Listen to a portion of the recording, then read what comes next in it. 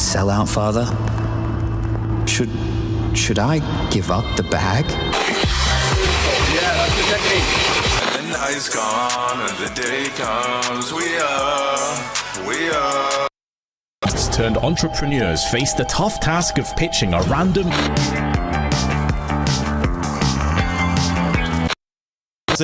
and they're gonna be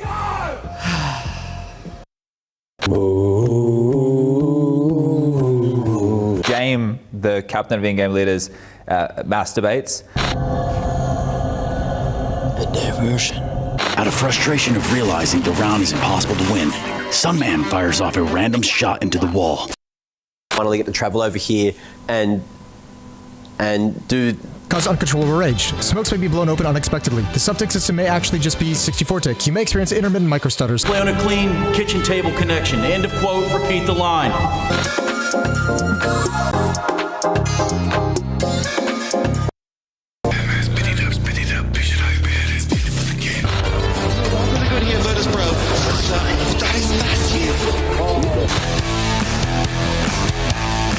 It's the wrong answer, Zip. It's the wrong answer, Zippy. This is how you would... Ich raste aus.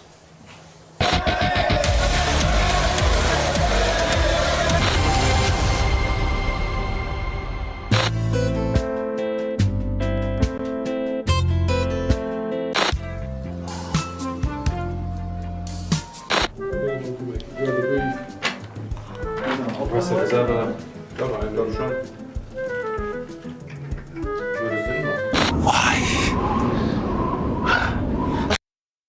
Oh, there they are. Personally, I think this is an absolute waste of time in the kitchen, washing your hands. I mean, at the end of... I mean, this food is shit. I'm not paying for this. Being worried about flames. Will allow players to blend in with their environment after staying static. Everybody must play a game that they find to relax. It could be Rust, it could be Minecraft.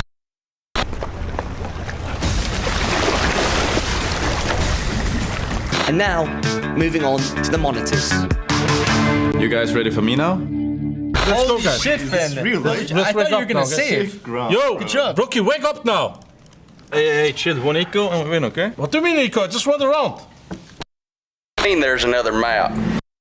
Going go there. Fuck yeah, bro. Let's go.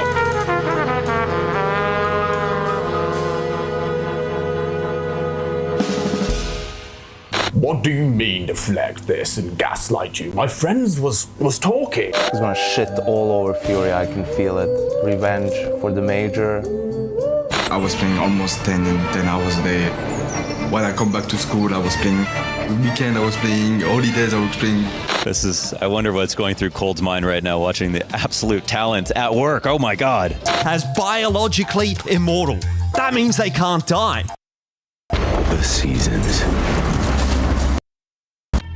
On the bottom. Right. You know, I've been selling Nico as an IGL for most of my career anyways. So, did you know that there's a certain type of squid where his stomach is located inside of its brain?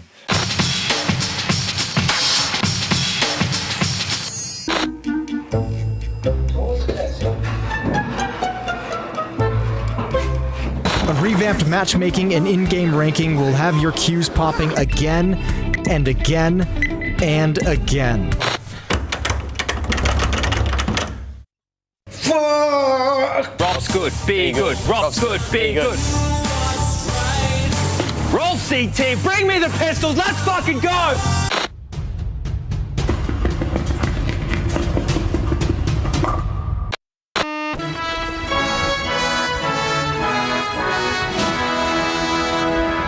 Because the Lord moves in mysterious ways. Like the CS2 movement. And they can't even get that right, can they? Flash, that's going to catch Crims out. They're going to push on through. MBK gets one, but Crims with a spray down. He gets himself the triple. Man. Nicht so direkt. Da. Okay. I don't have time to talk to some deadbeat, salt of the dirt water guy. Oh. The rabbit on the sourdough was exceptional. Catch all of the constantly happening CS here. It's all here, and it's all CS, always. Congratulations, Mr. Naflies, boy. And he's ended world Never. I can't understand. Oh, Captain, my captain. Get down, boy. Oh, Captain, my captain.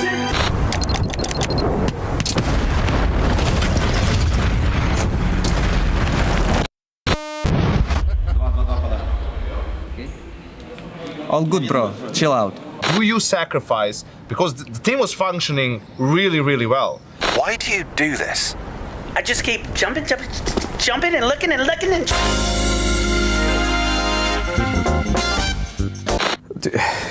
Could someone take a photo of my face? Is that all we're doing here? It should be a human right, and a right is one that is afforded to all.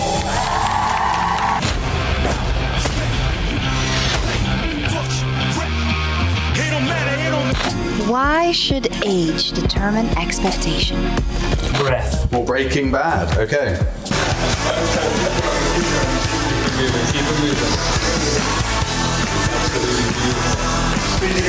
Fellow, for he's a jolly good fellow, for he's a jolly.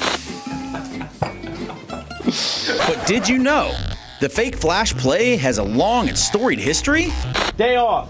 Wrong answer. Start doing push-ups. Hello?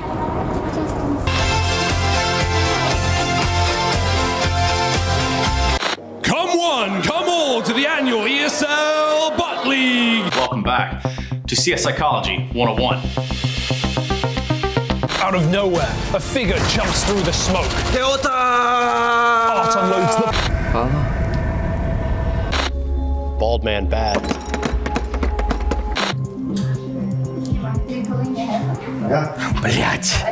What the fuck?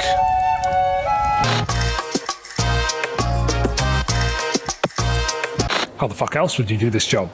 Monster Energy and bananas, my friend. But you don't have to remain unsatisfied. FPS dysfunction is nothing to be ashamed about, so ask your...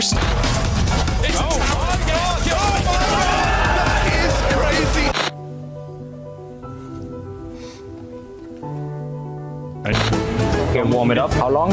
Yeah. You gonna tell me that this game is ready? I never said that.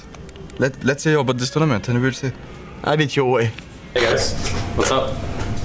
Hey bro, nothing much. Why are you even here? 23 for party! Hey, hey, hey!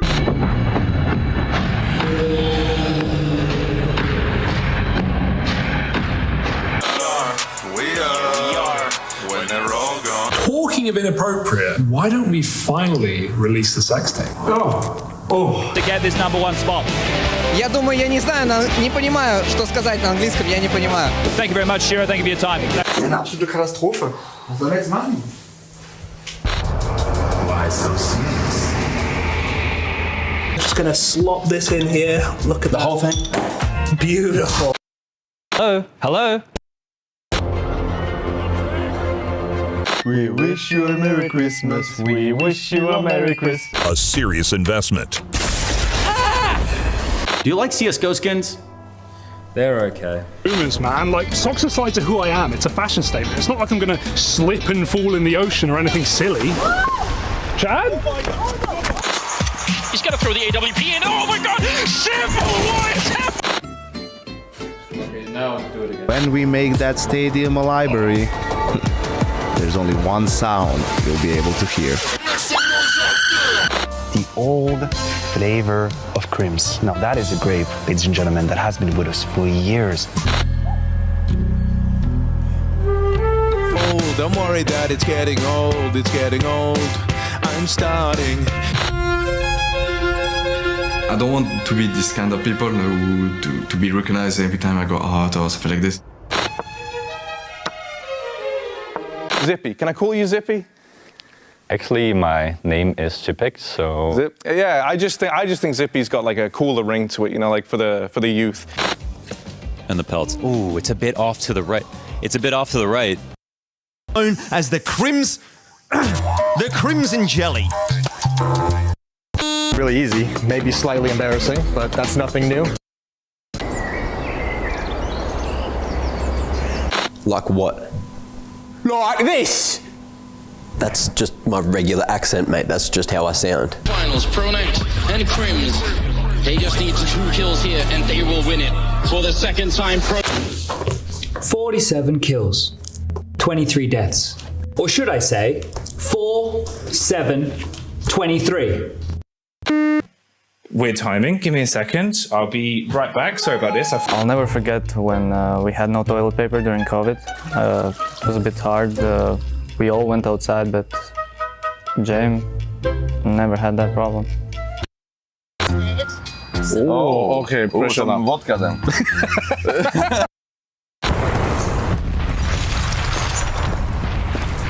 Yeah, I don't know about that one.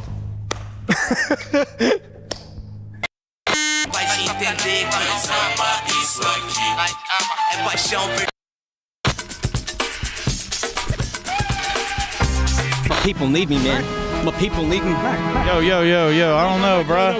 Bruh. Whoa! This man, they need me. Oh my God!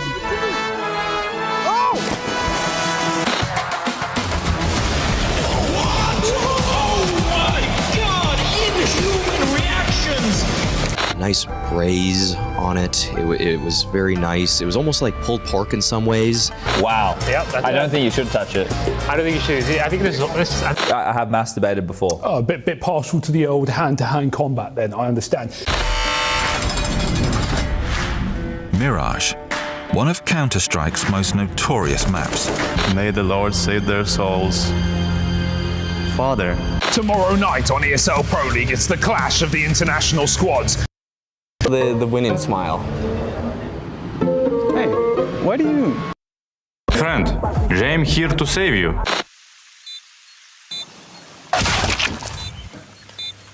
Don't go. I don't want you to go. You've done so much. I know. Somehow my bot is more red than Harry is, and that's unfortunate. Back then, technology was different. Keyboards used a PS2 plug as USB wasn't widespread.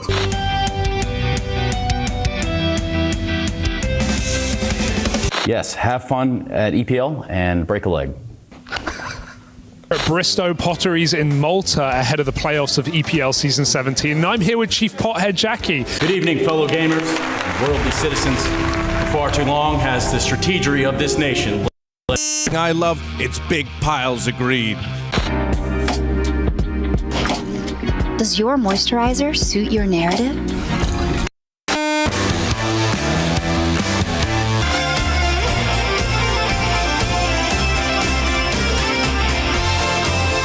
Upper wash. I don't know why I say watch. Like I want to put the tea. The upper wash. I want to put the tea. I don't know why my. Dobra, brat. Is that what you wanted to do, Elfish? Don't look at me. That's my job. Look That's my forward. job. Look forward. Side there, look at that, coming out of that. That's a bit of a money. I have absolutely no idea what's going on. Shadows of ourselves.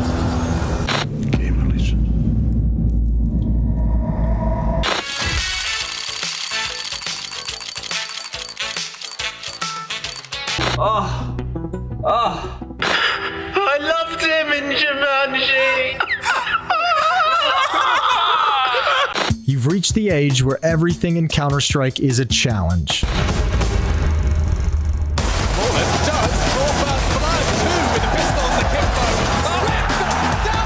Someone calm and collected. Many run. This is impossible, honestly. I have no clue. Giga chat, Hooksy, Giga chat, Hooksy, Lord Hooksy, Lord. Not today, fella.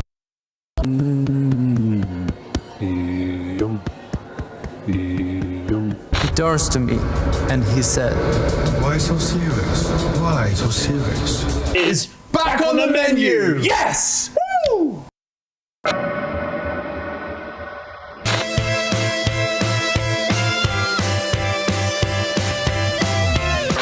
I'm really good at this. How you started?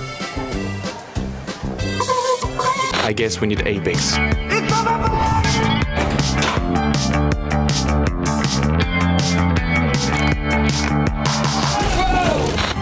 KNG versus config. You know what I'm saying? Nico is the in-game leader. Yes, I know, I see. Yeah, I mean, someone is probably going to get kicked tonight again. You may see a plaster on my hand. Let's just say this is no longer a vegetarian dish. It was CPL winter 2002. Zaiwu was 2 years old, and Monasi wouldn't be born for another 2 years and 5 months. Finish him! Finish him! Holy he's fast. Don't actually kiss me. No, I'm not gonna. But like this. How so like close we're can I shaking. get? You can get to my cheek. You can get close. Yeah, I can't lean all that way, bro. So close. Oh my god!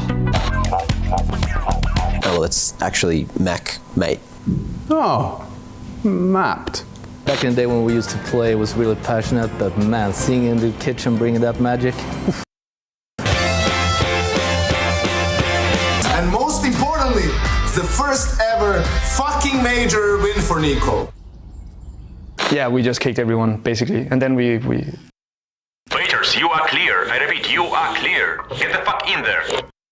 Absolutely, vile kind of looking, but that is what we want. King 40's got him hunted down. Time is up. Oh my Some of them simply random. What?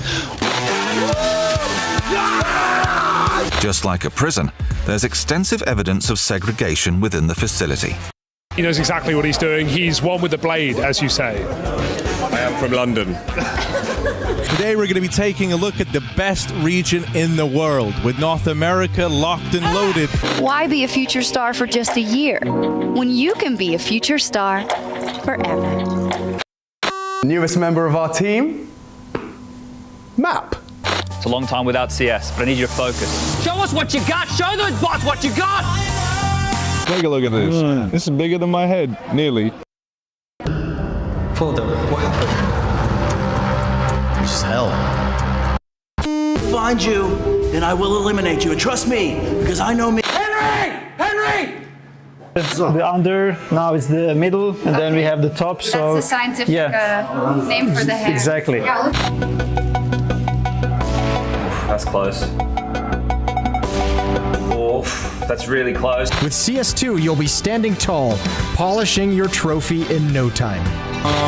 They say the future doesn't fit you. Oh no. Ooh. So you feel like you found home? Yeah, until I'm kicked.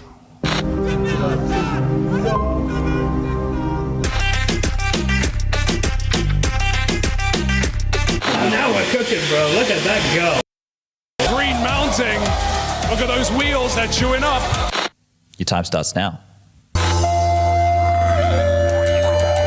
A weapon so necessary that most people don't even think about it.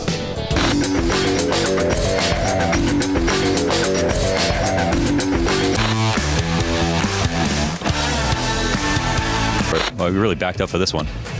Oh my God! That's the #1 player in the world, ladies and gentlemen. Measurements. Measurements, yes. The measurements never lie. Never. Pendulum where all the swings are blessed, but to play in this pop. Everything fights for its time in the sun.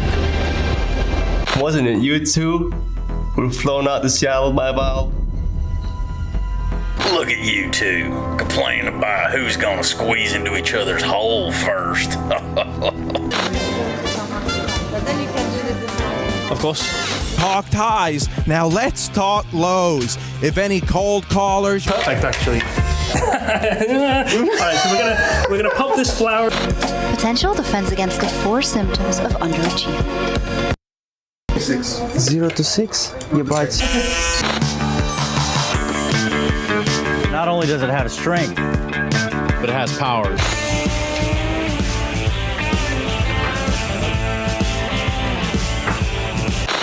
My inventory looks different every single day. I just turned 30 and I can't even spray anymore. Oh, Jesus. These nuts? Got him! I don't think we have space for the RM anyway. Look around you, Johnson, test or something. With only one true allegiance.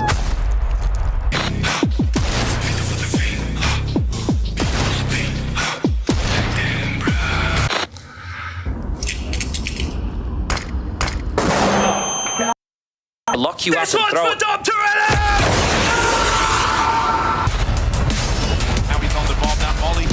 can stick it. He can still stick it. He can They say the Dexter's out to get.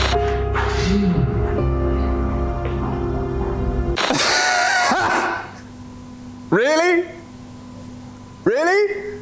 Could have been a lot worse, could have been a lot harder. I expected a bit more pushback on the UK Counter-Strike. Now my question regarding that is, when are you going to, shut the fuck up about this? Blame? Ich weiß, es ist schwer, aber wir schaffen das zusammen, Alter. Hashtag gemeinsam, wir können das packen.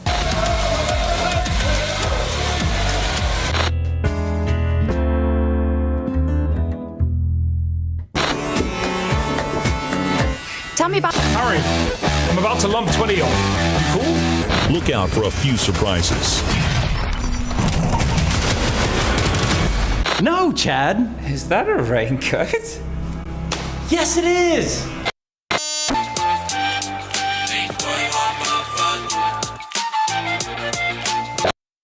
Dank, dirty banana. So this type of banana, this. Oddsy. Keep his eyes glued exactly where you want them. Secondly, This time we'll make a mistake. We're now falling. Gonna break through. He's on his left foot here. Didn't quite get the ball past the last. Lurking in the shadows and the shallows, the saltwater croc. A promise of ever-shifting tides. Can I get you something? Glass of warm milk? Little Kool-Aid? Why do you never even communicate anymore? They might be rushing A, and you'll just sit there in silence. Fucking Americans. So loud and obnoxious. They will fix it with a patch on the 10th. Patch on... Hey, where am I? Está in Chile.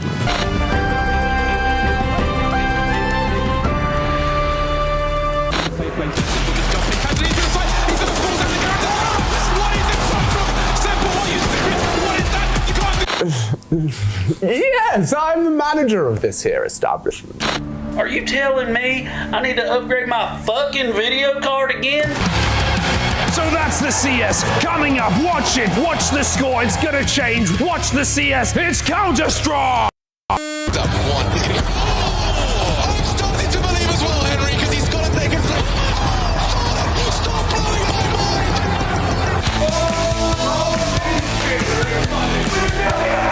Welcome to Brazil. Nós tem a energia que faz arena. Next выиграем 100%. You that guy. Next round. Here we go. Always toxic. Oh, Captain, my Captain!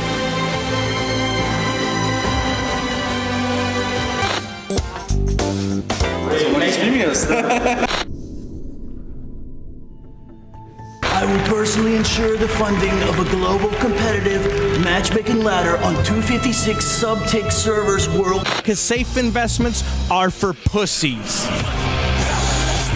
FaZe haven't had it. All right.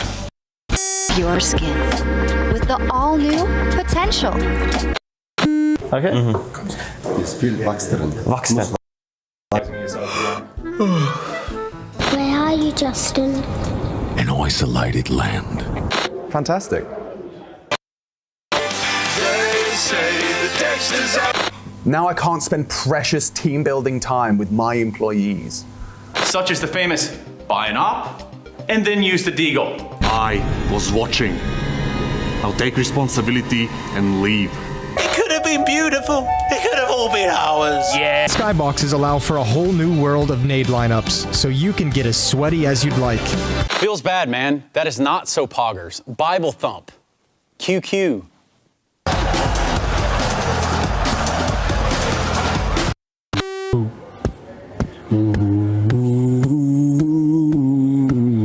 Seriously worried about flames. Oh my god, this guy is so good. So if it came down to me having to buy that for myself, probably just tell you no, flat out. Who's the wanker now?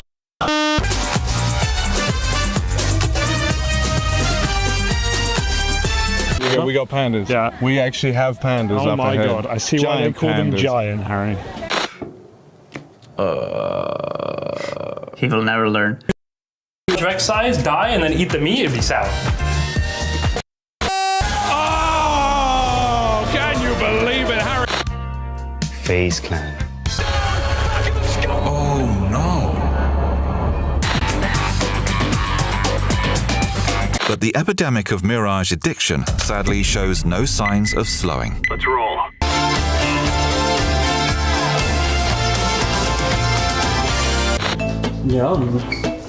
Nice. Отлично, брат, отлично.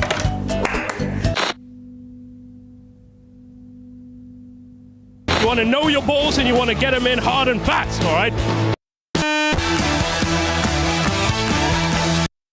Care about Stana, man. He's a fucking gold Nova. ESL Pro League Season 19 is brought to you in part by Intel, Acer Predator, Kadia,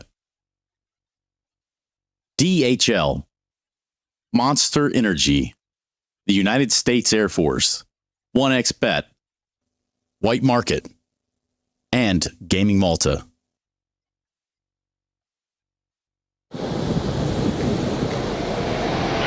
Hey, Chad.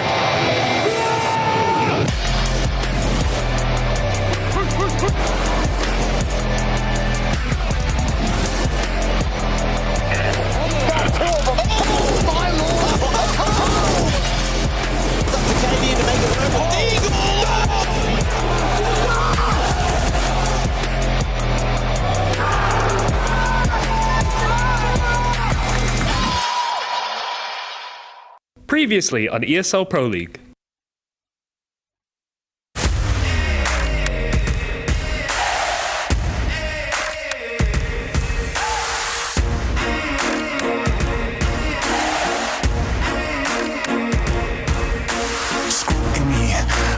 Twisting up the truth, this ain't new to me. Since the age of 22, I've been using it like it's fuel to level up, like it's champagne in my cup, like there's nothing interrupting my pursuit of dreams. There's a vision in my mind, it's consuming me. Take my confidence combined with opportunity, mix it up with unity, soon to be the greatest of my generation. Operation Victory. Fight or fly, we will stay. Through the perils we dare not to stray. Spark the match, light the flame. Out of luck, out of sight, dangerous, dynamite. Dynamite! Setting fire to the clouds at the speed of light. Going up, not coming down, screaming. Superman's kryptonite. Blowing up, dynamite. Dynamite! Setting fire to the clouds at the speed of light. Going up, not coming down, screaming. Superman's kryptonite. Blowing up, dynamite.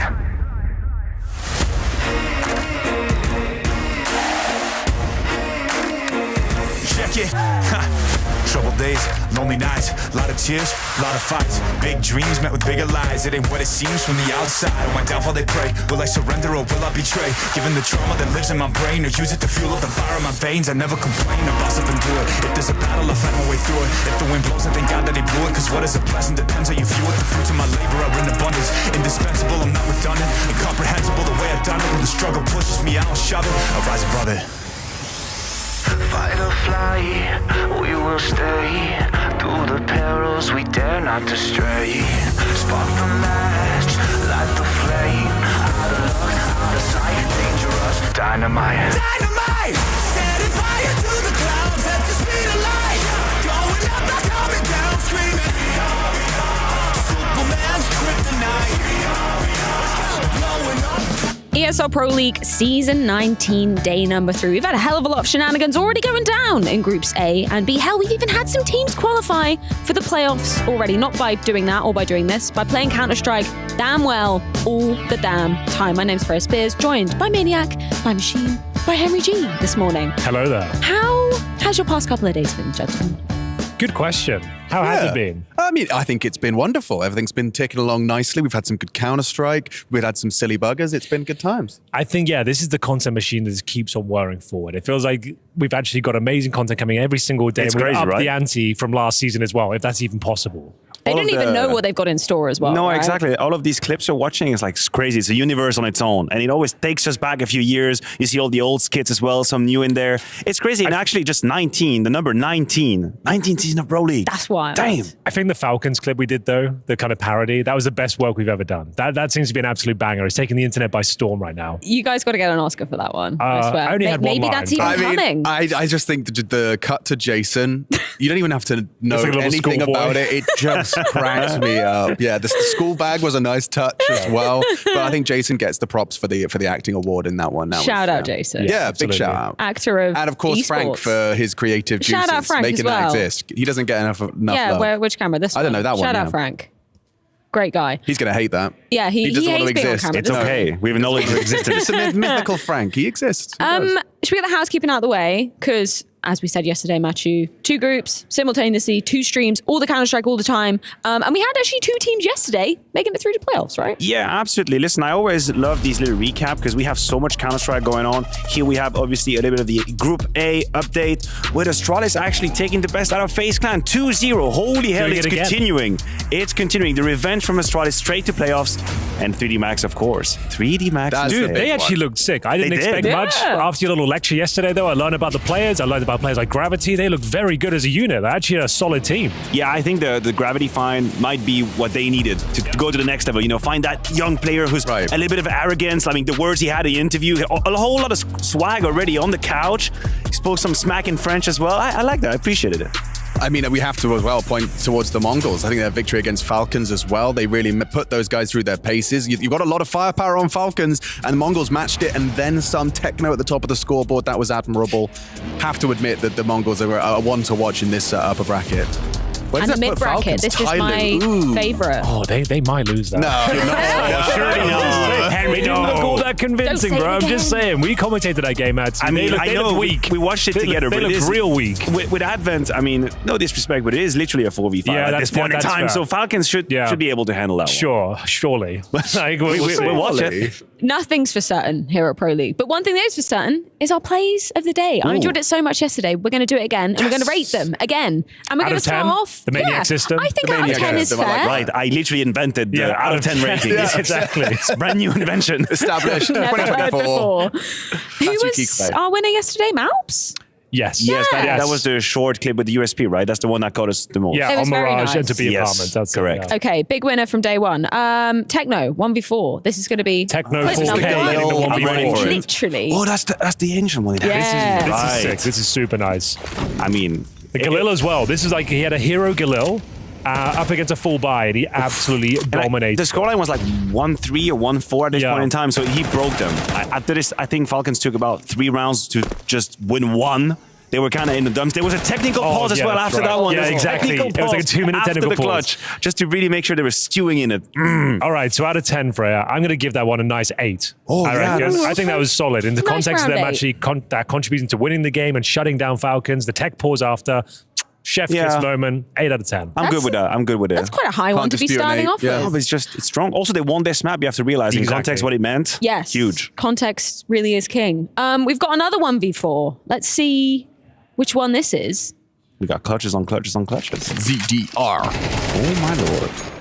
Let's have a look. I actually didn't see that live on air, so we're discovering it. A little bit of a B action here. Oh, okay. Good spray transfer onto Nico. That was actually... Isn't ZDR the player that we have like no info about? Like he's just come out of nowhere for TyLoo? I'm pretty sure. Let me have a look at him. Well, yeah, he hasn't even got a HLTV picture.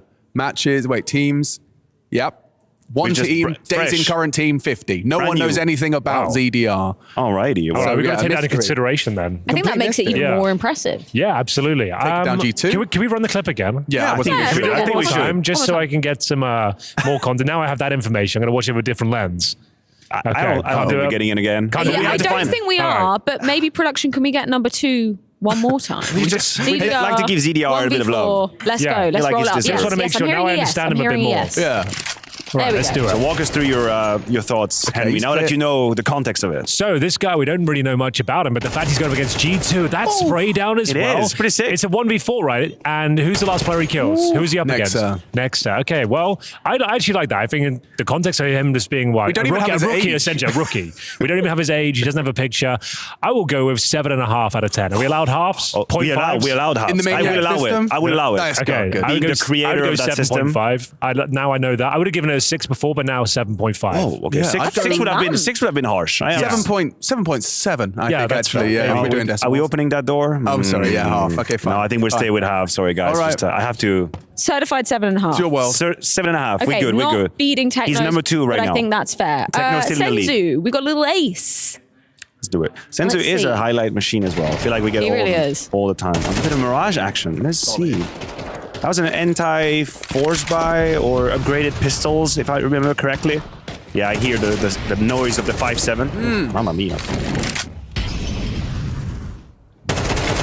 Oh, clever little edging, as It's you a like. nice- Refresh. Yes, indeed. Okay, it's a nice round, obviously, but it's not exactly a highlight. It's kind of like a slow pace. Great So, round from him. good round. That is great your round. 6. It's got to be your 6, right? Yeah, I think you're right. I think a nice he gets the job done. Absolutely. Yeah. Can't take that away from him, but it You wasn't killed exactly like a everyone. crazy highlight reel. Yeah, not the flashiest. No. But it You probably doesn't would have have. You were going to win the round if everyone got 1 anyway. You just got 5, and it was. That is correct. Yeah, actually. Way to humble him. Yeah, go with 6 on that one. Stare. 6. 1v3 from Ooh. Mr.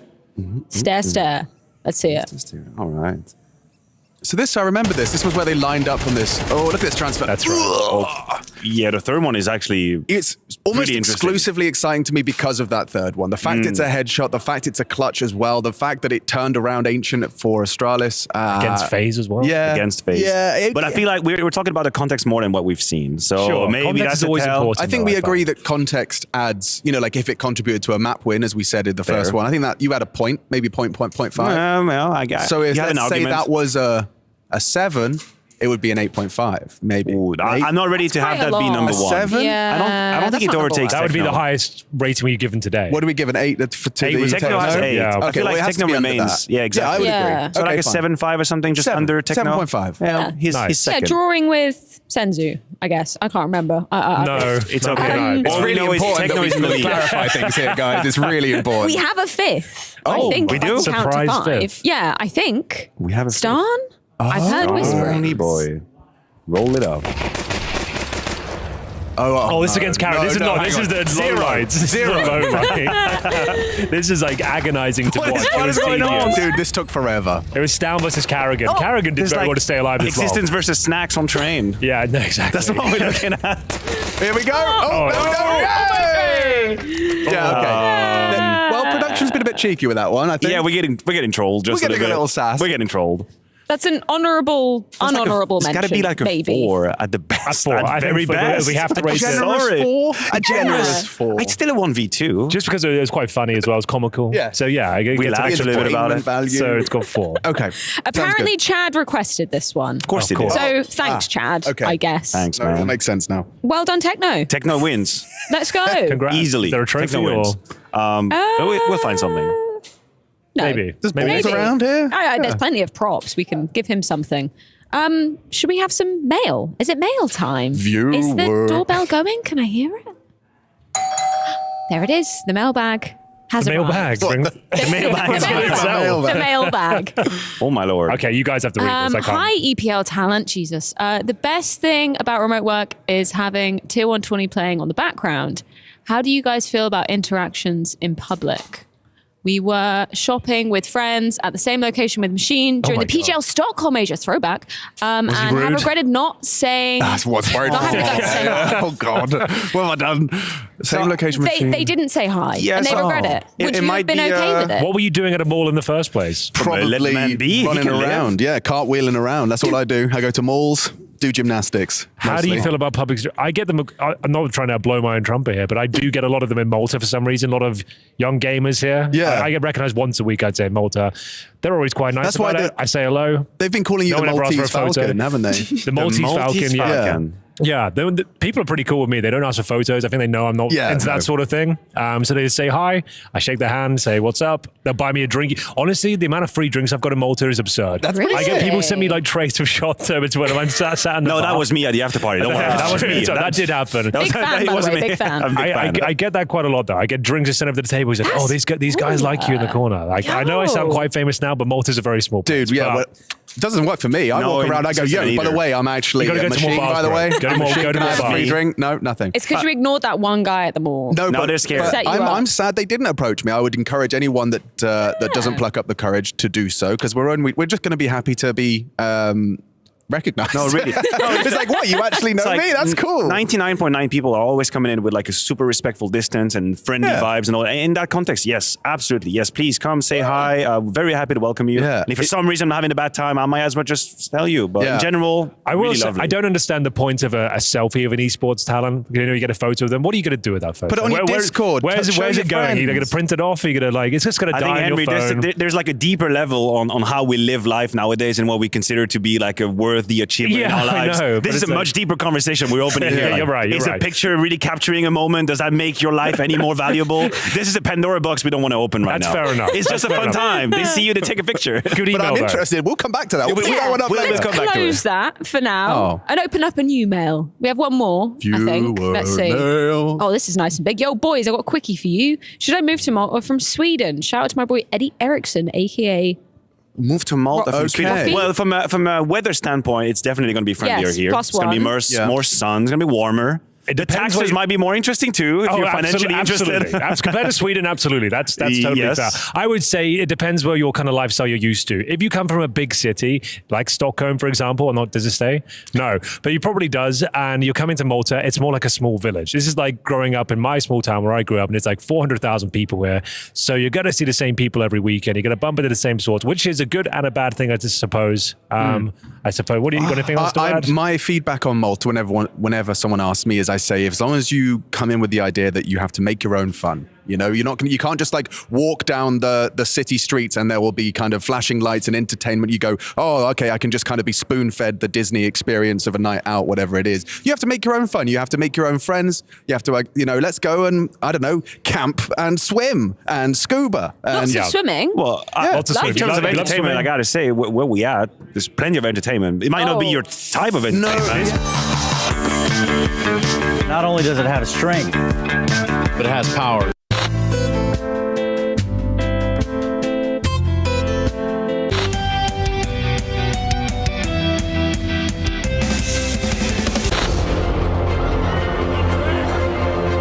Oh, green mounting. Look at those wheels, they're chewing up. Giga-chan, Hooksy, Giga-chan, Hooksy, Lord Hooksy, Lord. At some point in every gamer's life, there's a question to be asked. Do your clothes match your hobby in any situation? Or do they just represent what you dream of? No matter what situation, there's always the right way and the wrong. The only real question is, which are you going to choose? Decide for yourself. Smokes. You see double smokes in the same place there. Simple just jumping casually into the side. Wait, what was that? Never miss a play again. That's Simple. That's not allowed. This is not FPL. This is a major. Finally. With Faceit Watch, you're in control. Switch between player POVs live and see the game through the eyes of any pro. Never miss a moment with replays. Relive each highlight on demand from all angles. Watch it, control it, face it.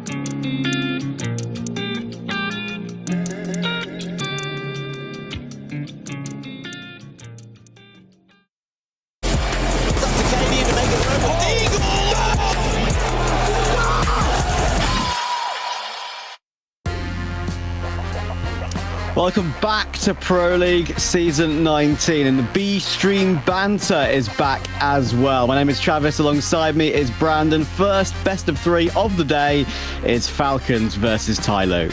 I always like watching those sort of pre-segments on the A-Stream, but it makes me sad because obviously I just want to keep watching, but we got a job to do, Trav. As you mentioned, one of these teams drops down to the last chance qualifier. You saw all the brackets on the mainstream, and this was a little bit of a spicy one. I can't lie. Falcons versus TyLoo. Obviously, Falcons looking a little bit shaky. TyLoo, I'd even argue going from strength to strength. I thought they looked pretty good against G2. I feel like they should have had the map on Inferno at the bare minimum. Obviously, that Hunter round completely locked them out of contention. So I'm cautiously optimistic, but with that being said, I feel like we might see a little bit of a change in the tides for the Falcons. Obviously, their new man has come into the mix as well, being Dupree. And if you take a look at his stats, he performed pretty well yesterday against the Mongols. Yeah, I mean, it's either way, like, Dupree is just a legend, full stop, right? But people will be looking at the addition of Dupree to this roster, putting the average age of Falcons up to over 28, and questioning whether this team has the longevity or ability to kind of win the events they're looking to contend at, right? I mean, it's been a while since they played, of course, since before their first match yesterday. It was 7 weeks since they played the Spring Showdown with Simple. So I think it says where they are right now that I genuinely thought the Mongols were the favourites in that opening round, to be honest. Yeah, and look, this is the result of it. This is Dupree from his Twitter, I guess, X account. Sorry, guys, I'm Zoomer now. Not the results we were looking for, but we'll live and move on. I learned something for the future, but obviously want and need to do better. GG's to the Mongols, a heavy-hitting bunch of guys. That's an interesting dynamic as well, because obviously Mongols are the youngest rated team coming into that tournament, so kind of there was the old guard versus the new guard. But the thing that strikes me the most in this is the fact he says, obviously we want and need to do better, and that really kind of goes in line with the results for Falcons, because as you mentioned, they played 7 weeks ago. They looked really good in Katowice, but since then there's been a huge drop-off, even a major drop-off, you know, from not attending in Copenhagen. Take a look. Obviously, we got the highlights from yesterday. This was 2-1, by the way. It went the whole distance over there on the A stream, with the Falcons responding after a pretty dismal Mirage. Yeah, and some great individual plays, of course, from the Mongols. I had a chance to catch up with some of the highlights, and we see some of them, of course, on your screen now. And yeah, I mean, it's good that at least Falcons managed to fight back for that first map. We mentioned, of course, that in the G2 versus TyLoo game we covered yesterday, you know, there's always opportunities for the underdog against a big dog when it's the first match of a tournament, right? And as we saw, TyLoo actually did a pretty good service of themselves, especially on that second map against G2. So I'll have to see if they can do that today. I'll have to see if Falcons can do that today as well, because as I said, I mean, here's these results. Yeah, I mean, what can you say about this? They need to find a way to make winning a habit. A match against TyLoo should, keyword should, help with that, but they need confidence, and right now they've got none. It's crazy how the... I don't want to describe it as a fall-off because that's not fair, but the core, obviously, of ENCE was performing incredibly well in Snappy, Mad, and Sampaius. You feel like when that move happens to Falcons, you get the addition of Magix, and then you get Dupree as well. You feel like this should kind of just elevate them up, and it's interesting the dynamic of, well, we don't have a star player. We want everyone in our team to contribute evenly. Well, hey, guess what? We've seen that with Cloud9, and look how that really ended up. So it's going to to be an interesting one for them. I feel like you take a look at this TyLoo team, though. I want to focus on TyLoo a little bit more because what we saw yesterday was actually quite positive and pretty inspiring. You got good moments out of Kaze. Jam Young was providing a lot of entry success for G2, and you take a look at this and you think, okay, well, if ZDR can clutch up 1v4s, if Advent can get a few more kills than he has been normally, to put it generously, this team's kind of okay. Like, I feel very optimistic. This is the best time you want to play Falcons right now. And Trav, who's going to win in a fight between a Falcon and a Dragon? Right? Surely, logic dictates that TyLoo at least get one map. Honestly, I wouldn't be surprised. We saw some really good signs yesterday. It was this Inferno game which TyLoo really showed up on, and it was that ZDR 1v4, which we'll see in a moment, which really set them off and running to make G2 sweat a little bit. I mean, there was genuinely an opportunity before that final round, as you say, of course, where Hunter had that triple kill from that long cubby and kind of put an end to it all. But yeah, some of the individuals for TyLoo were stepping up. We know the individual level of Advent is a question mark, and as Maniac said on the mainstream, I mean, they are very often basically playing 4v5, which is harsh, but sadly, vaguely true on occasion. Of course, Advent does have a lot of impact on this team purely by setting up his stars, but, you know, they need some fragging from him too. He can't go 1-13 every single game. So we saw the ZDR highlight there. He'd also struggled in his first tournaments for the team. So if he can play well, then that's a great sign for TyLoo. It is, but again, obviously we can be optimistic for them, but I think the reality is anything other than a 2-0 here for Falcons would be considered a pretty major disappointment for them, because it really feels like they should be kicking on and making headway, and potentially for this team, obviously playoffs I feel like is the bare minimum for their expectations if you're a Falcons fan, and just if you operate in that organization. Zonic, Magics are a serial winning team, like they are just serial winners. They're not going to be happy with the results, and now you add dupreeh into the mix, the most highly decorated player in CS history when it comes to like majors. So I feel like you take a look at this team and it's like, okay, it really should be them just kind of ascending, moving on to the next level. And for TyLoo, it's once again this conversation of how damaging and how risky can you make this look for the Falcons. And after what we saw yesterday, I think they've got a really good chance to make this one look questionable at times for Falcons. Yeah, I mean, listen, dupreeh teaming up with Zonic again is cool, right? But cool doesn't win you games. And we've seen that from their recent streak, right? I mean, seeing some Pius dominate on the server with the AWP has been incredible to watch over his time in CS, dating back to Movistar Riders, of course. Madden and Magisk are consistent forces. We know they can be, but I feel as though they need an X-Factor performer to push them to that next level. And I feel like kind of at the moment, I'm not sure they have that. dupreeh played very well yesterday, but yeah, we'll have to see who steps up for this team. If I trust someone to make it work somehow, though, at least eventually, it would be Snappy and Zonic, right? But anyway, the veto's coming through. Brandon, let's talk Mirage, I feel like TyLoo have picked that because of what happened yesterday for the Falcons against the Mongols. So I feel like TyLoo have looked at that game, they've rubbed their hands a little bit and think, yeah, we could do that. We could potentially upset Falcons on this. Falcons pick Vertigo. I feel like that's pretty expected. They're a very good Vertigo team. And then Nuke as a decider. I feel like this veto does play in favor of the Falcons for the last two maps. Mirage, I feel like they won't be as shaky as they were yesterday as well. So I think it's an okay veto from TyLoo. I understand going for the punish. I feel like this is the best chance to kind of hurt Falcons when you know their wings have already been clipped on this map before. So I don't hate the veto. I think it makes a lot of sense. Banning out Anubis is always going to be the case for TyLoo because they are playing all 7 maps, so they ban Falcons as best. Yeah, I actually quite like the veto. I mean, going by the body language and smiles on faces on TyLoo we saw, a minute ago, it seemed like they were in a really chill mood, looking forward to the game. Again, they're coming into this as underdogs. I think they probably knew they'd be have that sort of label on them in every single match they play, to be honest. So Yeah, I think it relieves some pressure for sure. And if there is no pressure on the shoulders of the likes of a Mercury, the likes of a Jamyoung, maybe even Kaze, who can recapture some of that old magic, right? I really think some of these players can perform, and we know that the two riflers of Jamyoung and Mercury can absolutely do so. You see Joking, of course, standing behind the players. That's also a situation. I mean, we spoke about the roster, about how it's actually very hard for us to figure out exactly what they're going for, of course, with the Lyric signing. Only played 4 maps. He was originally signed as a replacement for Kaze and Advent, as Kaze and Advent were both benched. Of course, his Lyrics is a AWP IGL, but that never came to pass. We don't even really know what's happening there. Hopefully we can figure it out one day. But yeah, Joking, the former Vici gaming player, of course, been the analyst for a bit, has also been coaching, and Cammy has been coaching on online games as well.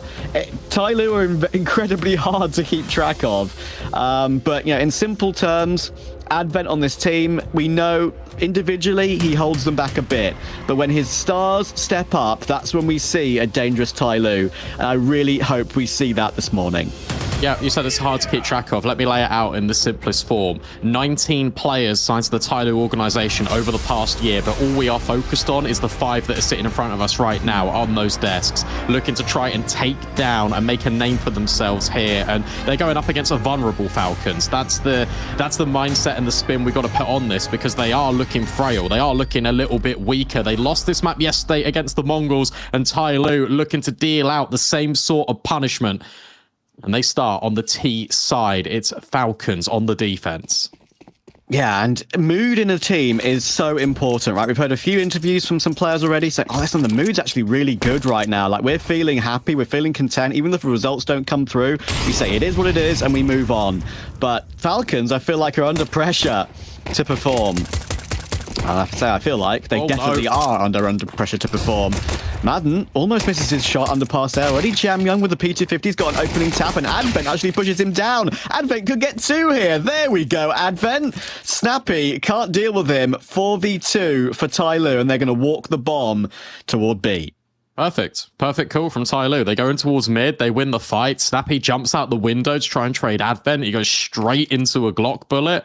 And suddenly they all group together for the mid round. They're about to execute onto B. And there's no one home. Dupree's the closest player, but he's just outside the doorway. He will not be here in time before that bomb gets planted. Yeah, and of course no kits on some parts of Dupree. Look at this angle for Jamyoung. There's always a chance in pistol rounds to make impossible-looking retakes happen, and that's a nice preempt from Dupree. Sees the shoulder straight away, and he takes Advent straight away as well. It's turned on its head straight away.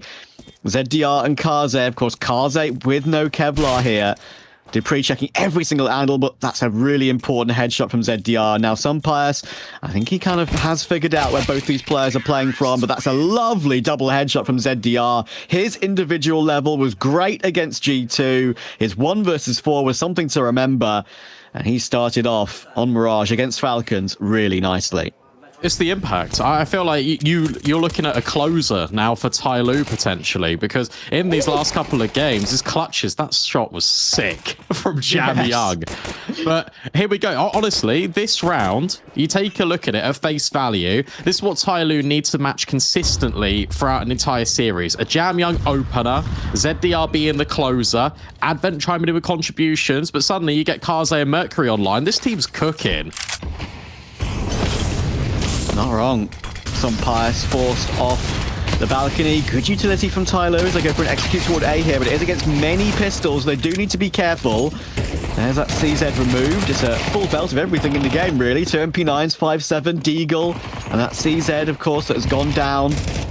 And TyLoo, I think, have figured this one out nicely. Advent will get the bomb planted on default. Good Mercury. It's just already... Mercury, yeah. My boy's on a mission. And Falcons will try and use this force buy to the best of their ability in the next round, but maybe only 2 weapons, because Mercury on that mission has already taken 1 more, and that's a lovely cash buffer for him. He gives the Mac 10 over to Advent so he can be the one to hunt instead. He'll get taken down, but this is a confident start from TyLoo. A really good sort of like map management in this round for TyLoo. They expect the force. It's pretty meta, of course. On the CT side, lose the pistol, bring it close. You're going to invest in. So what they do instead is they go for an execute because they know the utility won't be there to really hold them back. There won't really be like sort of counter smokes, mollies being thrown on towards the positions, and they just split immediately. It's very direct, but it's exactly what the Doctor ordered in a round like this, even just using the molly to flush out players underneath Palace. And from here, even some good collections of kills, just buffering their bank just a little bit more. And because of that force, Falcons have had to save. They've got pistols again.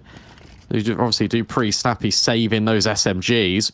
But aside from that, there's a pretty bare bones buy yet again. So TyLoo, we're going to rinse and repeat. Dupree round the corner, straight into ZDR. Yeah, tries to take the initiative once he's throwing the utility. Maybe catch him with the gun out, but snappy. Oh, and Madden chiming in too. Not bad from Falcons, considering the madness there. TyLoo with Jamyang and Kaze have a 2 versus 1. Magisk playing with the 5-7. Oh my goodness. If he flicked onto Jamyang there, that would have been an instant headshot, of course. We know the 5-7 is incredibly dangerous, but TyLoo figure it out and get a really nice, clean start.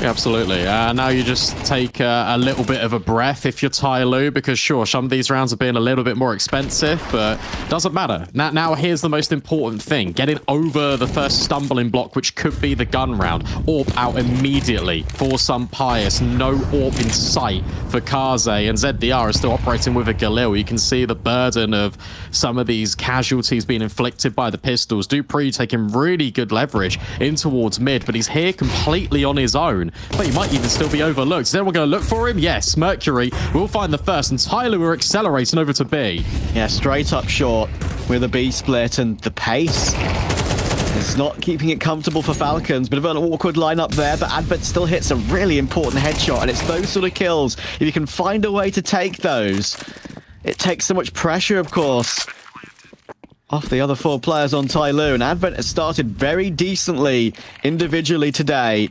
One of the main focus points of TyLoo, and a great strategy called works out against Falcons. Some pass forced to save the AWP, Magisk to do the same.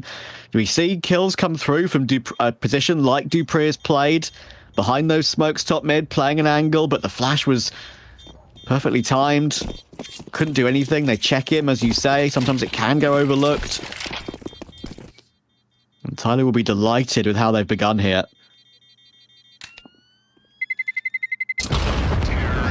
Oh man, this is worrying. We're still early stages, but it's like, oh, okay, TyLoo have come to play. Yes, I'm excited. This is sick, yeah. Yeah, I'm excited by this.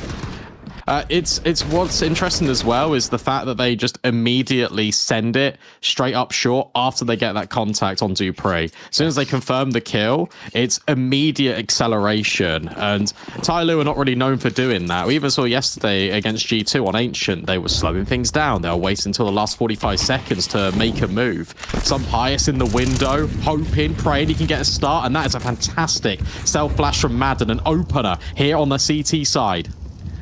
Yeah, he's managed to remove Advent this time. A good nade onto Mercury top mid as well. Dupree, short player, Madden, con player. Mercury forced to deploy his smoke to keep himself alive. And he hasn't really got much support top mid other than maybe Kaze with a few flashes, so he's going to do it himself. What a great pick that is onto Dupree. Gets away with it on 12 HP as well. Falcons knew they had him locked in. This is nice. Couldn't get away from it, and I agree with you. They need to look for some information here, Falcons. Yeah, you give up the mid space, so now you go hunting, or trade spacing is there in the end. It felt like Madden was going to go a little bit ahead, and potentially Jamyang could have profited. Instead, it's a man advantage back in favor for this Falcons squad. Oh! Mercury, that is gross, but that also provides an outlet. 40 seconds, and all TyLoo are up to their trickery. Look at the rotates on the minimap. All these dots moving towards B off the back of that one kill, and Mercury slides in for even more. This round's completely turned on its head. 25 seconds left, and TyLoo have got A for free. Look at Madden. Did you see him just doubling back over and over? They've got no idea what's going on here. Madden didn't know which way to turn. He's now in a good position. ZDR might get caught off here, and he will be. But TyLoo have some utility to put this bomb down. Molotov on jungle, smoke on Con, and Mercury is still lurking around on 12 HP. He's done so much work in this round. Kaze standing his ground will deal with Madden. It's all down to Magic. Look at Mercury. He's again in a really unpredictable position, and he gets a quad kill from this. TyLoo are making Falcons look lost. Yeah, I mean, that is fantastic mid-rounding, though, from TyLoo. And it all comes from just from the poke and prod on the extremities. It all starts with Falcons getting aggressive, not once but twice. But Mercury trades it out of both instances on the other side of the map. This shot onto Sun Pius is so fantastic because it creates so much room and unpredictability for TyLoo. And even the position that Kaze plants on the reverse side of triple just means that Mercury can remain in mid and be a nuisance. Straight out A again. Every single time Falcons run a low buy, TyLoo return in. And maybe this time it can go more in favor because Magisk is churning up heads with that 5-7. ZDR and Kaze looking to pick up the pieces, but it is such a heavily fortified bomb site. Snappy will find one more, and Kaze can't do a thing. Falcons are just able to get that one through. It comes in a round you don't expect, but they etch their name on the scoreboard. Oh, finally. Yeah, the 5-7 on Magisk. I mentioned that he can so often be the player. We know how consistent he is, but he can just have that one round every now and then, right, which keeps his team in the game or pushes them across the line. As you say, that 5-7, I mean, so powerful playing those angles, dancing around the smoke. Honestly, superb job from Magisk there. Could not have done better. And he gets Falcons off the board. And of course, the rounds have been close, so TyLoo have not built up much money. They have one more full purchase. Falcons have a chance to make it a close game off the back of pretty much just one round. That's a great round to win as well, psychologically. It's like a low buy you've dealt with, and you know what TyLoo are up to in a round like this. You overstack the A bomb site, and it pays off massively. So a good call from Snappy, and also just getting some of your individuals online. That should be a turning point. However, TyLoo are reassessing the situation, and where these mid-rounds have been quite slow over the past couple, they're going to send it on a full exec. Snappy up close to the MP9, looking to do the damage with ZDR. He's just straight out the window. No one has cleared Snappy, so he finds the first immediate trade out from ZDR, and suddenly TyLoo have infiltrated this bomb site. It doesn't come with cost, and it comes potentially with Dupree being a fly in the ointment. Are they ready for him? Yes, but Advent can't lock in the kill. That's down to Kaze, and that's a lovely duck under the sight line there from Sun Pius. Important round for Falcons. It's good for TyLoo to get that plant. They actually committed to it and got it in a 2 versus 4 anyway. That was, smart from Advent to make sure they locked in that bonus cash. It means they're actually... They could buy on 3 players here. We'll see if they commit to it. Sometimes when you can get majority rifles and get 3, it is worth it, but... Yeah, Snappy doing so much work, and Dupree on short as well, seeing it from his POV. Again, great impact from him, and that's how Sun Pius got off the board on Mirage. So yes, that plant does commit them to this purchase. I mentioned that they have at least 3 rifles. They've got 4 with 2 Galils. So, good plant from Advent, keeps TyLoo buying up. Falcons need to stay on point.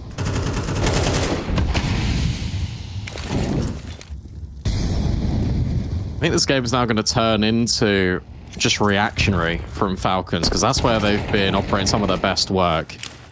Yeah. They've been going for these mid-round plays and trying to disrupt and take the map control away from TyLoo. TyLoo have always found an outlet, but instead responding immediately, it was pretty good, but Mercury has weaseled his way in towards Murder Hole.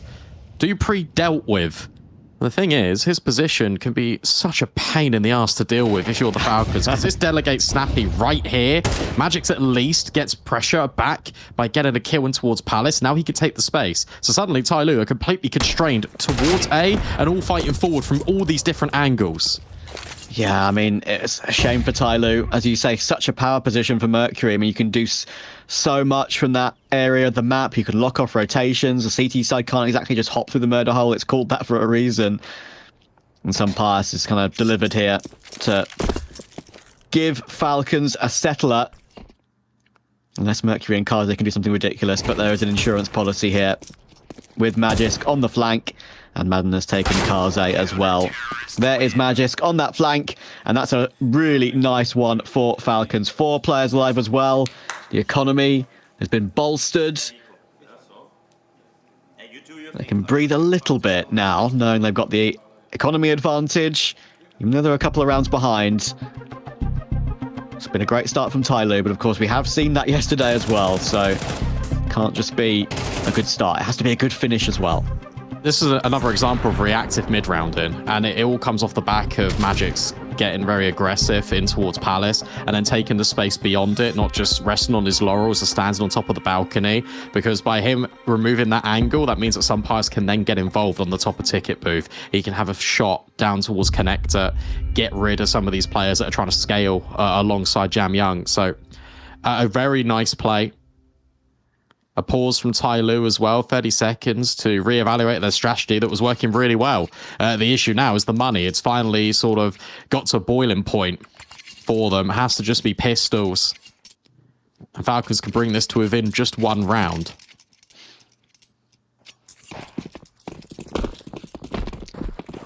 Yeah, it should be. I said the gap is 2, but realistically, it's going to be 1.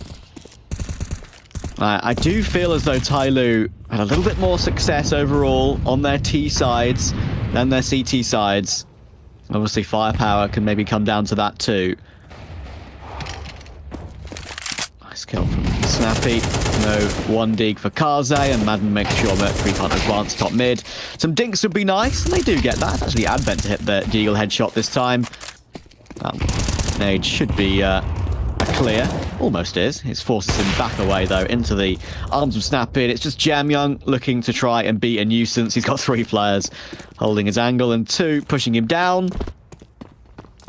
And he only got a Glock, but it's in these sort of situations where, you know, wasting as much time as possible, forcing Falcons to use all their utility. So they have to repurchase it, of course. Every little helps. Some players will actually miss that shot. Is he going to try a plant here? He realizes it's the AWP. He's picked up the Deagle. I don't think this plant will be allowed, and absolutely not. Dupree finishes it, and there is the 1 gap. The 1 round gap for Falcons. It's interesting what you were saying about the T side, and I feel like that's because TyLoo feel a lot more in control, and they can sort of dictate the fights on their terms, which is a lot harder to do on the CT side, unless you're being aggressive and being quite proactive in the early stages of the round, which they did like to do against G2, especially on Inferno. I feel like I'm just the thing I'm impressed with the most out of... Okay, good adjustment. The thing I've been impressed with the most out of TyLoo is the fact that they have had so much variation in only sort of the 2.5 maps we've seen out of them. Like, there's a lot of differentials, and that can really keep a team guessing.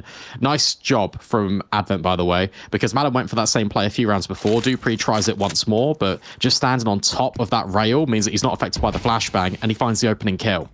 Exactly right. I mean, we speak a lot. Everyone speaks a lot about Advent's individual level, but he doesn't need to be, you know, dropping 20 every game. Like a 5 and 9 KD, getting important kills like this, that's fine. As long as he's not a liability.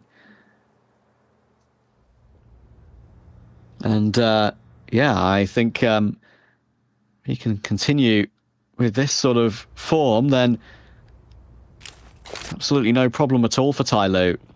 But the problem is he does drop those 1 and 13 stinkers every now and then. We are going in toward B. Actually, a good choice right now, but oh my goodness, you saw that. Snappy was about to get caught by Mercury, but Sunpires has saved his life, and that could change the outcome of this round. That could have spiraled otherwise. Madden's doing so much more damage as well. He's dinked up Jam Young. They're looking to swap, they are. Swing with the AWP, he's trying to get the rifle to trade. Good Molotov timing by Advent, but now he's last alive. Magisk has got himself both Jam Young and Kaze, and Advent is very stuck. And Falcons figure out the situation again. Crazy how Counter-Strike is just pinned on timings and pinned on those split-second maneuvers. If Mercury flanked Snappy on short there, that could have fallen apart for Falcons. Yeah, that's There's that shot right there. And it's actually very interesting because Falcons took space in towards ramp, and you feel like that would probably free up a rotation to go towards B. And instead, it puts some Pious just rooted, holding middle because of the smokes that TyLoo dropped, because they came in towards top connector, they came in towards window. So it felt like they were looking to take that space, or at the very least, go in towards short. So, good presence of mind. Because you're right, had that kill gone the other way, it feels like it could have been a TyLoo round. Limited utility, back to A, another execute on the horizon, and the rotation from Madden will be here in time. Utility heard, utility seen. Falcons ready to do work, but Madden gets caught by Mercury on the entry. But there is a snake in the grass here. Hang on a moment. Snappy, oh, he is being checked properly. That's really nice basis covered there by Kaze. That is so nice. It looks like they weren't considering Firebox at all, but he takes a few Galil pot shots I should say, through the corner of the box. Here's the dink, and finishes him off. And despite the fact we've got 4 players, in fact everyone, on TyLoo, tagged up, 3 being significantly. Should be a TyLoo round. Now, Falcons could do something a bit cheeky here.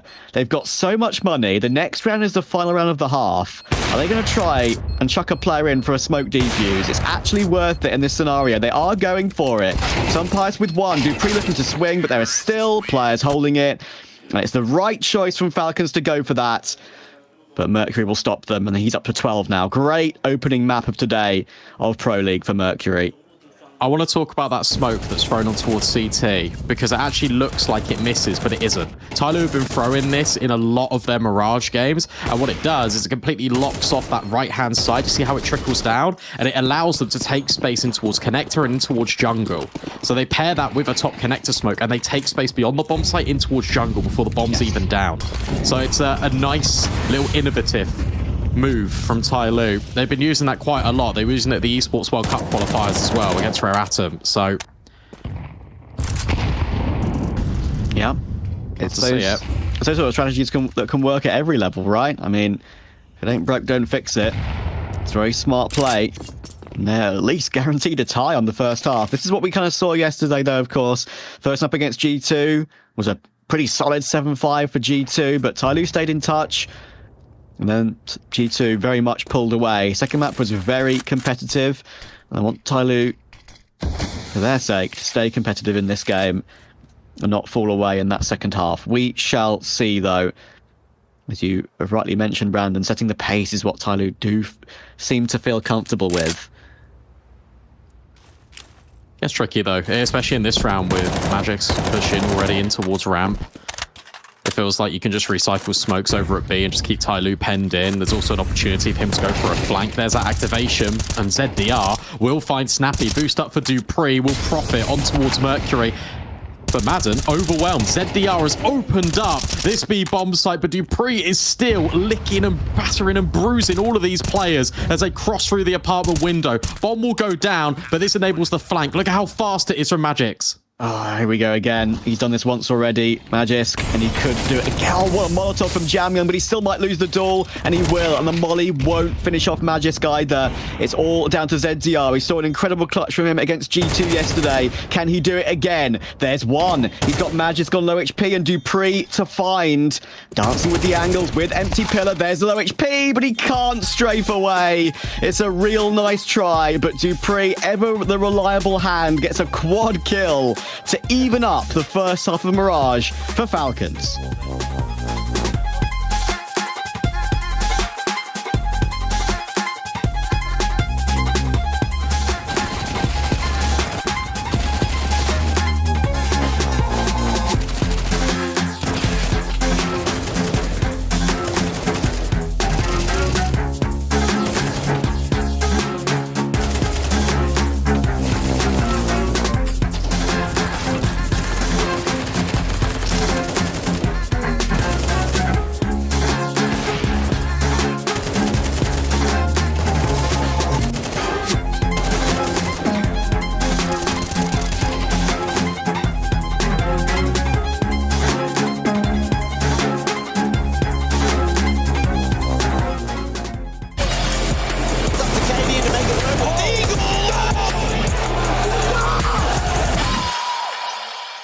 Are you a particularly like ordered man? Does everything have to be at the right diameter and measured the desk and everything? Yes. Oh, this looks like pristine. Is this a new mouse pad or do you just look after it?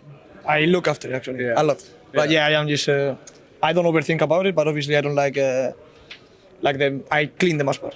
Every week. What's your secret? Microfiber cloth or what do you use to? Yeah, it's just like some humid. You call it humid. Humid like. The rug? Yes. Okay. Move it around and just let it dry, and that's it. Oh, damn, it does look pristine, but there's some parts getting set up. You feeling good? Feeling like you kind of got the 5th player integrated so far? How long have you had to get him settled in? I mean, he's a really nice guy. He's also a really good player. He was really fast, and we also had like 1 month, or maybe a bit more, for practice. And I think we improved a lot. And I think we created a system now that we can be confident on. And obviously, I think we are in a pretty good spot to do a good job here on Pro League. Yeah, and just last question, in terms of your individual form, you set such a high bar for yourself when you were in the initial ENCE roster where you were so consistently, I think you were very in tune with the team's plannings, you and what being able to get the best out of you with Snappy's calls. I'm sure that system takes a while to introduce new players to. Do you feel like now you're being set up, you kind of have the freedoms you used to have in ENCE? Yes, for sure. Yeah, I feel really confident right now, and I always had the freedom with Marco, and I think the system that Marco creates is also helping me a lot. So I am really confident, and I can do whatever I feel to do. Amazing. I'm looking forward to seeing it, bro. Keep it going.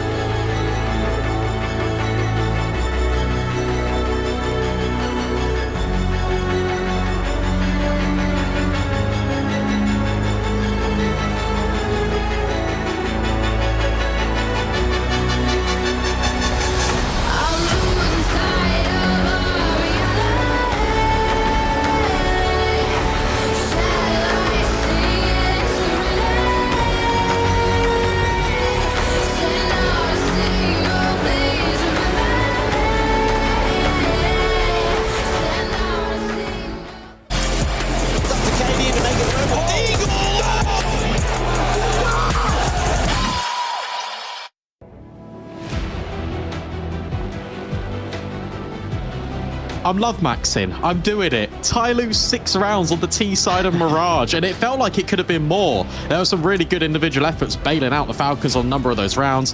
Think back to Dupree quad kill just to end it there. Magisk just making sure on that 5-7 on A that Falcons were able to get their first round of play. And now they're on the T side. It's TyLoo with the defense. Falcons need to come up with some solutions to the problems, and fast. Yeah, impressive from TyLoo, and the Asia region teams are having a great start to the day. Mongols 8-3 up on G2 on the A stream. Incredible. See if they can translate that one into a map 1 victory. Can we see the same from TyLoo? This is going to be tough for them though. And try and make their way up connector our Falcons. But that's a beautiful tap from Advent on the P2000. Looking for more, holding angles, getting dinked through Ticket, but he's going to have teammate support. In a matter of moments, they're not looking for Jam Young. Oh, it's a bit whiffy, but he gets it in the end, and he's looking for a second. Even allowed to get a reload off is Jam Young. Still dancing around. Magisk just can't find him. It's ugly, it's messy, but that's how we love it. Brawly Counter-Strike. Madden still can't remove Jam Young from the little cubby behind the box. Firebox is a beautiful place for Jam Young to do all his best work, but Snappy can still do this. It's down to Kazi with the dualies. What a ridiculous pissed around this is. 40 seconds to figure out a winner between Snappy and Kaze. And Snappy will smartly try and elevate his position, but Kaze catches him through triple.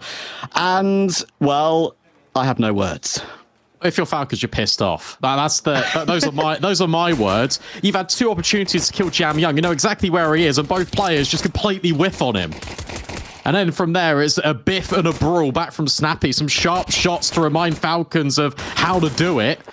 And suddenly, he gets completely railed by a wall bang with the dualies. I mean, come on. What? That one stings. So that's TyLoo with both pistols. Deserves to be said. Makes a big difference in MR12. Map of Counter-Strike. But of course, Falcons... I say of course.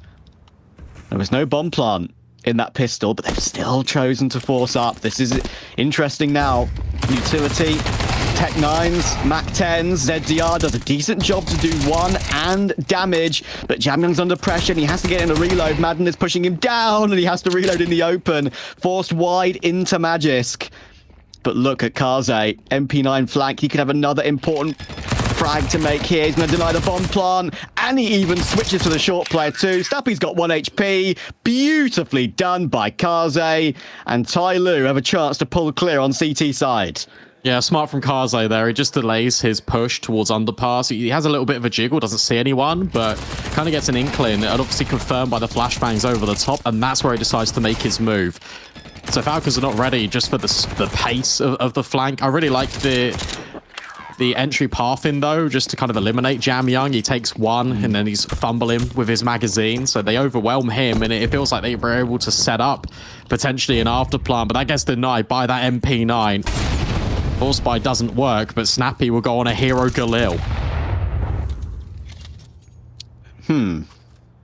Hero Galil. I was actually a little bit concerned about Kaze's flank for a second in that previous round too, because he actually went for the planter first rather than the low HP player he spotted toward bench first, and often... Oh, he's doing it again.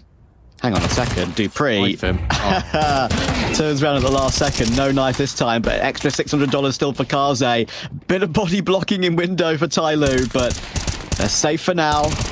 Jamyoung is given free reign to tap his way to some more frags from window toward top mid, and ZDR finds his. Kaze finds another. He's really racking up the cash as Kaze. He can play bonus round on this one for TyLoo as well with the picked up Galil and have that future AWP the round after, even if it goes south. TyLoo starting fantastically, Brandon, on both sides of this map. Yeah, and I feel like that's an indication. You win the pistol, you win the follow-ups. That's 6 rounds that TyLoo have accumulated just from translating the pistol. So it's a very nice showing from them immediately. Falcons do their best work on the gun rounds, it would seem, on Mirage. So they're going to try and do it again, scaling very fast. Madden looking to clear, but the flashbang support network from Mercury is incredible. And he tries to step in alongside Advent, but Magisk will get both. Jamyoung, ZDR around the corner. In fact, these have got to be the only players to do the damage. Jamyoung burns alive, and that's a really fast play out of the Falcons. It completely is a sucker punch to TyLoo. Got to give Falcons credit for that one. I mean, that is a change-up that TyLoo were not ready for. They knew they were on slightly lesser weaponry, of course, still on that bonus round, even though it was still a Galil and FAMASs and stuff, and even though Advent managed to get 1, incredibly, it's the only kill TyLoo get in this round. The bench smoke swing to try and help out Advent, try and get a trade, didn't come through. In a different universe, perhaps a lineup does occur, but not this time, and that's a lovely change up from Falcons. They'll reach 7. They survive with 4 players alive. ZDR will save the FAMAS, but I mentioned the money. TyLoo are set to fully invest and keep the pressure on. And Kaze can get an AWP off the back of it as well. Yep. That bench swing is just really common, so you fully anticipate it. If there was another flash able to be set up for Mercury, that could have been a different story. But I really like the amount of pace they injected into that round, Falcons, and the fact that they still push on the gas even after they get those 2 entry kills. They take the spacing towards CT. They give TyLoo, rather than a question mark of can we retake, an exclamation mark of no, we need to save, fight for mid. Instead, 4 players committed to this setup. Meanwhile, for Falcons, 4 players about to breach A. Oh, again, trying to stay quick with this, and Kaze not expecting a mass palace swing. He gets 1, but only 1. 4v4, Molly towards stairs. That will hold back some of that rotation from TyLoo, and Mercury's taken so much damage from that. Magisk once again taking control toward CT, and Dupree is even on a mass flank too. TyLoo are obviously going to be going for this, but Dupree could just put an end to it. Nice little spam through the smoke. Magisk is taking a lot of damage, but once again he's clean with it, and he even gets help. There you go, he gets the help from Dupree in the end. Great teamwork from Magisk and Dupree. All that years of experience is really helping out in this opening map, it feels like. Magisk 14 kills, Dupree same scoreline, both topping that scoreboard in the server. It's very even across the board, actually, for both teams. And Falcons close the gap to 1. Yeah, it felt like initially dupreeh was playing his own little mini game of preventing TyLoo from saving. But when they start going for the retake, he's called into action to be a little bit more of an immediate effect. Kaze feels like he can get back towards CT, but as you mentioned, just not ready for the sheer quantity of players that were coming out towards Palace. Maybe expected 1, wasn't ready for 3. So it's that A bomb site that's still showing vulnerability. And that's obviously off the back of TyLoo putting the majority of their manpower in towards middle to try and keep that contested. But with these fast plays on towards A, it's also conditioning now being set in from Falcons. 2 quick plays have infiltrated and unlocked that A bomb site. So now you're going to have to invest more players to remain rooted on the extremities, which will leave mid open for future rounds for the T side. Yeah, and we mentioned, of course, TyLoo do seem a lot more comfortable on T than CT in this tournament so far. They have been exposed on CT a couple of times. It's their T sides where they've been staying in touch. And with only a 1-round lead, we'll have to see if they can throw anything different in the mix to keep that buffer, or if Falcons really are in pole position now. It kind of feels like they are, even though they're a round behind.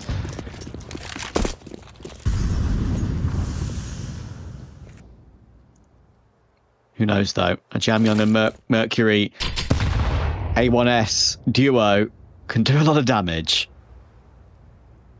I can tell you that the Mongols are 12-4 up on G2 on the A stream. Okay. Damn is the right word. But they've been cooking. But more of a damn rather than a damn. Because that is an incredible scoreline for Mongols. They could be about to take map 1 and G2 under some pressure. So it's the own medicine, perhaps, here. Falcons going for a B split. dupreeh needs to clear ladder, but can't get past Mercury. But that is one of the rifles heavily committed in towards the short side. And the pistols on site are trying not to reveal themselves. Great angle from Madden. We'll deal with Jamyang, and ZDR feels the same fate. And with Snappy locking off rotations in towards mid, this feels like the T side have got things under control again. That looks so easy for Madden, but the pathing to get onto that van angle, to have that little sight line over towards short pillar, it's just, years of experience, knowing how to make yourself as hard to kill as possible, right? I mean, when you entry through the apartments on B, how many angles do you have to check? So try and keep yourself as safe as possible. And talking of keeping yourself safe, there's lots of fights going down still on the exits here. Advent will chuck a smoke towards short to try and aid TyLoo's save. And Kaze will still play close to the Deagle because he wants a kill with Advent, trying to find the weaponry, and they've done exactly that. So AK recovered on Kaze, Snappy removed, so no threat of those guns being taken down. I think TyLoo will be pretty content with this save. They've got a lot to work with in this following round now. The save gives them full utility across all their players, at least it should. Yeah, you come into that round with 2 rifles and pistols. You come out of that round with an upgraded rifle and an AK. And I guess, look, a MAC-10. That's not the best thing in the world, but at least Advent will have that utility because he likes to prioritize setting up his stars. This has kind of been the feature piece of TyLoo. It's Advent that will sacrifice his numbers, but in best efforts to try and set up the rest of his team. Falcons want A once more, but it's going to come with resistance. Advent on the MAC-10 needs to be careful. Kaze actually wins out the fight, and dupreeh full blind can't deal with the trade. Advent on the MAC-10 will also find a kill, and dupreeh, whilst he will deal with Advent, it comes at 80%, in fact maybe more of his health. He lives with a sliver. 14 HP left on dupreeh, a wobbly spray. He gets his kill, but that is a great play to put in place for TyLoo, keeping themselves hard to predict. You've got Kaze going aggressive toward ramp. That's what we want to see from him. And he once again bests some Pius. And Advent with that MAC-10, that's exactly what his job was in that round. Just stay maneuverable, be a nuisance, be the support to Kaze. That was really well done from the A players. But it might be down to the B players. dupreeh has been told, right, stay toward A, stay as a lurk, see if they go aggressing for information. You're low HP anyway. And Falcons will go for a split up connector to make it harder to predict. Kaze is going to be in position in a moment or two to hold Con. Oh, it just falls off of it at the wrong time. He's obviously trying to plan a flash for his teammate, but if he held that Con angle, he could have got a nice pick, and dupreeh will now be making his way out of Palace. Mercury, though, will go unchecked, and that's a really nice frag to take. He takes Snappy as well. Lovely for Mercury. He's 16 and 11, and make that 17. That is spot on from Mercury and from TyLoo. That's a bit scary there, because on Mercury's screen, you can see dupreeh's head just lurking on the left-hand side. But obviously, he's so focused on dealing with these players. Really good mid-round from TyLoo. The decision to get close in towards ramp allows that space for Kaze just to delegate his attention, obviously between the murder hole and checking that players haven't wrapped in towards CT as the play slows down from the Falcons. But also, it means it gives him access to peek up and see in towards connector, peer in over the top, and be a pain. It's actually the rifler that does everything, but it's Mercury's position that really sets TyLoo up for success in the first place. They find double digits, and they're not satisfied with holding on to this control and towards mid. They want to take the whole lot. That's been spotted by Madden. Jamyoung in ladder. Information. And of course, that Molotov can sometimes spread up the wood there. Be pretty awkward, and then Snappy will just double it down. Jamyoung at least has a smoke, and he can keep himself alive. Mercury will be flashed in, though, and they break open the window smoke. That's beautiful from TyLoo. Madden caught off guard by that. Early 5 versus 4. Of course, Mercury and Jamyoung slightly low from their troubles, but the frag is what matters. And now the standoff. Jamyoung in window. Snappy looking to see if he's still in that position, but Mercury's doing more work again. How many kills has he got on slivers of health in this game? That must be about 6 he's got on less than 20 HP. Well, less than 30 HP, I should say. He's doing so much work, and now 30 seconds. Falcons making their way up connector, and that's when Jamyoung moves. That could be so awkward for Falcons, and look at that. That's the bomb in connector, and the Molotov locks them out. Jamyoung wallbangs dupreeh. Snappy is stuck, and TyLoo lead 11-9. And where's your money? Where's your money, Falcons? It's non-existent.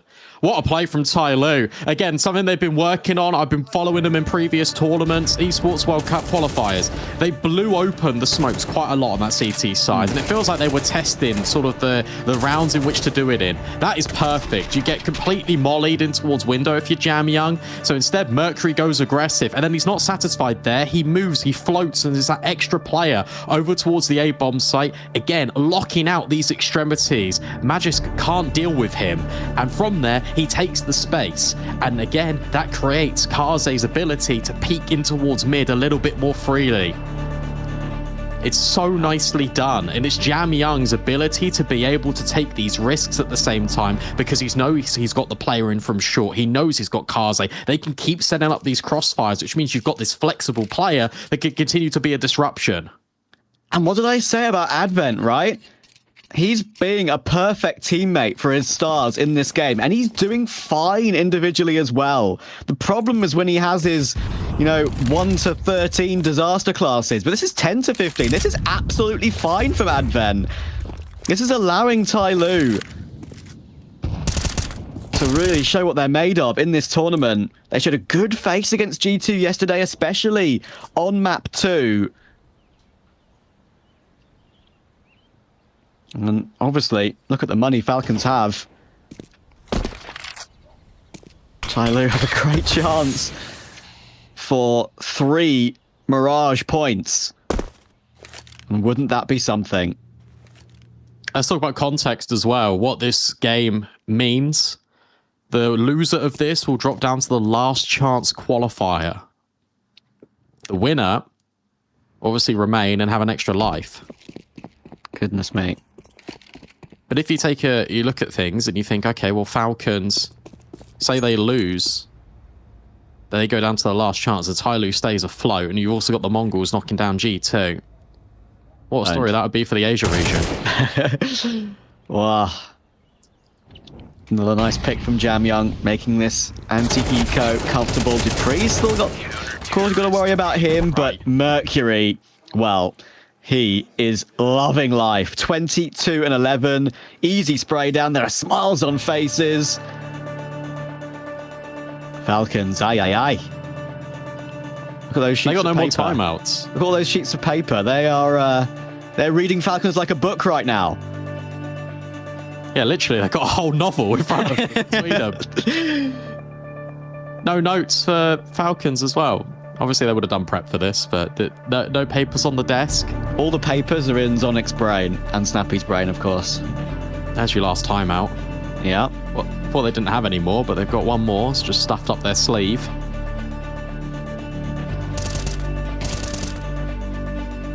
Will there be enough money for a Sun Pious Orb? That's my next question, because he's been not really online, but this guy is. Take a look at this transfer. Oh, it's instant. Even if they had rifles, that would have been instant, right? Oh, he doesn't have an AWP, and Snappy's on a Mac 10. Oh. This is exciting if you're a TyLoo fan. This is really, really promising from them. Their stars are playing well. Advent is doing respectably. Kaze is hitting his shots when he needs to. He doesn't have to do much in this game, Kaze, but there is Sun Pious. Talking about not having to do much, he's not been able to do much at all. That's only his 6th kill of Mirage, but it could be such an impactful one. Doesn't matter if you've had a poor game. Impact frags at the right time are what matter. Jam Young, great positioning, and Kaze and Connector takes Dupree. 4 versus 3 for TyLoo. Eking toward this finish line. Sun Pious goes for his swing and takes Jam Young, but there are still 2 players in Connector. Madden, oh, he catches ZDR jumping up on the van. That could be huge. But an inexperience there from ZDR to do that on that timing, and Advent goes swinging into Sun Pious. This one has legs, unless Kaze can do something ridiculous. Don't think he's going to. Feel like he's just going to try and maybe save, but that gets denied immediately. Much better round, by the way, out of the Falcons. Yeah, that is a free AWP, but at the same time, look at what they've done in this round. They've not gone for an execute straight out the bat. They played a little bit passive. They responded to aggression that TyLoo have been showing in towards mid, and they've been showing it for the last 3 or 4 rounds. Finally, it gets punished. Sure, there's a good collection of kills here, but they take space in towards middle, and that creates gaps for Madden to work and lurk and find his way in towards that B bomb side. And there needs to be more of that from the Falcons. But they're going right back to A again. They really think this A is the source of weakness for TyLoo. And to be fair to them, they have breached it a number of times, but they're getting this aggressive play again. Sun Pious will deal with Advent, but Kaze still here up close, and he will immediately trade on to Dupree. Kaze wants more, but Sun Pious makes sure it isn't so. And look how far Jam Young and ZDR are away from this. They're still holding B. I think they know what the right answer is on this one. Good fight from Kaze, but Advent just unable to see through the Molotov there. Sun Pious has an easier view, and he's gone from 5 kills to 11 in 2 rounds. There we go. What did I say about impact kills at the right time? Doesn't matter if you've had a poor game if you step up at that right time. Can they save Falcons and get them to overtime? TyLoo saving correctly. And yeah, I mean, I think they're going to be, if this does go south for TyLoo, they're going to be thinking back to that round prior where ZDR jumped up on the van in a 4 versus 3, got the kill back, of course. Gave Falcons an advantage in the end, left Kaze last alive. If ZDR just positions himself toward jail, perhaps, rather than goes for the van jump. Small things that can change games.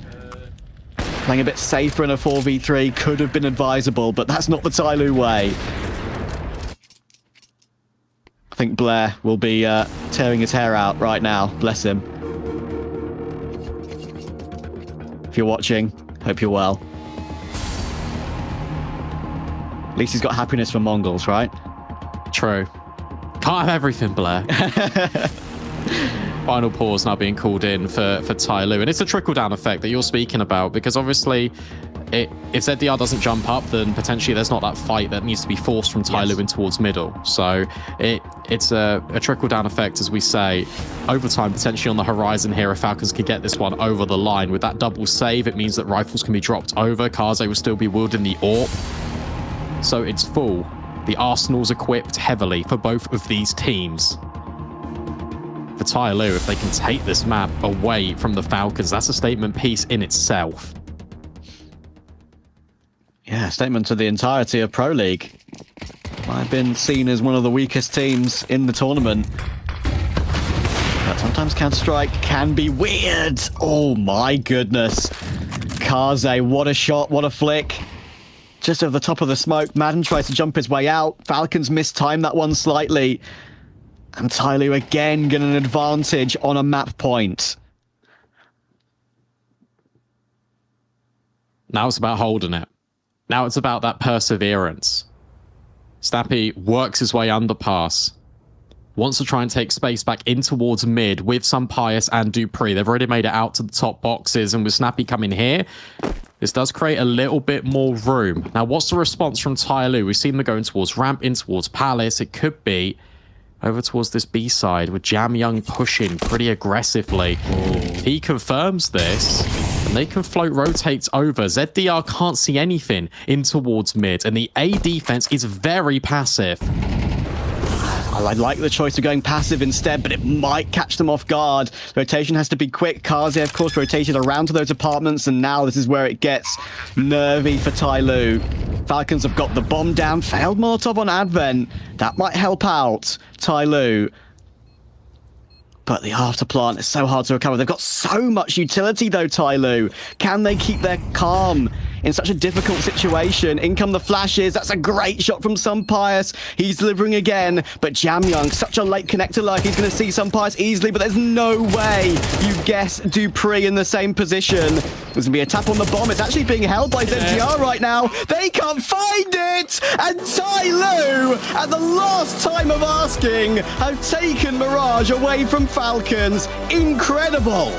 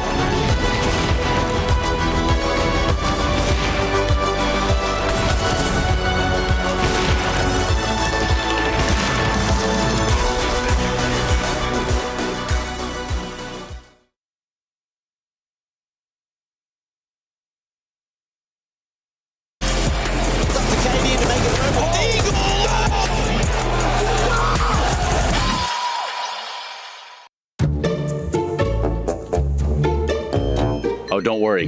Don't you worry, Maiden, because we're going to get there. This is hard-hitting journalism with Falcons. Isn't that right? Have you ever seen or heard anything about this? You know anything about what's going on?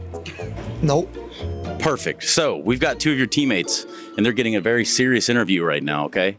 But we're going to derail that just a little bit if you guys are cool. So is there anything that you could think would be a curveball to them they wouldn't see coming that I can add to my list and then pass off to my colleague and Freya? I think you can ask them if they won the same majors, right? That will tilt them. Oh, yeah, that's not bad. We'll put that on here. It always kills when we say that dupreeh has more majors. I love it. What about dupreeh, though? I don't have any. Ask him if he's ever going to fix his PC at home. Oh, yeah. dupreeh, you have a dog shit PC at home. All right, well, let's see what happens. You don't have pen anymore. We got here. Your Honor. Interesting. Very interesting. Some serious questions for you. Legit. Who has more majors, you or Dupree? I don't even want to answer it. Hey, why are you upset about it? Because every time I'm part of a team, it's always being pinpointed that... that's a sad joke. Pete and Danny, they have 5 majors, but Emil only has 4. Well, they have none. That's true. That's true. No, I mean, I don't know. It triggers me because I eventually will have to leave you guys, both of you, and then win a major without you. But you had a shot in Copenhagen. Yeah, Copenhagen. I had a shot. I had a shot at laying at my couch and being depressed for months. Dupree, don't think you're getting off lightly. Will you ever fix your PC at home? But it's actually, I just bought a new PC and it's really, really good, but Counter-Strike is a really poorly optimized game. And I think a lot of people can vouch for that.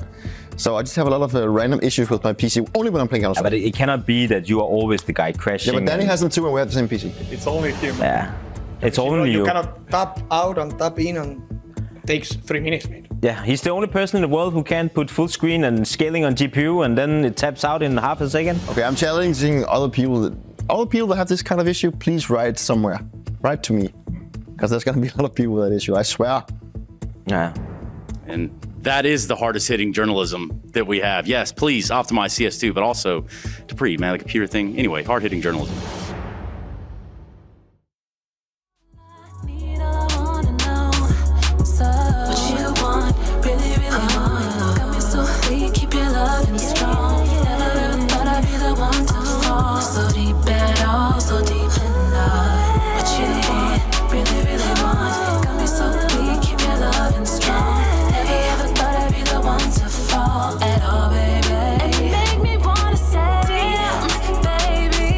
Whoa.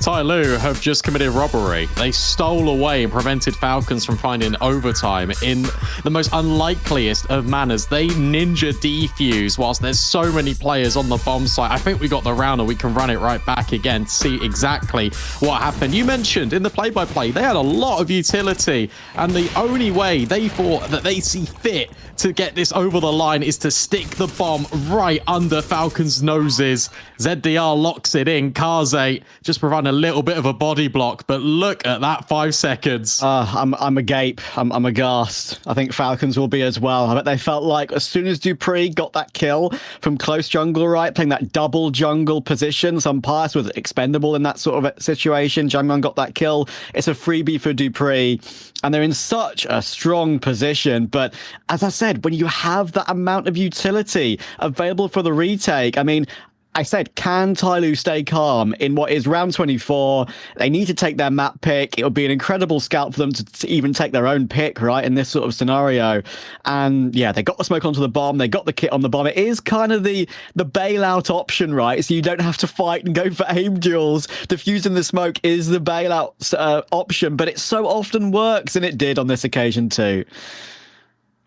Yeah, so many flashes as well that they were putting in just as the defusers being stuck. And I really am impressed with them and how they did on that map. But also that's Falcons that were coming online very late into that game. It took them an awfully long time, but there were individual heroics on display there from TyLoo. We've got a head-to-head we can bring up and show you as well, because Dupree felt like he was doing everything he could to keep Falcons afloat in that first half. But when it swapped over to the CT side, Mercury was an unstoppable force. Yeah, I mean, I think it really says it all. Dupree, obviously, so many multi-frags actually on that first half. He had so many important rounds that sort of kept Falcons in it. And well, Mercury, I think the same could be said for him. 23. There are so many scenarios. I think one of the most important rounds is that one where he's got like 12 HP. This is the one. He's lurking around the map. He manages to destroy some Pius. They can't find him in Under. They can't find him in Ladder Room. Amazing how he managed to get so much work done from that position. And as you can see, lurking around the map, just getting so many kills in cheeky positions, hitting entries as well. We had that 3k spray transfer, of course, against the Eco. Everything looks so nice for him. And here are some of the multi-frags from Dupree. I mean, like, he really tried his best, but TyLoo just better on their map pick. And now we go into map 2, Brandon, and, well, Falcons, their form is still not in a good place. I think what's interesting when you take a look just back at this game, I feel like Falcons gave themselves very limited options throughout the entirety of the match. On CT side, the only aggressive plays they did was that flash play in towards underpass at the start of the round, and then Magisk went in towards ramp. I don't think there was enough variation there, and they really relied on individuals to bail them out. That's what enabled them to get a 6-6 half in the first place. And you take a look at the T side, again, it was controlled in towards middle, but they were hitting A round after round after round. Obviously sent some vulnerability there from TyLoo, but I feel like they definitely could have added a little bit more in terms of taking map control early into the round to keep the rotations, because TyLoo were doing such a good job at just resetting, able to gather space on the extremities in particular, Mercury in towards Palace and ramp, which enabled Kaze to be up there on the AWP. And again, with Jangmyeon pushing in towards the B apartments, taking space, freeing up another rifler to reset. Happy mood in the camp at the bare minimum, which is very good for the Falcons. Yes. And I guess that says a lot about the psychology. They're able to shake that off. They're able to move forward towards Vertigo. I think Vertigo, to be honest, is going to be an uphill battle here for TyLoo, but I want to see them just play with the same confidence. If they approach Vertigo in exactly the same way that they did with Mirage, then we're looking potentially at a very contestable map too. No, absolutely. And I mean, Vertigo is a map that absolutely lends you to that play style of playing pretty pack-based mentality, right? And taking the trades. And I feel like TyLoo are actually better at that. Well, so we brought up some Pius. I mean, I think it's important to mention because he had a really poor start to Mirage. But as we both mentioned at the end of that game, I think he went from 5 to 11 kills in 2 rounds, and he really stepped up at the end to have a pretty respectable KD in the end. So Yeah, we need to see him have a good start on Vertigo. We know Vertigo isn't exactly an AWPers map, so it's going to be tough for him to get into the game. But if there's any player who we know who can, play those tough positions, play the shotgun AWP, no-scopey sort of style, Sunpius has been fantastic at that over the years, and that's kind of probably what Falcons need to answer back in this map. Of course, it is Vertigo. If you look at the stats at a quick glance, you'll say to yourself, well, TyLoo should win this game. They haven't lost Vertigo. But obviously you have to dig a bit deeper, and they've only beaten it against regional opposition who they should be beating every day of the week. So this is should still be a very close game. I can't pick which way it's going to go, especially after map 1, and I can't wait for Vertigo. So let's get it underway. What I want to see here is, I think, the most interesting conversation piece, which was in an interview in the break. If you've been watching all along, you would have seen it with Chad and Sunpius, and yes, I think it was Machine actually, but one of the two, that's changeable. Basically, they said to Sunpius, they posed the question of, still with this leadership, obviously it takes a while to integrate new players into the snappy style of playing. Are you still being given the freedom? And he said, yes, I feel very comfortable under Marco's call-in. I feel like I still get the space. We didn't get really a direct assertiveness out of Sunpius until it was very much on the line for the Falcons. What I want Falcons to do, especially in Vertigo, is to let Sunpius off the leash a little bit. He's very aggressive. Let him go for these opening picks. Let him be on the AWP as soon as possible. Take the space, take the fights in towards a ramp, for example, which is going to be a highly contested point of control here for Vertigo. I would really like to see him being a lot more dynamic, because if you compare and contrast that to TyLoo and how they were setting up Kaze, sure, Kaze wasn't dynamic in the sense of where he started, was always over towards Ticket, was always on the A bomb site, but the pieces and the riflers moving around the map gave him opportunities to go in towards these different angles on his own timing. They were setting him up in different ways. Absolutely, and it's what makes it so interesting, of course, seeing these different styles go up against each other. But anyway, it is Vertigo. We're going to have to see if Falcons can bounce back, and I think they know. Even though they're a little bit smiley, of course, seemed pretty relaxed before this one got underway. They know the bounce back is absolutely imperative. Otherwise, TyLoo could make one of the biggest shocks of Pro League become a reality. Pistol round is underway, and it's very fast from Falcons in toward mid, in toward B as a split. dupree's doing fantastic work already, and he's already doubled down as well. Yeah, it feels like the round's over before it's even really begun, especially with Magic's now getting this control over towards middle, and they're just taking everything. Okay, confidence from Falcons, and that, to be honest, that's what you really want to see. Feel like the individuals are better on the side of the Falcons, so they're just going to use that to their advantage. Straight in towards middle, no resistance. dupreeh only needs himself to deal with the threat on B. It's a very comfortable start, and you blink, you certainly would have missed it, because Falcons already claimed the pistol. And that was something they were unable to do in Mirage as well, by the way. Exactly, lost both pistols to TyLoo, and Falcons, well, maybe the answer is the W key. And that definitely was the answer on that pistol round. Forced TyLoo, obviously, onto a full eco. Not choosing to force up. Usually get the rifles as early as possible. And Falcons, once again, actually not wasting any time at all. Straight into B. Bomb will go down, and now Snappy has a chance to do some farming. Takes Advent. Plus some damage to Kaze. Looking for some more as a smoke play from Jam Young, which is attempted, and that forces Snappy away. Now down to 2 HP. He'll swap the Mac 10 to someone else, so they can try and get the bonus cash. Snappy will try and run away, far away from the enemies and the bomb as possible. Yeah, controlled. Also, you're not showing anything too dissimilar from the pistol. You just go back in towards B. TyLoo going for a little bit of a stack over towards A, not working out, but it's fine. They didn't invest anyway. Kaze hoping to maybe grab a kill, or at the very least just survive and make sure he doesn't die to a Mac 10, because that would suck, and he does. So that's 600 more for Team Falcons.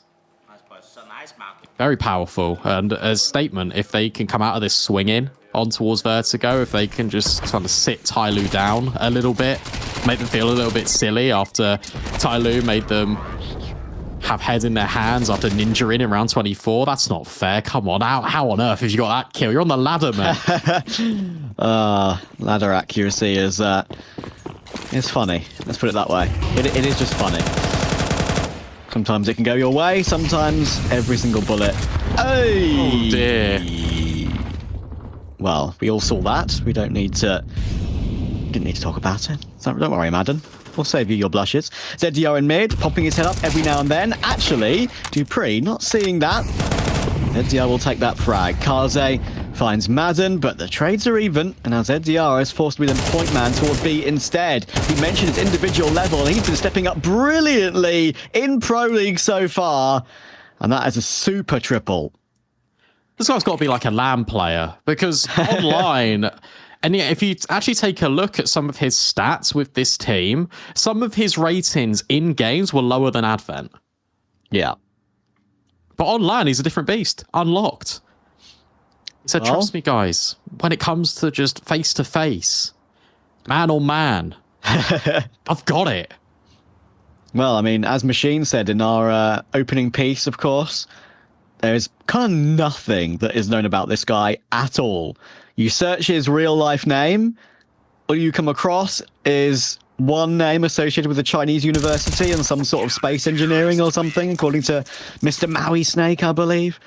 So, yeah, he is... you don't even get the HLTV profile, or at least didn't a few weeks ago, get his HLTV profile as a first result.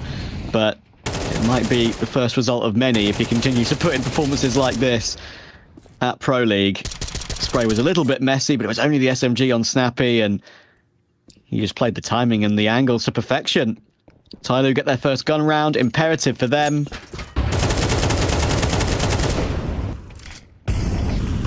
Space engineering, does that mean you're saying TyLoo diamond hands to the moon? Is that kind of the angle we're going for? I don't know, I'm going to have to... No, that's not the angle Jam Young was looking for. True. The Falcons are getting consistent entries. Go look for it. I'm going to find consistent entries towards B. Advent, ow, naded, but doesn't do as much damage as the Falcons would have hoped for. And actually, he creeps in close. He wants to get a bit cheeky with it. Is holding for the boost that Snappy was thinking about erecting, but not going to be the case. Instead, they're going to back on out of there. So Magisk is just going to be left to lurk. Mercury finding Madden alleviates a bit of pressure for TyLoo out A. Oh, Mercury wants more. 4. Drop down. He definitely got more on Mirage. He was their MVP for that map without a doubt. Mercury will still stay on aggressive angle. That's can be hard to deal with when only heads are being shown from that position. You can have multiple swinging you at once, of course. Magisk trying to clear out B in the meantime, and that resmoke can be crept past. There's the dink on some Pius.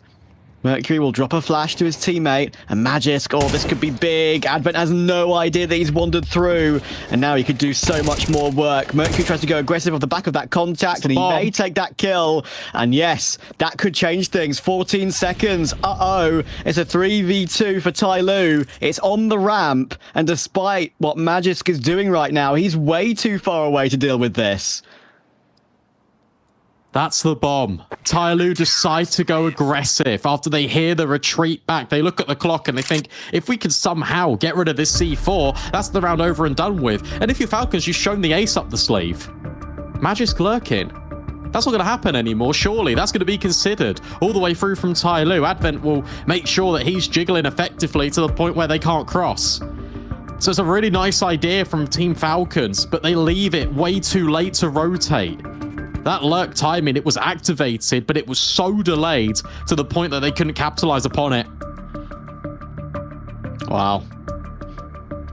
More good work from TyLoo. Perfect timing on the swing from Mercury.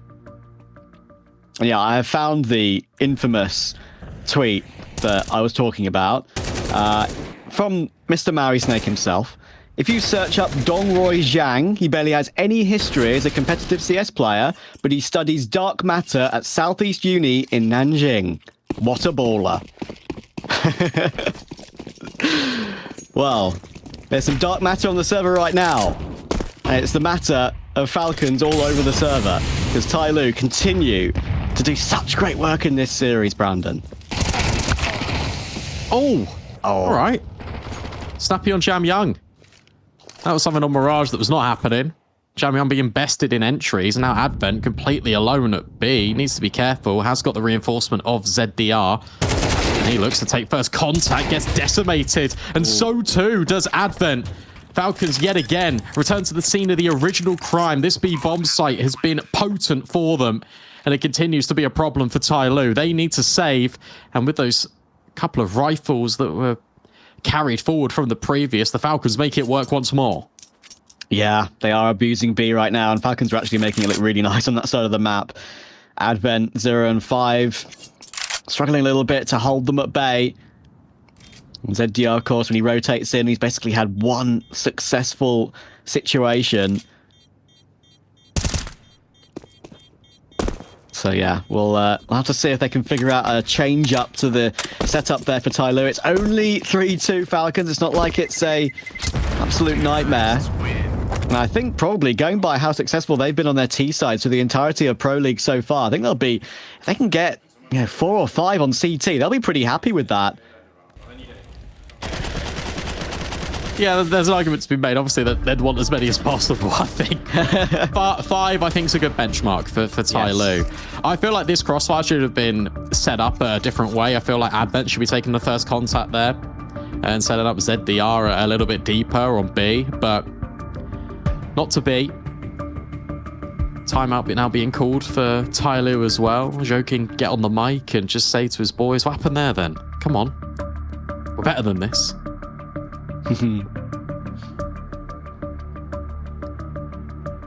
Joking, keeping watch, of course, coach of TyLoo, analyst as well. Great player in his own right back in the day for the likes of Vici, of course. I think, wasn't he like one of those players that had a really interesting like mouse grip and monitor mouse pad placement? Like really, really wide out to his right or something. Was it Joking? It might have been. So I'm thinking of like a 2017 repressed memory, so apologies if I'm wrong. Oh yeah, careful with those, Trav. Right, round 6. Mercury pushing forwards, trying to spam down Madden. He knows exactly where he is as that smoke is blown open. The buy for TyLoo, of course, isn't perfect. But Falcons definitely in touch early doors, unlike how Mirage went for them. Flash over the top, snappy, great reaction. Mercury down.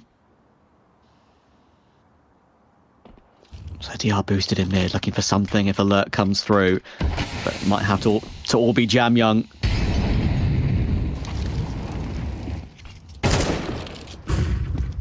He backs up, but that molly's designed to force them in towards Gap and have that peak.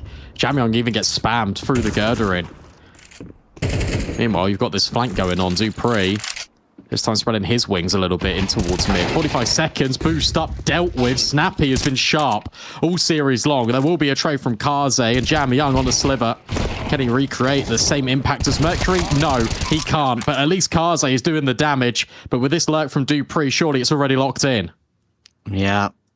It's all about the timing. I mean, Kaze is actually wandering past Heaven back into CT, and Dupree could actually get caught on this. And yes, he will be. Unfortunately, low HP on Kaze. He's got 3 kills with the M4, but no kit, and Advent was always far away. So, always committing to a save despite that frag. Sadly for TyLoo, but Falcons are stabilizing. We saw them with that recovery at the end of Mirage. Sure, they lost the map, but they were playing catch up. And Snappy is hitting some important headshots. He mentioned he was trying to work on his individual level in an interview recently.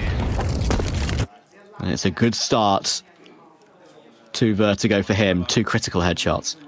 A really good reaction as well, just to play anti-flash and then just duck his head out. It's like TyLoo playing whack-a-mole on the ramp, and it is so difficult to try and hit the heady. Very sharp shots, even considering the boost at the first instance is fantastic. Kaze doing a little bit of damage, but ultimately it won't matter. Some Pious out with the AWP. And it's going to be Kaze's stave rifle. That's the MVP weapon of the round for TyLoo. I feel like what's improved quite a lot from this map compared to last map for the Falcons is the decision making is almost immediate. They're not second guessing themselves. They're just trusting the calls and the process. Madden being battered and bruised, but he still finds kills. And some Pius bails him out in the second encounter. Mercury will find him. So that's an AK that can be scavenged at the bare minimum, but it probably forces Falcons into B. Yeah. And the MP9 is the only thing here. Hello.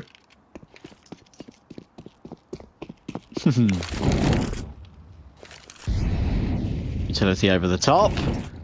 Mercury, he is quite fast on this flank. We have problems for Falcons. Can it do work? Oh, it can. He gets 2. That's huge. It activates Advent to swing, but no, that's a great recovery from Pius, and he even gets the last as well. What did we say about him up close and personal with the AWP? He uses it to perfection there, pulling out the dualies at the right time. Very well judged. Again, I feel like it's just these little communication hurdles for TyLoo as well there. If Advent, they weren't looking at him. They weren't considering that he could be there. They were holding just in case he peeks over the top of the danger sign. But it's Mercury that takes the first contact. If the MP9 swings wide, that surely just enables the flank and it makes the trade spacing a little bit better there for TyLoo. Superb individual form from Pius. He well and truly is back online. Misses the shot for the first time of asking, but at least gives the team space on the stairs. Yeah, Advent stuck behind mid-box as well.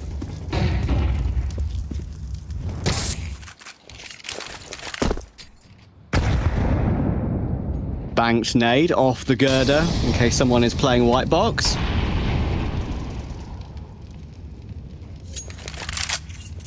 Not this time for Falcons.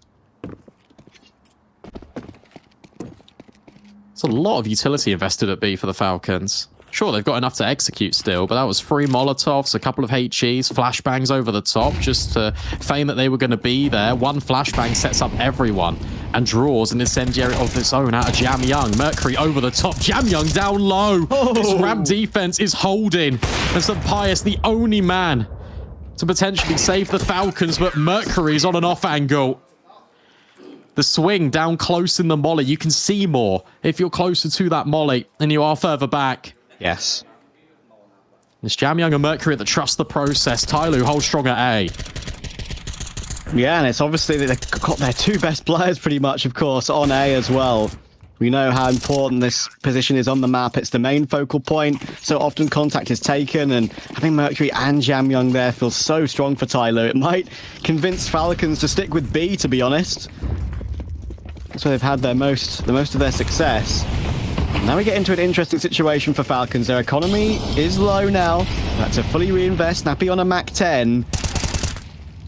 Oh, Jamyoung, nice angle again, next to the girder, behind the fence, repositions to sandbags. This is a textbook ramp hold from Jamyoung. The nade does damage to Pius too, forces him away. This first half could still be very competitive and very covered close. All bases there, TyLoo. Madden's tried that play a few times, just creeping through the left side of the lurk smoke. And they've even got a player in towards mid in ZDR. Jamyoung, he's actually repositioned. Was originally at sandbags and now at the top of the gap smoke. Snappy is up close. Jamyoung's got to be really careful as this smoke starts to dissipate, but instead, maybe it's the Falcons who should be worried. Snappy will trade, but it comes at a heavy cost. Both him and Dupree are licking their wounds. Another molly. That's to try and deny that Mercury's here. They're trying to sell the idea that he's not invested in towards the sandbags. Dupree considering it, but there's no disruptive utility. No mollies, no HEs. They need to clear this one manually. Oh, this is going to be so tough. A great HE, and Mercury, he gets his 1, but Dupree, what a lineup. Advent pushing forward, and he can't find the kill. Dupree, again, the impact player, the new boy, but he's an old boy as well, isn't he? He's got all the experience, all the talent, and the legend finds another quad kill for Falcons. That was sick. Sure, they line up, but it still takes precision just to knock off all of those players. And it's the adjustment as well, because he was the guy that gutted out Mercury at sandbags on a swivel. Feels like an instantaneous flick. Falcons take a timeout. They understand the importance of this round as well, because TyLoo have got a decision to make. It's not going to be a pretty one. It has to be pistols. They can't buy rifles off the back of it, which means it gives Team Falcons the stabilization they need on the economy for the rest of the half. Yeah. Started off so well as well. Jamyoung doing so much, even getting this dink on towards Snappy right at the very end. But I mean, what can you do about this?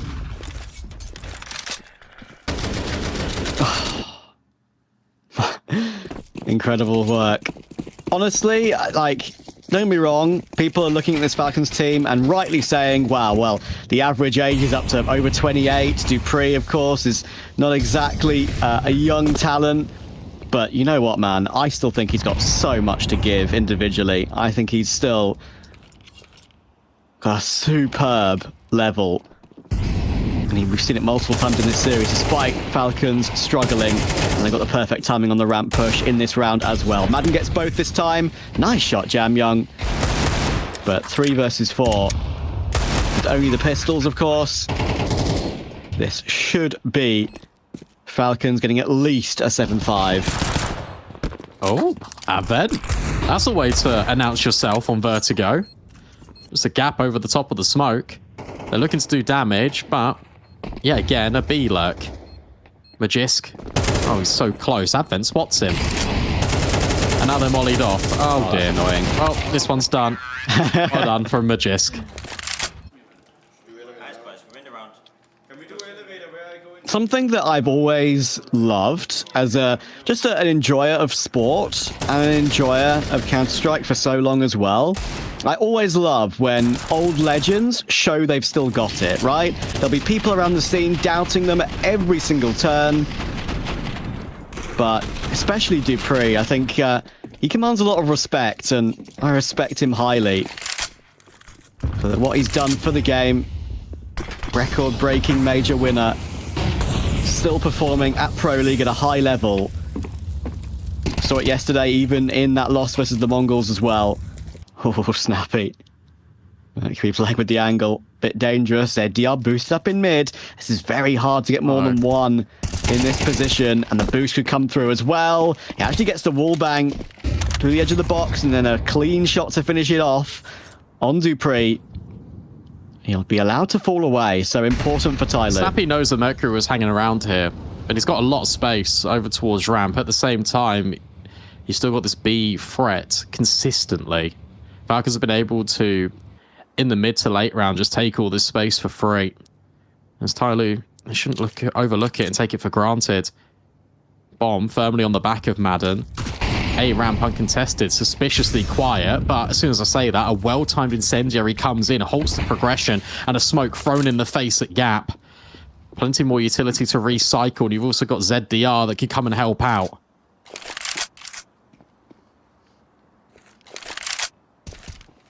"35 seconds. Utility for Falcons could be the main point that locks TyLoo out of this one. Have a nice renade again. That's been doing a lot of damage very successfully in this game, but in comes Snappy, leaping his way into Mercury. Important frag for Mercury to stay alive and continue to be such a nuisance. Now 16 seconds, and Falcons, they're being picked off one by one. Sumpires tries his best. Jamyoung finds Madden, and that will just activate Kaze to peak for the trade. 4th for TyLoo. I said 4 or 5 would be very decent, and we'll keep them in touch on that T side where they find a lot of success in Pro League so far. And the money for Falcons isn't great. So TyLoo in a decent position. It's all on the mid round, by the way, of Advent. Because he actually takes the space over at B. And he does activate his flank, but also it means that Kaze can come over and help out. ZDR confirms, okay, well, I don't see anyone else in towards mid. I've felt no resistance. I'll find the initial one towards Dupree. So Advent takes the space. And speaking of space taken, Snappy tries it in towards mid, straight into the crosshairs of Kaze. Falcons want to end this round on B. A boost up, potentially for Madden. But everyone's playing a little bit further back for TyLoo. ZDR in a position. This boost could do so much damage here. Nice check, though. Superb flash from Jamyoung. And Magisk will get removed. ZDR will at least get that one, but Jamyoung will drop after that flash support. Advent, oh, he's got himself on top of the mid box. That's bold, but it gets him his 2nd kill of the half and the game. And with a minute to go, Pius and Dupree shouldn't have much say in this one. Pius has a okay timing at working his way through gap, but only the Tech 9, and Kaze is keeping an eye on it in case he goes for a flank through elevator or even through heaven. He's going to try and play close to take space, and that's what Kaze is keeping watch on. Now he's under pressure though, because that is going to be a difficult position to clear out. He needs to wait for his teammates to come through and help. A remolly from Pius will be handy as well. Unfortunately for Falcons, Dupree only on 42 health in this situation. TyLoo still have a lot of utility. Flash in to maybe help out. They've got kits. They've got time to deal with this one. And there's Advent doing more good work. And it's Dupree stuck on default. What a first. What a second. Oh, I was feeling it. But TyLoo do get their 5th. And once again, stay in close touch with the Falcons.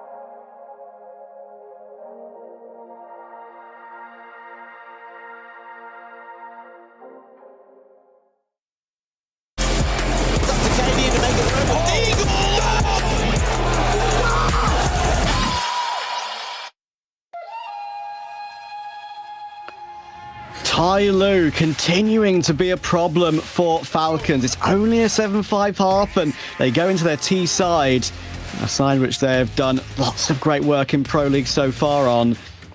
Very much in touch. And Brandon, G2 versus the Mongols on the A stream. Mongols are a map up and 11-4 up. What's going on?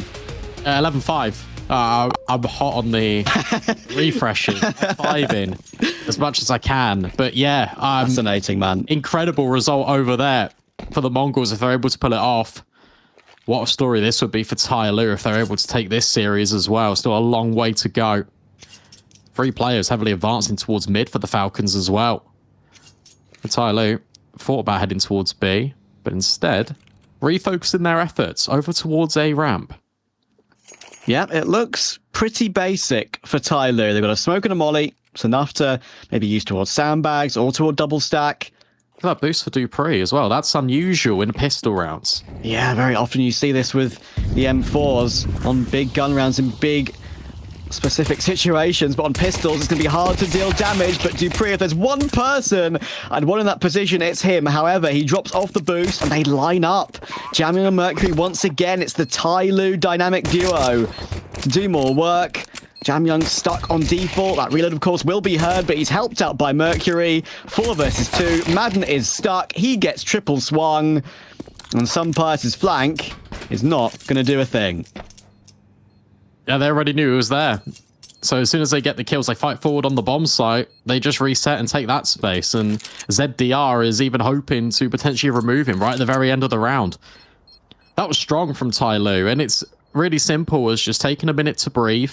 They have a little look at B. They decide they don't fancy it. They head to A, and they just immediately deal with the threat. Dupree, it's a good collection, but they're already far scaled up towards Gap. That's the kind of detriment of playing so far deep in the site.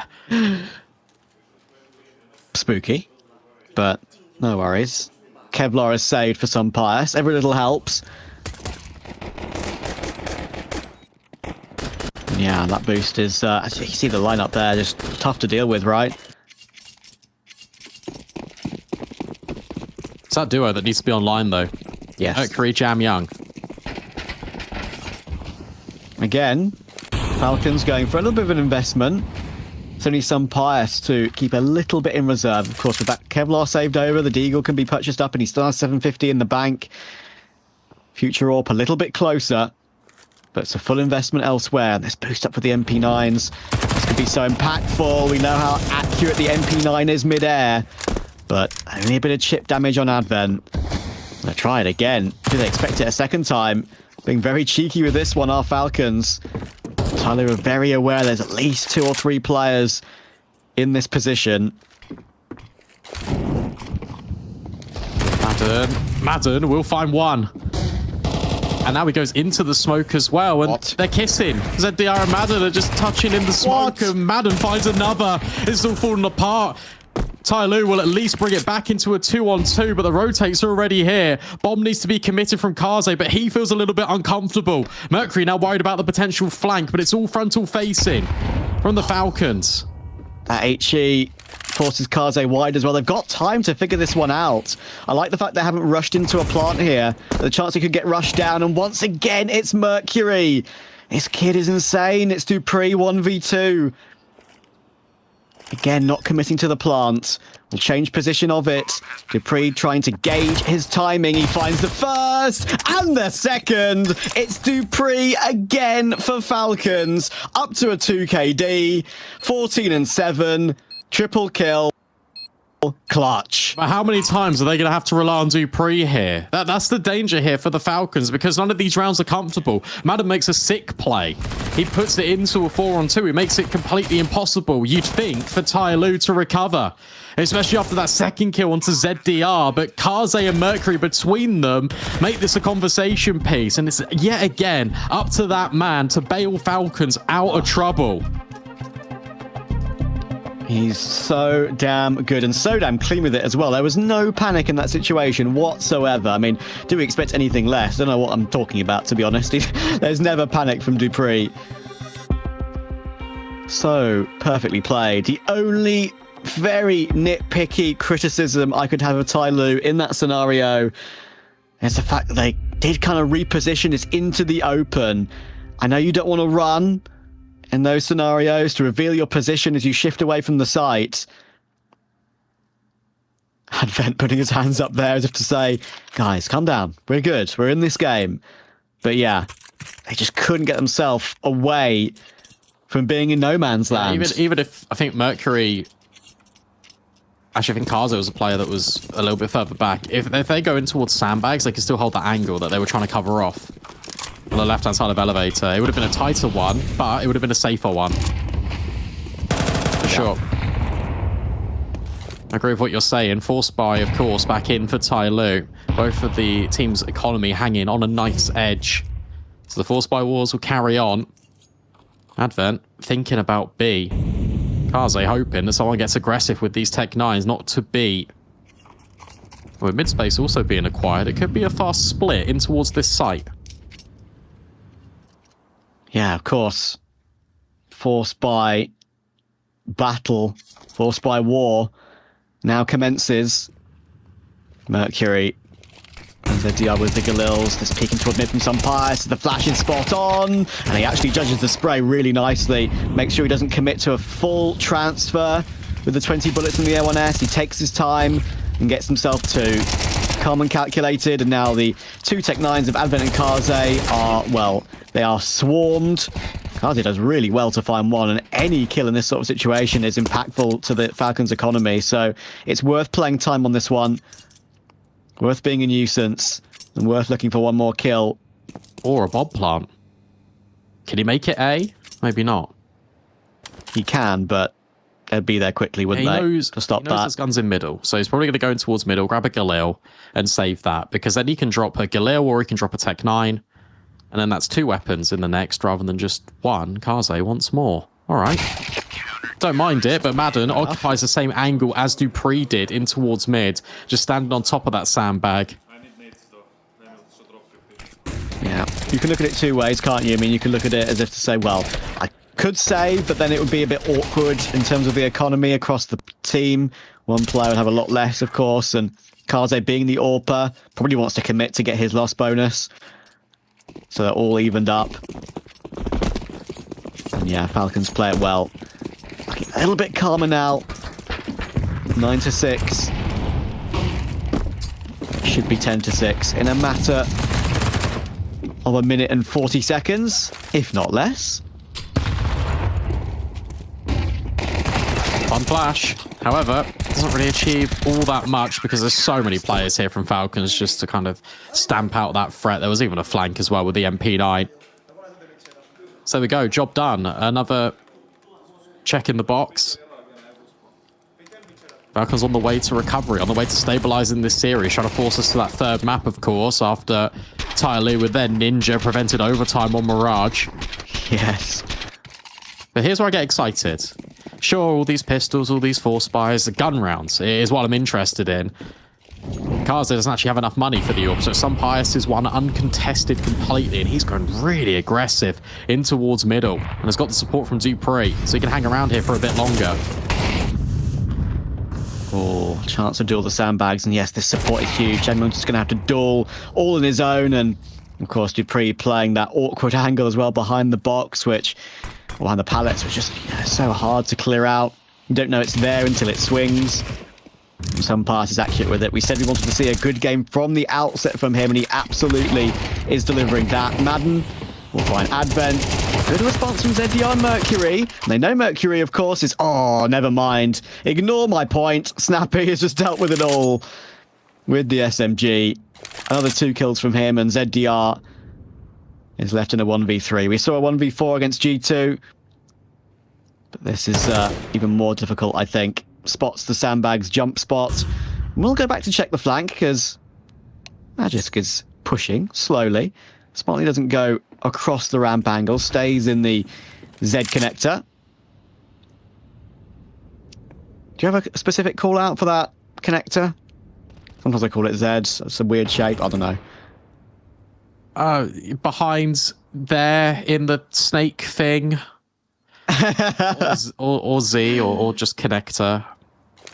Yeah. It's like that. Yeah. That when you're in the heat of the moment, you can't exactly say, guys, is in the B stairs connector bit to A. Yeah. Flank. So you do have a dropout from the server. Don't worry. There isn't some cloning going on. Be a good save, to be fair. 2 ZDRs. And it is a good save from ZDR with the AWP. They don't have an AK save as well. There is only one of ZDR. But yeah, it's a good save. I think we'll probably have a quick tech pause to figure this out. But it shouldn't be too long. That was a really nice round from the Falcons, and what they employed there is just a double bait and switch. They knew, TyLoo knew that Falcons were playing a player towards sandbags. They shouldn't have the utility to deal with it. So Snappy sets up the flash to enable Madden to peek out gap. And by him getting that kill on towards the tarpaulin, it enables Snappy to get close. And he knows he doesn't have to deal with a player that's over there. As soon as they get the confirmed info that both players are towards the sandbag, Snappy can just swing through the smoke and he cleans up shop. Yeah. Clean round. Talk about getting excited about the gun rounds, Brandon. Well, I can tell you one team that is very excited right now. The Mongols have 2-0'd G2. And it's not even a close game. It's 13-4, 13-7. Okay. The Asia region is here to play in Pro League, in Malta. And I'm here for it. Yeah, it feels like we do need that decider, though, for the current shape of things. Unless Kaze and ZDR pop off and have an insane round, and we're looking at a lot of map points here for Falcons. Nice shot from Sampius. There he is. Exactly what you need from him. Mercury, though, he wields the sniper as well. But Dupree in towards mid has taken a lot of real estate. And he can immediately be on this flank. TyLoo are locked and condemned to this A ramp.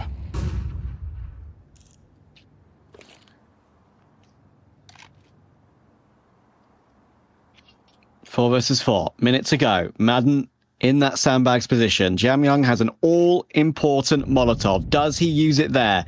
He's looking at it. But look at the time that has been wasted. The nades actually clear him out beautifully, but wait a moment. It may be a 3v2. Look at this flank. It's Dupree again. There goes Jamyoung, and now Advent has to plant way on the left, not on default itself. And Dupree's just doing it all for Falcons at the moment. Advent is stuck. He's got no helmet. And he's got two players fighting him down. It's Magic's to take it, but once again, it's all down to the calmness and expertise of Dupree. Plays that so well. You can see he's looking at players. Sure, TyLoo have gone around the ramp, and you feel like that could get a little bit chaotic. That could get a little bit scary, especially when the sandbags player is dealt with by the utility.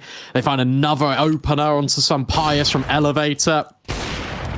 But it's the speed at which Dupree executes this flank. As soon as the contact's been taken, he deals with Jamyoung and then he just keeps pressing the issue forward. ZDR and Advent can't get set up in these after plants and once again leaves them completely exposed. Map point, 6 of them for the Falcons, and I don't think they'll make the same mistakes as they did on Mirage. Even if they don't win this round, the amount of damage that they inflict is just going to burden TyLoo for the future. But they'll definitely want to be taking it in round number 19.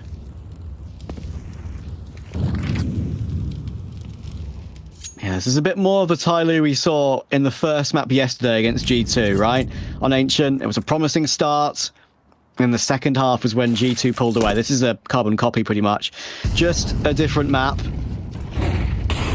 Dupree toward white box. It's going to be a fast play from TyLoo, and Dupree is still playing such a beautiful position. He gets himself 2 nice trades from Mercury, but Madden is here, and Mercury's getting spammed down through the generator. 33 points of health remaining, and now Snappy's here to help, but Mercury considerably low, still doing it all, and some Pius has missed his shot close range. Tech9 out. It's madness. 1 versus 2 for some Pius.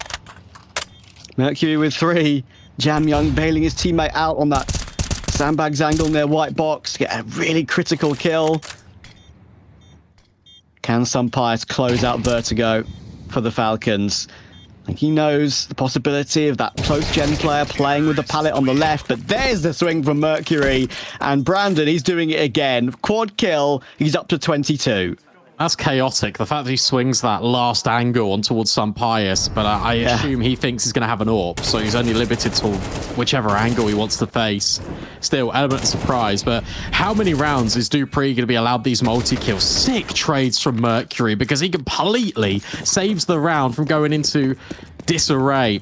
And for Falcons potentially collecting it and moving on towards Nuke. TyLoo are not over Vertigo.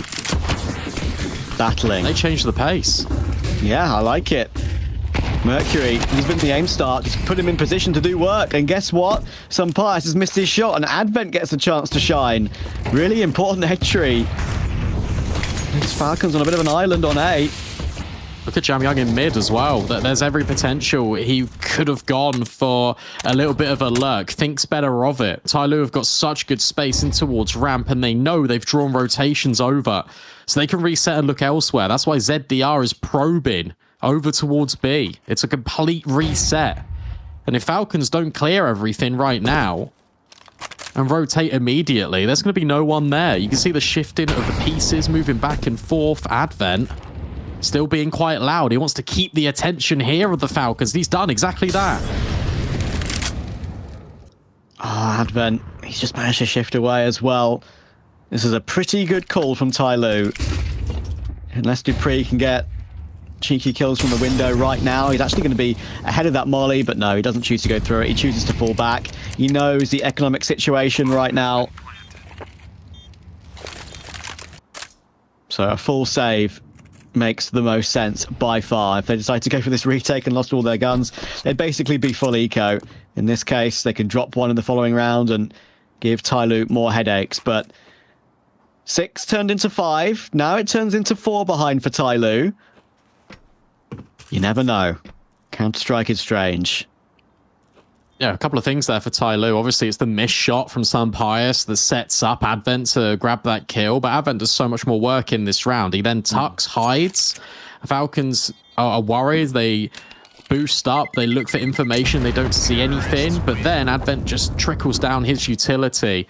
And where Falcons haven't got space over towards Crane, they've not got good positioning over towards Gap. They don't know how many players are actually lying in wait here at A, which is furthermore why it's such a good decision from TyLoo to contact as far up B as they did. They didn't telegraph the execute on that bomb site. Dupree couldn't have had the early warning signals that smokes were flying in, mollies, which have been so characteristic of TyLoo here in the first place to get some of these bomb sites, to crack them open with Mercury. So that slight variation earns them another round and gets the respect out of the Falcons by forcing them to save.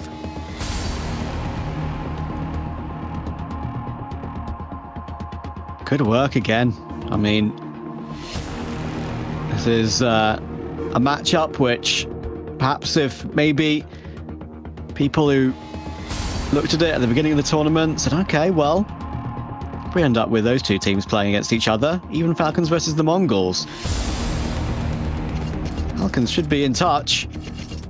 Mongols managed to deal with them, and TyLoo are proving to be very respectable as well. And I think it is very fair to say that Mongols are considerably more proven internationally than TyLoo. So Falcons having an issue with these rosters. It reminds me a lot of Apex at the major. They were struggling with the South American teams. It's Falcons struggling with the Asia-Pacific region. Smoke's being lined up in towards spawn, potentially. You see Jam Young looking at monitors. This double setup, this time it's the other way around. Pius is further back. Dupree's on the off angle. TyLoo wants to go B yet again, and this is the right decision. There is no one here, nobody whatsoever, to greet them at the doorway. Yeah, and Pius is being flashed off the angle as well. He'd have to hit a really difficult shot above the mid box there, as you can see, and couldn't do it. Bomb will go down. Are we in for a unicorn round here? Falcons only have 1 kit on Snappy. If, honestly, it's the boring option. Yeah. But the correct option. Absolutely to fall away. Unbelievable. We could have, well, not 1,000 HP, but nearest makes no difference, intact at the end of this round. Yeah, ZDR and Pius are also on 92 HP, so it's a mirror. Exactly. I can't believe that. It's the setup towards mid that they gamble that TyLoo aren't going to make the decision to go into B early, but they did exactly that. And the flashbangs, I've got to really commend these flashbangs at TyLoo. All half long have just been phenomenal, because when you see them rooting in towards B, the most common position for a Falcons player to be is up on construction site. Pius was there, Dupree was there, and they could not get involved because it's the flashbangs early, preventing their access, preventing their vision, and then they get blindsided by the molly and it forces them completely out of the round. Frustration creeping in, Take a look at the faces. Madden raised eyebrows. 12-9. It's happening. Note it down. 25th of April, 2024. A full 5v5 gun round, no kills in Pro League between Falcons and TyLoo. That's not one that's going to be on too many highlight reels, but still incredible to see how it played out. And the gap's gone from 6 to 3. It's been halved by TyLoo. And once again, they're insistent on poking and prodding on B. Utility towards Magis. Molotov's going to force him into the open. He might go down, but not before he fights for his life. He does well to go 1-for-1, and look at Dupree hunting the player still in T-spawn. He pushes him away, but in comes Mercury again. Brilliant reaction from Sunpius, but that Molotov forces him away too. 3 versus 3. Minute in the round to go. Advent can shift forward and get the bomb plot, or can he? Ooh, the nade puts him down to 17. Dupree will get flashed in, playing super aggressive, and he's done it again. Double from Dupree. Leaves it all on Jamyoung. 1 versus 2. Can't connect with the AD of Snappy. And Falcons have found a way. Indeed. Final round of play. Defuse gets locked up. Nuke is where it needs to be decided, but the Falcons just about hold on.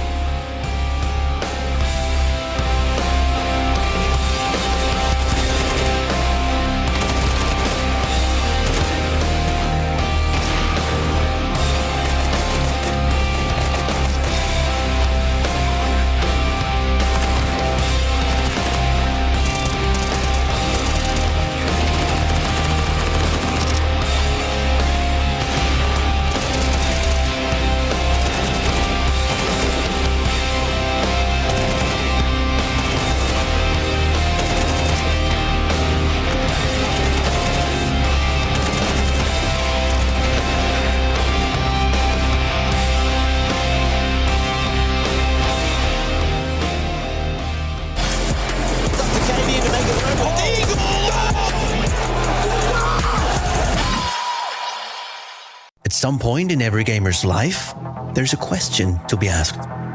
Do your clothes match your hobby in any situation?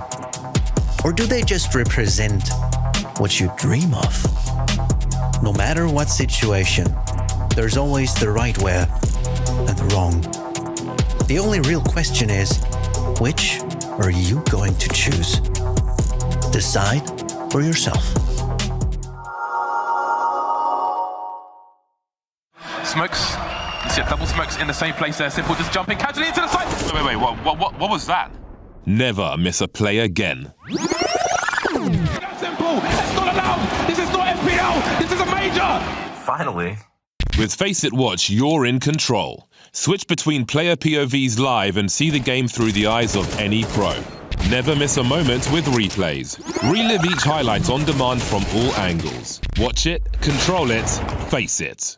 Bro, excited to see you with such, I mean, this roster is bloody studded now. How's integration? It's been nice. I've been out of the whole tier 1 scene for a little bit after my time in Vitality. So I mean, I'm a little bit relieved and also happy. And I'm, I think I've realized how much I missed it. Yeah. So in some sense, it's just like a new version of myself, I think.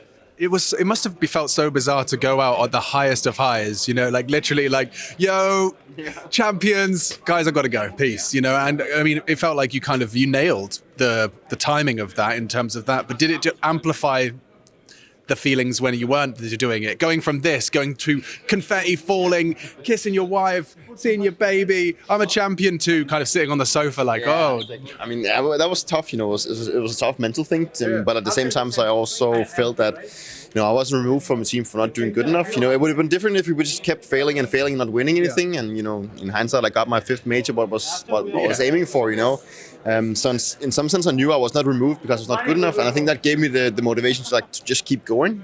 Otherwise than that, I would probably just have felt I should just have left it behind and just quit it out. So yeah, I think it's I think it's been a positive change in some sense. You know, it was in terms of my private life, it's also the perfect time for my kid. He was just born like a couple of months prior to that. So, I mean, I've left it behind me, but I've also come out on the other side with a more like positive mindset about it. So, and any words on the Prezi project? It felt like you guys were kind of destined for the major there. You put in such a good individual shift in pursuit of that goal, not achieving it, and now getting the opportunity to play alongside, you know, old teammates and new legendary players in the making. How does that kind of come together?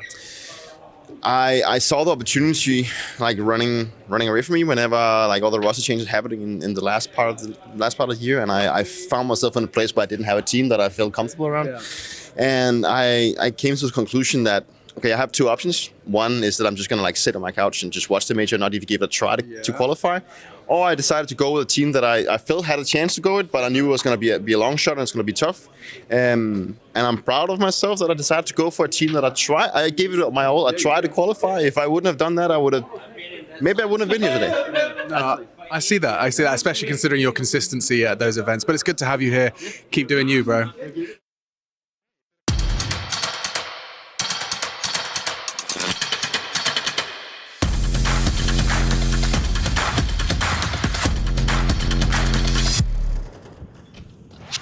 Hey Future Pros! A site on Nuke has some pesky angles to deal with. Let's look at a couple of mollies you can throw to deal with them. First two steps are to shoot out the windows on the way out of spawn, and get a teammate to drop your molly onto this vent. Then hop up onto it and line yourself up with this connection point. Aim along the right side of this beam right up to the top of where it connects to the window. Then throw the molly. Immediately after, aim along this grey band above this line. Run forward and throw the molly before you fall off the vent. Just like that, the back of side and hut will be mollied off. This hut molly even spreads to the boxes below. I hope this helps.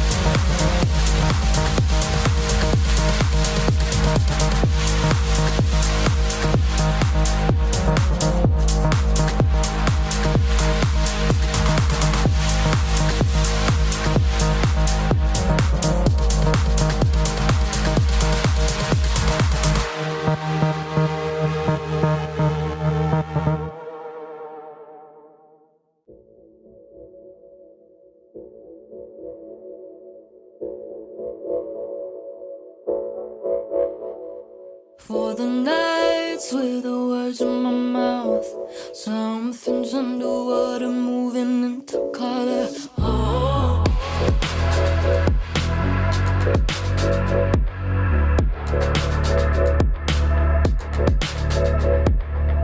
Got a lifeline, been dialing it up, piecing me together, architecture. Oh, maybe I'm slipping on liquid look.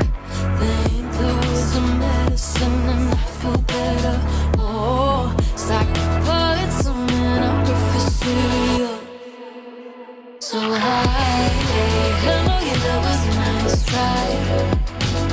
Then coming up slowly before you bites and you know I forgive and forget it, then you cry, crocodile tears. Pull the blinds when we felt like a ghost. Back down to the bottom, gravity gets heavy. Oh, you held too tight when I needed you most. There's something we hold, there's something we carry. Oh, there's something we hold, there's something we carry. So high, I know you that was a nice try. Then coming up slowly before you bites and you know I forgive and forget it, then you cry, crocodile tears.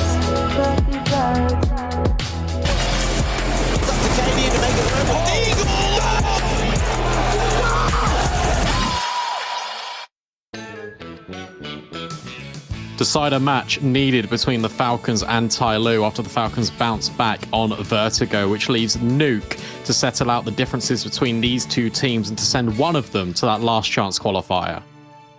Absolutely, and it should actually be a really entertaining Nuke as well. We'll get into the nitty-gritty of the stats of that one in a moment, but I've got to talk about Falcons, and honestly, Dupree.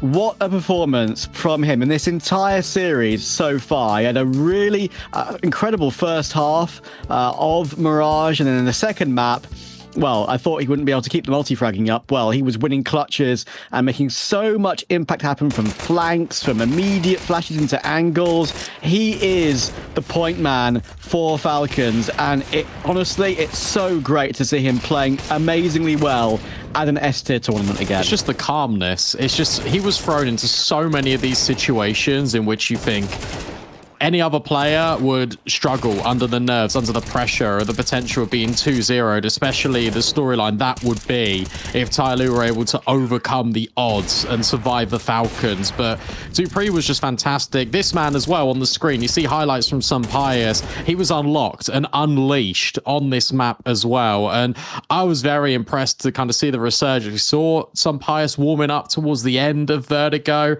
and of Mirage, and on Vertigo, he was just a completely different beast. And that's another conversation we've got to talk about, because whilst Mercury was firing on all cylinders for TyLoo, some of the others took a little bit of a back seat in that map.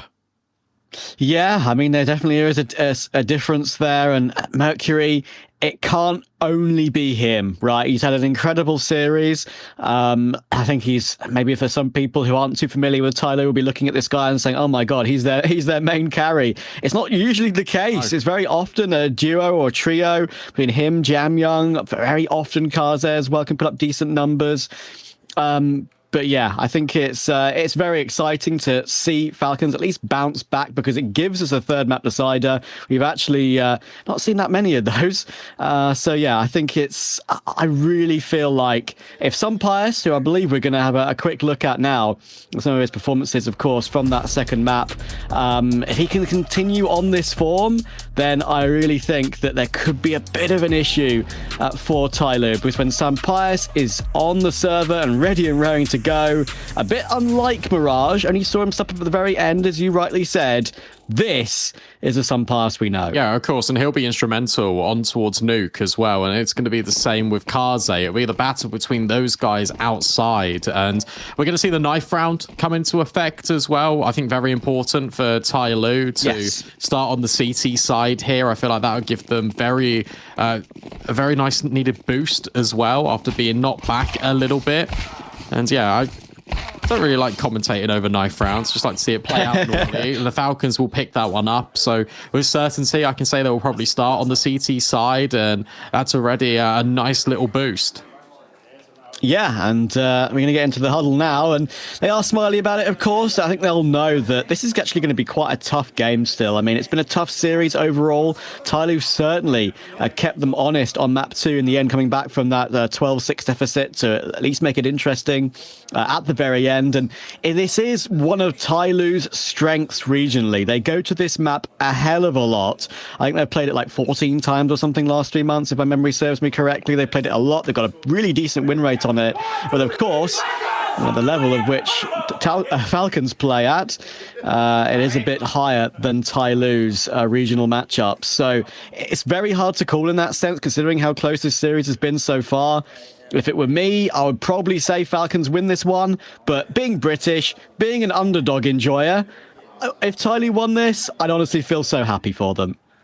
Yeah, it would be a really big statement as well, and it would throw even more question marks over to Falcons. I feel like that's the thing that needs to try and dodge the most. It's sure a shaky series. If they're able to get it over the line, that's fine. They kind of break the drought of losing as well. They can kind of get that win on the board. And I feel like what you need to look out for on this T side for TyLoo is look at how much they utilize outside and look at how much they'll try and get in towards main. That'll be the main point of contention here from TyLoo, and that's what the Falcons need to try and adjust and attribute to. And the thing is, I worry when I see TyLoo on Nuke, because this is a bit of an old narrative, but whenever I've seen them play on this map, especially in the last year, it feels like they go up such a high. They're up sort of like 11-6, 11-7, and they can't close. And that's the difficulty, especially on a map like Nuke, when communication needs to be on point, your rotations need to be absolute. That's where it starts to creep in and the doubts start to set in my mind here, because TyLoo can forge a lead early in a lot of their games. They play on Nuke, and the times that they lose, they've often got a real control over the game. So that's something that they need to try and mitigate heading into this map. Yeah, and it's going to be tough to see, actually, who comes out on top. I don't know. I think the brain, for me, says Falcons, but my heart says TyLoo, and we'll have to see if it turns out either way. I mean, I'd be really interested to see, actually, if we get TyLoo on the server in this map. They were bringing it back nicely on Vertigo, but it was a lot to do with Mercury. So we'll see if we can see Jam Young ready and raring to go once again. It's Nuke, it's Falcons, it's TyLoo, and it's a third map decider.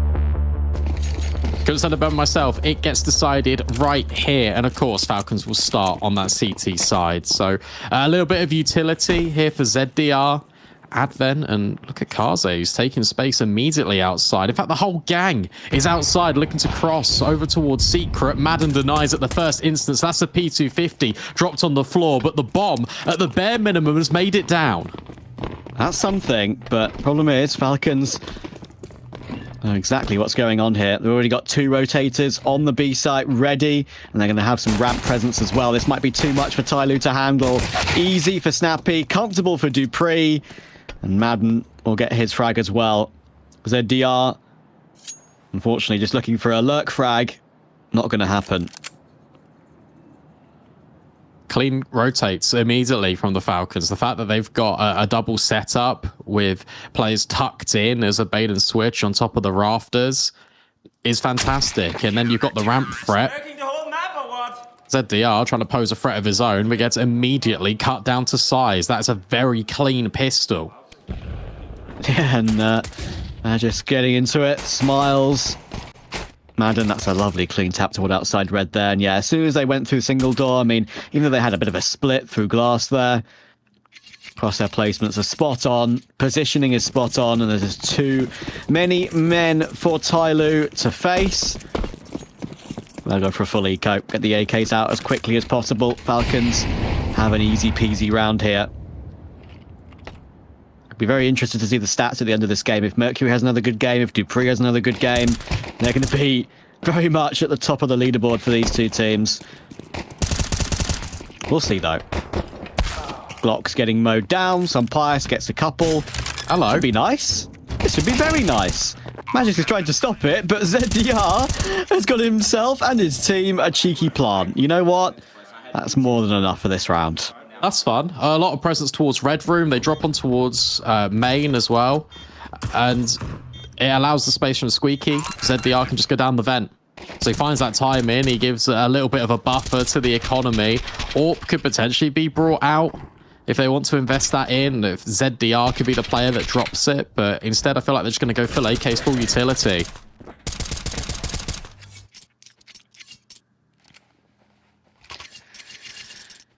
There we go. The plant does certainly help that full utility up on TyLoo. Magisk, the door player. Madden pushing outside with the MP9, getting in the faces of his opponents, of course, with the SMG. And he's got utility support as well. Kaze forced wide, and Mercury gets caught by it. That's a really nice protocol for the SMG from Falcons, and ZDR can't answer back from Hearts. Early advantage to the CT side. Even dropping Madden in towards the vent just in case TyLoo are getting up to any shenanigans over at Squeaky. See Magic's just spraying just to make sure that that doesn't happen again. So TyLoo reset, but they now have to deal with Madden. I'm sure he's on an SMG, but he's in quite a powerful position. That molly will actually spread to him all the way down the stairs. So he's isolated for this cross. Oh, the SMG, it could still get a nice timing. Ooh. Look at the damage. Jamyoung finished off by Sunpius. He'll find a second as well. And after all that, Advent is 8 HP. ZDR's 31. And Sunpius will even push forward for another. Great start to Nuke. Will even make it a quad kill on the first gun round. 6-0 start for Sunpius. He is really switched on after the first half of Mirage. He's been non-stop ever since. How many quad kills have we seen in this series? It feels like we're seeing a collection of them consistently throughout all of these maps. Good adjustment there for Sunpius. If he gets traded out there, it doesn't matter. There was already a player in heaven for the Falcons, but Sunpius collects the whole lot. No bomb plant in that round means that the money is scuppered. This time for TyLoo, they're kind of caught in this pendulum of having one gun round and then back to the Tech 9s. That's going to make it difficult, especially for Kaze to get out the AWP, and that's another conversation piece. We brought up that head-to-head. Something that was very interesting at the bottom of the graphic was AWP kills. 8 for Sunpius in Vertigo, 3 for Kaze. And talking of kills, TyLoo, until right there, only had 1 kill in this game on ZDR. But now, with the pistols, Jamyoung has hit a 1D on Madden, and Sunpius has to answer back. He's been dinked up as well. Jamyoung could get a flank kill on Sunpius here too. But he's dancing with the garage right now. Bomb has gone down toward B, and Sunpius still manages to find one more. But they've got to get to the bomb, of course. ZDR and Advent, they could be anywhere. They could be up close. Advent's managed to pick up the AK as well. Now ZDR playing with the angle. This is so tough without armor. And yes, he gets taken down. It's Advent 1v2. He's found that gun, but he's got no Kevlar himself. Spots the first and spots the second. No, he has utility out. It's so awkward, and Dupree finds him comfortably.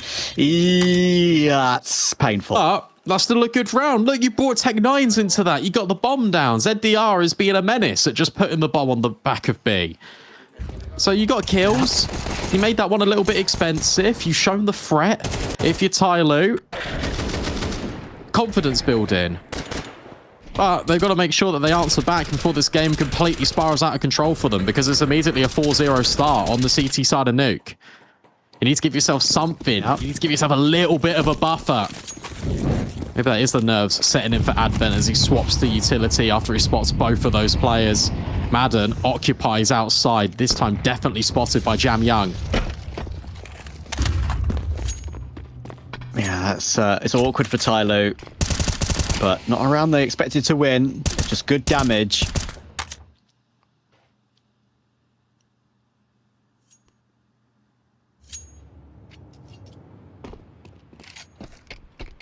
They need to get some kills on the board. That's the biggest problem. One across the board other than Kaze in round 5. And that's not sustainable. Sunpius, got to say, in that tough situation, he does really well to find one more to get another triple. 9 already for him. Nice smoke toward Hell for TyLoo, and they're going to be launching their way down off the roof. Shadow spotted. Dupree tries to catch one mid-air, and he does so much damage. Advent down to 13, but he can only go 1 for 1 himself. Snappy looking to swing for the trade. Advent is close up. Is it going to be looked at? He's making a lot of noises, Snappy. And Advent's trying to be cheeky with it, and now he's been found out, and Madden was already close range, as you can see. So easy recovery for Falcons. 4 versus 3. Where did TyLoo go from here? Mercury might have found the timing, but it's only 25 seconds for this. ZTR's found one. He's trying to molly Magisk out of CT vent, but the timing, perfect swing. Kaze can only find one. Mercury on this lurk. He's a little bit too late. Maybe one kill. Oh, it's awkward. Just gets into hut, does Magisk before Mercury can do anything, and he'll be forced to save. Yeah, no time anyway. So even if he does find that kill, they know exactly where he is, and potentially he could be hunted. Yeah. It's unfortunate, but the cracks are now beginning to show for TyLoo, and it's always been this question of consistency across the entire series. Really nice from Snappy just to take long range and make TyLoo think that he's the only player outside, while Madden just remains close to the smoke the entire time to punish. Yeah. I gotta say, a really small factor of that as well. I know they're in a tough position already, TyLoo, but the Molotov flying towards CT Vent, Magisk so smart in the way he steps out there. He knows that there's gonna be a situation where an off angle like that, once it's been spotted out, facing rather than waiting is the better choice. So many years of Nuke experience. Makes it look easy. And Falcons have their clean sheet still intact at the moment. They need to get some kills, TyLoo. They need to get some rounds on the board. Otherwise, this third map they could go out with in a whimper. Really is the danger. Sampaius now being dynamic, started over towards ramp. Of course, Madden is going to remain outside. Gets spotted. Gets tagged just a tiny little bit, but it's enough information for TyLoo to potentially try and gut him out. But that's going to take time.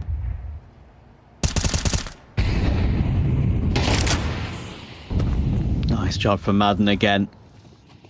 Mercury has not had the impact early game like we've seen from him on the first two maps. He's been balked, he's been snookered by Falcons, but that's a nice shot from Jamyoung and a brilliant clear from Advent. Okay, we've got something here. Man advantage. Jamyoung still trying to do more with it and completely catches off Sampaius. TyLoo play a little bit more unpredictable and Falcons get caught off guard, forced to re-clear lobby. But in a 2 versus 4, this is going to be so difficult for them to recover. TyLoo just need to make sure they don't get picked off one by one here, as they are quite spread across the map.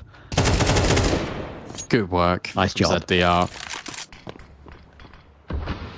He's been left quite a lot in... When we saw in the game against G2, he was more often than not the player that's lurking, the player that is trying to cut off these rotates. So a really common move for CTs to do if you lose outside control is take lobby. Take that space back, guarantee that you can attack from a different direction. If players start to cascade in from heaven, reposition in towards main, you've still got 2 focal points of contact that you can fight from. So ZDR removes that threat. And he also guarantees that only 1 rifle can be saved. Money not a question here for the Falcons, but TyLoo, it's an important time for them to respond. They've been going for that wrap around the world so many times, and I was worried. As soon as the kills started to come back and forth, they had sort of all this outside space. You might as well call it middle, but then what you do with it off the back of it. That's why Jamyoung had to make that play and deny Sampaius in towards ramp, just to create that little bit of breathing room. And then from ZDR and his position in, they can then claim ramp. They've then got an access route in towards B if they want it. They can go up towards heaven, and then suddenly the main player becomes more involved. So it's so important for Jamyoung to take that fight in towards hell. Yeah, nicely done. TyLoo get their first round on the board, and it immediately means that it's better than their last time out on this map. It was the online qualifier against the Mongols where TyLoo got 13-0'd, and Jamyoung didn't even get a single kill. Yeah. So, an improvement already. And the Mongols upset TyLoo there by just getting straight in their face. So I was covering that one. And it was the Mongols fighting outside continuously. They were being really aggressive, and it forced TyLoo to go for these lobby plays, but they're continuously being rotated into 3-player setups. You see Falcons showing shades of that, especially with Madden on the SMG getting close for at least 1 guaranteed kill. This one's a bit more of a tussle, a gentleman's agreement where it comes to the control outside. No one's fighting for it early. With this smoke for Jamyoung, he might even drop through it and go in towards main. Does allow that. DR toward ramp, trying to make something happen with it. And yeah, Magisk already puts pay to Mercury's hopes in this round. Sumpire still looking for that possibility of a smoke play being used, and yes, it doesn't work out. Jamyoung gets ahead of the angle, but a good re-peek from Falcons again. Magisk is just feels like he's in total control of the map right now, especially his area of the map. Around A, Dupree next to Hut has got a really nice angle. Magisk is doing even more damage, but it's a great shot from Kaze. There's a slight glimmer, and Jamyoung makes it a bit brighter. 3 versus 2, but Madden is coming in from exactly the same position. 18 seconds. TyLoo do need to commit to this one, and Madden is going searching. He finds Jamyoung. Kaze's so low, but he finds the kill. It's down to Snappy, and Kaze is forced to put the bomb down. Can he somehow stay alive?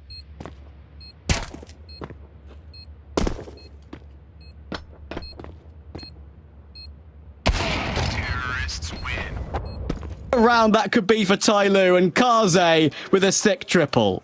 Yeah, it really was, but take a look at that round from the Falcons. They push in towards lobby. They've got a really good network of trade spacing. They've got the player that's pushed Madden in towards radio. Magisk comes back from this position at main, walks in towards Squeaky, and Dupree's in Hut the entire time. But from there, it is one by one by one. You're giving over so many of these difficult angles for TyLoo just to navigate his play. Sharp shots from Kaze right at the very end. That's a well-deserved round from TyLoo, but it's the Falcons' individual catalogue of errors that accumulate to a success story here for the T side. And Jamyoung with pace is already down secret. That's massive from Kaze. Been around for so long, of course, so much experience. And to see him hit shots like that is really great to see, but he's got to be facing some bias. And some bias could be having full reign of outside once again. And he takes Mercury and Advent straight away in the following. It looks like that second round for TyLoo could just be a bit of a flash in the pan. Magisk is close in Heart, deals with ZDR comfortably. And suddenly, Falcons are in a very comfortable 5v2. Ouch. Great angle from Madden. Just pressed himself up against the wall means he's so difficult to spot, but he'll also get the first contact of Jamyoung getting close towards the double doors. Kaze trying to hold on to his orb. Hello. That's an MP9 you could potentially remove. And maybe we'll do it looking for an angle. Or he could just sit here. Hey, Snappy. How's it going? How's your day? Marco. I do not want you to take this AWP from me. Oh, this is so awkward. Polo. There we go. Found it in the end.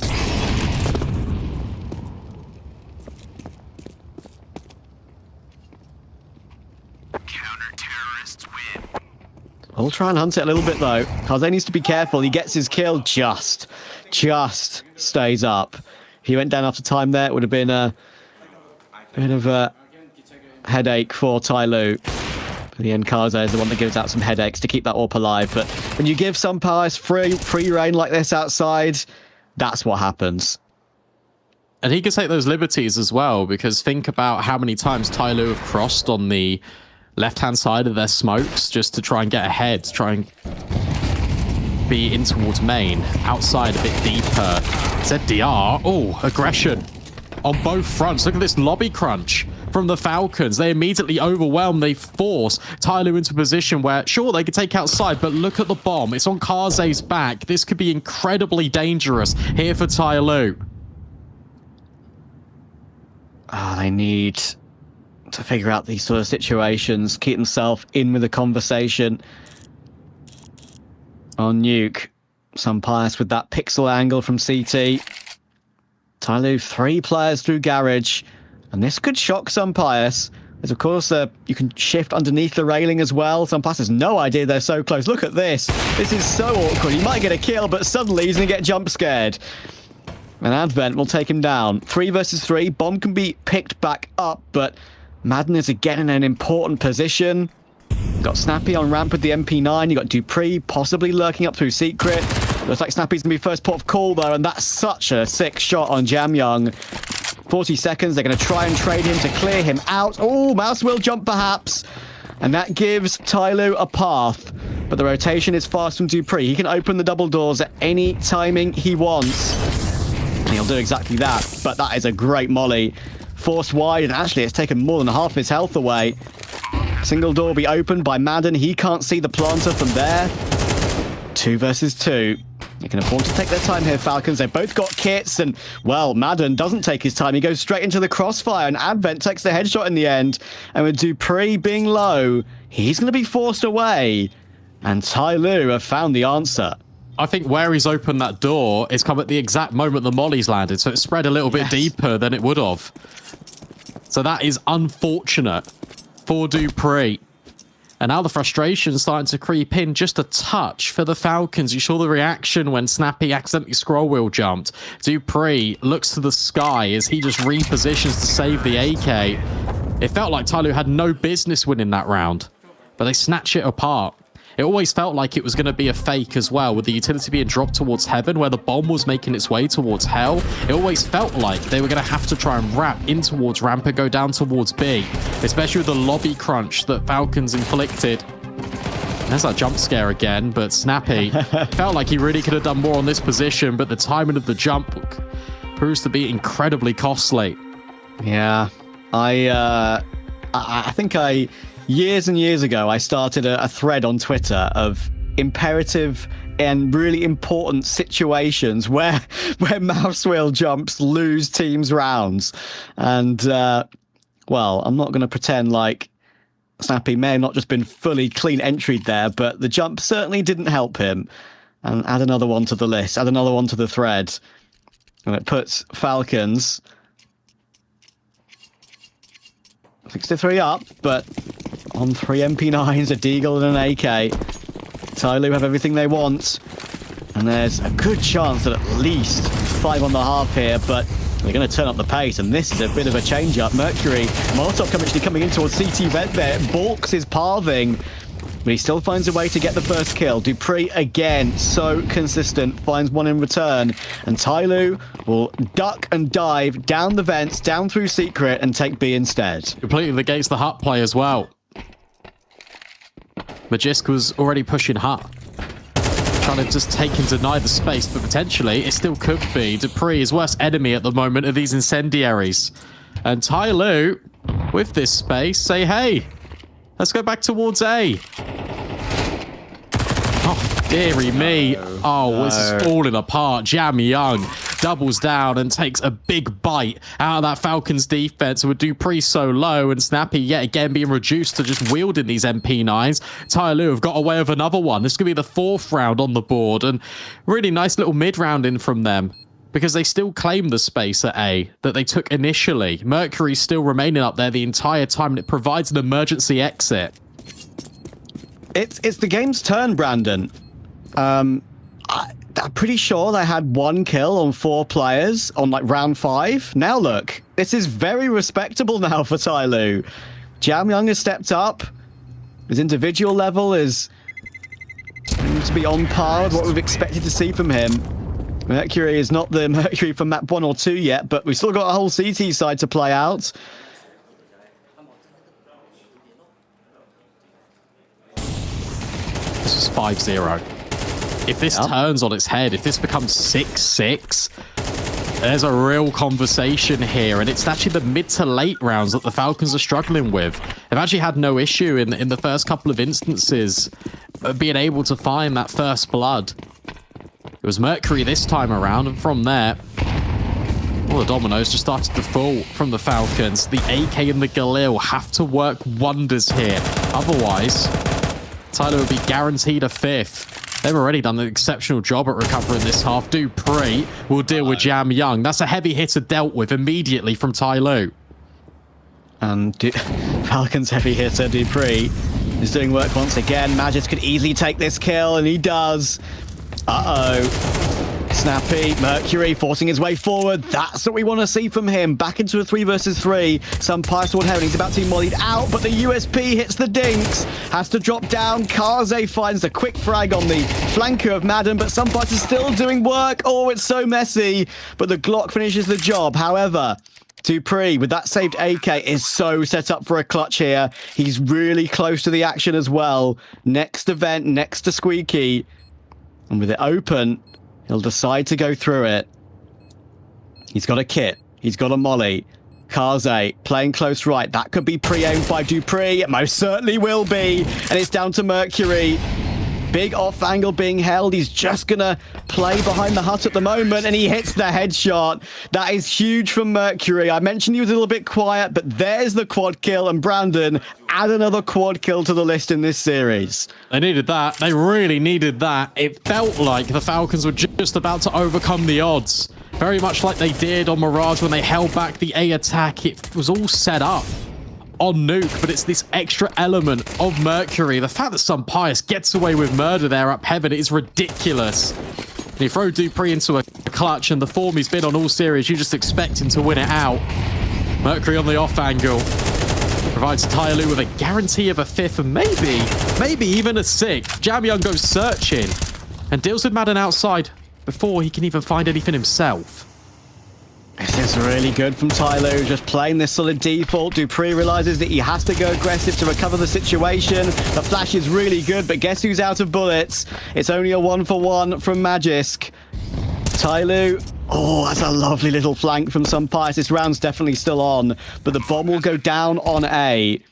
And both Falcons players, Snappy and some Pius, will look to sneak their way in through main, through mini, but Kaze is going for something a little bit cheekier, choosing to go round to heaven, and Snappy is doing exactly the same. Kaze could have a great sightline on this one. There's the information. Snappy down. Brilliant from Kaze. And it's all down to some Pius. He'll be found by Mercury, and we are no closer to finding a winner in this game. 6-6 on Nuke. See you in a minute.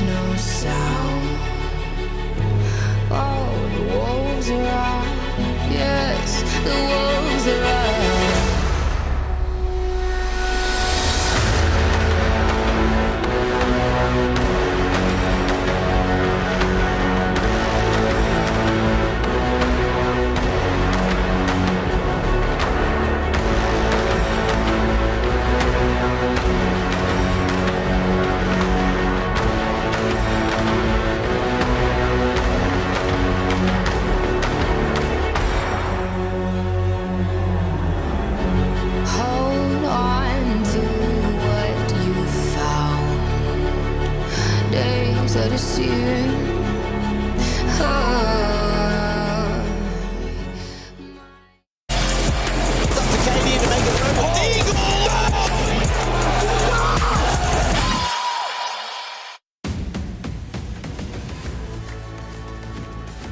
Six rounds all, one map all. Neither one of these two teams want to drop into the last chance bracket. I have no idea who will win from here, Brandon. Look at the resilience from TyLoo. The fact that this was 5-0, the fact that it was 6-2, and then TyLoo win 4 rounds in a row. It's these mid rounds that are really getting to the Falcons. And suddenly they find themselves from a position of strength to maybe a source of deficit. If TyLoo are able to take the pistol, if they're able to break the streak of Falcons winning out these pistol rounds, then suddenly there's a real conversation on our hands. Fast play immediately with the utility in towards A. Mercury forced off with the dual Berettas, and the flashbangs are exceptional. They're in A, and they are overwhelming absolutely everyone. It's some Pius with a hat trick, and ZDR just scratching his head thinking, what went wrong? We had everyone there. Oh, that's ridiculous. The utility from Falcons there was spot on, impeccable. Forces the push through the smoke. Some Pius reacts to that one instantly, and they know they've got the last player caught behind CT vent.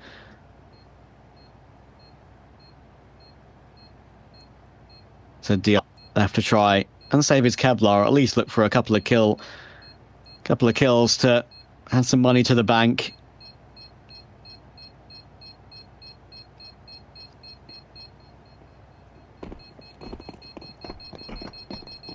Falcons get off to the perfect start on this T side, this all-important T side. Bomb will explode, damage done by that bomb, and then actually will get a bit of kill reward, and I'm pretty sure he still has his 100 Kevlar intact, so he can buy a 350 helmet if he wants to, if they are considering a second round force, but the game's so close, there's a chance they'll want the rifles as quickly as possible. What a pistol. It's just the timing of the flashbang from Snappy. It just really sets everything up for success. And now if you're the Falcons, sure, you were battered back a little bit. There's a reassessment there for TyLoo as they are able to even out the half. But with that being said, now you get to dictate the pace of the game. Now you are sort of unbound and not limited to these shenanigans that TyLoo have been pulling off. It's up to them to cause chaos and insert seeds of doubt into the Falcons for the rest of the half. P9, oh, Farming, grabbing those kills. One more? Why not? That's a lot of money now being earned. Stylish with it. Magisk. Made those look very clean. We know it's a full eco, but still, it's the W key, as we want to see on a round like this. Eddie actually did buy a 5-7 after that kill that he got in the previous round with the Kevlar to try and do something with it. Respect that. Better chance to get a frag. But this is impressive from Falcons. And we'll put that 5-7 on the floor.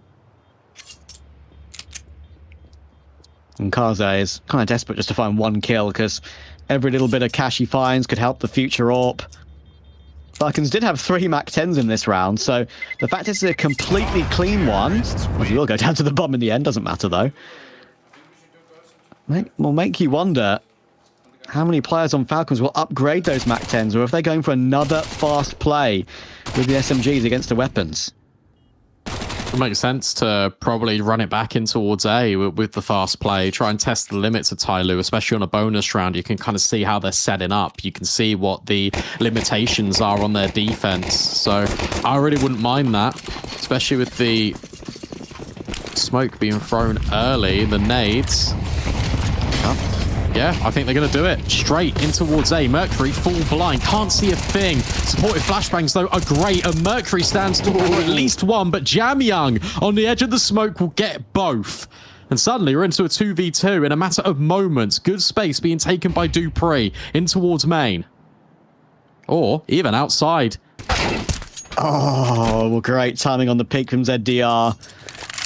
So now it's some Pius. Falcons have done their best with the MAC-10s. It's the perfect play to make with the SMGs. Fast A, with flashes, Molotovs, create the chaos. Let TyLoo deal with it. Jamyang did a great job. But with Sunpius having the bomb on his back, this is so winnable for him. Whole minute to play with, and he's not going to need it. This bomb can be put down, glass broken. That gives him some time to work with, but what is this? This is completely 200 IQ. He's broken the glass, he's faked the bomb, and he's burst through the door to take the first rotator. And it's down to ZDR. Can Sunpius complete what would be a super smart 1 versus 2? No, he can't. He's not expecting ZDR from the same angle. Great attempt from Sunpius, but TyLoo take a critical CT gun round.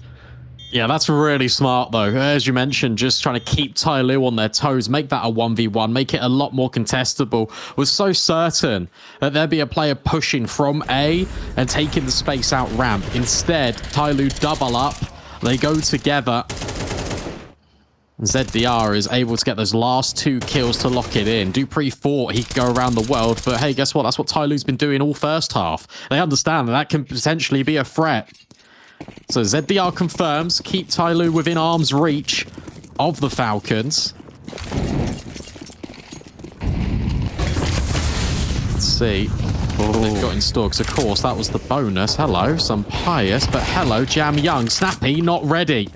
Wow. Love that aggression. Look how far he's pushed his way through. What on earth? Goodness me. He's worried about there still being a player near that smoke, of course, which is why he looked back. But gets punished, thankfully. Still have a 4 versus 3, but that is a great find from Madden. He stops Kaze from falling away. But dupreeh, again, it's swapped around. Another critical frag found by him, and he can break the glass. B is open. Molotov down toward that double door position. It's going to be down to Mercury to do something special here. Door will be open, but dupreeh slams a bullet in his face. And Adven is miles away. Madden will stop that.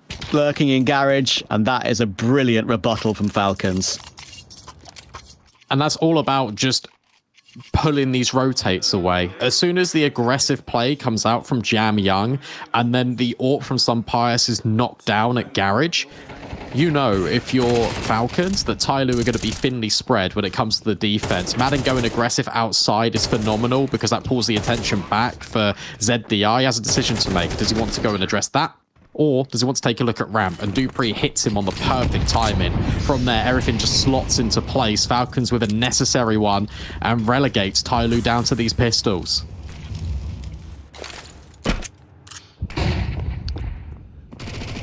That's painful for TyLoo, especially considering, of course, they won that previous round with ZDR, winning the 1v1 against Sunpius. So that was just the one player alive. Money is in a rough spot, and they're locked in here by all the Falcons. If this went south, this would be remarkable, but there's just too much utility on Falcons. And too much weaponry, of course, as well. Snappy's even got the MAC-10 out again, knowing the economic situation. He's been around these blocks before. What? What? How have they allowed that to happen? Goodness me. I have no words for that, but it's only going to be 1 kill, I think. Yeah, that's it. It's fine. TyLoo grabbed 1. It's only on a pistol. Rifle can't be recovered. Snappy can also just go and upgrade his MAC-10. It's a sacrifice, but one in which Falcons are willing to make. Yeah. I bet Kaze couldn't believe his luck there. Like, being able to cross that angle so wide. Usually there's the default there. You can see Sunpius would have an eye on that one, but yeah, as we said, it's only the 1 kill. It's not a nightmare whatsoever. It's just a amusing moment. And now Falcons are 3 away from taking, well, their first win in a very long time. So finally stopping the rot is a significant possibility here. TyLoo, they're not out of it just yet. Jam Young about to go toe-to-toe with 2 of these players through the smoke. Oh, thank you very much. Is there another one creeping through? There is, but Madden will answer the call. Meanwhile, elsewhere, Magiska's found another one. So now Kaze is worried about ramp and outside. It's the same pincer that the Falcons created in a few rounds prior, and Madden is taking his time outside, letting the rest of the team spread out Oh. Beautifully Nice done. hold. Beautifully done by Falcons and some Pius holding for the rotation. TyLoo are forced into going hunting to recover the round. As you can see, Advent's pushing forward as well. He needs a minor miracle. He needs to somehow find 2 kills probably and stay alive, which is not going to happen from this position. It's being watched by some Pius, but actually he's isolated him. So he's able to find the 1 kill. And yes, it has to be scampered to be picked back up again. Kaze spotted toward heaven. Falcons now have most of the information. Can Advent stop the cross toward ramp? He can't. That was the all-important moment. And now the C4 has a safe passage. And Kaze will 1,000,000% be saving. Like, there's no chance he ever goes for this, especially with the AWP. So, okay, crisis averted. Falcons are doing really well at just creating all of these. The best way to frame it is probably like fork in the roads for TyLoo, where they have to make a decision. Do we hold this angle or do we hold that angle? And Falcons are doing a really good job at just manipulating the rotates and then now walking straight into the crosshairs, exactly where the Falcons want them to be.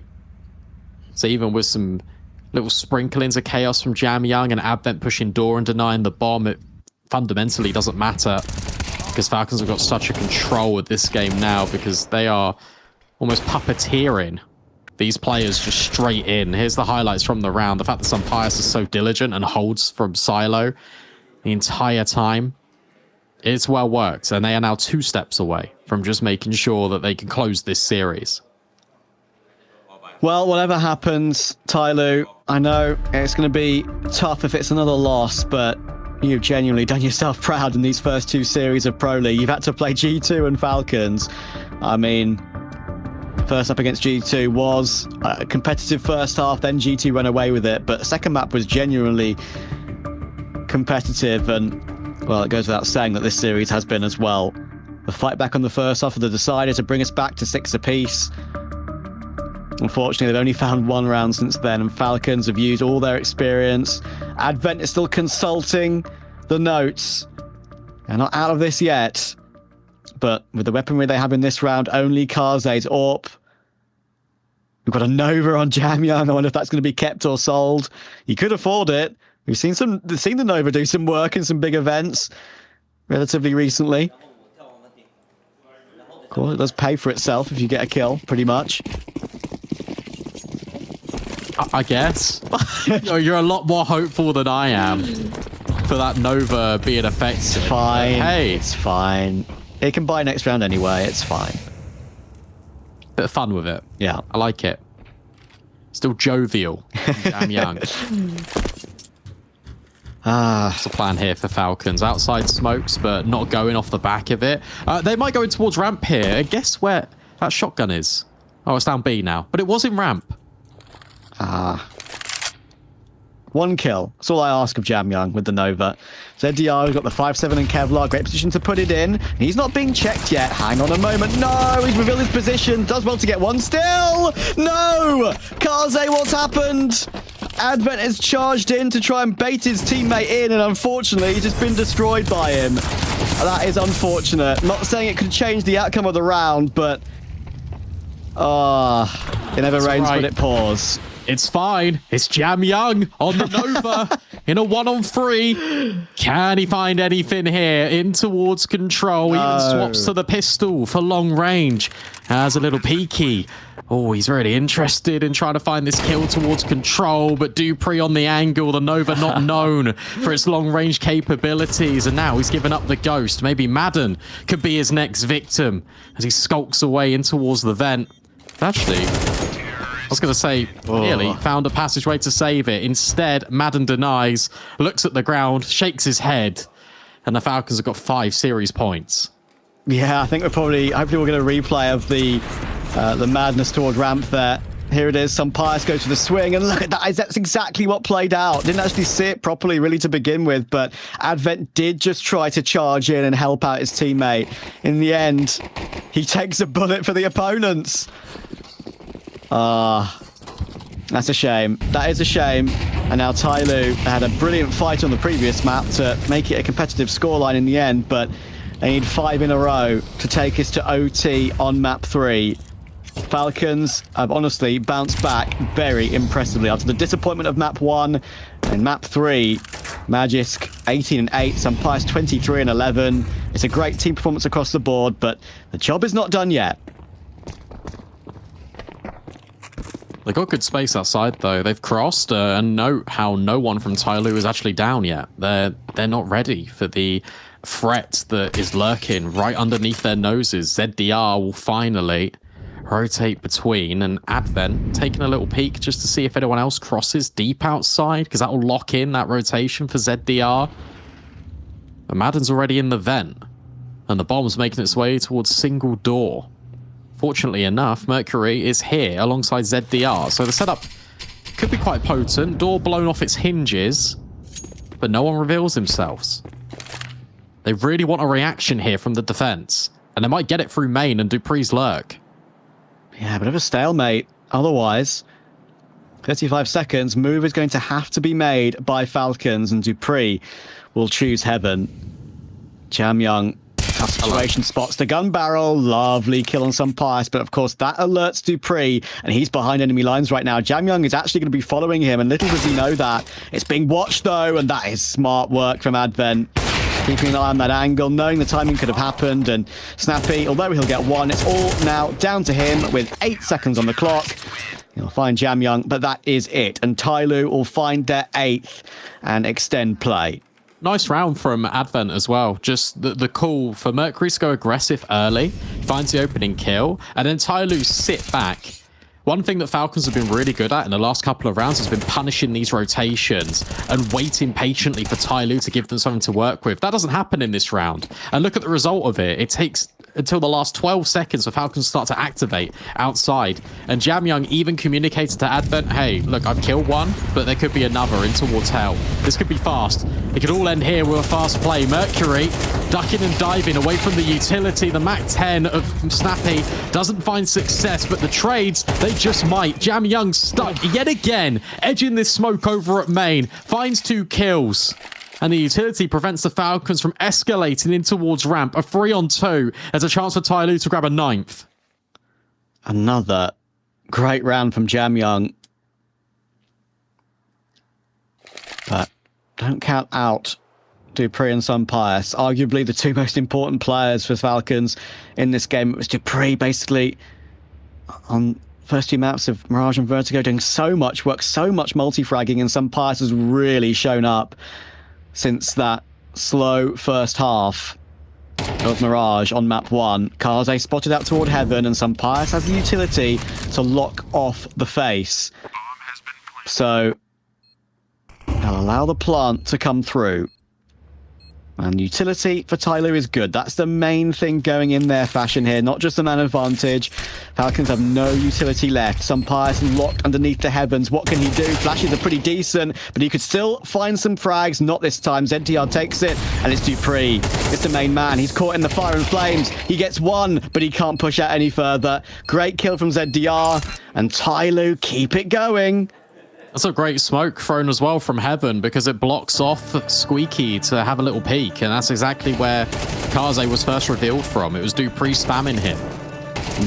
Sunpire's got close. So a nice little adjustment on the fly for TyLoo, using and making the most of their utility. There is that smoke. Still getting inventive and creative with it. Keeping things afloat. There'll be another buy. This is the hard road for TyLoo. It's one step at a time.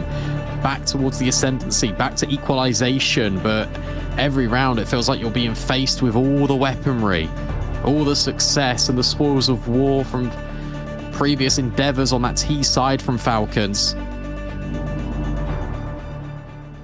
No AWP. That's the defining factor, but again, no sniper either for Kaze.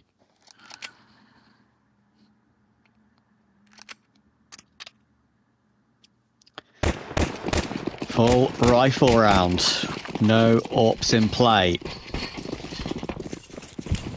But as you so rightly say, TyLoo are going to have to do this the hard way. Against so many rounds from Falcons that are going to have threats. Either a full purchase, maybe even Hero Agent or ZDR. I'm not sure this is advisable. How has he got away with that? What? My guy has just shifted through a smoke. Series point down. and he's got away with it. Surpass was holding for him as well. He was holding that exact angle. And now Falcons need to reroute. Goodness. Going outside with these diags. Getting close, but Kaze's here, but he's made his presence very much known with that grenade. So rather than taking the threat through Garage, Falcons are going to go by Secret.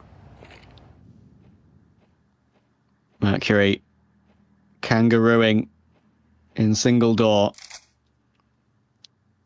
Trying to spot information as they cross. And as soon as he sees it, that's when utility will be thrown. There it is. He'll duck and dive away, and the HE is superb. Snappy will try and push forward. They're going to try and team up on Mercury's position and stop him from escaping. But there's a lineup, and Mercury doesn't just get 2, he gets 3. He drops the bomb in single door. TyLoo are not done in this best of 3. What's going on there then? If you're the Falcons, you're lining up on the angle. It really felt like Madden was also going to jump over. They never heard the door open. Maybe it was open initially, but they never heard it close. There was no audio. Mercury was there the entire time and softened up from his grenade. They walked straight into the line of fire. A really important triple kill. And what about the momentum as well? Now for TyLoo. The Falcons, I pitched it. It was TyLoo, the ones that are always struggling to close. But they recovered on that first half. They're looking to do the same in this.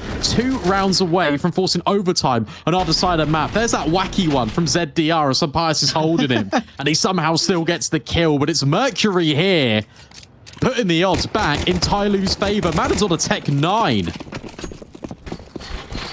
Oh, he wanted to see the Mercury from map 1 and 2. It's appeared on CT side. Great work from him, and looks like Falcons are going to try and turn up the pace and get this one done once and for all, but there's so much fire. Mercury, not this time, and Magisk has found a key, but can they find the door? Look at this from Madden. He's just flown up the vents and dealt with Jamyoung. Not like this, TyLoo. Falcons have fought their way through. It's been an incredibly tough series, and so much credit deserves to go to TyLoo. We thought they were write-offs in their first couple of games in this tournament, but they have put in a considerably decent level. It's just not enough, and Falcons are about to win their first series in a long, long while. Kaze will try his best, use all of his utility. It's going to burn Magisk out into the open, but Magisk seals it with a brilliant quad kill. Add another one to the list in this incredible series, and Falcons will keep themselves out of the lower bracket. Yep, it's TyLoo that dropped down to that last chance qualifier, but I tell you what, it really felt like they were going to do it. But of course, it's a trademark snappy call out of spawn. If it doesn't work, we'll just rush faster. That's exactly what they did over towards A. The Madden kill in the vent was just gross, but it was all up to Magisk. 4 kills in the round for him, sealing the fate of TyLoo, but they should be so proud with what they've achieved so far here at Pro League, and the journey might not even be over just yet. More chances to try and fight and survive in playoffs, and they've shown an incredibly high level. This is a reinvented TyLoo. And despite them playing with so many players on the roster, despite them still trying to work through their established 5, despite them using all of 7 maps at their disposal, they're making every single one look competitive. Absolutely. I mean, I said to you before the game started that Falcons on this loss streak, they need to find a way to make winning a habit. It can be difficult to get over that first hump and get yourself through to a consistent habit of feeling what it's like to win. Full stop. And TyLoo were a team they should have beaten. It took some time, but that could be an instigator for improvement. Yeah, is it an instigator? Is it a kick up the arse for the Falcons? Is it a sign of strength from TyLoo? These are now the questions that are going to be remedied over the next course of the following weeks of Pro League. It's important for the Falcons that they're able to win that game, because it feels like it shouldn't have even gone a 3rd map. You think about the manner in which TyLoo brought it over the line on Mirage. It was that ninja that even denied overtime. The comeback attempt on Vertigo, not as successful as the one on Nuke, but they just about get it there, the Falcons. what a story from them. They complete the reverse sweep, and it is up to the individuals more than anything. It's the individuals bailing them out of that situation. Yeah, I mean, it was dupreeh on so many occasions on the first 2 maps, unsuccessfully on map 1, but incredible performance on Vertigo from dupreeh. And of course, Pius after that slow first half on Mirage. Immediately, he kicked into gear and he never looked back. It was brilliant from him throughout the entirety of the rest of the series. And he kept himself such a nuisance for TyLoo that they couldn't find an answer for. They tried their best. They had Mercury multi-fragging. They had Jamyoung doing those, sick plays through the main smokes, for example, to try and multi-frag their way to an even situation. But Pius, I mean, in the end, it looks like he was the main man, and he'll be our aim high MVP, I believe, as well. So, yeah, I'm looking forward to seeing how Falcons can improve over the rest of the tournament because, yeah, I mean, that is a step. It's a step and something to work with. If your stars are going to be performing like this, like we said, then there is definitely stuff to be spoken about with this team as a contender for playoffs for sure, despite the opening loss in this tournament. I was really impressed with some Pius. Obviously, dupreeh has got to be up there as a notable mention, of course, because of his performances on both Mirage and Vertigo. But some Pius for me, when it matters most, when the crunch time is here, he steps up and he delivers. And he was given that freedom that we spoke about towards the start of Vertigo. He was really let off the leash. And on Nuke, he could just do whatever he wanted. He had the full trust of his entire team, which is everything to a young start. We're finally starting to see that form of old, and that is something that the Falcons desperately needed. We'll take a look at some of these highlights, because although it was a little bit shaky at times on the AWP, it was the rifle work, it was the important kills on the pistol that really just helped things out for the Falcons.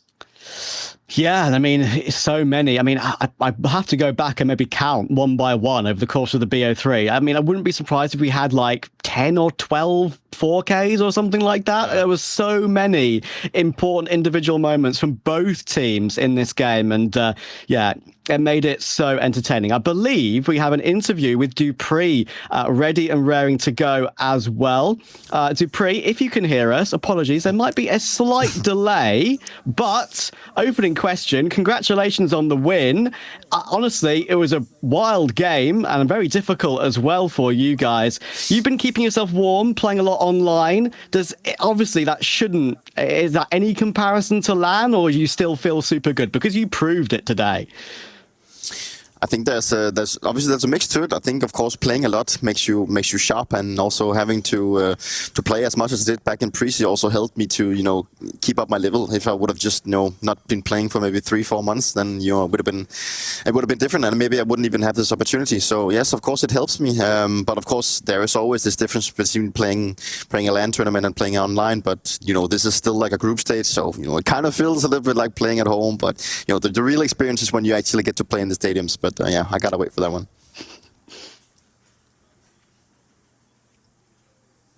For sure. I want to talk to you about the mood in the team, because even when Mirage ended and TyLoo ninja'd you right at the final round, you guys are all smiles. You guys are all happy. How do you maintain the mood, and how do you remain keeping calm throughout the entirety of the series? Obviously, it's down to experience, but what gets said in between those maps? I think that's actually, to be completely honest, I think it's a wrong observation. I think like the mood could definitely be better in the camp. Actually, also not so much in the way that the rounds pan out or anything. It's more about like, I think there's just a lot of tension right now that we need to work on, obviously. And I think that we also have the pressure from like the expectations from the community, but also from ourselves. And I don't think we are. I think we can all agree that we're maybe not meeting it right now. And I think that creates a little bit of tension. But obviously, we also keep reminding ourselves that we need to be good at it, like towards each other, but definitely also towards ourselves as individuals. And I think that's like a key thing for us that we have to work on. And I mean, this win today, I think it gave us a little bit of taste of that we can actually still play good, because a lot of people, they underestimate the Asian teams. And yesterday we had a really close series against the Mongols, and I think they are the best Asian team out there right now. And at the same time, TyLoo is also hitting their shots, and they're just playing good Counter-Strike, so there's no easy matchups any days. But yeah, we definitely have to keep stepping up, and I think it was a step in the right direction today.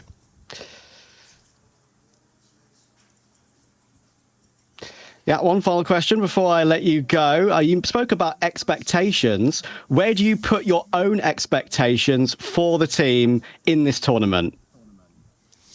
I think I would be lying if I didn't kind of expect us to go to playoffs. I think it's a team, or it's a tournament where you have, first of all, you have 3 shots of making playoffs. And I think a team with the caliber of our players and the resources that we have, we should actually be able to go to playoffs and not wanting to take anything away from any other team than in our group. But if you look at it on paper, I think we should be one of the guys going through. So I still think that's the expectation. Winning the group would be something that I do not expect, obviously, with Vitality and G2 here. But I still think anything can happen, and I'm just glad that we got the win today.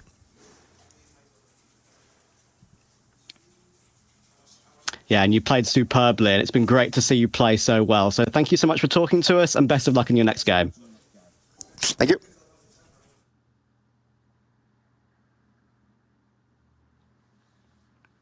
Great to hear. Great to hear, Brandon. Always nice to have those conversations. And yeah, very articulately explained by Dupree. It's always great to get the insight. And yeah, Falcons, well, as we said, as he said, finding a way to win when you've had a loss streak is the most important, and they've got over that first hurdle. Yeah, I'll tell you what, it's also really interesting to kind of get his insight into the expectations, not only that the community has, but also feeling the burden of pressure that team kind of faces with it. And it's to be expected, because you feel like that team is going to really ascend and kick off when it first gets brought together. So, even though on the outside it might look like they are happy and smiles, obviously in the server and in some of those rounds, obviously it is getting to them. So mood to be improved and challenges to then be overcome for the Falcons. So I think, yeah, nailed it on the head. A step in the right direction, and we'll have to see what they hold in the future. Yeah, but for now, we're going to hand the baton over to Neo and Scriv, because we've got 2 more best of 3s to bring you today, and it should be some pretty exciting ones as well. We've got Sharks versus M80 and Fnatic versus Eternal Fire. So see you guys in a bit for those.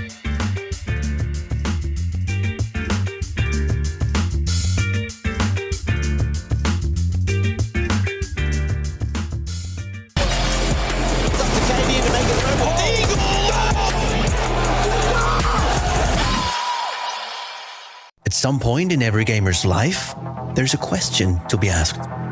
Do your clothes match your hobby in any situation? Or do they just represent what you dream of? No matter what situation, there's always the right way and the wrong. The only real question is, which are you going to choose? Decide for yourself. Smokes.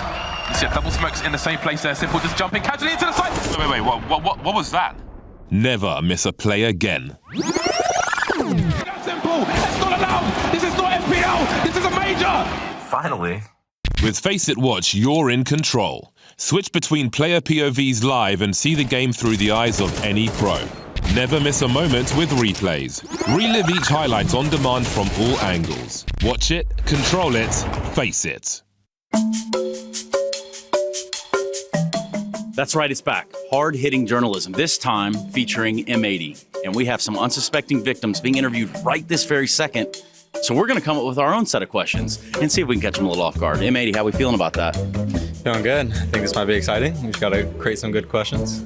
I've got a really good question for Slacks, actually. Recent boot camps, who is farting the most? Because he's going to know the answer to it, I think. Well, I will most certainly be writing that down. Like, that's not going to escape us at all. It's like the volume gate is picking it up. Oh, my God. Now, for Mr. Swisher, where does that leave us? Actually, it's kind of a love story. It's come full circle because he met her here at last EPL, right? On the beach, a few wine glasses down. He could propose on the beach to her in the same spot. That could work. Where's the ring? That's the question. I see the connection. Well, with that all being said and brought to light, very unfortunate for them, but hey, what's a good laugh on their behalf, right? We'll find out. Let's check it out. I've got some questions for you from somebody. Oh God. Slacks, at recent boot camps, who passes the most gas? I don't know. It's probably the coach from the UK. I don't know. I mean, it's okay. It's gotta be someone, but no, like it's okay. I mean, even just the other day during practice, we just hear through his mic and TeamSpeak is here. And this guy's in Atlanta. We're all in our homes, and we just hear him farting through the mic. And he goes, "Hold on, I'm fixing my TeamSpeak pickup. It's too much." It was just in Atlanta, you know. We're going around. Usually, it's pretty good. I don't think you're getting off lightly, Swisher, though. You met the love of your life in Malta last time on the beach. Yes. Did you bring a ring, and when will you propose? No, I did not bring a ring. And I don't have an ETA on that, but eventually, soon. Sometime soon. Give us more context. So me and Rek were actually just swimming one night, and then I saw the most beautiful girl ever sit down kind of a little far away from us. And then we got a message from our manager saying, we're gonna go eat. I'm like, I'm just gonna go and say. I'm just gonna go say hi. I told him, okay, like wait for me. If I sit down, just go. If I don't, then I'll come back. Then I sat down, and then we ended up I took her to Buffalo Bill's. I don't know if you've been there the next day. No, never been. Steakhouse. Nice. Delicious. Definitely recommend. Get him, Swish. Get him. Yeah. Hard-hitting journalism. You're throwing me under the bus, man.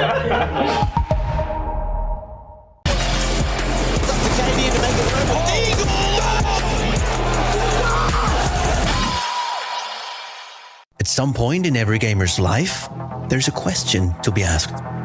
Do your clothes match your hobby in any situation? Or do they just represent what you dream of? No matter what situation, there's always the right wear and the wrong. The only real question is, which are you going to choose? Decide for yourself. Smokes. You see a double smokes in the same place there. Simple just jumping casually into the side. Wait. What was that? Never miss a play again. Simple. It's not allowed. This is not FPL. This is a major. Finally. With Face It Watch, you're in control. Switch between player POVs live and see the game through the eyes of any pro.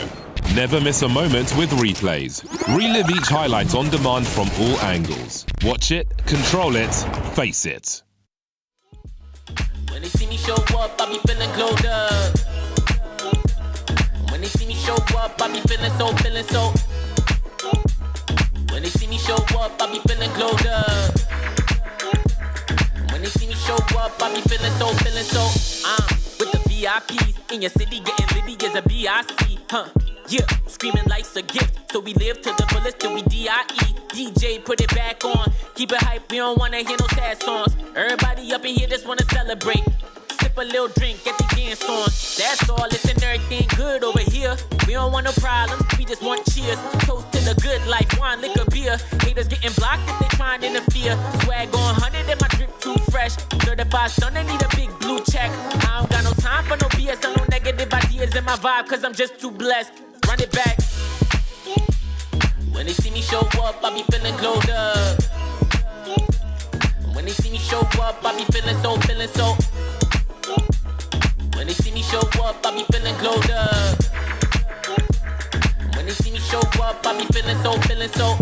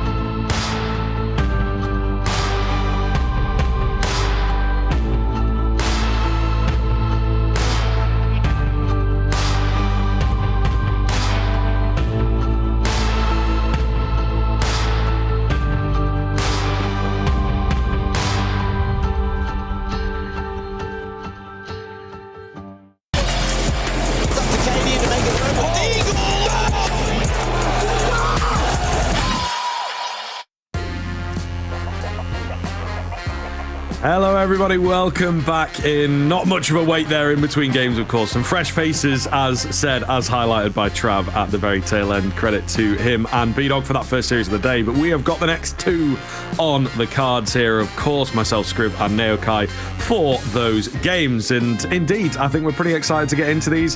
Kicking things off with Sharks up against M80, as you've been touting it a little bit, the domestic derby, you know? Yeah, it should be fun, man. This is a game which has all the merits to maybe bring out a bit of a banger, right? I mean, Sharks are still, for the most part, such an unknown quantity for us, right? We really don't know what to expect out of the side on a kind of an international stage, but this will be a little bit closer to home. You know, M80, North American side, a chance for them to really play against a side that there's a potential that they've scrimmed against. Now, I'm not too sure about whether Sharks have any kind of instances playing within NA or scrimming or pracking, boot camping, etc. But it's a little closer to home and probably a little bit more familiar in terms of the style of play too.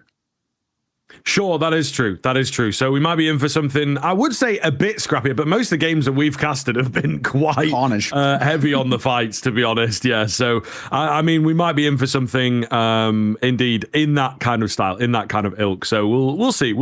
But yeah, I think still M80, a tough game for them to kick things off, right? The Bet Boom game, I think there was a world in which they could have taken it. They obviously gave us a really solid display to begin with. So, you know, a really, really, really great look for them to begin Pro League. It's just a little bit unfortunate that they couldn't quite get it over the line. Yeah. Meanwhile, on that Shark side of things, you know, they brought Vitality quite close on one of the maps. I don't think we were expecting that at all. So yeah, it is definitely an interesting one here. Here's the highlights and the sort of score lines. That's the word I'm looking for between M80 versus BetBoom. You can kind of see a big flip back and forth. There maybe was space, wasn't there, on Mirage for M80 to have taken that one over the line. Yeah, it's got to be said as well. It was such a random game of Counter-Strike. You know, both the opening two maps so one-sided, but kind of, you know, if you're M80, right, losing 13-5 and then somehow bringing back 13-1, it was, you know, this ridiculous sort of back and forth where Bet Boom was so alive and then just a completely different side towards map number 2 and then back again for that third and final. I mean, you're spot on though. I think there was definitely opportunities, we'll call it, for the likes of M80 to close that one out.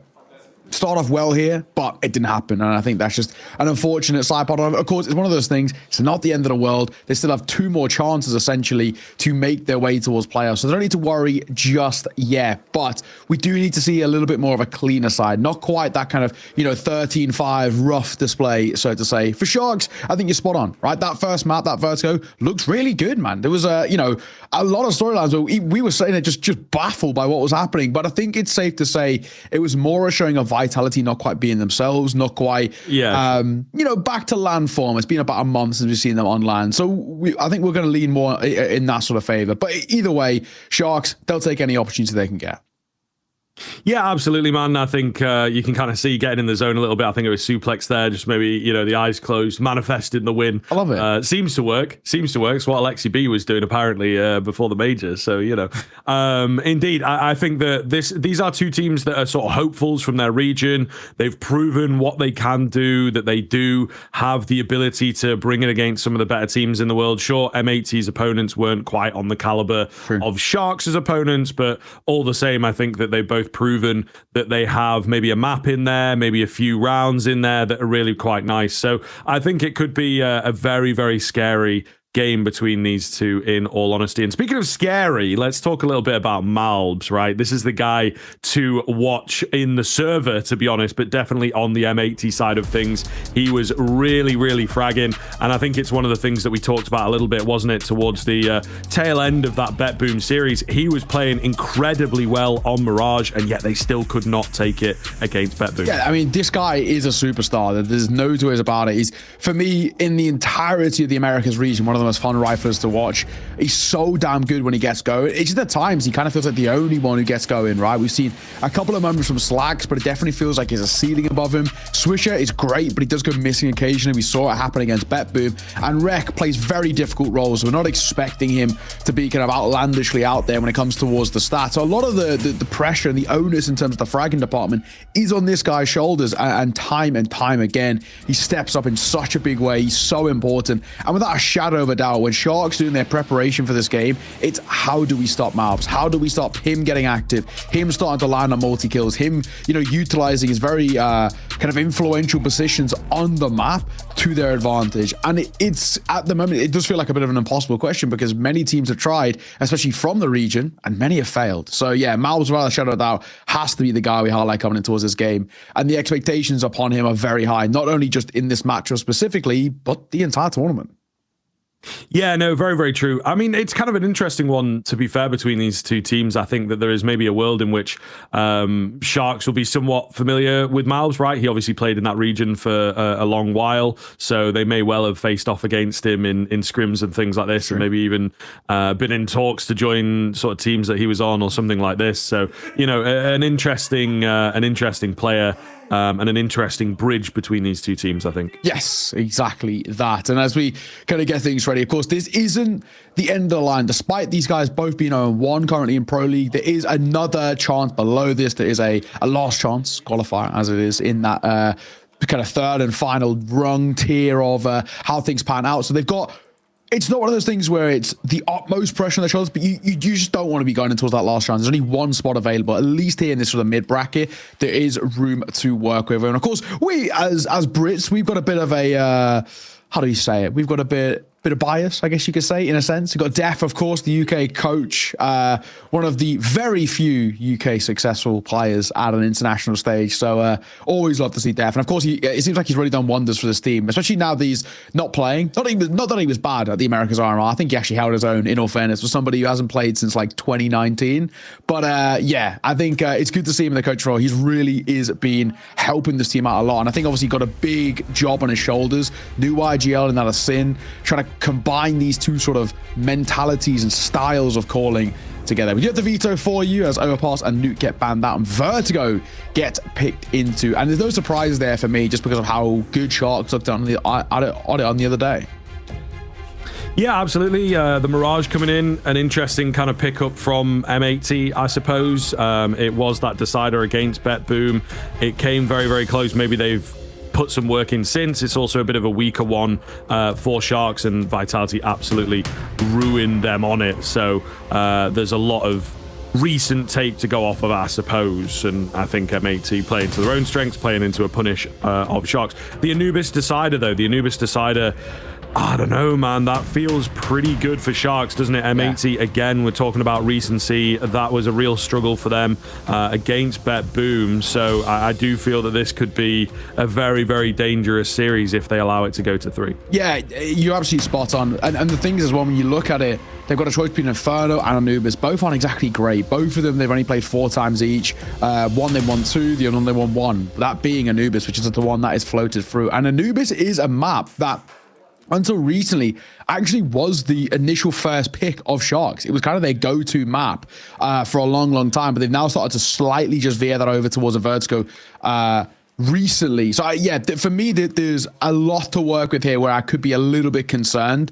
M80, however, Vertigo, pretty decent on, and that Mirage as well. There was bits to like against Bet Boom, and I think there's probably even a way to say about it that they potentially should have maybe taken that at one point. I think they did let it slip, and I think they'll be kicking themselves. They let Bet Boom back into that game. I think it was Nafany who called 4 A-pops in a row to close it out. It's tough. You can't really expect that, but they've really struggled with that A site. Maybe Sharks are aware of that, but we'll have to wait and see. This is a map for me, though, which is still a little bit of a concern for M80 in a couple of ways. I think on paper, this veto can swing anyway, but I am worried, like you said, that if it goes towards that third and final map, that's where things come very dicey for M80. Yeah, we'll see. We'll see. There is a world in which M80 are just able to outclass their opponents in this one, but it's difficult to tell. The Sharks, as said, against Vitality, put up some good numbers. Is that down to purely Vitality, or was there something in the Sharks' play? We'll have to find out as we break into it. Not wasting any time here on the M80 side of things. Going to go in fast towards B. At least initially, it seems to be somewhat of a fake out, and it's working quite well. Wreck! Oh, my lord. He's drawn them all in as well. The A-bomb site completely open. It's a ruse. Nobody here towards the A site. Wreck has done God's work. Really hasn't. Sin now drops that Molotov, stops one big rotation coming through. A smoke will come at the feet of Doc, but he does actually get out. And he gets a kill. Hang on. Okay, Sin. One of his own, trying to catch him with a reload, potentially on the swing. Doc drive by, finds a kill. Oh my god, tap on towards the bottom. He might just think he's got a kill. Hang on a second, Slacks. Check this, Slacks. He hasn't. And Sharks are going to win the round. And Doc sees off the kill as well. Pros don't fake, as they say.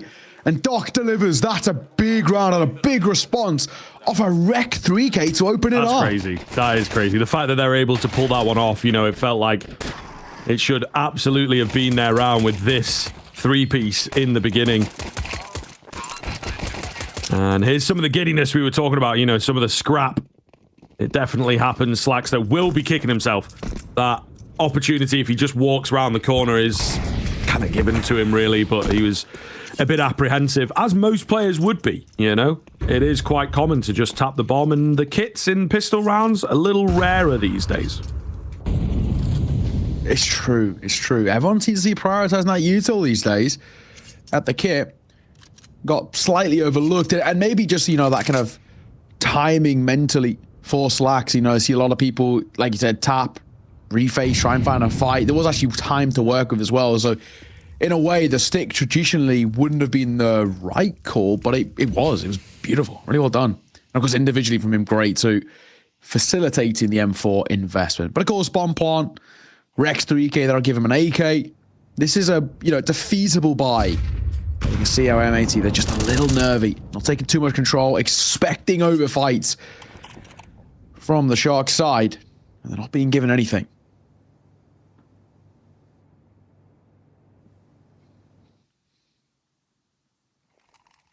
Slow upswing here. Nice nade. Oh my goodness, that is so much damage spread really nicely as well. Doc looking for a timing. Not sure that he's going to get it. Yeah, bested, and only a 1-for-1 in on the site itself. So it's actually a man advantage for M80 here. Bomb going to get planted open. Nobody around to deny that suplex. Got to be careful. Lucky to be alive. Lucky he didn't lose his head. What is the move now? Little 1-for-1 trade. However, it's just going to be Togs all of a sudden, and he is completely overwhelmed. M80 winning the force buy. Yeah, good response. Really nice response as well. Just when they get that sight and when they start to get that bomb down, they were fumbling around a little bit because they were going for a boost, which ends up being kind of pretty useless in total. But at the same time, bomb goes down. That's all they need. And again, you know, a really decent spot to find yourself in. More question marks have to be asked about Sharks there and going forward on these retakes. Whether they have the confidence internally to go for it, but all things considered, that's a good response. We'll see a buy back in place for Sharks. That's the expectation, of course, as Doc starts to tick in that molly a little bit, so he's a known quantity. Another one will come through. He's going to slip the net, going to sneak out, finding a kill of his own, but in response over towards B, Swisher will deliver. Oh, 5-7, up close though.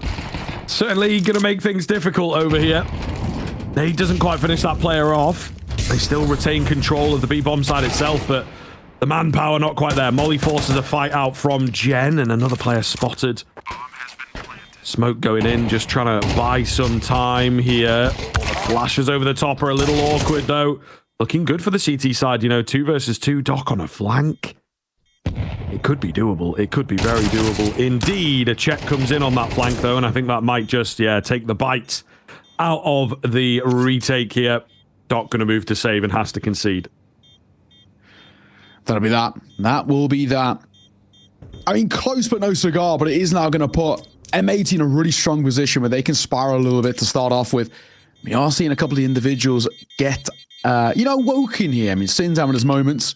Just good to see Wreck as well. Sometimes plays some pretty difficult roles, especially on the CT side, but at times on the T side as well when he's lurking around. But he's been given a lot to work with. This is all without Malbs, you know, yet to get a kill, right? So it's only inevitable when this side will come alive, wake up himself, and start to really, what he wants to, kind of beat the brakes off his opponent. So yeah, so far, so good. A couple of messy kills that come through for the pistols, but in the end, it's not that big of an issue. Early attack pause called here by Sharks. As they get back on the mic and start to have a little conversation. What's going right, what's going wrong? And I don't think there's anything to worry about at the moment. This is probably one of those instances where, you know, for Sharks, their coach, funny enough, named Coachy, great name, just wants to see what he's spotted, see how they're playing, and see if he can give them any sort of advantage heading forward. But this probably won't be the round. Just a 5-7 to work with, minimal expectations from us.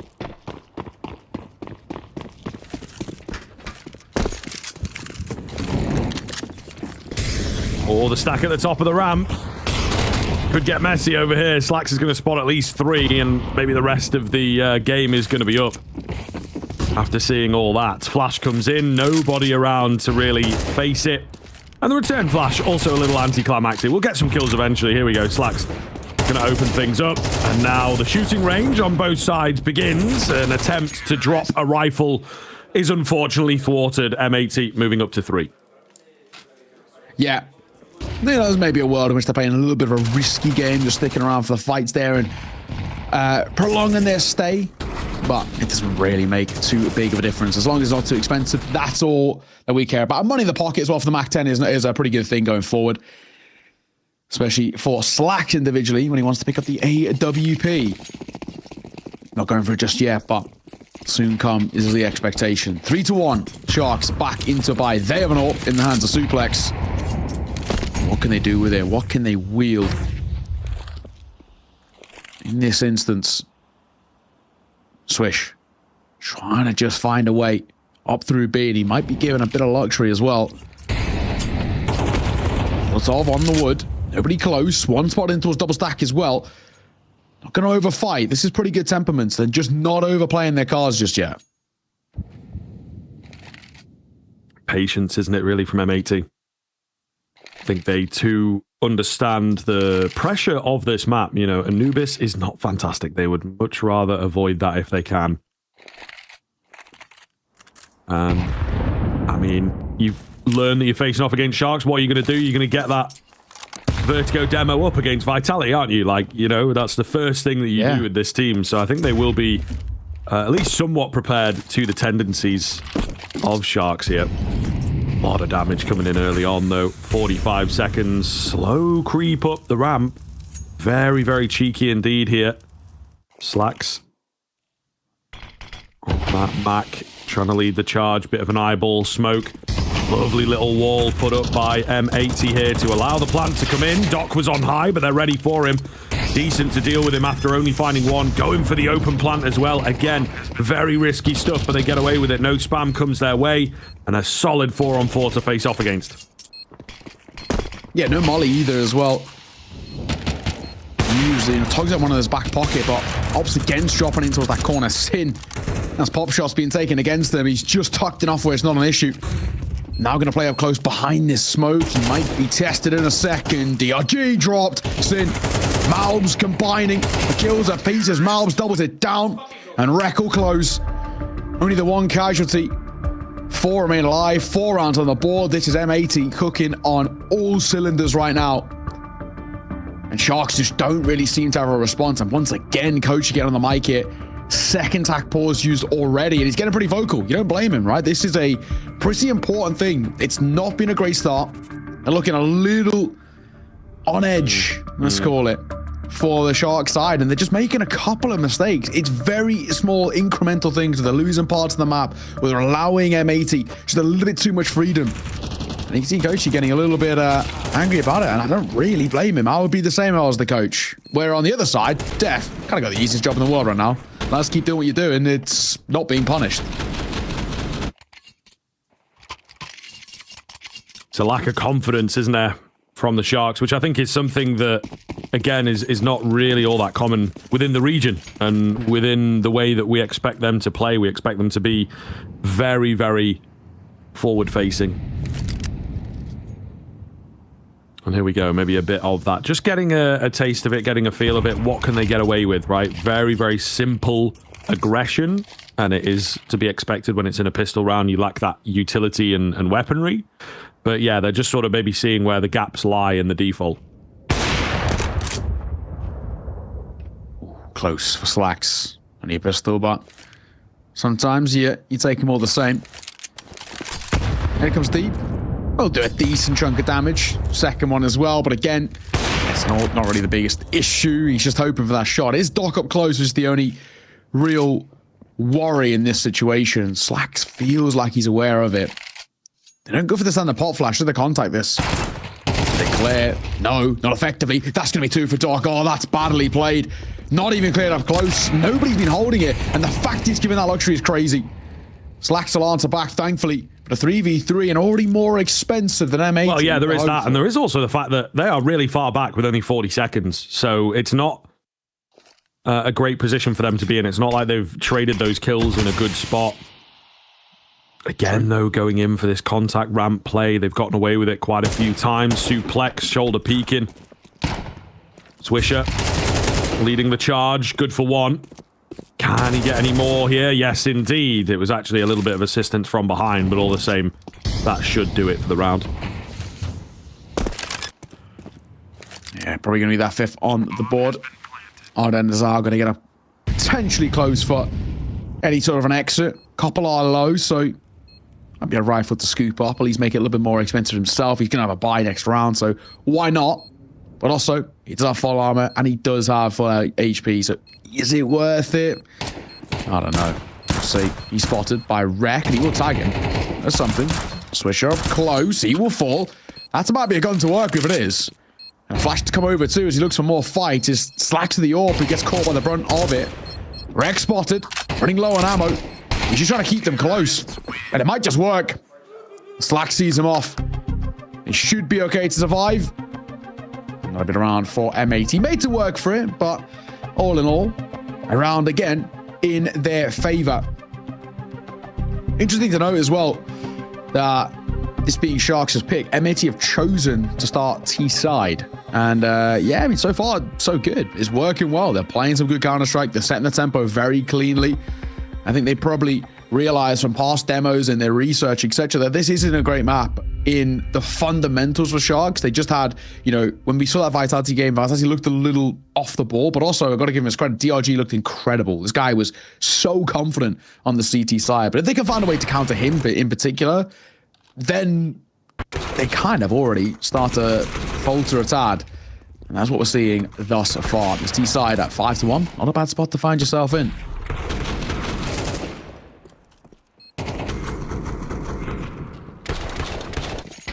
Replays speaking for themselves on this one. Still, the kills coming through, I think, quite competitively from Sharks. It is just that conversion. It is just that finishing your dinner, as it were. I think is a nice way of putting it from the UK colloquialisms. They might get a chance here into this round, though. It was all on that fight, wasn't it? A quick 2-for-1 suplex. Absolutely needed to find that frag. What else is there in store here for that Shark side of things? Only the one on the site itself. The molly, burning him. He sticks around a little too long, just trying to catch a frag if it comes his way. Unfortunately, no peaks. 3 versus 3. M80 have played so well from this position in the past. Looking to do it again. Swisher. Sneaking up close here. Where's the flash for the AWP? Won't miss his shot. Slacks delivers. Now the numbers in their favor. It's already started to feel do or die. Molotov aptly timed and placed. We'll stop that bomb going down, but Slack just picking them off one by one. Couple of kills to his name. He isn't going to complain. As M80 really starting to make this look so easy. And do you know what? It's already getting to the point as well, you know, nothing's changing. Every single round, it's some level of an A contact play, and Sharks just cannot deal with it because they're just not winning out the raw 50-50s. You know, sometimes we like to speak about the macro game a lot, right? And talk about a lot of these kind of contingencies and these plans that teams bring. But if you just can't win out on your fundamentals, the raw 50-50, which is exactly the case right now, it doesn't really matter about the, you know, the bigger picture and the grand scope of things. This is a Shark side who just simply aren't hitting their shots at them. Yeah, I mean, there is that. They're also playing very moth to flame, I think. Oh, I'll hold the point because we've got a nice spot here. Okay, never mind. Swisher is one step ahead. Wow. Yeah. But what I was going to say, they're very sort of, when the utility comes out, they'll react. They'll take a peek. They'll make a move. You know, they'll be like, oh, I'm going to catch a guy running in, or I'm going to try and timing him here. He might have another piece of utility, but it's much more calculated from M80. And I think this is something on a quick watch, on a quick what they like to do. M80 may well have figured that out, that it's like, okay, if we make some noise, and show ourselves, they're going to respond.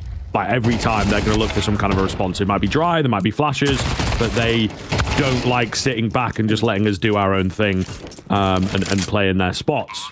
They just go in for the fights, and I think that is very, very telegraphed, very readable at the moment for M80. Yeah, I think you're right.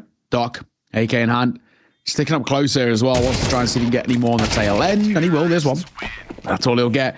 Arguably as well, I might have been better off keeping hold of the AK, to be perfectly honest. 7-1. As the Brazilian side find themselves 6 rounds in the deficit. 7-1 a scoreline they know all too well about, unfortunately. It's just not looking too good right now. Sharks not showing up to play on their map pick on what was an opportunity to take on M80. And right now, M80 are looking anything but uncomfortable. Back into a buy, of course. Lost bonus keeping this Shark side afloat.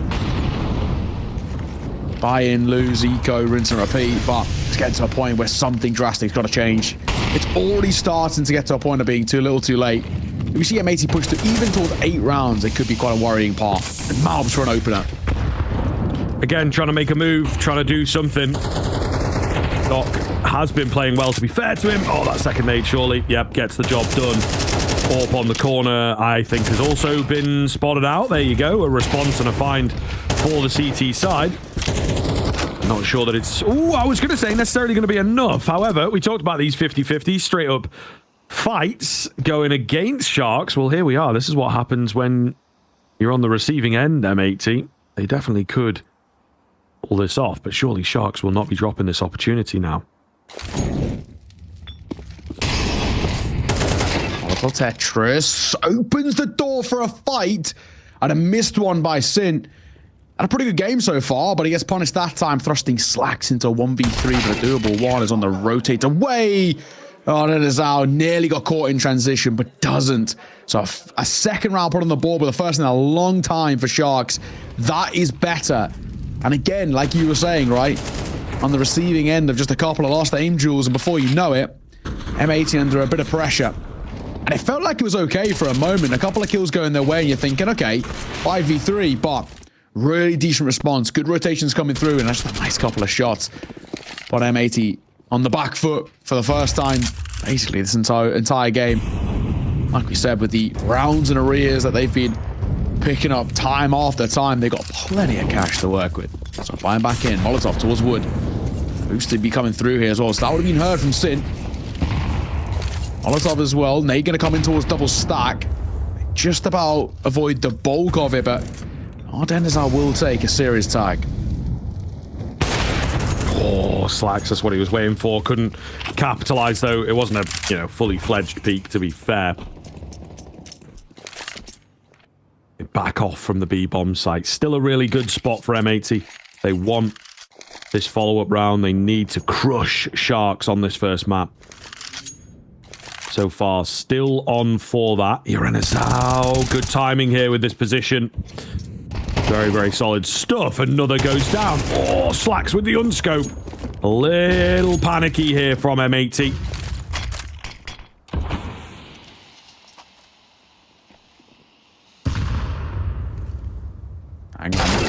Hang on. Oh, Slacks had the right idea. Just a little asleep at the wheel as he'll get caught. Swisher, 1. That's 2. Hang on. Maybe something to work with now. Swisher gonna get 3. Hang on a moment. It might just open up a 1v2. Looking for an ace clutch as well. There's one's in headshot as he peers around for the fight. Tags him, but he runs out of ammo. The last coming over as time was ticking. Swisher will be dropped. Whoa, he made something of that. It was close, but no cigar as Sharks a big sigh of relief. Just needed one more with him. You know, that frag that brought it into the 2 versus 1. If it flips the other way, then they've stolen that round through and through. What a hero. Those double spray downs, man, they are not easy to connect. Yeah, it was just that moment there, wasn't it, really? That fight goes the other way, and M80 all of a sudden on the board. This is a really tense game, by the way. Like, timeouts coming out super, super early. Both teams have used 2 already. You know, we go through some games, even at this level, where teams feel, okay, we don't need to call them until we're either A, getting ruined, which maybe was the Sharks case, or B, it's super close. Some games, therefore, very rarely have more than 1 or 2. So really, really, really, really intense here for these two teams. Makes you think as well, right? There's a world that second half, if things start to go awry for any of these teams, they got one more break to work with. Before you know it, it could be dead in the water. Still is a 4-round lead for M80, so not too much to worry about just yet, but I think precautions are there. I want to make sure that they really lock this lead in comfortably. Double stack going to be through mid. One playing up close, not a Togs. On construction, the other just behind him. He does lose his life. A little bit of a bait and switch. All holding. DRG has played this position before. Nade will come deep, and that could do a hell of a lot of damage, but actually goes for the elevated angle, and it doesn't do as much. Alps charging in will get bested, but a quick trade out is exactly what the Docs are ordered. DRG takes a nice position towards the sandbag, but it's not a full commitment here from M80. They're going to drop back.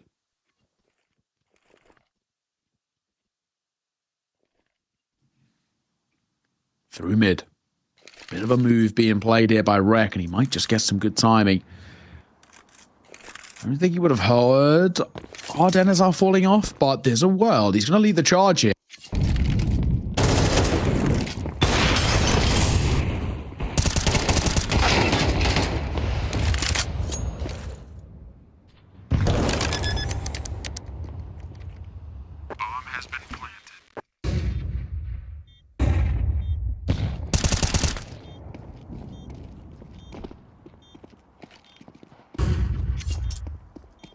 Yeah, I don't know that he's going to get the timing here. It really depends. With 3 of them alive, you'd assume they go for a straight hold, but no, they are just going to tap it.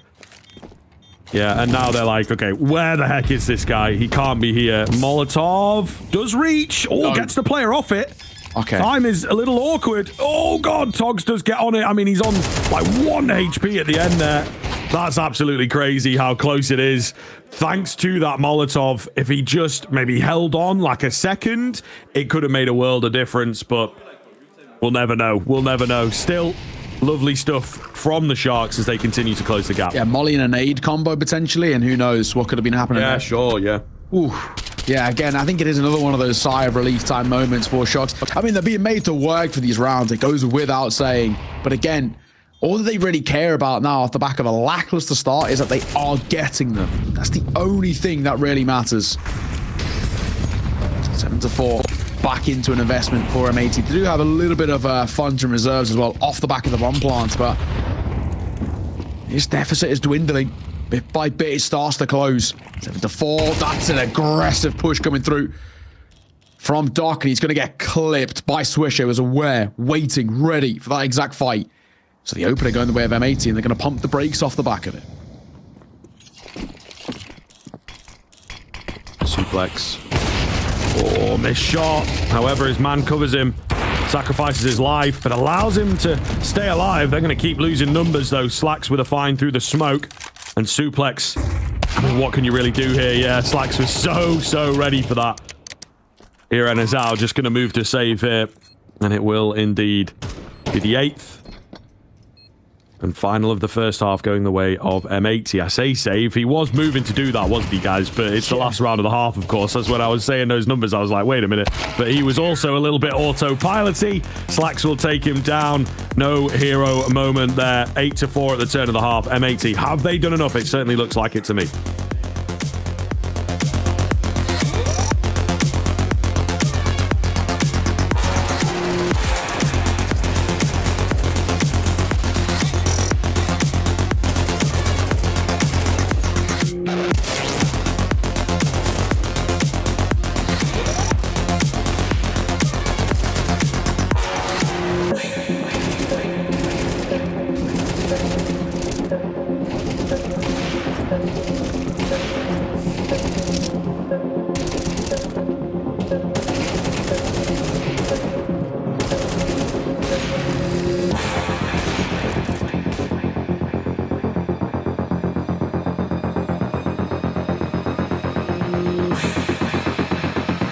Breaking news, Sharks are on the ground here at EPL. Ignoring recent results, these boys are coming in hot after storming to an upset win over Pain in the South American qualifier. Doc finally hits the LAN servers in CS2. Schwabe Doc Ahmed finally... Not that Doc, different Doc. Is this one an onliner as well? He is. Okay. Well, in other news, I'm thrilled to announce the return of DRG. The legendary Zerg player just will not... Sorry, what? CS2, not StarCraft 2. Well, who's this DRG? Motherfucker looks like Steve Aoki. I can spin this.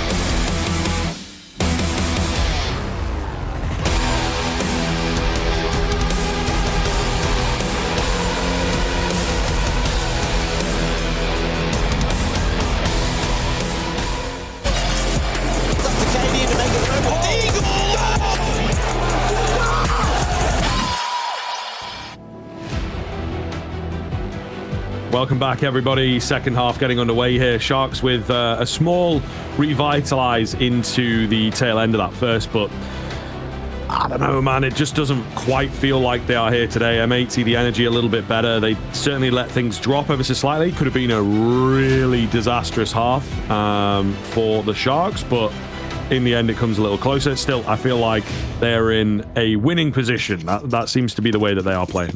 Yeah, exactly. I mean, M80, I think they would, regardless, they'll be happy with that 8-4. Considering as well, chose start on that T side. However, 8-4 isn't always a confirmed scoreline. We saw this happen yesterday, right? All it takes is a little bit of form before you know it. This sort of a half can flip on its head, especially in towards CS2. How quick it is to get a bit of tempo. And with Sharks being on the T side, all that would take from them here, bomb plan, and they can buy in towards the next and keep that sort of streak alive. Let's see. It was a decent response to the tail end from Sharks as well, in all fairness. It took them a while, a couple of attack pauses as well, but they got there in the end. They got competitive. Wreck spots a couple of sets of toes. Just going to drop away.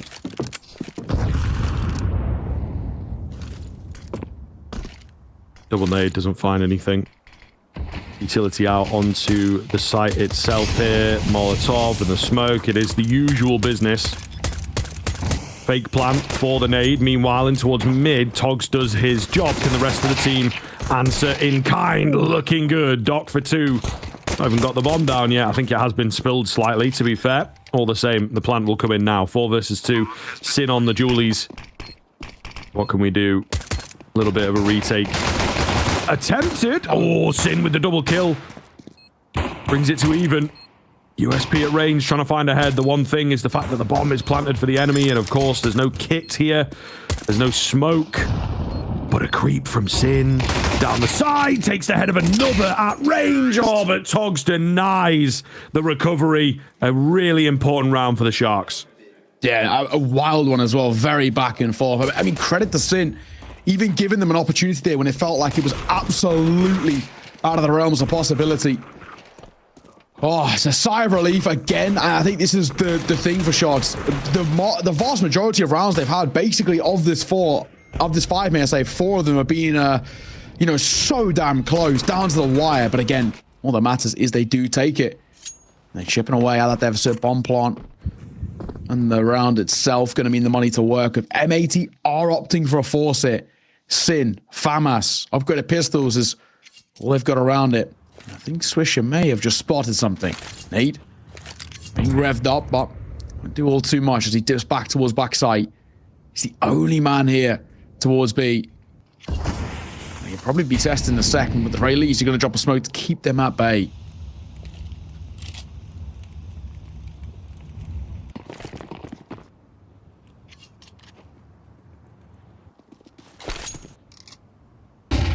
Flash in for Swisher to take a little look. However, the smoke's still in the way. I'm going to confirm the position of a couple players with that move, however. So I think they'll, become more and more confident in a B hit. Going to stack the B bomb site. Smoke going down. They're opting to go through it. Slacks opens us up. There's actually, I believe, a little bit of help from the side. Either way, it's getting a bit wacky over here, isn't it? 5-7. Chimes in as well. Oh my goodness, an absolute mess in towards the B bomb side, but it looks like they might just be able to take it. Suplex left in the 1v3, one out behind him. Oh my god, through the smoke he finds a kill, but he's denied, and the force buy win for M80 is huge. Oh, absolute chaos. But yeah, that force buy is massive. It's a ballsy call by Sin as well, but a real nice couple of shots. This one, bit of fortune, right? There's no two ways about it. Full blind himself through a smoke, but you take him all the same. Him and Malbs combining for a nice couple of kills apiece, and then that flank at that tail end with that FAMAS just getting the perfect timing. M80 bite back, find a knife. Much better investment for them. And much worse for the Sharks. Of course, they have to force. There's no two ways about it. In double eco territory, so they're more or less forced into it themselves. Tech-9s across the board, bar that one Deagle. And even head arm is a luxury here. Only 2 out of 5 having it. Doc being one of them, and he's tagged down to 32. So already, that kind of nullifies that, but they're trying to get up close here. They might just do it on the swing. Oh, that's bad. And another pretty poor trade. Sin only gets 1. Yeesh, not looking good. They've recovered some weapons here as well, Neo. So Slacks on the off angle, got to guess correctly, and Renazar was ready for him. 4 versus 2. Just when everything was looking sunshine and roses, M80 may well have let things slip here. Just going to be down to Swisher. They know his position. 1 versus 3. Plant on the other side of the site, making a lot of noise. They've got all the info they need. He just has to defy the odds. Oh my god. This guy's spray transfers are insane. 1 too many for him this time. A real key thing is obviously Sin only getting 1 is probably one of the more important ones. Another one though is Rek finds his kill and then pulls his knife out. Just doesn't expect him to be grouped up there, and he probably should have. This one here, right, finds a kill, pulls his knife out immediately afterwards. So they just trade him as he's crossing. It's simple as, yes, he's taking damage, but you think maybe with his sort of mechanics, might be able to do it. Final timeout going to be called here by Sharks.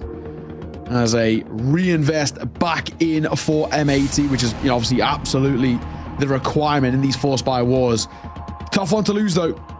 It was considerably worse weaponry out for the Sharks side. They made it work. Tech-9s, when they get running and gunning, they can be so damn difficult to stop.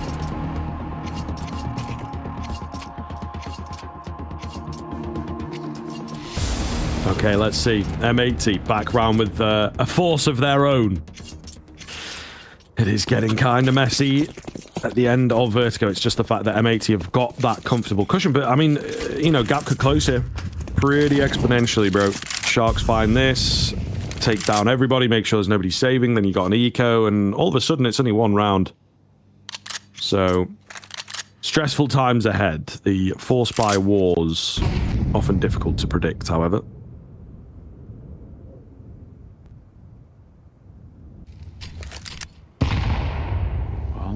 5-7s can be at times really a little bit problematic. mean, they were last time with the combination of the Eagles. This time only a couple of Deags, couple of 5-7s. One M4 for Rek. Going to try and do everything it can.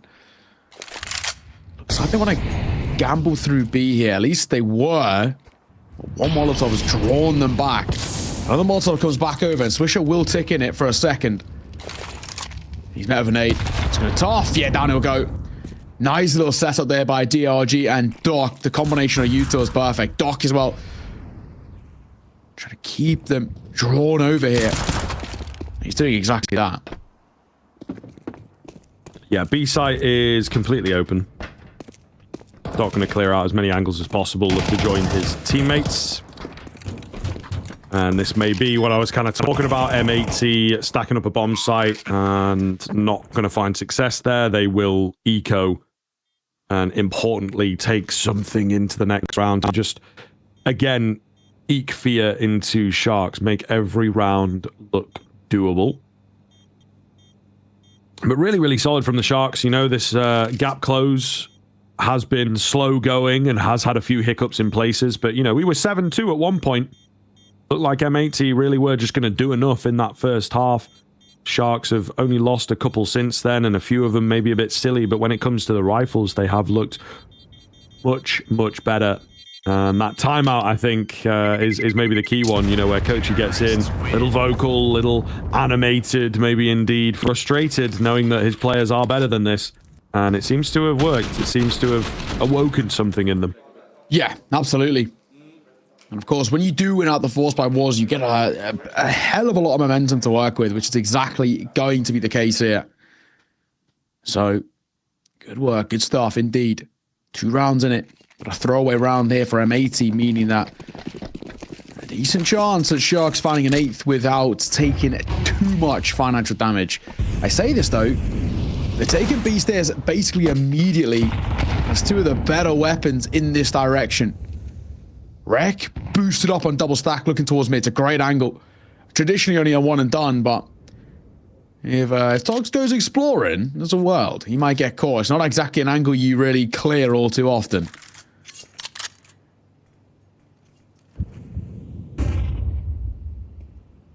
DRG leading the Vanguard over here. They're going to silently, or as silently as they can, drop off of double. You know, they might have gotten away with something if they'd stuck around. Unfortunately, Sharks have done a very good job of being sneaky, but now the presence is shown. That M4 immediately back round to the B-bomb site here. Smoke to slow them down. And Sharks, they will pull away. They will second guess it. Well. Playing up close again. Gonna try and do something. They're gambling, and I guess now are gambling wrong as it all goes quiet. There's got to be a little inkling at the very least that maybe something's heading towards A. But the OG's making steps, and that for me is what's keeping the bulk of the attention drawn here. Just the odd little step as if he was kind of jiggle peeking in a Molotov too. Get around this corner. Oh my god. Slacks catches in midair. Rips his head off. Nobody else there. And they rush back towards A, but they're too little, too late. Site's going to be taken. Bomb will go down, and there's nobody there to stop them. Yeah, not sure if you throw yourself at this or not, to be fair. That M4. See what it can get done here. Oh, 2 very quick kills. However, trades may well indeed be too much to deal with. We'll see. 2 versus 1. A lack of armor for Swisher. A Mac 10, you know, they just try and have to use the numbers here. Suplex taking the fights, does well for the first, spotted out the second now as well, and can just control this engagement. No kit available for Sin, and they've done very, very well here on the Shark side to actually recover this one back. It was briefly into a 5 versus 2 situation, but the kills come in for the Shark side. Doc and Suplex bailing them out. Any upgrades for Sin would be nice, but even having a Galil isn't the worst thing in the world. There's no more tack pauses to work with if you are the Shark side, but like you said, good for them to recover it. More expensive than they probably would hope. But again, now making it only a 1-round game, it is game absolutely on. Buy to be brought back in for M80, and such an important one. You don't win it, you've got Sharks with the real potential of pushing basically all the way up to double digits before a response. Oh, missed Molotov by Rek there as well. Just jumped a little too early. He's using it the height to go over the wood to throw the molly. Either way, 9-8 scoreline with Sharks in reaching distance. This is the most important one they've had, and if they get this as well, a little 2-for-1 special, a 9th as well, basically means a 10th with that lesser investment. Would be a really good spot to find yourself in. Oh, difficult spray down. See ya, it's Malbs though, in for the double kill. There's a team kill in there as well. Oh, yikes. That's really not good. Really not good. They trade him out, but Malbs has done God's work with the aggressive swing. M80 just needed the guns in hand, just needed some confidence, laying down the law. Irena's out. Good timing. Oh, can't secure the kill though. He's not going to be ready for a second player in a gap either. Yep, caught off on a missed timing because he just wasn't expecting that player and flanked out from behind. Nothing that he can do in that position. Double digits for M80 and their first rifle picked up, of course. Yeah, and you know, it's such an important time to come alive. Just on the back of them kind of rekindling their funds a little bit, off the back of a really janky force by Wars. Good for them to find it back in. That team kill in place there, but Denizar was rough. That kind of does cost them a little bit. Numbers-wise, especially in the 1v3. Big Arskin not able to deliver. 10-8. M80 first had to crack into double digits. We said it was the inherent risk in round number 18. If Sharks found it, they would be that first side hitting 10. M80 had other plans. Need to use to come through. A hell of a lot being done here as well. It's on the corner. That's good. Malbs knows his angles. My God, he's hitting a shot as well. The Magic Man continuing to deliver frags. More damage dealt, but he will be finally traded out. Sitting up close. Molotov could be good as well, especially for information and to keep them at bay. Yeah, looking good to me here. Smoke going to go down by some more time and space, although... Oh, that's really nice. I was going to say that's not going to land, is it? But no, that is quite a nice smoke. The CS2 mechanics. Sin knows his stuff. Creeping around for a bit more of a fight, though. This is the only real area that they could be going right now. And, yep, he's read it beautifully. Almost a double kill. Rek opts to drop back and play things safe. However, we know the damage done is enough. 3 versus 2. And they are combined at 43. You know, it's really not a good move. They're going to give it a go. No real option to save, they feel. And immediately flattened there for 11. Good work. Def looks pretty chill. Just having a little stretch, I'm sure. Not feeling too much pressure now that you're building up quite the repertoire. You're 3 rounds ahead of Sharks and their map pick. Only 2 rounds away from taking it as well. Some slightly messy fights, but all in all, M80 winning these rounds and breaking the econ is all that matters. Run boost being set up potentially? Maybe. On the angle, Swisher just looking for a pixel to work with. And he'll get it. Oh, and he'll get it. Absolutely. It's Doc flying around. That run boost working well. Rek alarms are back. Flash gonna come over as well as he wants to refight, reface. He knows the buy isn't great. Try and make the most of it, but they're being given the luxury of a cross. Rek trying to hold the line, hold them at bay. The pistol's getting space and biting back. Nade on the corner, on towards default. The last man at Gen. And it's DRG. M4 and a 1v3. Swing is good. We'll find his running low on ammo, but given the luxury of a reload. Hang on a second. The chance is opening up here. Looking for the bomb. We'll get it. I'm going to try and get it down. 1v1, surely not. Slacks his tag down low, and he missed his shot as well. He's going to win another 1v3. How have they done that? An eco by Sharks, and a terrible round to lose if you're M80. And Kochi is getting loud, standing up, staring them down, and letting them know that Sharks are far from dead. Man alive. Oh, M80, they might look back on that round. In this entire series, to be fair. Yeah, those types are really difficult to lose and ultimately shouldn't be losing them. DRG, though, you have to hand it to him. Played it very, very well. Not an easy angle for him to work with there. He indeed makes it work. So, a small timeout being taken, I believe. Def also on his feet here. A big game, you know. There are stakes here. There are some bragging rights here for sure. have to prove on the M80 side of things that you can win this if you want to be at the top of your region. The South American teams do bleed over into the North American teams. Scrim partners, etc. So we'll see. M80 still able to buy, but it looks rough.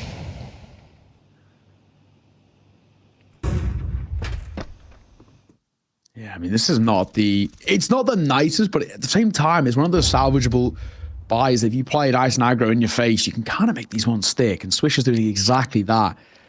I don't hate this. Wreck. As that smoke's fading as well. This moment might be caught, though. We'll get us one. They're not going to clear him close. MP9 getting active. Is the AWP up close? Oh, but it's tagged down low. Swing him. You know you want to. They're fighting the fight. Only one man left. And DRG's got to pull off a bit of a miracle here in an ace clutch. Big response out from M80.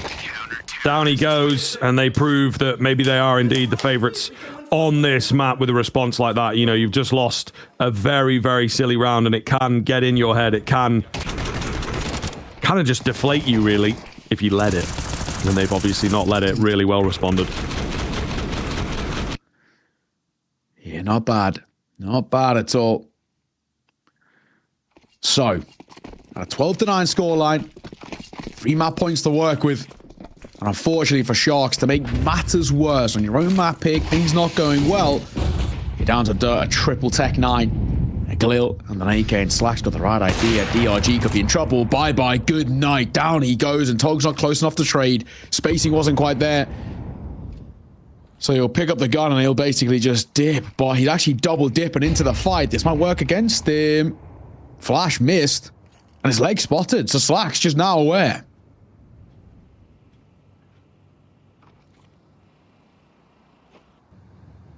Sharks feeling the pressure in this round, definitely after losing that opener.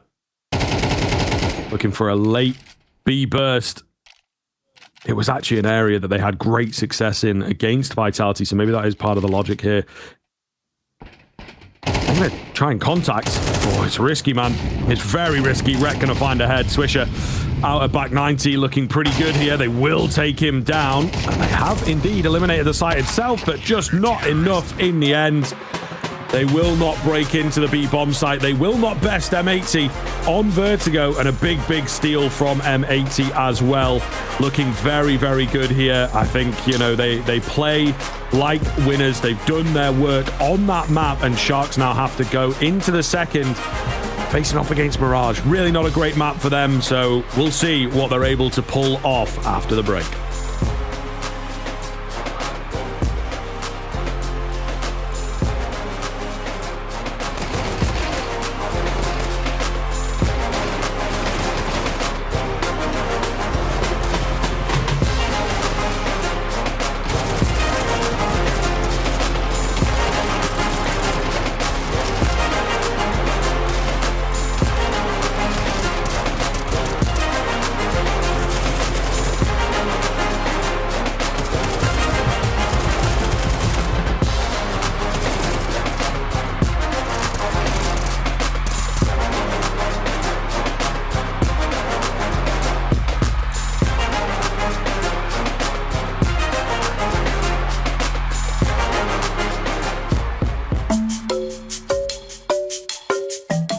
That's right, it's back. Hard-hitting journalism, this time featuring M80. And we have some unsuspecting victims being interviewed right this very second. So we're going to come up with our own set of questions and see if we can catch them a little off guard. M80, how we feeling about that? Feeling good. I think this might be exciting. We just got to create some good questions. I've got a really good question for Slacks, actually. At a recent boot camps, who is farting the most? Because he's going to know the answer to it, I think.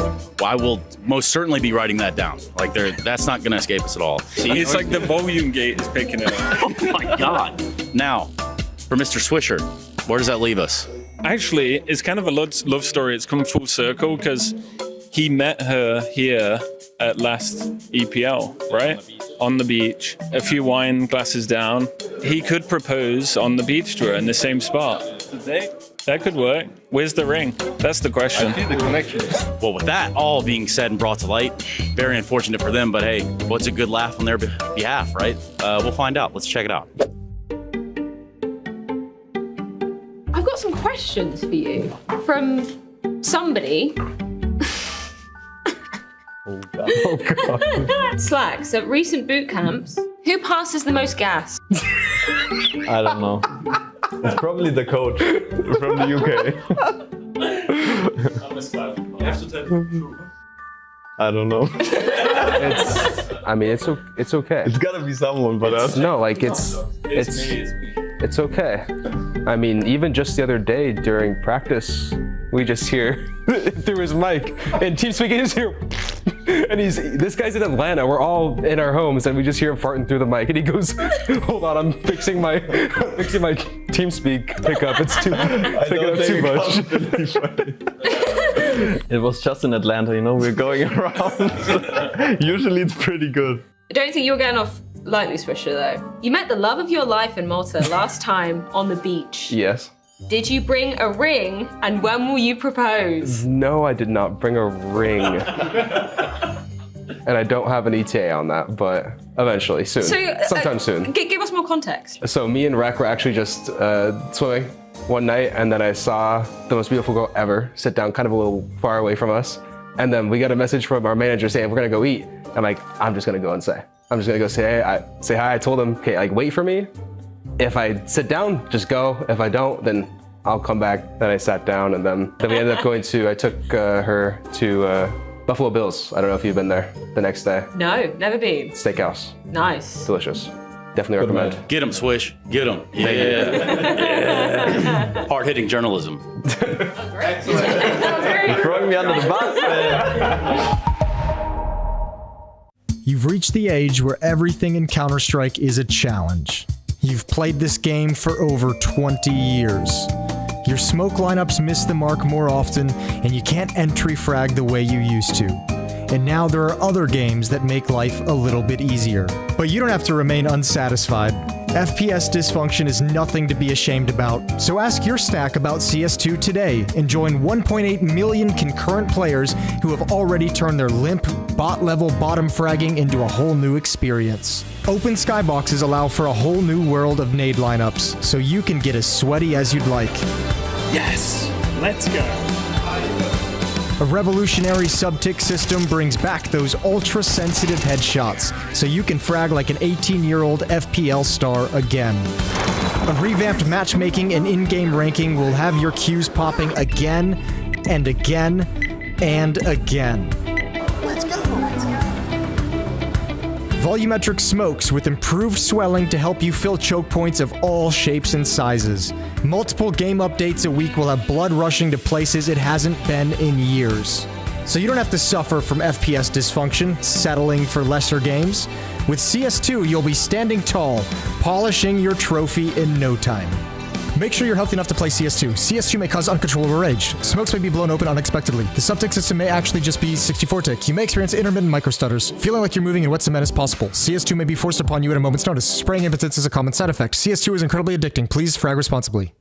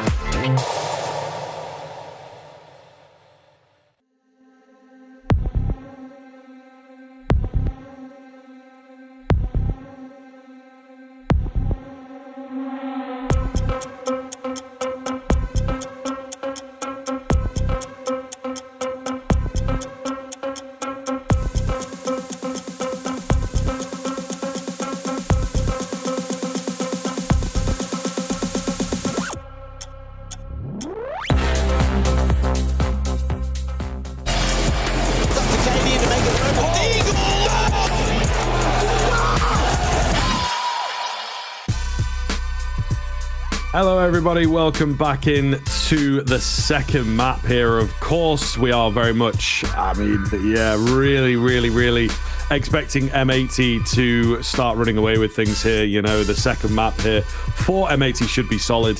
That first one, though, to be fair, Neo, I think a little bit tough. Sharks, they still put up a decent game, but just could not find the way in, could not find control of the game the entire way through. And I think for me, it just came down to a slow start. 7-1 to begin with before they were able to answer back. Yeah, it goes without saying. I think for me, it was just that, the age-old anecdote of too little, too late. They did find form, and there was these decent periods, especially towards the second half, where we started to say, okay, this is all right? Won out the Force by Wars, chained a few rounds together, but even still, the kind of mountain they had to climb to get back into this game, it was a big ask. It was a little bit too much, but I think the most damning thing about the whole, overview now is that was their map pick, right? We head into Mirage. It's not a great map for Sharks, and it does leave us in a little bit of a worrying point where we think M80 now have a prime example of 2-0ing this series, and that's the big thing. Sharks have got to find a way to dig deep. They've got to try and find something in the back pockets that's going to alleviate the pressure that's on their shoulders right now, because it's probably getting pretty insurmountable. It's lucky this isn't do or die, going to be all and end all type vibes. They've still got that last chance, but no one wants to be there. Last chance, one spot available for 4 teams that are going down into it. It's not a good place to be. So I think for Sharks, they know that staying in this sort of mid-bracket at least is going to really give them a chance in towards playoffs. Anything less than that, and that's when they're in a lot of trouble. Yeah, for sure. It is a better spot to be in, I think, is ultimately what we're getting at. And yeah, it feels like Sharks are... they have moments, they have bits and pieces that look good, but it's just a little difficult for them to really replicate successful rounds and whatnot. Yeah, it's a challenging one for them. We do have a bit of a head-to-head here to go over, though, some stats to look at. There were indeed some moments. It's not all doom and gloom for the Sharks, right? There was indeed an individual over on their side looking pretty good. It was Doc, actually, who bailed them out of a number of rounds, really looking good. Meanwhile, on the other side of things, actually Sin, the IGL, much more comfortable looking, we felt. Yeah, honestly, I felt like he really did lead by example, quite literally speaking. He put up a really decent individual performance, from 21 kills, 12 deaths, with a very solid 86% KASD, and an overall as well, walking away with some, really decent in terms of the ADR, may I say, on the board. I mean, all in all, there's a lot to like. This is a guy who, for me, looked very good, showed his prowess, and that's what I want to see, kind of a confident IGL, not only confident in terms of his cause, but more than happy to sort of die for the team, fight for the team, get into the thick of it, which at times can elude some of the kind of the slightly more tier 1.5-ish IGLs who rely very heavily on these individuals, like your Mouses or like your Swishers, to do all the kind of heavy lifting. Not the case today. He was really, really solid, very, very much in the thick of it. But again, like you said, right, Doc did bail this team out time and time again. This is basically the only guy who stepped up. Him, 21-19, really good individual performance. Second on the team, DRG, who on Vertigo against Vitality was really good,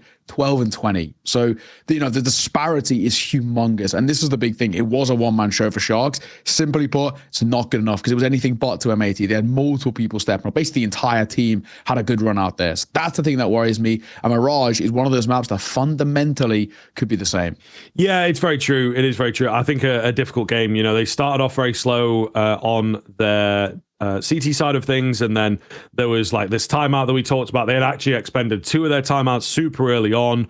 Timeout allowed them to turn things around a little bit. Then some weird force buy stuff happens at the start of the second half. Maybe it felt like they were going to be in with a chance to close the gap and to make something of that. But unfortunately, once M80 got the rifles back out, immediately looking comfortable again. So yeah, I think it's a very, very challenging kind of team to play against. M80 seem to be prepared, seem to be very, very ready for the Sharks matchup here. And now you move into Mirage. It's like both these teams have got a map in here that felt pretty uncomfortable. It was Mirage for Sharks, and then it's actually a Nubis for M80, which is the decider. Might not be needed, and M80 doing a really good job of making the Vertigo theirs, I suppose, putting their work in for sure.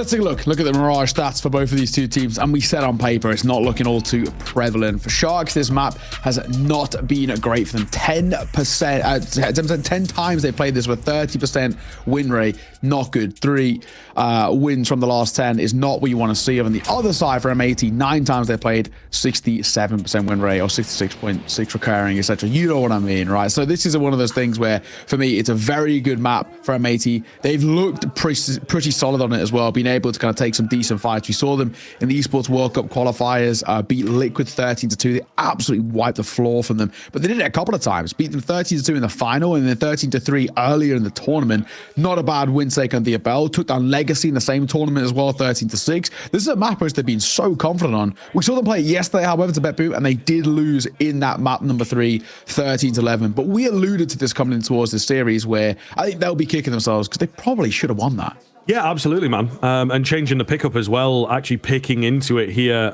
where it was the decider in that series. So, you know, I think maybe a bit of work done and feeling confident moving into it. Both these teams carry the same sort of permaban usually, so there were options available for M80 for that pickup. So yeah, I think the Mirage is intentional. I think the Mirage has been worked on, touched on. Obviously, only so much work that you can really do with the kind of maybe 8 hours you might have available, let's say.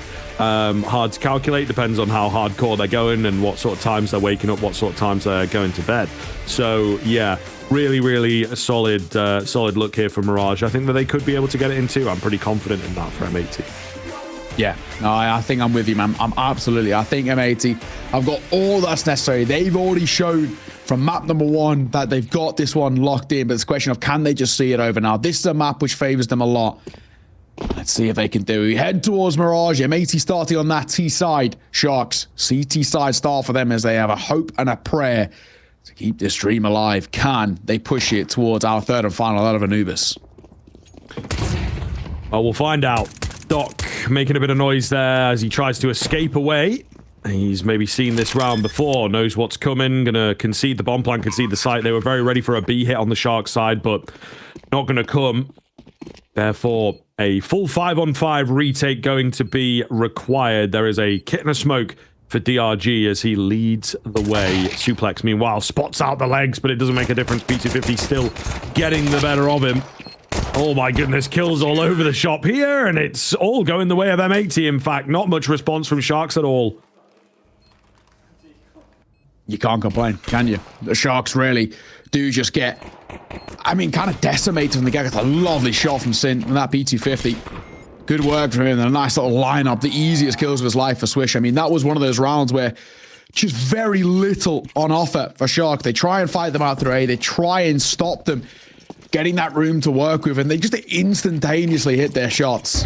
M80, 1-0 start off the rip, looking good. 2 in towards window, 1 spot crossing right-hand side. They are going for a bit of a mid-pop here, Sharks, but I haven't got any firepower to work with, so it shouldn't be too big an issue. You would hope. I'm gonna give it a go. Smoke will come through. Slacks. 1, 2, eludes him. The trade comes in. AK scooped up briefly, and they're trying to get it. And every time they walk towards it, Malbs rips their head off. So deadly looking, this guy. Absolute monster when he is on it, and, you know, oh, maybe not the most on it. On Vertigo, goodness gracious. That is absolutely hilarious. Swish is just giggling away. He was trying to go for the knife kill ultimately, and then just got timing for it. Yeah, and you can't miss as well with the USP, especially the head armor. This was the one kill they got, but then, you know, like I said, right, every time they were making a move towards the gun, it's costing them their life.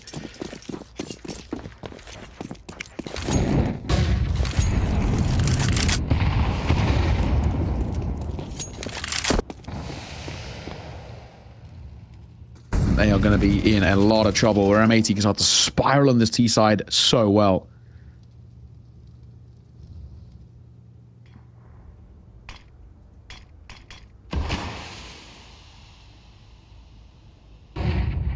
Quiet start in, M80 taking small bits of control, sending one into apartments.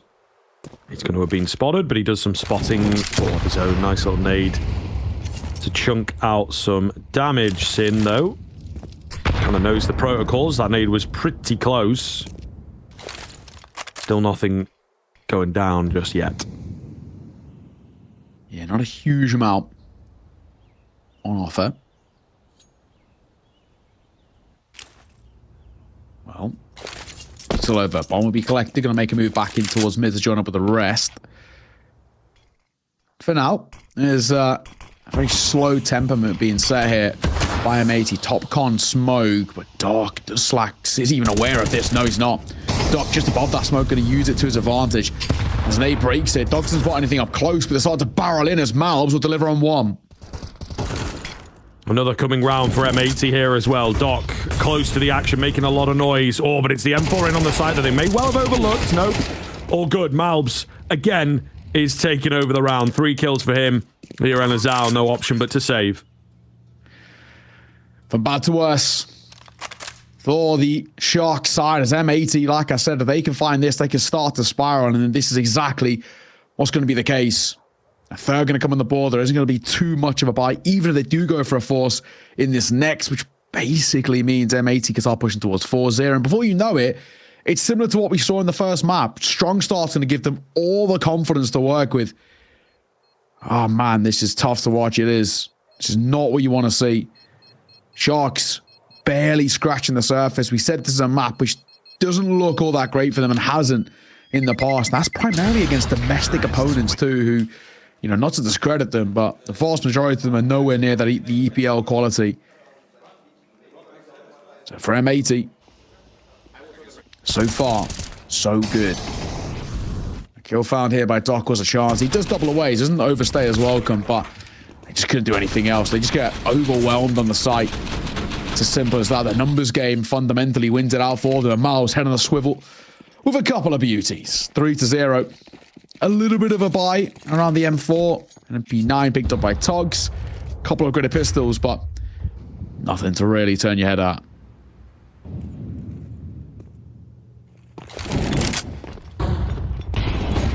Such a great spot for M80 to be in as well. They've not really had too much asked of them in these early rounds. It means that they have plenty left in the strap hook. Oh my goodness. Clean spray down through the smoke. But yeah, getting themselves a really, really solid start into the map. Will just be a save of what they have on the Shark side of things. Again, very timid, conceding a lot of positions, a lot of rounds. There'll always be somebody saving, so it's not great for the mental, you know. We're not VP. This is not part of the game plan. I think Sharks like to take the fights. They like to prove themselves. They're just not having any opportunities to do that. Hey, you're spot on. And the M4 being saved, yeah, I can sort of understand that, but I guess the MP9 is more about saving the armor more than anything. Tough though, really tough. This is not the spot you want to find yourselves in a flawless round coming through with, you know, not even breaking too much of a sweat here. It's quite a simple game of Counter-Strike thus far. Very aggro, very puggy, and everything's working. Mid takes have been great. The A takes have been excellent. And I think for Sharks, it's getting to a point where we need to start seeing this team sort of fight fire with fire. They got to get in the thick of it. Try and rely on some of these individuals. That's what they're going to do with a buy here. M4's out and the AWP. Going for the hefty investment to try and make it work. Try and make it stick. But it's a question of can they? I've got a hell of a lot of room for error here. Swisher diving out, but he will be caught by... Oh, Dennis out. Sticks around for more. Molotov might meet him into a short, but he'll get one elite before he falls. He runs out of ammo as he dinks Malbs. Lucky man to stay alive. He won't get the bomb down, though, as DRG just slips the net and catches him. Yeah, and the other two players were playing for those post plants, playing for that bomb to go down cleanly, so it really messes up their game. Tog's coming in behind. Pretty quick flank from him, actually. Slacks. Whoop, spotted, and surely a dead man now. Not got a clue. Oh, at the very last second, he will look into the eyes of his maker, but Togs finishing the round and getting Sharks on the board. Seeing it off and seeing it off with ease. Nice and simple. Good response, good round on a full buy, which absolutely needed to be converted. And I think maybe when you're And at M80 there, you try something just a little cheeky, right? Trying to go in towards a fight, trying to take it as early as possible, see what you could do with it. It didn't work. They gave it a go. Will not really make too much of a difference. Simple one for Sharks to be taken. Need to chain a few more. The mouse taking a hell of a lot of damage there. And yes, alive is all that matters. Oh my god, that's a bomb spotted just above the smoke. This is carnage, but in the worst way for M80. As it's Slacks and Swisher left with all to do, and Slacks could be in trouble too. There's a mid player starting to creep up. The only saving grace is that it's an AWP, and Swisher, he had a space, he had an opportunity. Oh my god, they are tunnel visioned. But the barrel spots and Slack sees him off still though. A 1v4, surely too big a task here for him. We shall find out. Slow moves thus far. Shark's not giving him any fights. Smoke down towards window. Really quiet here. 50 seconds. They'll start to encroach forwards a little, but just trying to rely on this crossfire that they have. Slacks, of course, has to come to them. Doesn't quite know where's safe and where isn't. There's the molly, there's the reveal, and they make quick work of him. Yeah, not bad. Not bad. Seeing him off. Yeah, that was, again, you know, one of those where a very scrappy fight, but a very simple smoke in through mid. Basically, did it all. One top com, which is boosted above, and then before you know it, round is over and done with. 3-4.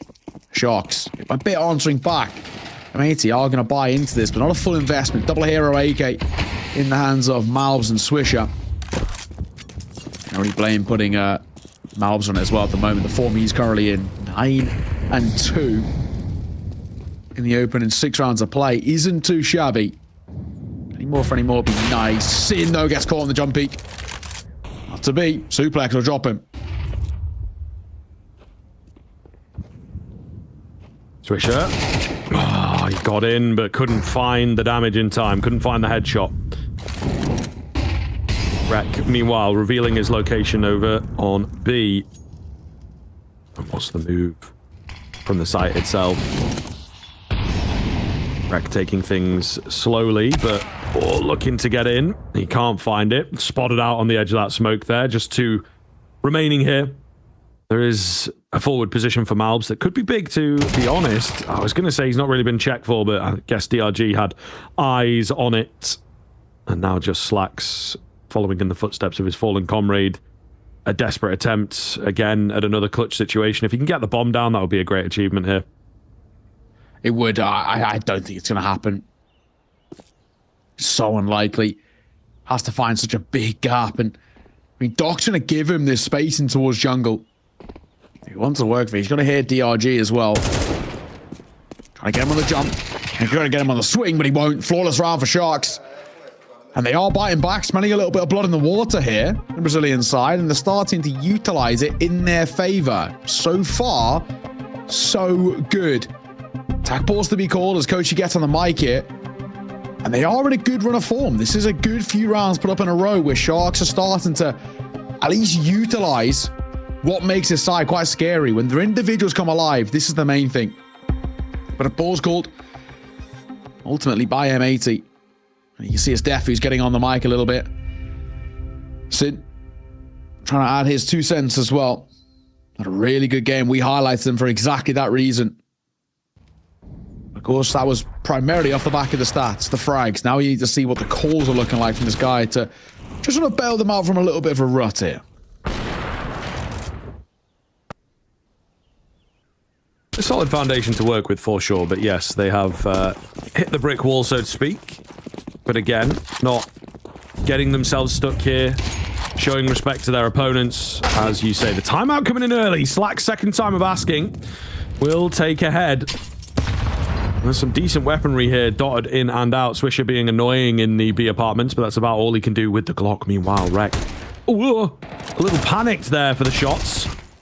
And kind of draws the fight away. It may well have slipped through their fingers here. Oh, Chogs with the spin around for that third is absolutely beautiful. All down to Swisher on his Glock. Oh, there you go. Finds a head. Tog's getting a little greedy, but ultimately on 6 HP. Should not be long for this world, surely. He's hitting the shots. He just does not have the weaponry to work with all the HP, so it's unfortunate for Swisher. Still, that looked good for a moment, didn't it? And just a bit of panic from Rek maybe cost them. Yeah, it did. Yeah. For a second, I think Rek probably could have made that work, but like you said, he does just sort of ever so slightly kind of fluff his lines there. It looked like a prime opportunity, which slips away. Another pause to be called. This time by the Sharks are going to try and make it stick for them. What have they got for us? What is the play? We need to see how M80 answer back, but in what so far has been actually a good response. And, you know, we were speaking about foundations being set up by M80, but same can be said here for Sharks. This is not a bad little run of things on a map in which traditionally they've not been that good on. Felt like it was a surefire thing, and I don't know if it was anything but at the moment. A little concerning. Just a tad. Still. Overall, M80 are reinvesting with slacks on that favorite AWP. Got to start making that thing sing, though. A couple of missed moments. Sin's been a little quiet, individually speaking, too. And that is where things are getting just a tad dicey for us, at the very least. The Sharks are coming alive. And it's DRG on the other side too, right? It's their IGL. They're man leading by example. That's what he did against Vitality. So far, so good. Yeah, definitely a pick that could have been expected here as well. So we talk about work done by M80. Looked like they did it on that first map. I think it would be remiss to not give Sharks the same credit. For sure. Patching some holes here or there. It's just a case of, you know, shining what was already a little difficult to work with. The foundation, the baseline, quite low for Sharks. Quiet round coming in here, as M80, I would imagine, have put some thought into this with that timeout. Mid control coming round, looking to burst down short, and success found. Malbs on the entry, Doc in through the smoke, so close to 2. Swisher does well to take him there, you know. Now it's going to be Togs at the back end of this B bomb site. Maybe to hold everything, but the bomb is sort of lagging behind a little. Ooh, M80, I'm not sure I'm a big fan of this. You're allowing the fights to be isolated. He will eventually be dealt with, but so much damage done and time bought for the rotations. There it is. DRG leaves it all onto Sin against 2. He's brought it down to just 1. Oh, the nade is huge, but he's going to come out and take him down, denying the round away from M80. Oh, I love that. It's so ballsy as well. A second guess nade, he jumps through that window smoke. He wants to take a fight. He wants to back himself, and he does exactly that. Oh, you gotta love it. Sharks, it's this slightly more unorthodox style of Counter-Strike, just a little bit more based off the individuals rather than the system, and it's working. My, oh my. And of course, the other thing, too, of the lack of bomb plan is a real kind of benefit, I guess you could say, right? Where for Sharks, they're keeping those finances at bay for M80. They've just got Tech 9s here. Pressure absolutely on those shoulders. This is great work. Great work indeed. Pop shot with the AWP good. DRG for one of his own. That's the limit. He's got with the flash. They've actually dived at a Palace. But even still, how much of a risk are they really? Oh, double kill coming round, and the nade to close it out. Sharks, seemingly out of nowhere, right? Have plucked themselves up to 6 rounds, looking to go deeper. M80 have lost all their spark.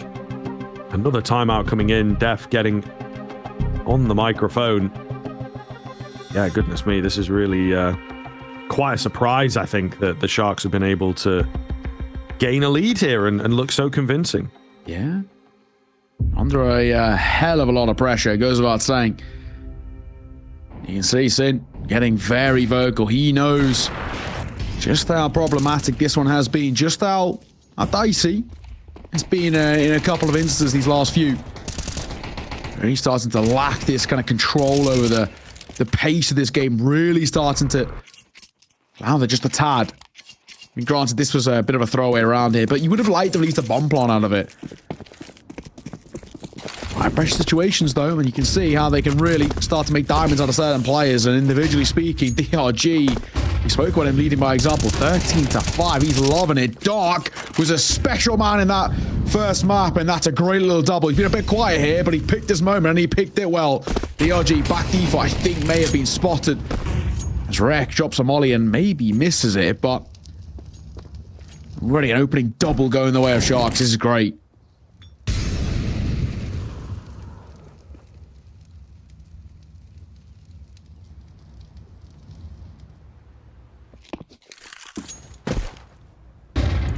Flash in for Swisher. Nobody revealing themselves. Sharks know they've got this one in the bag. There's no reason to take any aggressive moves. The M80, unfortunately, have quietened way down. Nothing available for them either. So they're the ones that have to move forward and make an attack. But there is a conversation to be had. Listen, do we want to hold the weaponry that we have? Like, do we really want to try and send it here? But then it is the last round in the next. So it's like, what have you got to lose? It feels like. Sin. He was spotted. Not able to get him fast enough to find that frag. Maybe going to draw some attention towards B as well. Waiting for a chance as Sin is holding.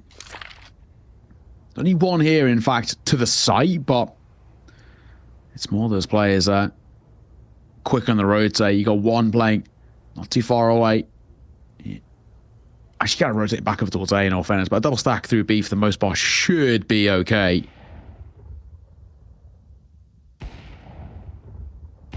Well, safe call for the final few seconds.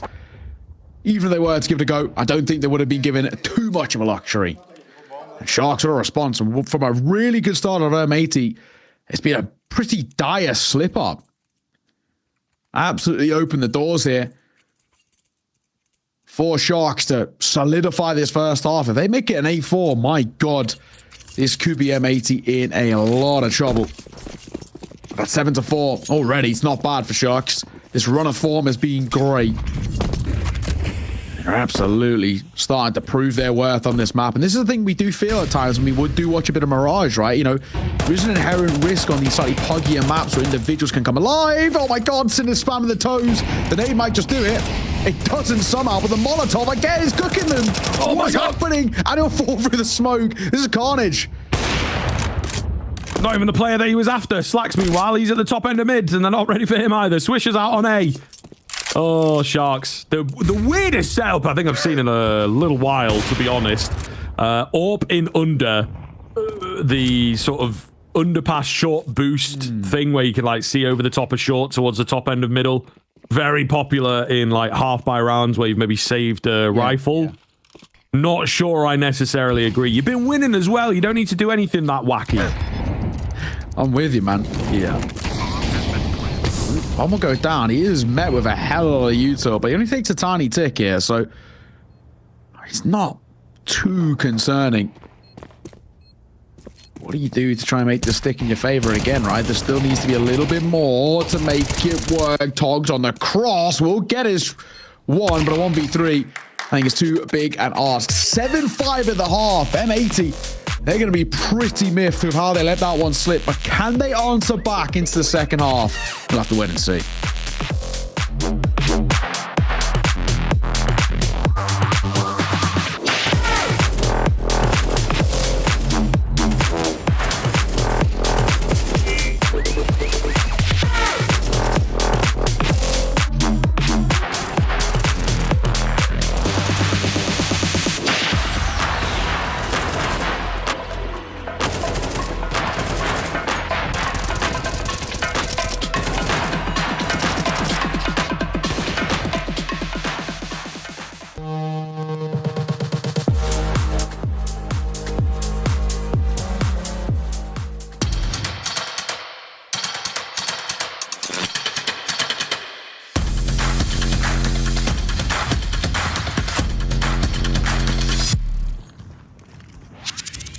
Hey Future Pros, I have a classic Mirage smoke for you today, and that is the mid-window smoke from T-Spawn.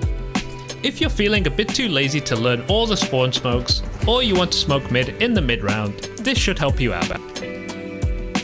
To throw this smoke, get into the corner of the bin.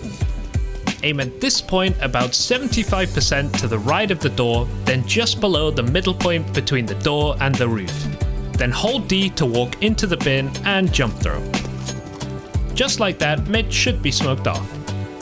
I see a lot of missed smokes for window, so don't be one of those people. Be one of the good ones.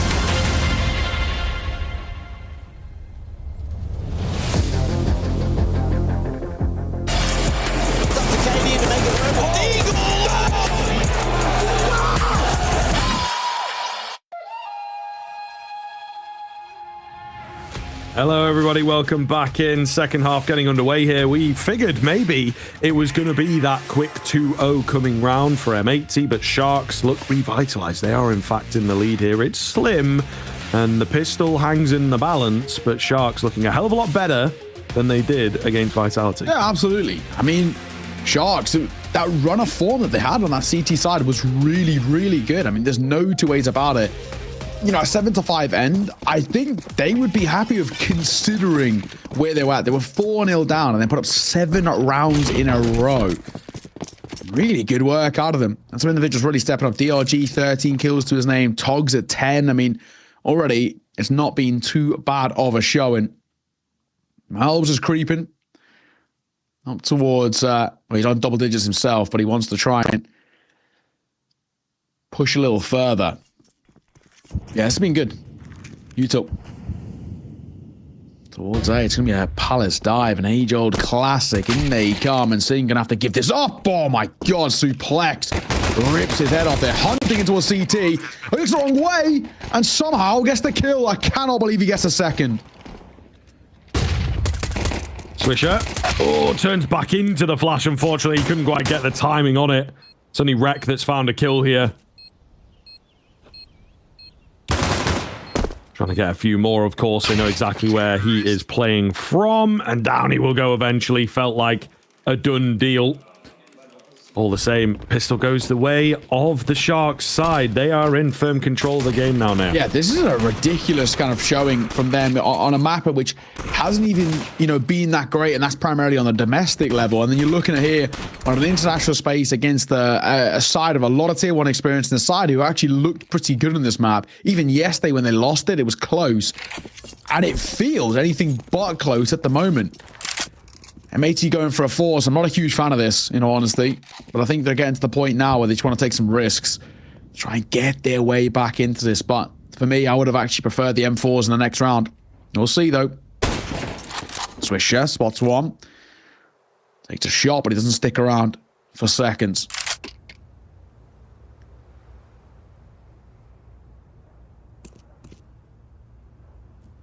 Force buys on the previous map were pretty effective from both teams, so we'll see if that has carried over here. Sin's got the right idea with the nade. It's all a question of timing, as it so often is. Slacks. Waiting patiently with this scout. Oh, Gonna lose a teammate, but he lands the first tag. Maybe needed a second to make things a bit more interesting here. That 5-7 up in Palace will be spotted. So they're very, very ready for all these fights on the Shark side of things. Bomb has yet to be planted, but an attempt being made. In comes Slacks, takes one. Can't deny the bomb plant, but we're not looking too bad. He'll take a fair chunk, though, from the nades. Are they going to try and give this a go? It looks like the B players are a bit too far away to really help out. I think they might just be holding for a save here, to be honest. Yeah, kill's not coming off for Slack, so they will give it up. Yeah, it did look like they want to give it a go, but if you'd find a headshot, then yeah, maybe, but I mean, anything about it. Not to be. So, again, good work. Nice stuff. Starting to come through. Wreck on the exits with that 5-7. He's going to keep hold of it. He actually can't really afford to lose it, to be perfectly honest. And that's that. Round done. And again, pulling further and further away for Sharks. This is a good showing. This has right now got map 3 written all over it. There's no two ways about it. This has been, for the most part, essentially, since the 5th round onwards, primarily a one team show. It's in one-way traffic. There's no two ways about it. Yeah, so far, so good. A lot to like. 5-7 going to play up close. Not the worst thing in the world for Wreck, but yeah, man, this has been rough.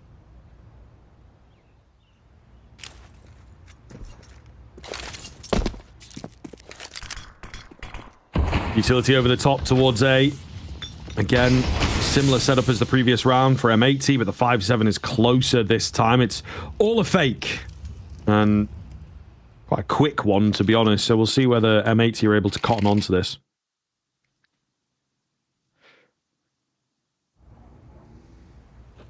Already goes eerily quiet. Just waiting. Nothing to open up here. Swisher might get a chance.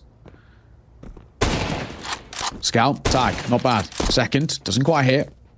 I can still, I say, a couple. But behind the plume of the HE, he will fall to the hands of Suplex. Not too bad.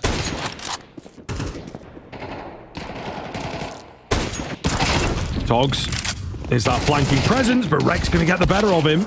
Maybe an AK retrieve now makes a difference. Nade going to take down another. The 5-7 of Sin can't find the same success.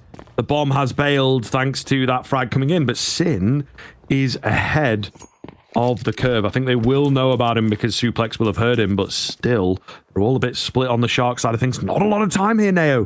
15 seconds. One well-timed kill out from the 5-7 of Sin could make all the difference. They're unsure exactly of where he's at. What's happened? What's happened? Has he crashed? Has he tapped out? Or mouse died? What the hell happened there? Oh, no. Oh, my God. That looked like a mouse skip, but like a really bad one. You know what I mean? Where it just doesn't register for like half a second. It might still be on there by Rek. Oh, but he just misses it. What happened to Sin?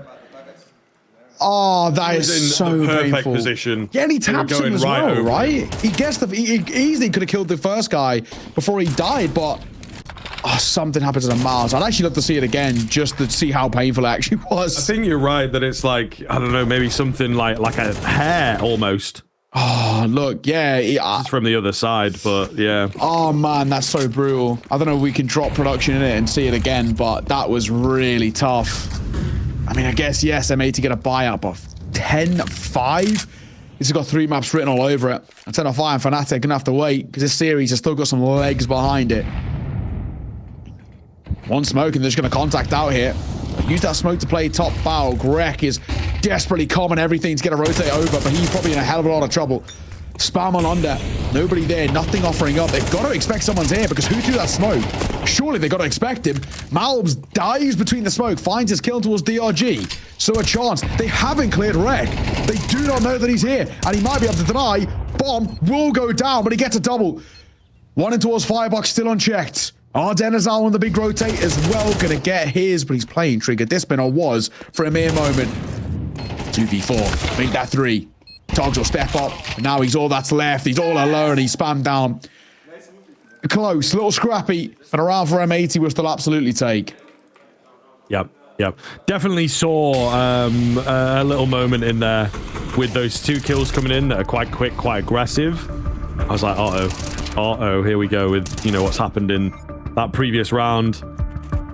Just have to be careful to keep themselves together, keep the heads clear and not cluttered with, you know, all the different things going on. Remain present. That's the way that I always like to call it. Ultimately, you're in this round, you're not in the previous, you're not necessarily in the next, especially in that moment where it's not secured yet. So big sort of timeout needed there, big kind of breather needed. Sharks, they're not in a worrisome spot just yet, but at least to the point where they want to make sure they don't give M80 a chance. Oh, we'll see. 10-6, still plenty of rounds to try and catch up it. If you are M80, 4 rounds in the hole, but the big thing is with no real money left in the back pockets and Mac 10 and play for DRG, this is a doable chance to maybe kickstart a bit of a comeback if you're M80. Find this round, you go up to 7, you get up towards 8 basically for free off the back of a broken economy. Before you know it, there's a chance. Hot flashing out though, short player caught by the flash. Dark full blind though. Evil 4, Swisher delivers.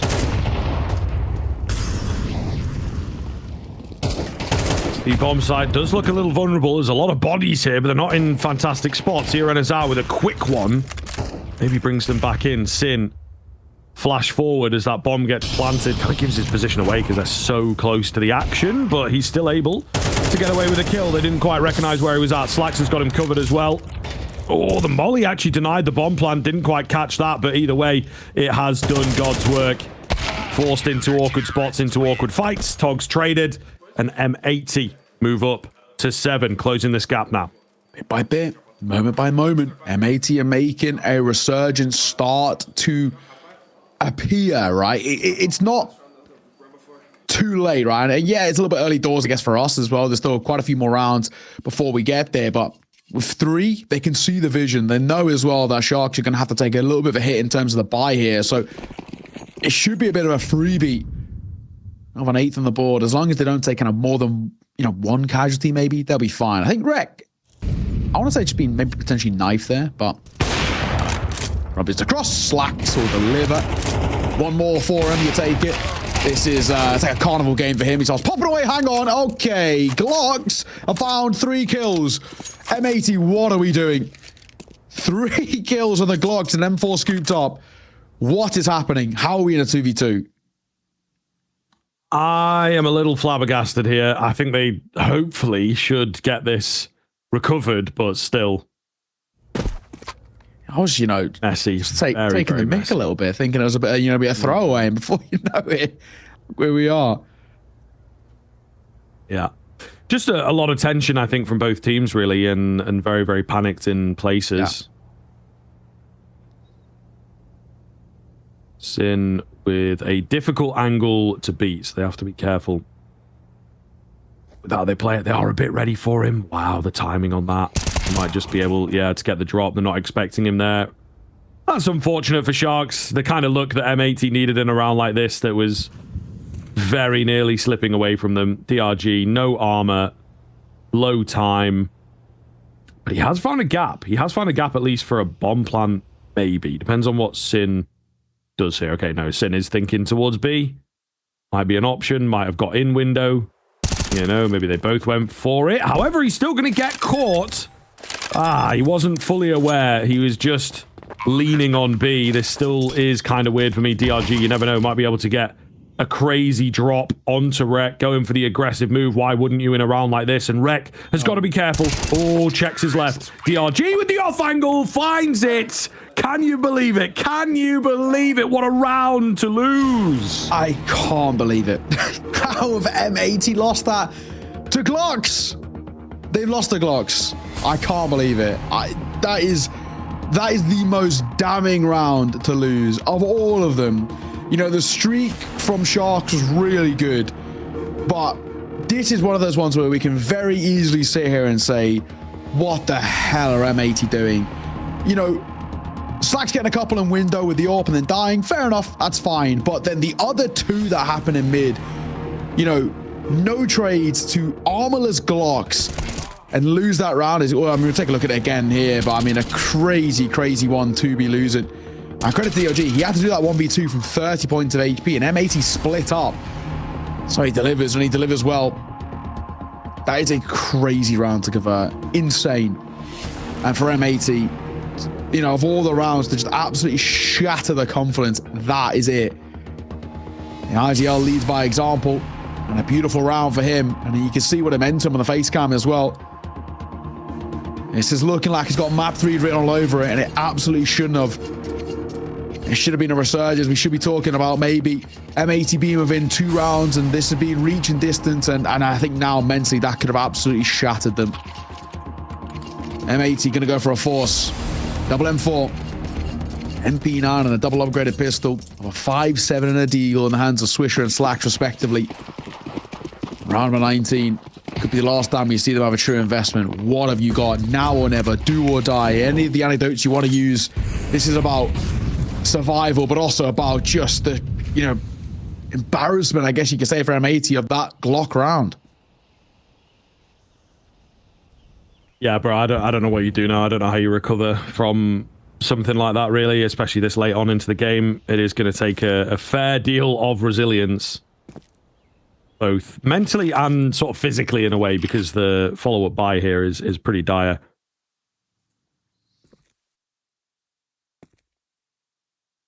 Slow build up again here from Sharks. Utility over the top. Will break the silence, but a very, very quiet run thus far. Not wanting to give away early kills, I suppose, on that Sharks side of things. A minute gone now. M80 somewhat prepared for an A hit to come in. A nice little crossfire as well for them as well, if I do say so myself. Slacks gets a little aggressive, but he's trying to bait them in, really.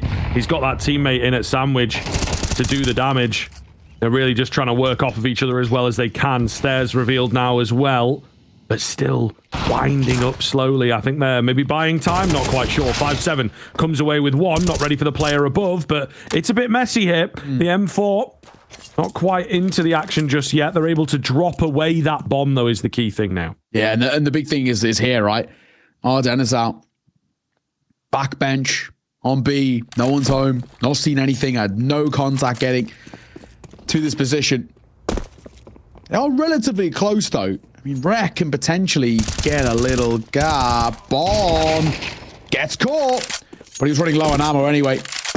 So Arden is finally going to show his face. Oh, they're out of time. Oh my god, I didn't even realize that is dropping the bomb might have done it. Oh my god, I thought they had plenty. But they took a break when they were running through T apartments. I don't exactly know why. Maybe expecting a top mid player. But it just about gives them that. And pulling away from A. It's getting wild. Yeah. It's getting really, really wild in this game, man. Just all over, it feels like. I saw the rotate and they were like, okay, they're like 30 seconds to work. It's like, oh, they're fine here.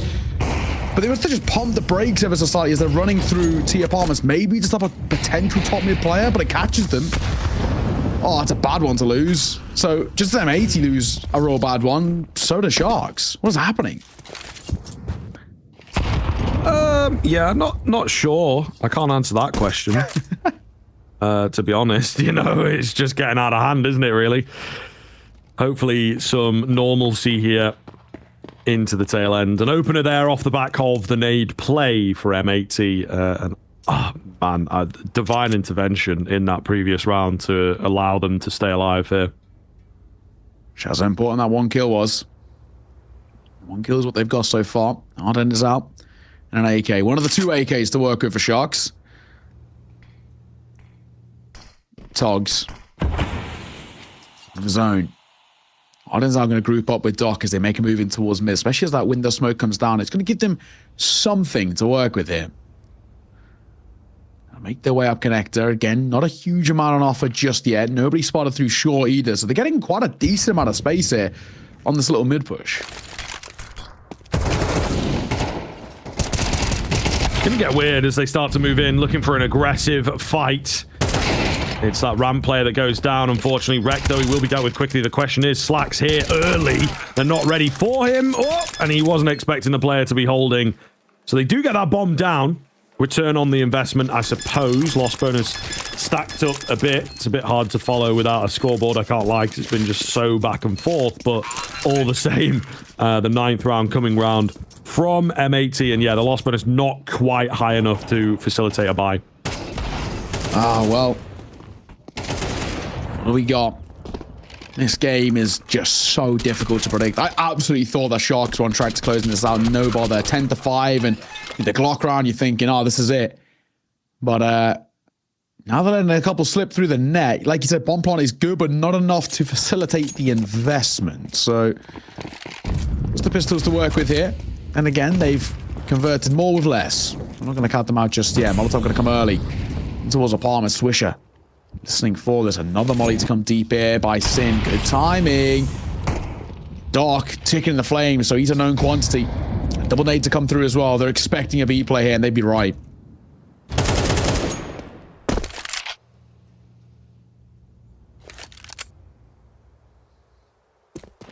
Again, though, just, you know, the start of these rounds, so very quiet. Sharks, one track, not really working parts of the map, not really sending individuals in just yet. It's a dry burst forwards, try and make that work. Adjusting the timings ever so slightly. Sin eliminated after one. Swisher out towards short. They're ready for him. He's got to be careful not to go down here. Nade goes in. I think that might have dropped the bomb briefly. It has obviously been recovered here, but getting a plant not looking too likely. Fake out from DRG. Good luck with the Glock, I suppose. Double digits now for M80. Picking up speed when it counts most. Real conversation starting to open here. Bit by bit, round by round, opportunities are rising. And now as well at double digits, with Sharks, they kind of got side breathing down their neck a little bit. There is a world. Around got to be converted at least to lock it into place. But yeah, it's round number 22, arguably the most important of them. Win this and it really could put you in a very strong spot. I was going to stick out in and around mid. Slacks will be boosted up. It's double or play here for the M80 side. Sing gonna wheel one of his own, and he might get some use out of it. 4 grouping up through apartments. If he can find a shot and fall away untraded, that would be huge. Do they expect this level of audacity out of Sin? He's the one being anchoring. He's going to be flashed, I think. He will. Flash in the corner. Pop. Shot. Miss, but he gets out. It is close to be fair to him. Oh, the flick onto the dropper as well. There's a few too many around him. They've gone for B again. Surely not, say M80. They've lost another player in the interim here. Not looking too good. Malzo with a key frag to get them back into the round. One on site confirmed. It's DRG in towards middle. They were a bit ready for it. Rek takes the fight, but just loses it haphazardly. It's all going to be down to Slacks here. It's a bit all over the place from M80 on the retake, you have to admit. Not quite together, but then they were caught off by the very nature of the round. Yeah, and it's a bit unorthodox as well, having that super late kind of play towards chair, but it works well. Especially in the 3 versus 3, the numbers are dwindling. Sometimes you're just worried about maybe the likes of, double, triple through market. But the RGE catches one in rotation. It's such an important kill because it basically completely nullifies M80 there. So 12-10 Sharks. Map point for them. Wanting to push this towards that third and final. We're speaking a lot about the comeback and the resurgence out of M80, but I mean, fundamentally speaking, right, it was 7 rounds in a row for Sharks. A very choppy period of play here in this second half, which is just mean that the foundations they built up by the time we got to the halfway point so far been enough. M80 playing for OT now, playing. Oh, the 2-0 still. Sharks, they've just been a little bit more aware. Doc's been heard. Mal's got a hit this. He's been a little quiet. Oh, and he will get caught. I mean, quiet by his standards. Still his top fragging, but he's normally well and away in the fragging department. Rek up with a flash. Back a sight. We'll have to support it at all about range. As Sin falls, Rek steps up, but he's probably a dead man walking with how low he is. And yeah, he'll go down to the nade. Nade is nice. Siren Azar with a late move towards connector. Looking good here. Looking like a third map, isn't it? Slacks, they know where he's at. Grab the bomb, bail out, go B. Doesn't get much easier than that. Slacks left in the clutch situation once again. It was looking great for M80, just not enough rounds, and that Glock loss in there, bro. I think it really does make a difference. Just created this element of chaos in the game. Sharks fell flat to it in a previous round. Maybe we'll get a bit more here out of Slacks. His position now revealed. They're going to launch everything at him. 2 smokes on the same spot. Flashing in he goes. Not a chance. Sharks will take it, and they will take us to a third. Really well done there on Mirage. We weren't expecting great things out of them, but we did indeed get a little bit of greatness. 13-10 is a clean finish, in my opinion. We've got that third map coming up. It's Anubis, M80. They didn't want this, but this is where they will battle for a spot in the mid group.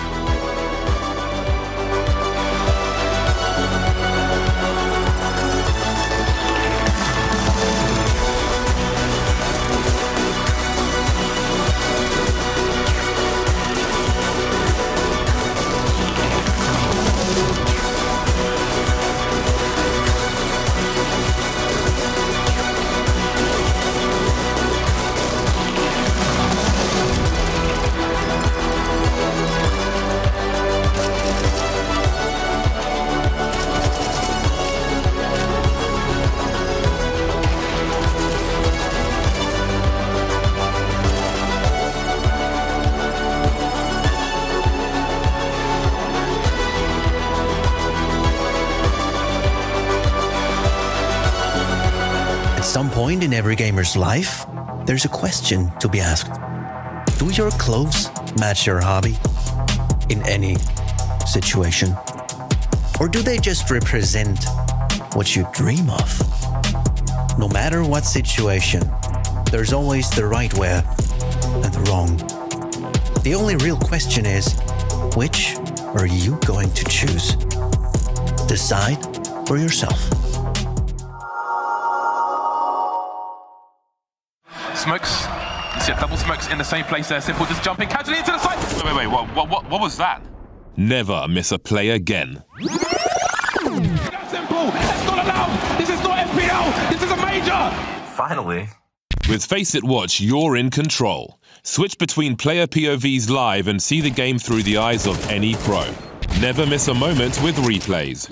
Relive each highlight on demand from all angles. Watch it, control it, face it.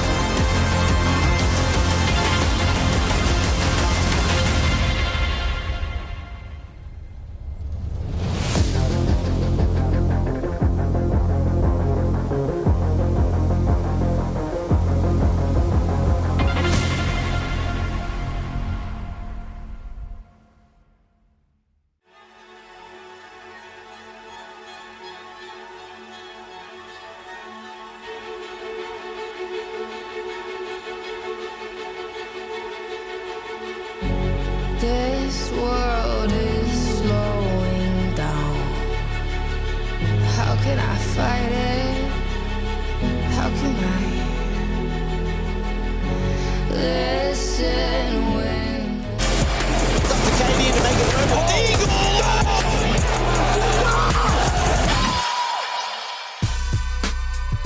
Hello, everybody. Welcome back into our third and final map here between Sharks and M80. Weren't necessarily expecting to be here after the first, at the very least. You know, M80 stealing away Vertigo. Felt like that was the hard work done. And then into Mirage. Sharks, I think, shocking us all, maybe even themselves in a way, because they were able to take the victory there. It was close. It was difficult. There were some very, very weird rounds, I think, is maybe the nice way of putting it towards the end there. But all the same, Sharks have pulled us into a third. And yeah, you know, we've got to look at and give a hell of a lot of credit to Sharks because, you know, on that first half, we're looking at them 7 rounds in a row, really solidified. Actually, it was looking like a pretty bad start. You know, they're 4-0 down.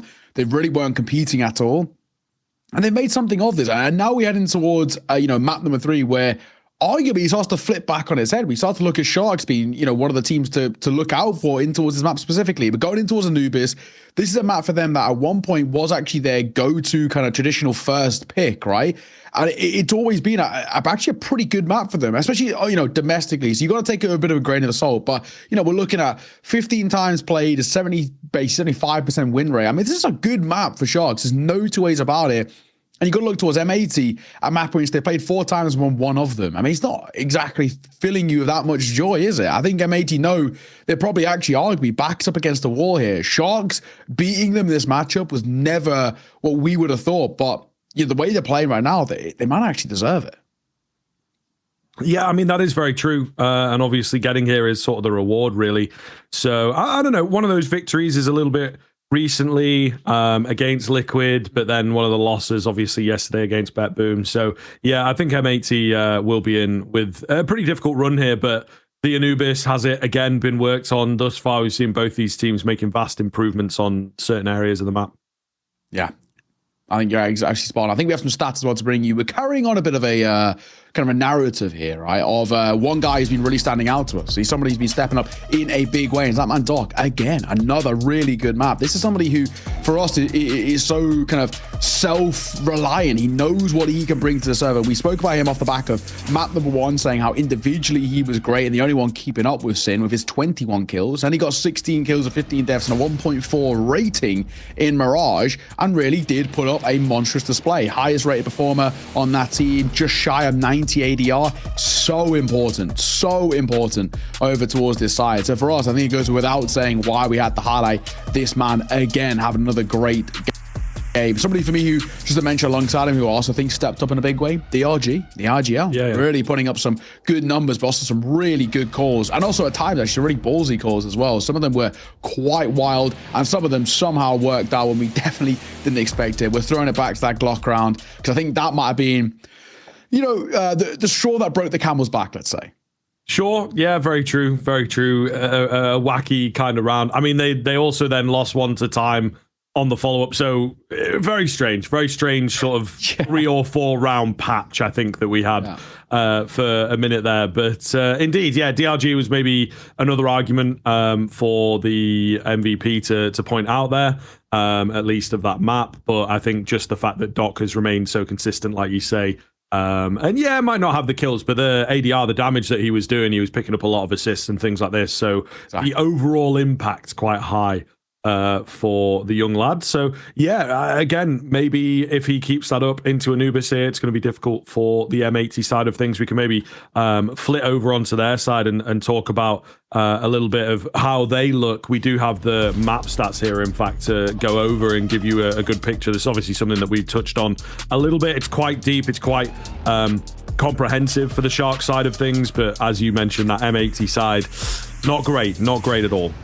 No, this is a map in which hasn't looked too prevalent for this side, right? I mean, like you said, recently they did pick up a win on this map. Their only win out of the last 4 times they played it in the last, well, basically the last 3 months, right? And that was over Liquid, 13-11, so they were made to work for it. But in the first time they played Liquid in that tournament, they lost 13-6, lost 13-5 to Bet Boom yesterday, which isn't good. And then, of course, at the RMRs, they lost to Imperial 13-3. So not a great map from what we've seen out of this side. On the other side for Sharks, like we said, 15 times played, and with a 73% win rate, there's no complaints there at all. Some decent wins under their belt in the past, but you've got to take them as well, again, with a bit of a grain of salt, because a lot of these are, domestic opponents that, no offense to them, are nowhere near the level of an EPL caliber team. I'm talking, their most recent win being that against Bestia, a side who are in flux themselves. And then before that, 2-game, Yawara, Glories. These are teams that, as someone who doesn't even follow that much Brazilian Counter-Strike, I've never even heard of. So, one of those things. Recently, they did play against two more notable sides in that of Payne and Odig, and they lost both of them. Payne, that one being quite damningly as well, 13-4. So that's probably the main one that I'm going to be looking at. Payne and Odig, both RMR caliber level teams, to say the same way M80 are. And that's the one for me that makes the biggest difference here. This is two sides who are of the same caliber maybe of M80 in terms of being at the RMR, and they battered Sharks. So while the stats are so one-sided, I still think M80 shouldn't be too worried here. I think they will see them as well. They're inflated stats. They're slightly stat padded, let's call them. I think there's a chance here is what I'm trying to say. Yeah, absolutely. I'd be inclined to agree. I think that this is also a matchup. It's felt like the whole way through with the heavy amount of timeouts that we've had and the crazy kind of rounds, the tension, the panic, the nervousness from maybe some of the players. It's a case of environment. It's a case of both teams really want this one, man. Yeah. And the thing is as well, if you do well in this mid group, you can sneak in, get that third spot in playoffs, which is a big deal for both of these teams. Oh my, Doc going to open up super explosively straight in towards middle here. Sin takes a bit of work, but they'll get him to remain for the side of M80. And their hopes maybe fading away with this pistol at least. I think you're right. Already looking a little dicey. What do you got for a Swisher? A bit of a miracle. He doesn't even get one. Malbs will get one, but it's a consolation and nothing more than that. Shark starts well. On towards map number 3, they've come out the gate swinging, and that one super quick pistol round, flying into the fight, making sure it sticks. Exactly what we want to see. Bomb plant, all the kills, means plenty of money to work with, and Doc again, right, this is the guy we highlighted coming towards this game. Hit a nice little shot just to give them that space early doors. Not saying it's, early to worry, maybe a little too early to worry for M80, but yeah, it's good to see that Sharks are confident, right? They deserve it off the back of that Mirage.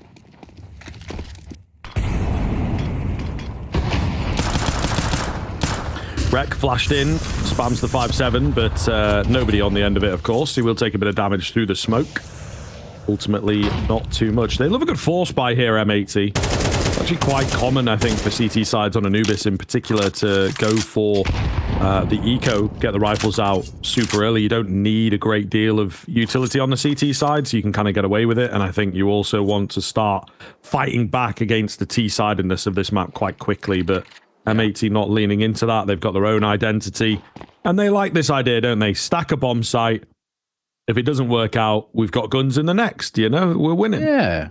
It's kind of like one of those kind of situations where go for a gamble. If it doesn't pay off, it is what it is. Who cares, right? Like you said, right? They can just re-go in towards the next round. They won't have the investment of the rifles next, but at the very least, they can just re-give it a go and go for another gamble. 50-50 chance. We're having a look in through MA. Nothing often opens up for them, I say. Bomb will go down. And that'll be that. And I think, yeah, like you said, if you're M80, just sit tight. Nothing really else you can do.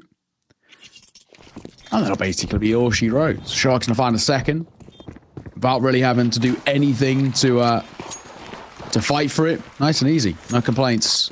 Not gonna worry about it basically at all. Gonna have a look in though here, DRG, with a Mach 10. Can quite potentially get this one very active. Around the corner. Here's one. One in the pocket. Straight will come through. Don't want to overface here, in all fairness. Don't want to drop too many things over. A Mach 10's fair enough, because the kill bonus alone is normally okay, but any more from that, I'll be a little bit miffed that they were going hunting, but they don't. So there's one casualty, and around, you take it. Yeah, playing things safe, I think you can get behind that. You take some of those save weapons away, so it's not just 2 force buy rounds in a row from M80. So there is that as well. Still pretty scary, though. I think the MP9 and the Scout are the two things that we keep our eyes on. They make it into this round anyway. Yeah. That's kind of the thing that I'm looking towards, as to potentially find that big moment. Slack's absolutely gagging for it as he gets aggressive through mid there. DRG, up close. Will he clear this? Even look. Will he check? Doesn't matter. Slack's going to find a kill. Slack's going to find a double. Hello. Scout getting into the thick of it. And it's working. No complaints. They're going to set the net. They're going to get the A-site. Yeah, AK and a Galil picked up, though. That's what I'm feasting at here. Bomb will go down. That's the one thing. The neutral game for M80 is difficult because they lack utility to close areas off. They, of course, do not have a kit. Molotov. Oh, does make it in. I don't know whether Togs needed to necessarily give his position up, but he does so anyway. Suplex. His position is the one to watch. Yeah, a bit of a hero or zero kind of spot. Nade round the corner. Some decent damage. There's not a lot of time left on this bomb, so they've got to get a player on there, and they're just going to have to try and fend off Sin. Or trade it out quickly. Swisher can't get the defuse, and they bail themselves out. 2v4, but they make it work. My God, again, that was very, very close, and maybe a little bit too close for comfort, but Slack's really good round from him. Just backed himself in that fight, in the thick of it with the Scout, and it works. So fair play. Yeah, still is a 3-0 start coming out here for the Sharks, and for M80. Unfortunate. Again, a close moment, but it isn't to be. Into the buy, though. That's all that we really care about. Make it stick is the question. Suplex may have spotted the pixel there in toward Dark, and he is waiting for a swing, which I don't think he should be given. You'd hope that M80 have learned the lesson of old.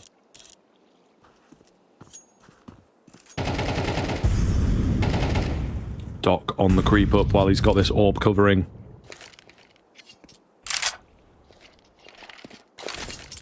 Pull the nade. Yeah, we'll do some decent damage. May well have confirmed his location, though. A little less consistent into CS2. Molotov pushes Malbs back. They will sort of trade the position for now. Molly onto Molly, in fact. So, yeah, no one has control of Dark, I suppose. So, oh, close. Slacks will trade. Nice work, and Swisher. Not caught by the blind. That's good work. Swing here in the flames. Oh, he's in trouble. Downhill fall. Aptly timed. Malbs just tagged him, so slowed him down. And a messy fight means that M80 are going to find their first. That's a really good response.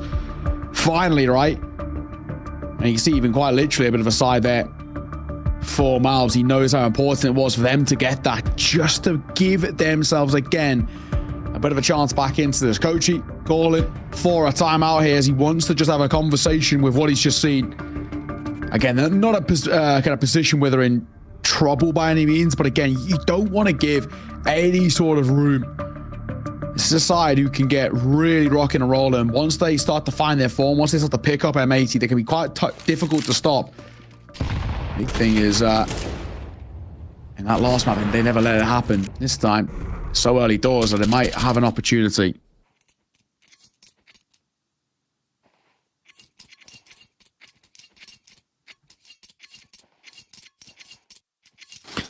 Okay, M80. Got to be able to make this work now. Have to put up a decent CT half, I think. Sure, it is T-sided, but it's not necessarily an easy ride.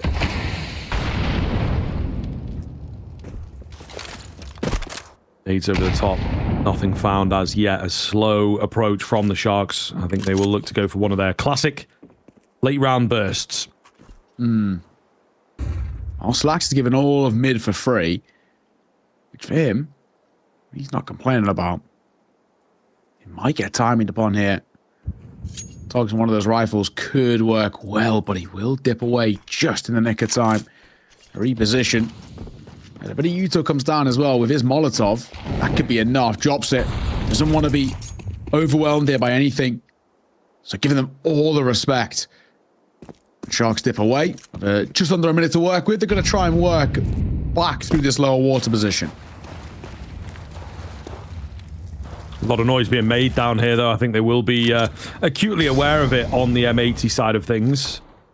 but also sort of faking things out slightly, trying to draw some attention away from A. I don't know that it has necessarily worked. If anything, they're starting to get more aware of it potentially being an A hit. This is something that, again, towards the end of Mirage was very, very common. Rec close to the smoke. They're going to wait until... Oh, it's nearly gone down. He's got to be careful here. Actually replenishes the smoke as the utility starts coming round. He's ready for this. And they're like, oh, well, I guess we have to go. We've only got 20 seconds. So much damage done. It's actually Sin that capitalizes for the triple kill. All down to Togs. Oh, my goodness. The two-piece is insane. 10 seconds to get the bomb down. No need to panic. Everything's still in your favor, M80.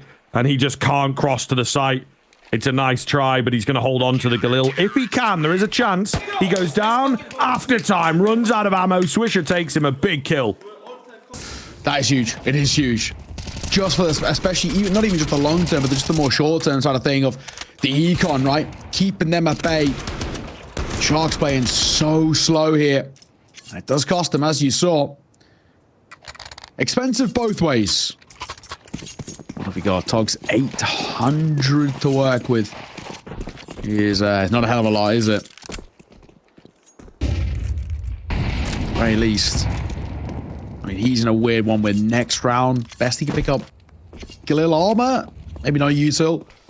Could be rough. Bomb plant feels like a real necessity. Behind that smoke, bit of a spam. Sin does a hell of a lot of damage, and they could do some more as well, and it will. The RG dropped by the HE. Pistols already down to 4.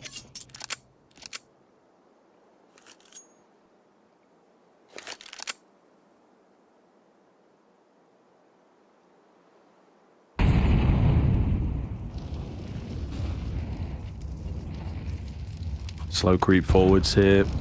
Just try and overwhelm a player. It's going to be Sin. He's already up to 8. He might have a chance to really stat pad here. 3 coming in. Here, Enazao can't trade him out. Surely not long for this world himself. Indeed, he does go down. M80 swelling the coffers here. Then they're looking very good indeed as they've closed the gap. They've got themselves a bit of a bolster in terms of the cash. So this could be an opportunity for them to put up a good CT half. Yeah, man. You know, as well, while those pistol rounds we don't really read too much into, the fact that it's flawless is actually a bit of a nicety coming through for the M80 side, because we've seen the struggle against pistols. Just to throw it back to that Mirage round through mid. It's nice to see all 5 stay alive. It's, you know, individually good for Sin as well. 11 and 3, may I say. Just a real kind of sly and secret 11. He's been creeping up with the multi-frags here. Looking all right. Pop flash through. Malbs. Got a good amount of room here. Double A going to come in the corners. DRG eats the bulk of it. And they're given a lot of luxury. They throw the util and they get out of there. I mean, that's as perfect as it gets, really. They just don't overstay. Simple as.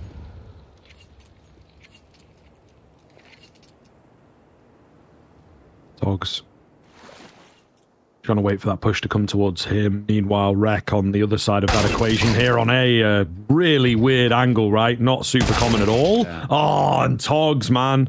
Right place. If he had an AK, he wins that one. Unfortunately, nothing going right for Sharks in this round. Big finds here for M80. It looks set to maybe be another flawless one if they play their cards right.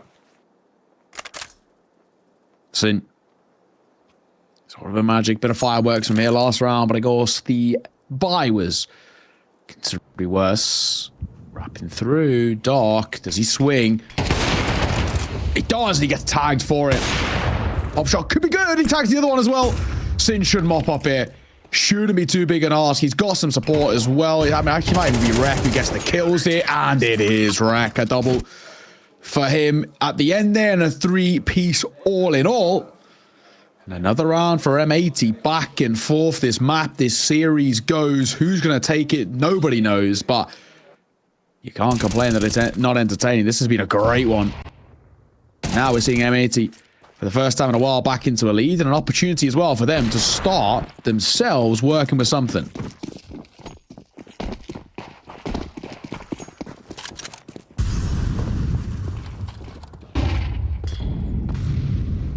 Sin on the aggressive angle here alongside Slacks. They've been double teaming middle pretty effectively throughout this game. Remember that low buy. They really did a lot of damage out there. Pistols again for Sharks. Bursting towards mid again for Sharks, but a bit more comprehensive and a little luckier as well. There's nobody around to stop them. They're going to leave. Oh, that connector open, and Slacks nearly capitalizes. Oh, got to be careful. He takes the big frag and the next. How does he stay alive? I don't believe it. Rek, meanwhile, picks up 3 to see the round off. But my goodness, Slacks is certainly feeling it right now. It's much better, right? This is exactly what we want to see. This is where you do start to get kind of that reinstilled confidence out of M80 because, you know, like I was mentioning a couple of rounds ago, some of these lower buy rounds have been so scary, so precarious, and Sharks have been making some of them actually quite effective, and it's no longer the case. So when the econ takes a real big hit and they're down in towards the ecos, now that they are really starting to struggle. This is M80. Multiple rounds in a row. Looking hella confident. Molotov comes down. This is good work. Seriously good work. You are getting to see just the individuals come alive from M80 a little bit. Like you said, Slacks, how they stay alive there, who knows, but you can't fault them for hitting them shots. They are crisp. Bomb. Not committed. Sort of in the direction of A, but the setup is just poking and prodding. Sharks do look a little lost in these last few.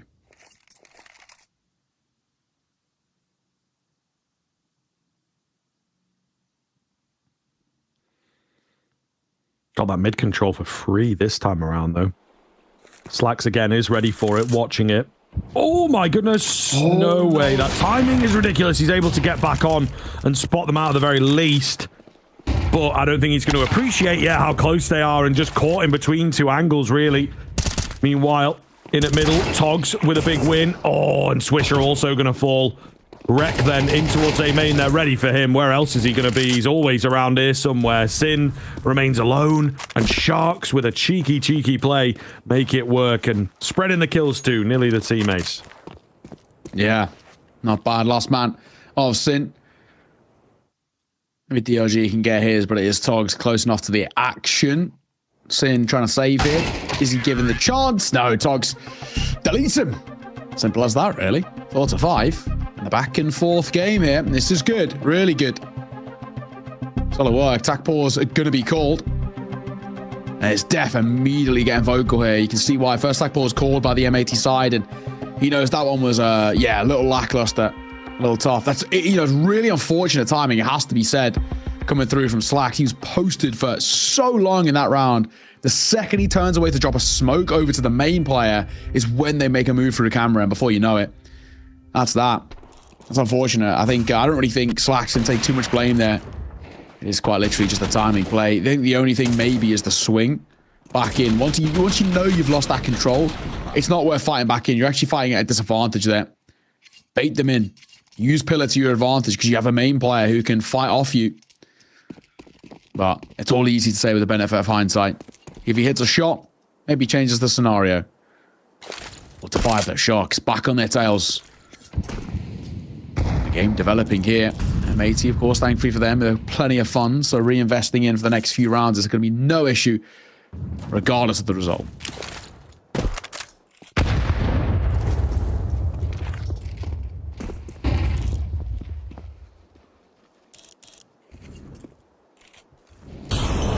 Really slow again, you know, just sending that early utility in. There's not much in the way of spreading out and trying to go for a quick fight in towards dark or B main, you know, these areas that often allow early look-ins.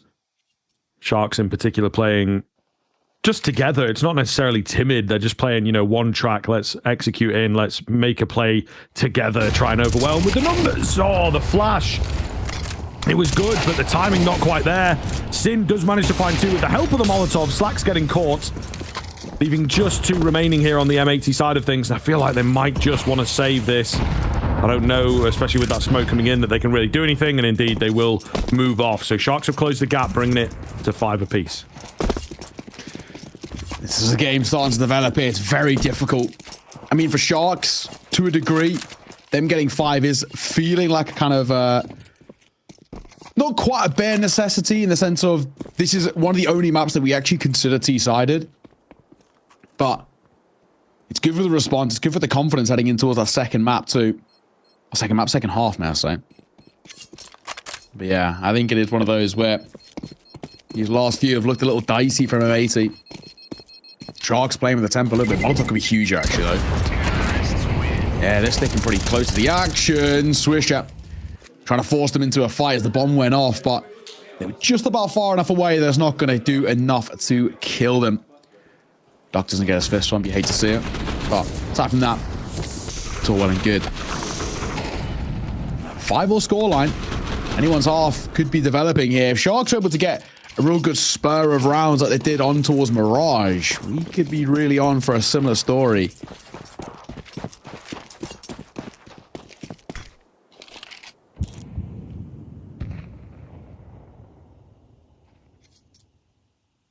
This is a bit more like it, though. Sharks looking again to pull off something together, but it's a bit faster. Molotov comes in. Swisher getting in the mix. Oh, my goodness, mowing them all down. They activated him, and they will absolutely regret the fact that they did so. 2 left for Sharks.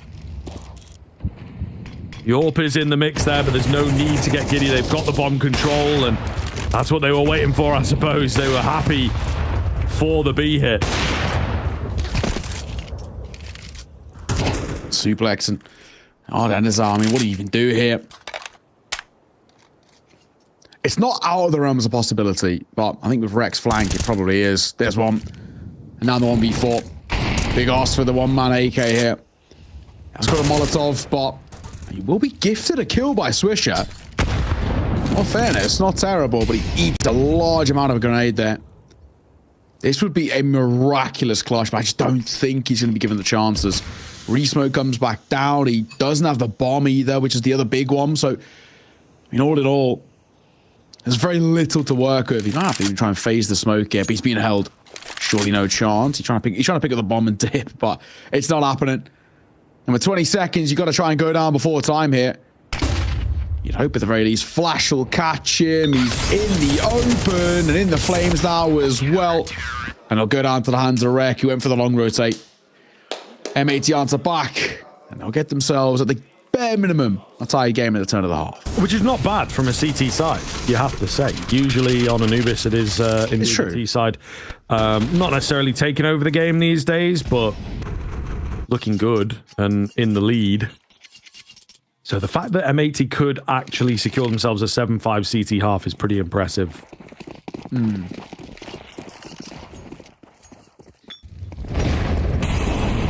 This Molotov for the first, but not the second.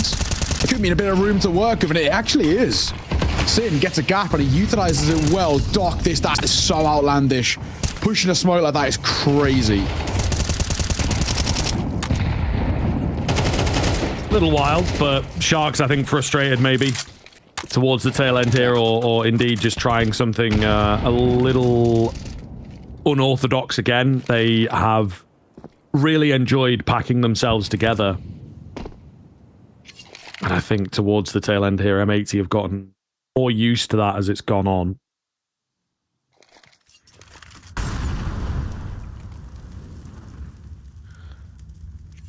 Already moving their way forward.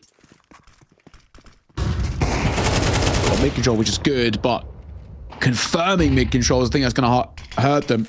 A lot of damage dealt. DRG and Suplex are barely alive, and Togs isn't exactly much better in that one bullet headshot range, and there it is. Rek's gonna line them up. 3K to close it, and that's the confidence that M80 needed. That'll be the half, 7-5. Can M80 continue this after the break?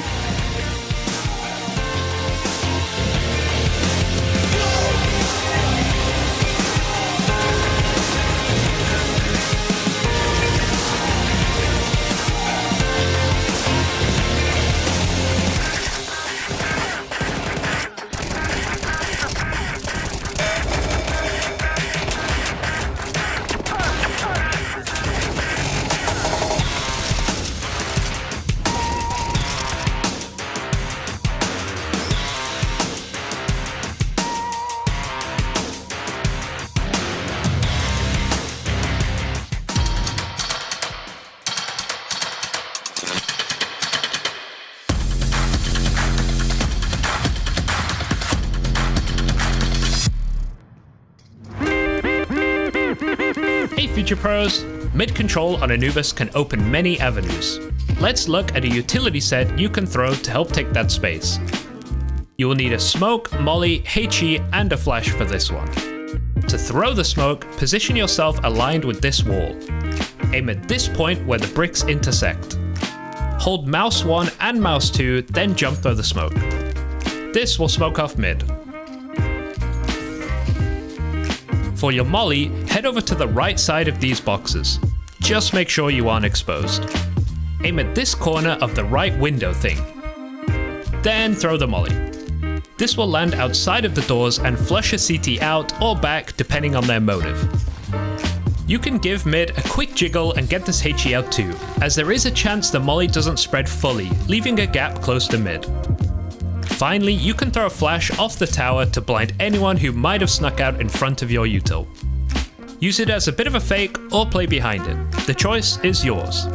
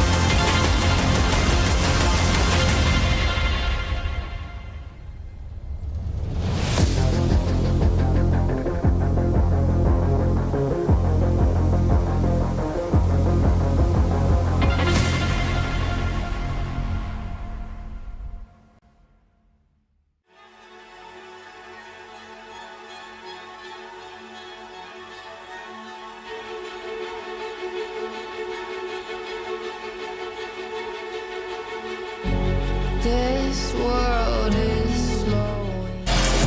Dr. KD to make it through. Vertigo!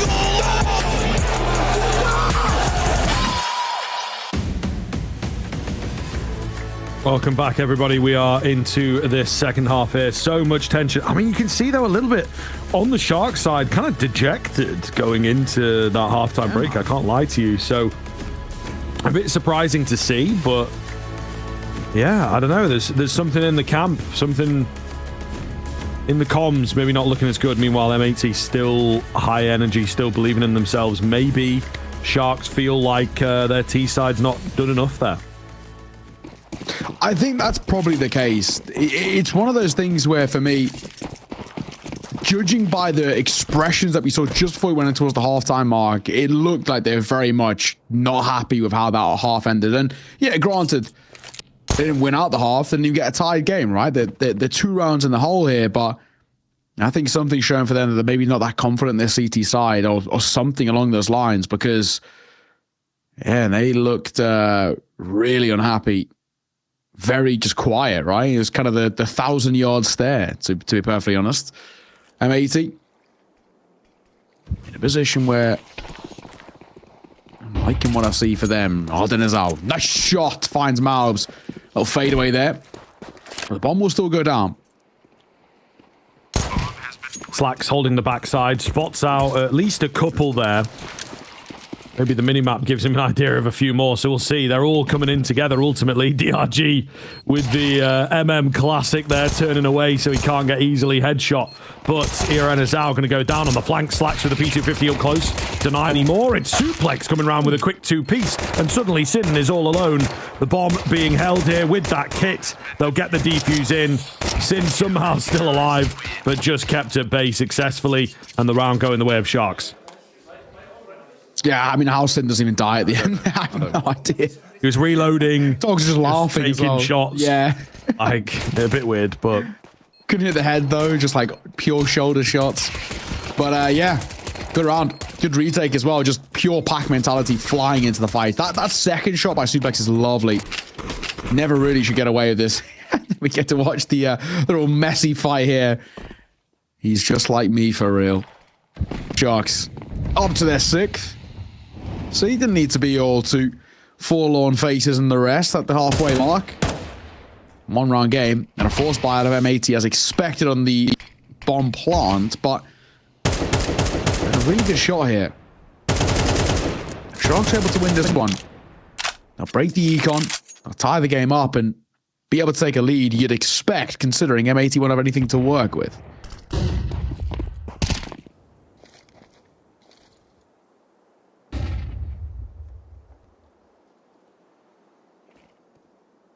M80, though, always dangerous in these types of rounds. They look to crunch towards this B-bomb site. Barely anything, like you say, though. So they really have to be intentional with this utility. And therefore, we're in for a slower build-up for sure. 3 towards Dark on that Shark side of things. I'm not sure. Could get a bit weird for me. They're going to get mollied off, still sticking around trying to take fights, but it's the B main players who are a bit later to the party, perhaps intentional, that find success. 2 more remain on the site itself, though. Might go overlooked, and indeed, Togs in particular doing the damage. Out from Glyphs, DRG holds the line. They just weren't ready for that many players to be in on B. Okay, not bad. Fair enough. That's actually really well done. Well, we still need a little bit more consistency just to get that confirmation, just to get that comfortability, but not a bad kind of position to put yourself in for Sharks. Nice little kind of isolation of the fights there. Decent work by Togs back site. 7-all. M80 that time as well. Not enough to work with for us to be too confident, so they have to dip in towards the, I think, primarily kind of Tech 9 to even armor's a luxury. Around the corner. M4 gets 1, then it gets going across. The flash is great as the DRG, but he just about recovers in time. Hang on. Tech 9s are getting very proactive and making something of this. Will be denied at the end, though. So no madness coming in. And Sharks really moving fast in that round, looking good against a pace change. But we'll see. Yeah, I mean, a bit of damage out from M80. Not really anything substantial. Would have liked to return on the investment if they could have got it, but obviously denied away. Lead taken back here for Sharks. Pretty happy with that. I think they will be.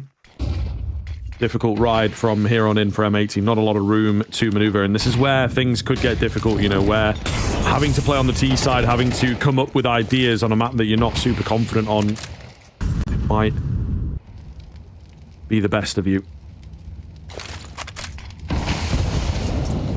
Yeah, let's see. All for Malbs. In the corner, waiting. Wreck as well. Same for him. Any sort of extension through main will be caught. All goes quiet. Orbs on both sides. Both have been a little quiet. In all fairness, this map. Suplex not really showing off too much. We're stacking here as well. This could work for Togs and DRG. Especially with a pop flash too. It doesn't actually go that deep. So Malbs doesn't get caught by it. He gets free. 2 freebies basically because the flash just lets them down. Yeah, damn. That is really dire. Doc. Okay. Yeah, they got to be careful. Maybe not expecting him to be there. He finds a frag and the bomb was on its way towards A, but now will hightail it to B.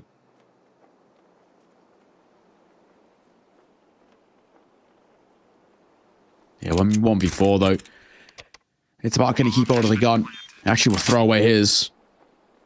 He spots an AK. Can he keep hold of it? I don't know, because they're starting to peer around here. Feels like they've kind of got the right idea. Having a little move in. Anything tail end would be nice, but again, I don't think they're going to be given all too much. They don't also want to overfight themselves. They haven't got a hell of a lot of money, M80, so don't risk it. If he comes to you, it's fine. Don't go hunting. Swish has got the right idea. I feel like Malbs might too, thankfully. Malbs is just about to be caught in the crosshair, but Swish will see it off. Ready the 1 casualty. Not bad. M80 back to winning ways and confidently too with only the 1 casualty. This is good and looking very quiet there towards Sharks. They're feeling a lot of pressure. Head in hands for a couple of them. Yeah, man, it's difficult to read, isn't it, what the sort of energy in the camp is looking like. They do look drained. They do look They've been here for a while. I think they were expecting again, you know, you look at the numbers and whatnot. Nubis might be an easier ride. Really high energy game there on Mirage. A lot of work put into that, and they've got another map at it. So it really is a test of fatigue. It's been a long series, and the way that it gets played, the way that it taxes on your mind can be very, very difficult. Eco coming out. Not the ideal way you want to respond after a timeout, but it is the only option that they have. So Eco here, not even like half on some of these players though, you know what I mean? Like, could have got a bit of armor out, could have got Suplex doing something, missed Molotov though, so there's certainly pressure on both sides. Yeah, Sing gets caught on something down the wood. I haven't seen that one before. Just like something jumpy, you line up against the kind of like little wood table, but seems like it gets caught on something. Either way, I mean, as thankfully of all the rounds to do something like that, this one is probably the best of them. Low to no bite. Now for Sharks. Pistol's going to get up close here. Got pop flash, could be good. Oh, bye wreck. No chance in hell there. But now surely that you set that bomb and try and pop over towards the B side, surely you try and utilize all the info you've just gained to your advantage of space. Yeah, decent read coming in from the Sharks, though. They will immediately move across towards B themselves. So, fair play in that sense, but they already had a player set up, of course. On the M80 side, get some utility down, smoke off the extremities. I like the idea of the boost, just not a lot of room for it to work. Flash comes in, not going to be as effective as that first one. And Malbs for the 4-piece makes it theirs. 9 rounds in for M80, taking the lead here for the first time in a long time. Yeah, nice work. Nice work. That round, just making sure it's not too much of a hiccup along the road. And again, now a breather, as that one we don't really kind of take all too much into it, really. I mean, it is just the pistols. Nice pop flash for one, but it's not going to make a grand difference at the end. Malbs, nice little spray down here as well. Good for the confidence. Bar that, don't really care all too much. Pop shot. Misses, but good amount of work starting to develop here for M80. Find this round and how influential it could be. There's one close left on Swisher here. I'm moving towards M8 and pop flash as well. Won't catch Suplex. He's reclaiming some space here. Molotov might force him away. He doesn't want to stick around. I don't blame him. Decent nade onto Wreck here. So some good damage done in the early stage from the Sharks. M80, the onus on them to get creative and find a way in. It looks like they want to hit the A side of things. And again, Shark's going to be ready for this. Very proactive, very bouncy with the moves at the moment. And M80 have not really done too much to convince them otherwise. A well-timed swing from Sin, though. He's traded. It might just be enough to throw them off the scent or to mess them up a little bit. Difficult to tell. Wreck going to go down to the AWP. The Molotov comes in. Suplex sticking in for the fight. Oh, so well played. Great composure there to bring it into the 4 versus 2. They'll try now for the B-bomb site instead. Quickly dealing with Togs and getting the bomb planted. So, 2 versus 3 is doable. They've got to try and isolate a fight here, and that's a perfect way. Oh, Suplex has caught. Swisher will get caught himself. And now Slack's in a bit of trouble. Could catch one nade out. Looking around for this last guy. He's now surely got to expect him either close left or in that cubby. And he unscopes. It nearly cost him his life, but the trade is there quick enough. Good spacing from Sharks to tie this game back up. And this has been the story of this series. Back and forth, neither side giving up an inch here. In a masterful display. At the moment, still absolutely feels like anybody's game. Oh yeah, insanely back and forth here. Some great moments. That Suplex second kill, bro. How many players, even at like the top level, and Molly's going to come in there. It's 8-9. It's a super important round, and they're just going to let their instincts take over to run away from fire because it's hot and does damage, you know. Sure. But he sticks in it. You see him, he takes a little moment, didn't he? He unscopes and he was like, oh, I could run here, but actually we had to take the fight.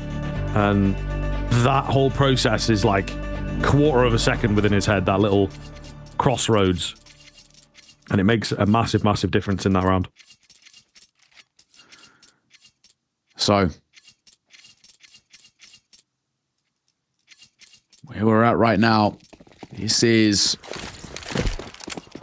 a really interesting development starting to come through for this Shark side who are coming alive. Maybe, you know, late by most kind of traditional perspectives, but so far so good. Smoke will be blocked, but I don't think it really affects too much of where it was going. Oh my god, Doc catches Sin on just a little bit of a drive-by there.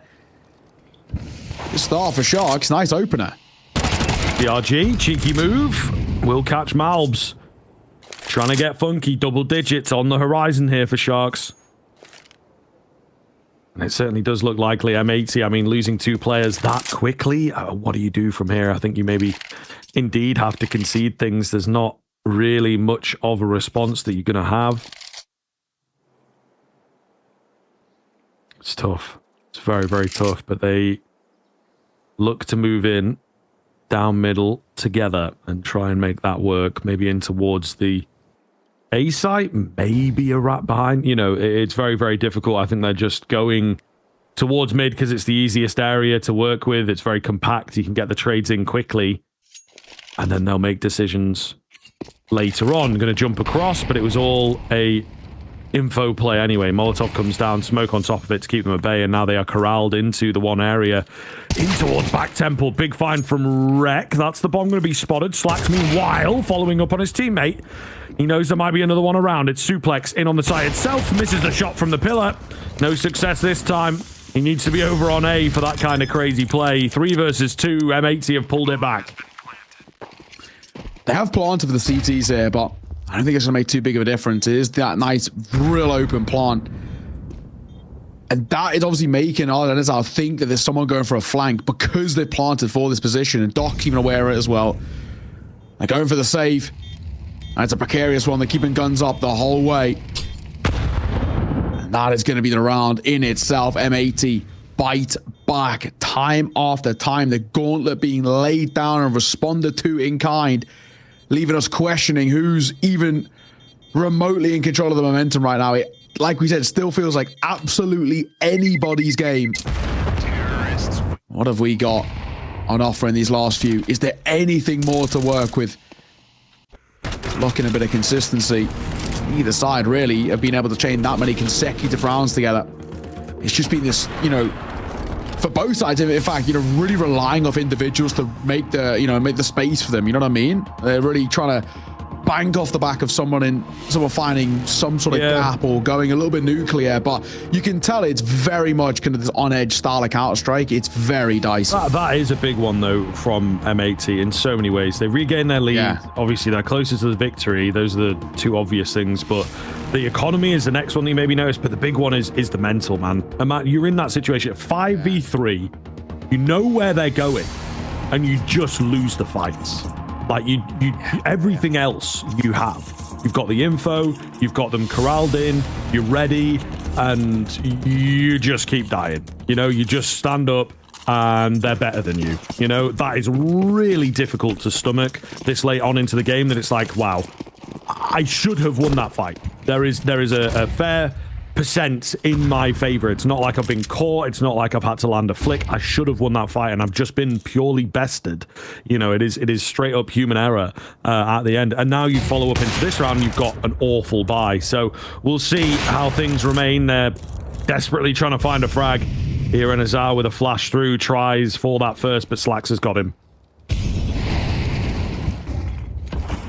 Opening kill is huge, big as well, considering look at the buy out here for Sharks with the triple MP9, 1 M4. Lose this, they could be in trouble. At the very least, one of those MP9s upgraded to that drop FAMAS. Making a little move in through mid, and Sid not overextending here. He's going to actually give them that space to claim if they want. Oh, he's been made in through water. Sid might get a chance here. Depends on timing. Jiggling. Doesn't need to stick around again, though. More than happy just to fall away, because look, he's coming in to back them up. Swisher, nice shot, finds Doc, and there's nobody towards A. Immediately, Sharks, they might even call for a save. Yeah, I mean, I would think so, right? There's that element of futility, really. There's not really much that you can do here when you have the buy like this. And, of course, being 2 men down is sort of the key thing there. But, yeah, not near the action, not got a drop, not got a flank. So they just have to concede it. Reluctantly, I am sure. But you do just have to concede it. 11-9. M80 right at the death have got their second wind, and it might just be all they need.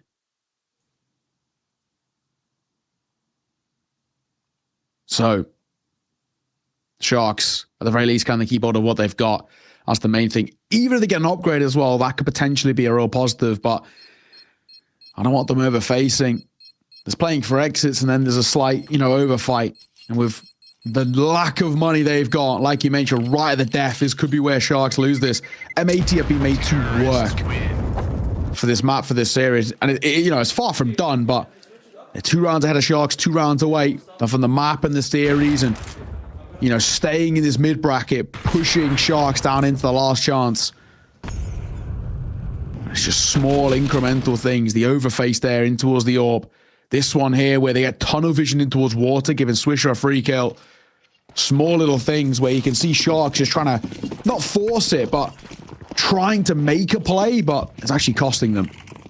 Around what they had saved as well for Doc and for Ardennes out is just going to be USPSs. They don't even get upgrades out. All their chips into the overtime, man. I don't know. Damned if you do, damned if you don't, bruv. Like, what do you want from me, kind of thing. It's a very, very difficult choice, but yeah, I do also respect the idea that it's like, ignore the fact that it will be 12-9. You just got to win 3 rounds, right? Whether it's 0-0 or indeed 3 rounds with no mistakes. That's the way you should approach the game anyway. Wreck. Going into the Lion's Den here. They're stacked up. Got to be careful. Oh, and 2, actually. They find his support. Sin trying to get a catch around the corner. They've dropped 1 with the fire. Meanwhile, DRG in the dark, and Slacks, you can see. Glock out! Oh my god, the jumping headshot, though. Thank goodness he had no head armor, and Sin will hold for the last 2. So well played from the position there. 12-9. Little sweaty at the beginning, but they get it done. Yeah, Sin. What a monster, man. What a monster. This guy is someone who stepped up all throughout this series. We highlighted him off the back of map number 1, and this is sort of why. Map, series, point, M80. And for Sharks, the last hurrah to stay alive. And it's a desperate play. 3 rounds in a row needed for them to push it. And that's just our overtime. At the very least, in round number 22, they will have a bye. So that is something to give them some coverage about. This has been a insane showing. Like we said, back and forth, it's been pretty difficult to say who's been the favourite. Oh, Slacks falls away just as he would have got a peek there. And he'll take a tag on the way out, but Ardennes will take one through the smoke.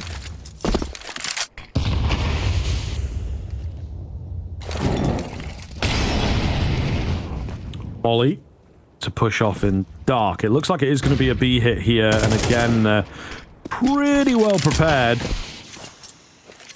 But just sort of baiting things out at the moment. Swisher, it is panicked. He just fires off a few shots and a smoke goes down. You know what I mean? It's like, that's something that seems very, very small. But usually, if you're not taking a tag, if there's not even more pressure. And then a second smoke?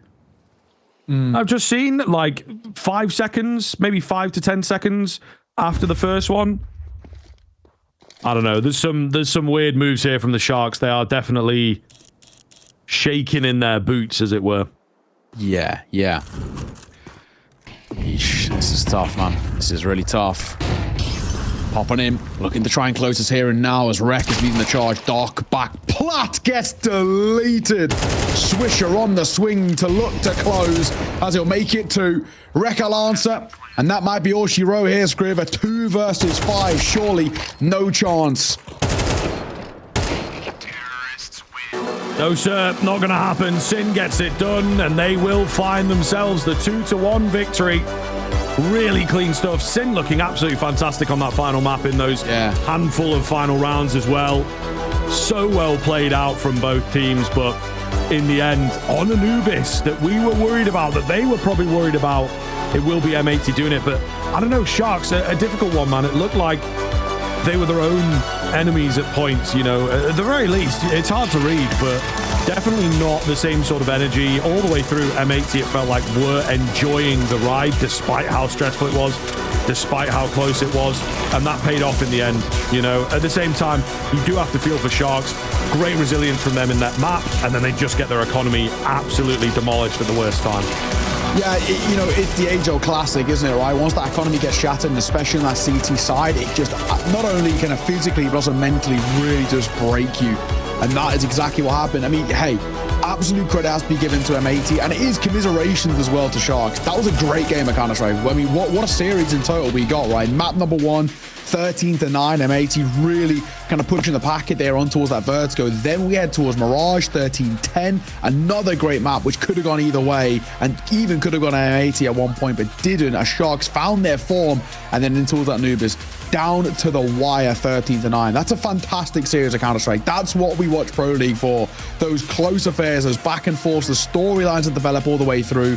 But in the end, North America trump out South America in this one as M80 take down Sharks. They stay alive in the mid bracket. Sharks are still alive, in all fairness. They're not out just yet. They've got one more chance, as in the last chance, to try and stay alive in Pro League. And that's where the pressure really is on. There's no more room for error. Only one spot available per group as well. It goes without saying that's going to be a hard-fought one. Yeah, absolutely. It's a great addition, though. It does mean that you get more games out. You're able to reset and whatnot. So even if you are going to have a quote-unquote rough tournament here, you've still played a number of maps and a number of series. So again, for teams like Sharks and M80, who you maybe expect to be towards the bottom end of proceedings, the bottom end of placements, they're still getting good games and good experience. But yeah, a rough one there in the end, unfortunately, for Sharks. It was difficult, I think. You know, very, very dejected into that second half. It felt like. So yeah, but we did talk about the energy of the M80 side of things. We do have Swisher joining us here for an interview, so we'll get to sort of pick his brains around that. Thank you very much for joining us. First of all, congrats on the win. A very hard fought series. I think for both teams, you could definitely see that and feel that on the server. So talk me through that. Talk me through kind of the, like I was saying there, the energy behind M80 here today. It looked like despite some difficult moments, you guys were still up in it and still having a good time, you know, even though it was really, really close. Yeah. Like our energy is one of the biggest things we've kind of been focusing on, even going into the RMR last. It's kind of just always important to have a good energy to keep us kind of in the game, because sometimes losing these tough rounds, like the ecos that we lost on Vertigo and Mirage, like those can bring teams down. It's super important to just kind of keep the energy high, just to keep people in it. And like I was telling Valve like the whole time, I'm like, I want to hear him screaming, because he's like a super big energy guy. When he's feeling the game, he's deadly. So yeah.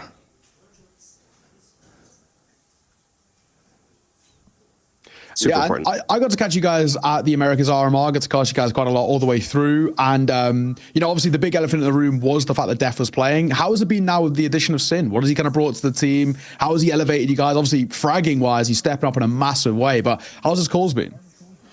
His calls have been great. We've been kind of a little bit of both, like some of our old stuff that we had good success with before. We're kind of adding that in and incorporating that. But his time on big and like EU experience has kind of brought another insight again that we kind of had with Manx, but then we lost it. So it's been great to have an actual IGL back, and a good time rebuilding. Been pretty good. Been great. Yeah, man. I mean, it definitely is looking that way, and he's playing really well as well, which I think is a big deal. Again, you talk about that energy. You know, it's great to see him leading from the front. Very briefly, I guess, into the Sharks game here. Then, what did you think of Sharks? You know, was it a team that you were necessarily prepared for? Right, they upset Pain to get in here and everything. That's one of the storylines people have been talking about. So, is this a team that you've played off against a lot in scrims, or were they difficult here today? We've never played them before, ever. Obviously, beating Pain is a pretty big task. They've been looking very sharp recently. So going into today, we had a good prep last night on our off day. We kind of, the map pool went exactly as we expected. We should have had better results on Mirage, had less of a tight game on Vertigo. if we just didn't lose a couple rounds. But it was pretty good. They played really well.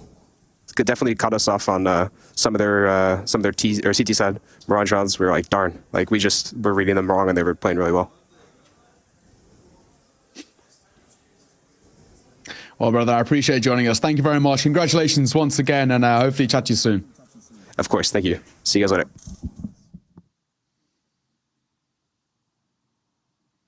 Love it. Love it. But yeah, good, always good to kind of, I guess, kind of pick the brains a bit, but kind of get a bit of a vibe check, right? Because, you know, they got a new addition, and that new addition, speak of, did very damn well today. We got our MVP, the aim high for today, who was absolutely brilliant, right? Goes without saying. I mean, Sid is someone for us who put up some incredible numbers all the way throughout, not only in terms of the calling wise, as we spoke about, but just the raw mechanics. This is a guy who fragged out. He really felt in the server, and they needed him. I think it goes without saying. There's a couple of times where this guy bailed them out of some pretty dicey situations. Yeah, absolutely, man. Particularly towards the end there on Anubis, right, is something that you'll have in your minds if you have been watching the game alongside us.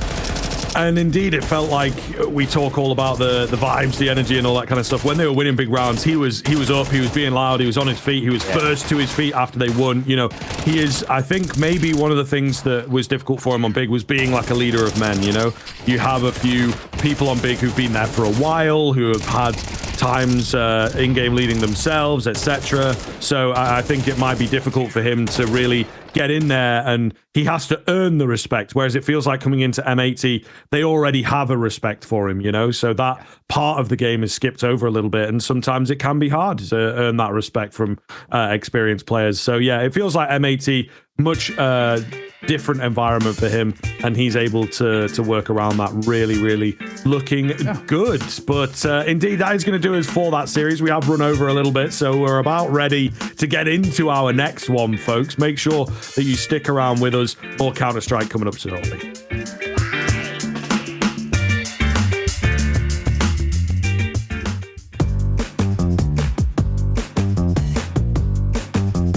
It's Nuke, like Nuke in the door. Yes, inside door on Nuke. No, yeah, it's close. It's close. Eu acho que é Inferno, but where? EPL Inferno.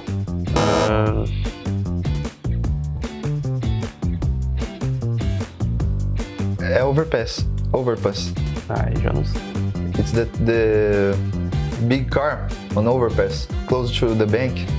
On Overpass, the truck on A side. Ah, Nuke. Mano, isso aí a gente não tem lá não, mano. You never look back when you spawn.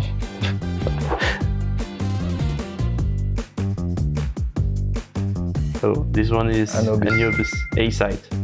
The bottom of A side. Yes, that's it.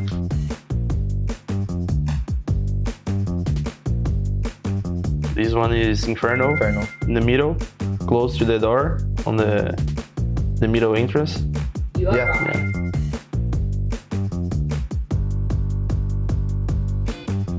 I'm 100% sure that it's Mirage, but where? Below the window. On Mirage. No.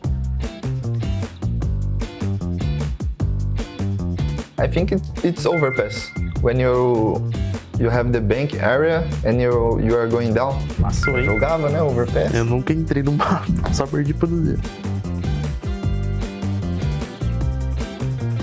I think this one is like outside the map on Mirage, B apps.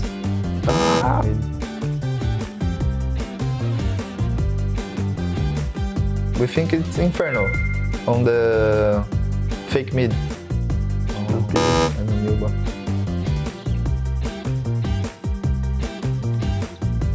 Oh, this one is Mirage. Jungle. Yes.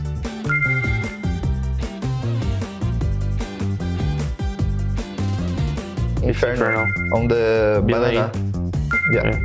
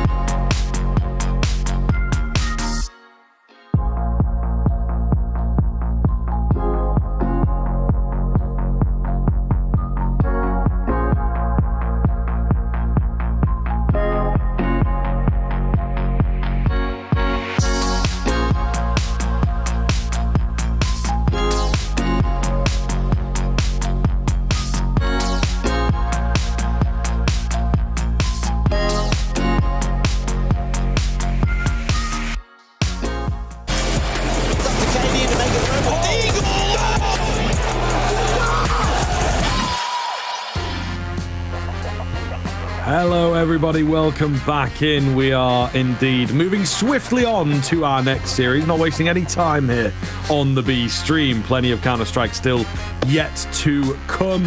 M80 with success. Sharks, not so much. If you are here for that, you're a little bit late. In fact, quite a lot late. So you should probably go back and watch it. But we are moving into our next game here. It is Fnatic up against Eternal Fire.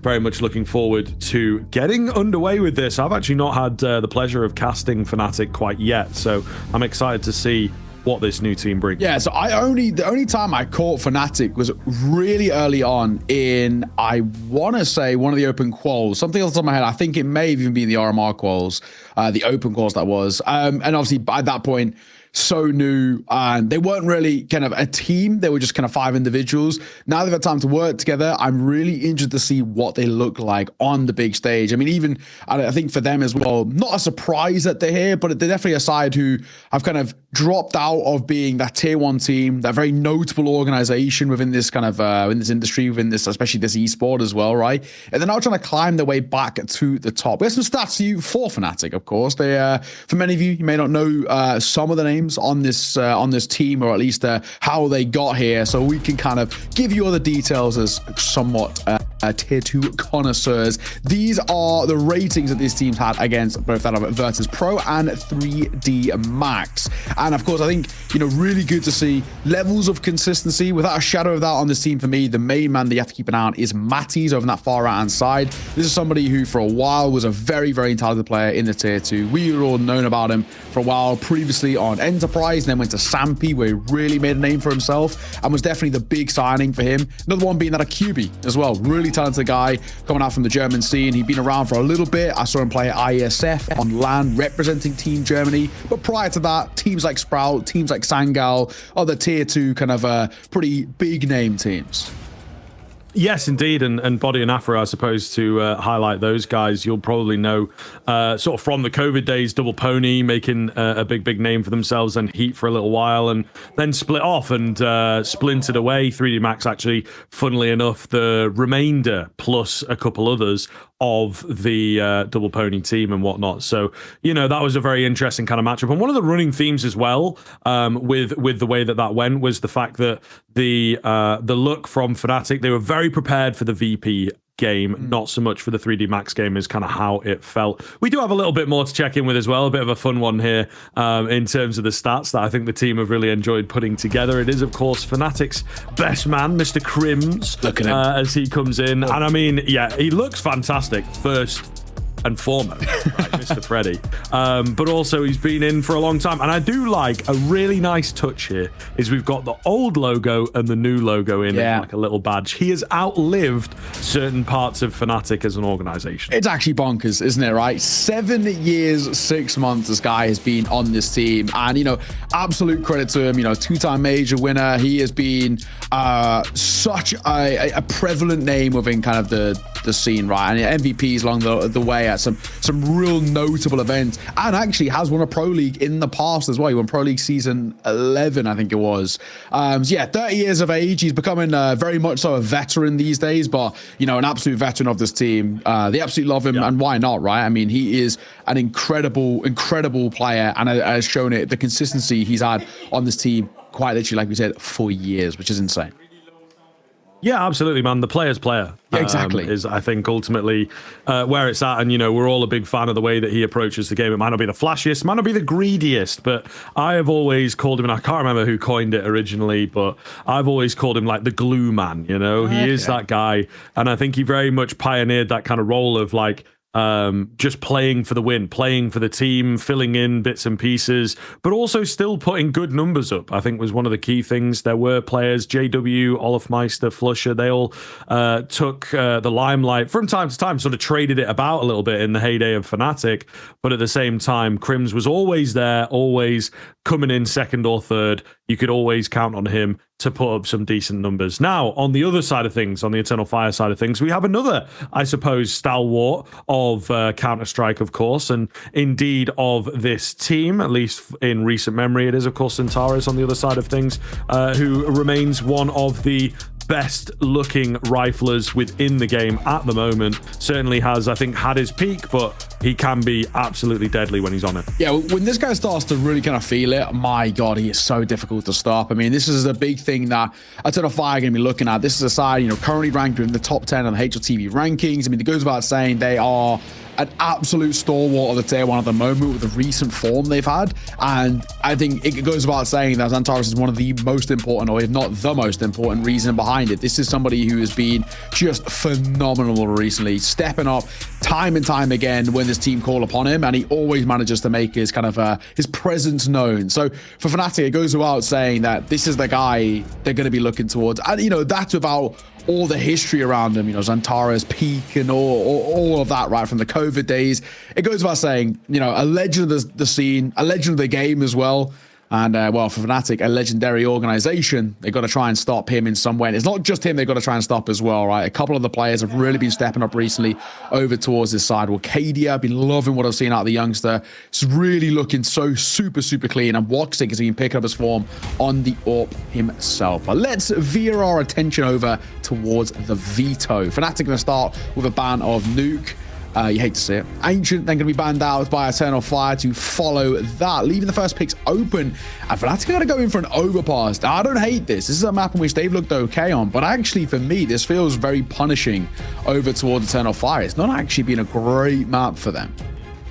Yeah, not one of their best. Not one of their best at all. I think still leaning into their own game, but Inferno coming out from Eternal Fire, we caught them on that. Seems to be one that they really enjoy playing, a sort of classic map for them. Ultimately, we spoke to Madger, maybe feeling a little bit better about it. The Inferno calls, he did say in the interview that we had with him that he was a bit unhappy with some of his calls in the earlier series against Imperial, so maybe Inferno felt a bit more comfortable. Not quite the same pick, but indeed one they have played previously. Vertigo, meanwhile, as that decider.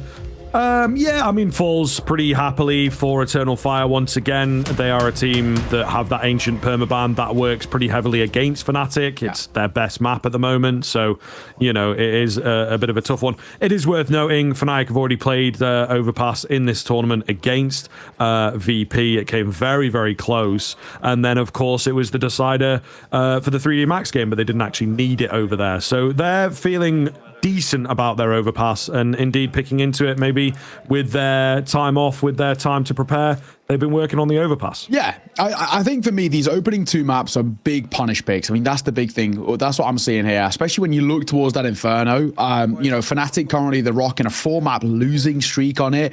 And it's not been great, right? They really have struggled to put up wins on it at all. That's the big, again, quite damning thing for me. I think it's 1 from 6 for Fnatic in the last sort of 3 to 4 months. It's not been a great map on paper. It's not been a great map in the server either. And that's the one where it feels like is a prime opportunity, kind of without a shadow of a doubt, should be a win under the belt for Eternal Fire, unless there's been some masterful counter-stratting done by Kater, the coach. We'll have to wait and see. But overpass is where we start. And like we said, for Fnatic on the other side, this was like a great punish pick for them on towards that of Eternal Fire. A side who have struggled a little bit. The only real positive they get, though, is still on the CT side, and the T side of Overpass can be brutal.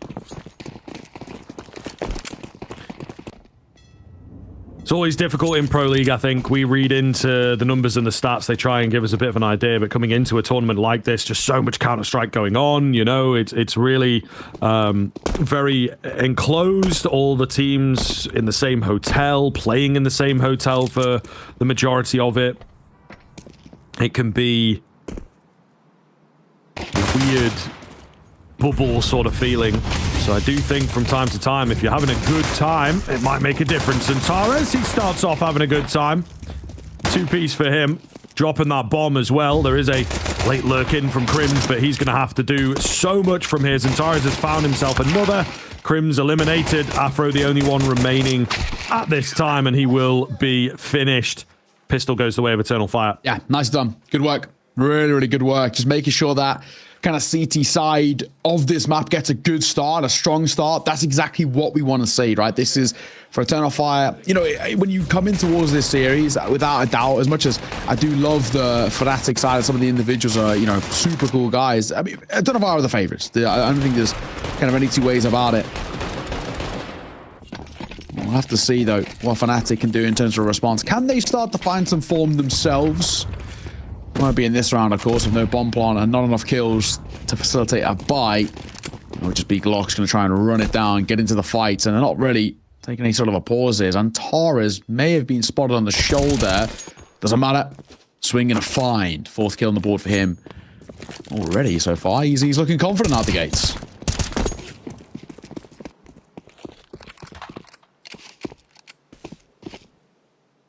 Just chilling here at the bottom end of long. Waiting for a swing that'll never come, as Eternal Fire are not taking any chances in this round.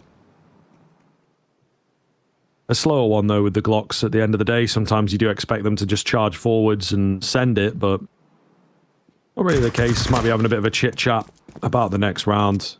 And indeed, gathering little bits of information, you know, like AI, what is it? Machine learning, you know, little tiny bits, and every single time they change their knowledge base.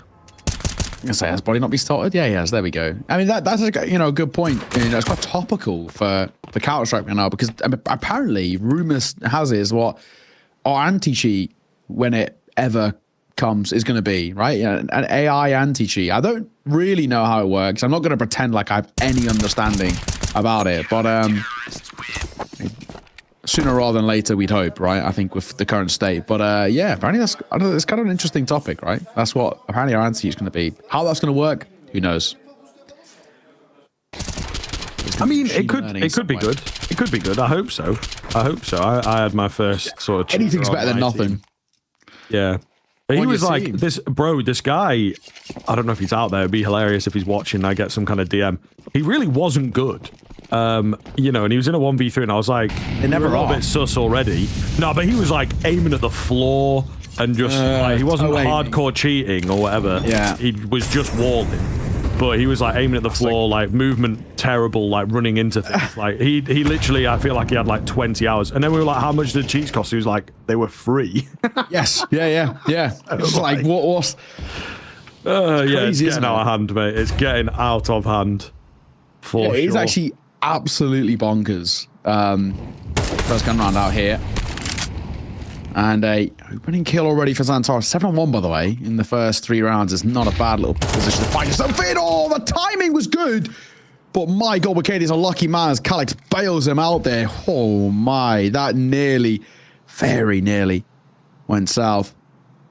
But it's not to be. So, Arcadia still alive, lucky man. 5v3 and Fnatic. They're scratching their heads a little bit, thinking, how do we find ourselves a way back in towards this round? Oh, Crims was trying to be the one to do it. Doesn't have fast enough reactions to get the headshot. Bomb going to come to join these remaining 2 players, moving up short. As they approach the A bomb site, taking their time.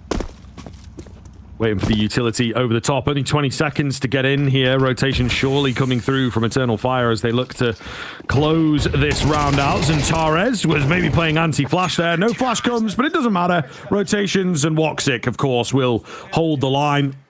Clean first rifle round, making it look easy. Yeah, honestly, really good to see. Making this, like you said, just look a bit of a walk in the park, really. I mean, for Eternal Fire, this is exactly what you want on your CT side. This is the important one for me here. Body just getting caught by Calix. Woxic doubling down at the tail end's good. All the individuals are coming alive, right? This rifling core starting to find its form. We just need the Wakadia to step up a little bit himself, and then that wombo combo of the Torres, Calix, and Wakadia 3 can do some things, and Torres only getting one there as he gets overwhelmed as they dive in and around Connector.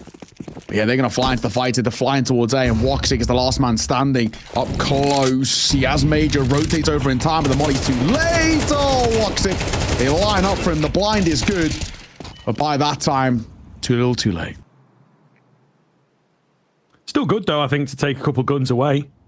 In all fairness, not really going to be anything that Afro can do.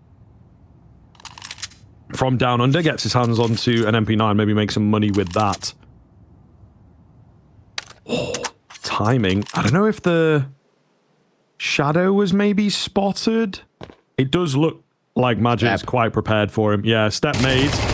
MP9, yeah, the aim punch, come on now. Got to be aiming at his knees if you want to be finding that kill. All the same, 4 Ando coming through.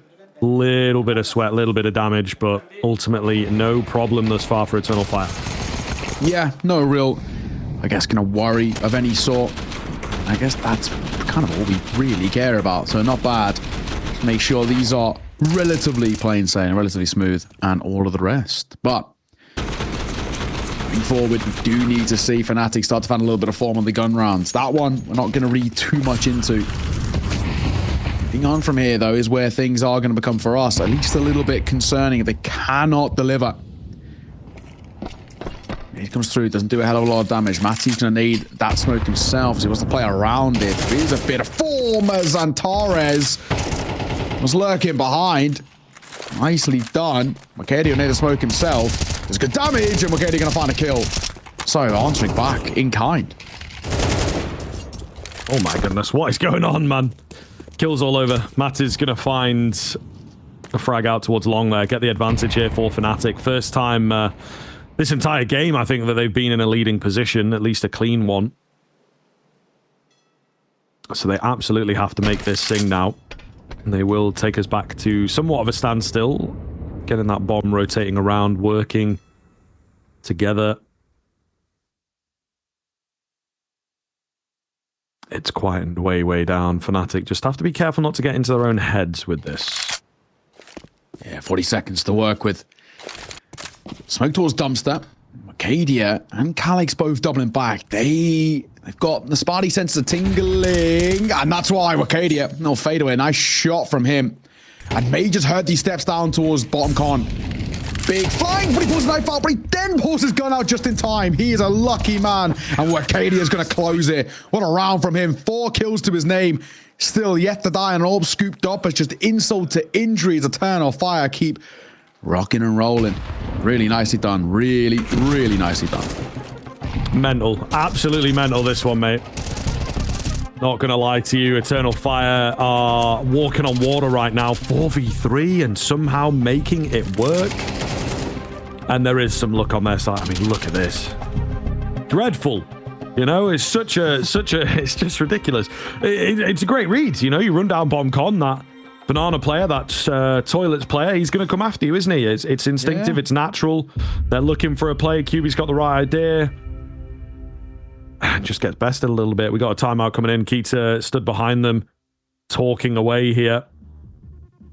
Just try and get them riled up. There just doesn't look to be any energy just yet. You know, not quite warm enough on that Fnatic side. And they're maybe at 80% capacity, getting beaten down. Got to stop that before it gets out of hand.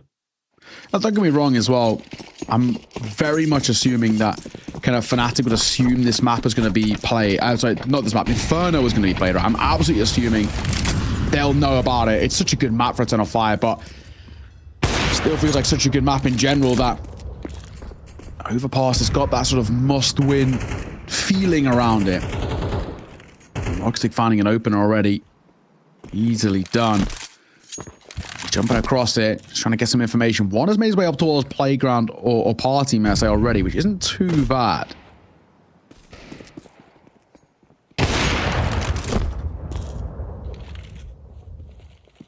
Nice find from Woxic. Round may well be over with that kill, but we'll see. We'll see. Fnatic having to edge back towards the B-bomb site. A fresh smoke, however. Spam through the smoke does come close to taking Mercadia down. Unable to convert. And, I mean, what do you do from here? They've got a few flashes. Just burst in, I guess. But yeah, man, Fnatic just... This is what you were talking about, right? T-side of Overpass is deadly. It can just drain you dry. And I think that's exactly what we're seeing here. Having the life sapped out of them. Oh, they can't do anything right now, can they? Nothing seems to be working well for them on that corner. Calix only got 1-for-1 with Crims. Maybe not good enough, but Magister sticks around towards Barrels. The pod flash will be avoided by Mercadia as he delivers on yet another kill to his name. That'll be a 6th without death just yet, and at range as Woxic picking them off. The big names are stepping up. This is the big thing. Xantares, Mercadia, Woxic, the 3 that we highlighted are all finding their form. And this is where things will start to get a little dicey, man, because at the moment, there is a hell of a lot to like. This has been a really good showing. Individually, everybody picking their moments and delivering. I'm concerned. I'm very concerned because Fnatic, they're not even scratching the surface. These rounds aren't even really getting that close. Nah, yeah, it's looking dire, isn't it? To be honest, and we're really not that far in. But we've been around the block a few times. When I see games start like this, I know what it might just mean. Eternal Fire have to keep it together. Fnatic have obviously picked into this map. It is something that they've played, but Eternal Fire very, very ready. And I don't know, I would argue individually, Eternal Fire looking a hell of a lot better recently. So yeah. You have to be careful on that Fnatic side, and there's just not enough depth to the T side here. They are still trying to play around the individuals, and as you can see, it is not working. Yeah. Poor QB as well. 0-6 right now. He's struggling to get the board. He had a rough one yesterday as well, where he went 0-9 with like 0 ADI. It was a rough game. Well, he started to kind of tail end come alive a little bit. Here's that first potentially. Oh, he just gets caught. Pants around his ankles. A bit of a sleep at the wheel. Eesh. Not good at all. Heading towards Monster Tunnel. A 5v4 as well. About 35 seconds. They haven't got a hell of a lot of time here, Fnatic. They've got to make a decision.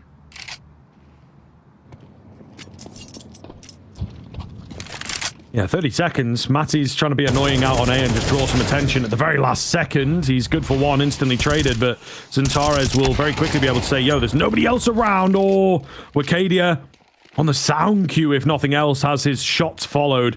Badger is here down below, however, he might be the one that goes unchecked. Good timing for the first. Xantares around, but maybe not even needed. It's all down to Crim, 6 seconds to do it in. They just don't have to give him the fight. Goodness me, fellas. They bring it close, but Xantares, he's the surefire secure of the round. And they will indeed get away with that 7th. Goodness gracious. We're a little bit closer than they should have been. I guess on the other side as well, main thing is that Crimson doesn't die after time too. So, I mean, a positive, not exactly a great one, but man, you'll take whatever you can get. Kate's getting back in the mic here. No surprises really, right? I mean, this is a bit of a dire showing thus far. We've not seen a hell of a lot that's even given us any sort of a kind of a confident boost out of this side, and Kate's getting pretty elated here, man. Absolutely, you know, deservedly so. There is nothing being offered up. 7-0. Eternal Fire are waltzing all over them. And Gator knows that he has to try and fire them up. If he doesn't, this could be a real problematic spot. Unfortunate thing is, they don't really have a buy. That's the only thing that's going to really hurt them here. They're kind of left with not a hell of a lot. So we've got what? An AWP for Crims and bodying towards a Galil. Take that as you will.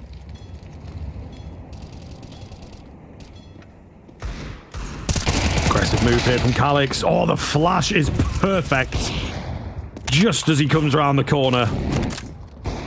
Just as he started firing, even couldn't get his crosshair quite in the right place. 5 versus 4 super early on. Big round, big opportunity for Fnatic off the back of that kill. They've upgraded into another gun. Well-timed nade here, going to do some decent damage. Evens things up ever so slightly, but they need that kill back on the Eternal Fire side. Meanwhile, Body boosted up, trying to find Madja. Can't quite capitalize. Xantares, meanwhile, difficult fight, wins it. Not the healthiest, but they'll take the trade. Meanwhile, up top, that's the big one. Afro going down. Look at the damage being dealt as well, right? In the sense of the 2 rifles at the moment. Matty's got to do a lot here with a Deagle. Got the right idea on a dumpster player. I'm just not giving him anything. He might just slip the net here. Woxic. Oh my god, he's been spotted. Woxic's a known quantity. Oh, Matty's, that's so crisp. So quick, and Crim's going to deliver as well. Oh, Matty's. Look at the space he's given them. A nice open plan to come through, but I think Eternal Fire just going to call for a save. They don't want to give up anything. That's going to be the round of the double all for Fnatic to work with on the T side if they want. I'd assume They might look around for another rifle, but good round, and I think very, very important by Matty's there. That shot and that spot on towards the all player until bank that a Woxic was, yeah, that was the big one.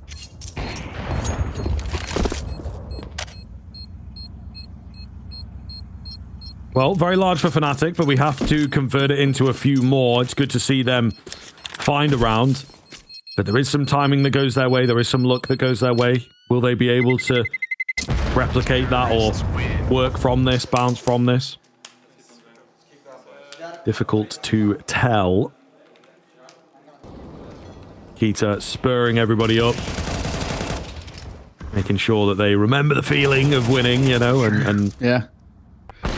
Drag it into these follow-up rounds. Eternal Fire, though, this is where it gets a bit curious. What are we going to see out of them? You know, is it going to be something different, explosive? Are they going to remain the same? They've obviously got loads of cash. So we'll see. I'm curious as to what the Turkish team cook up. I'm with you. Well, on the other side, hot flash coming through. All finds one. AK responds. So at the very least, trades are pretty good there. Fnatic keeping the numbers exactly what we want to see. And body slipped the net. He's creeped out. Might just get some room to work with. Magic's got the right idea. Magic will find it. Looks for two and he'll get it. Oh, beautiful. The RGL leading by example, but he will be caught by the nades. And Torres has got to time it. We've got to make noise to open that door. QB's so low. Any noise here will cost them. They're waiting. Any sort of an inkling, any bit of util being thrown or somebody caught stepping in water. They'll swing upon it, but they're just going to move past. Oh my God. The door stays closed and they creep on towards a barren B bomb site. Nobody here. And Eternal Fire are maybe overly cautious. I mean, it's possible. You can still play a pretty clean 2v2 retake. Now, I like this move. This is a lot better. This is really smart, actually. Moving up towards A. Woxic's got a bit of an idea, but now the Eternal Fire boys have split. So if Woxic goes down here without finding a kill, feels like round might just be over. Noise being made. Smoke goes down, allows them to cross in and get that plant. Woxic close to the action. Really important, as I've said, needs to find this kill. At the moment, though, he is just waiting for Xantares to join him. Buying that time. They will move in together. Both got kits. Both got a flash. But this is a weird retake scenario, you know. You don't often have to come in from this side, not knowing anything. Where are these players at? Gonna have to rely on the instincts. They don't have a lot of time remaining right now. No smoke for that bomb. First does go down, though. Playing it together. Matthews, meanwhile, he's gonna know that they're not on it. Shot rings off. Oh, and second time of asking, Woxic will get it done. It is close to the wire, but Eternal Fire make the retake happen. Yeah, good round. Good round. Good retake in particular, right? I think there was a world where that one could have gone south, but when they go in towards that post point there, Fnatic, they just give an opportunity. They fall a little bit too far away where a tap on towards the bomb forced them to kind of rush back. They actually don't set up for themselves because of a dumpster smoke. One simple bit of util. And then nullified actually quite quickly. So yeah, real tough to see, but really nicely done. And Taras and Woxic as well, a duo of, you know, a lot of experience between the both of them. Stepping up again in a big way, 8-1. 7 rounds, the difference ain't too shabby. Quick pop towards B. They're flying in towards fight.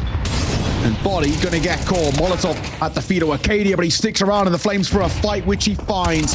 Pop flash gonna come through, but it actually blinds Crims more than anything. And Magic will flick and find. 2v3. Looking good for Eternal Fire again.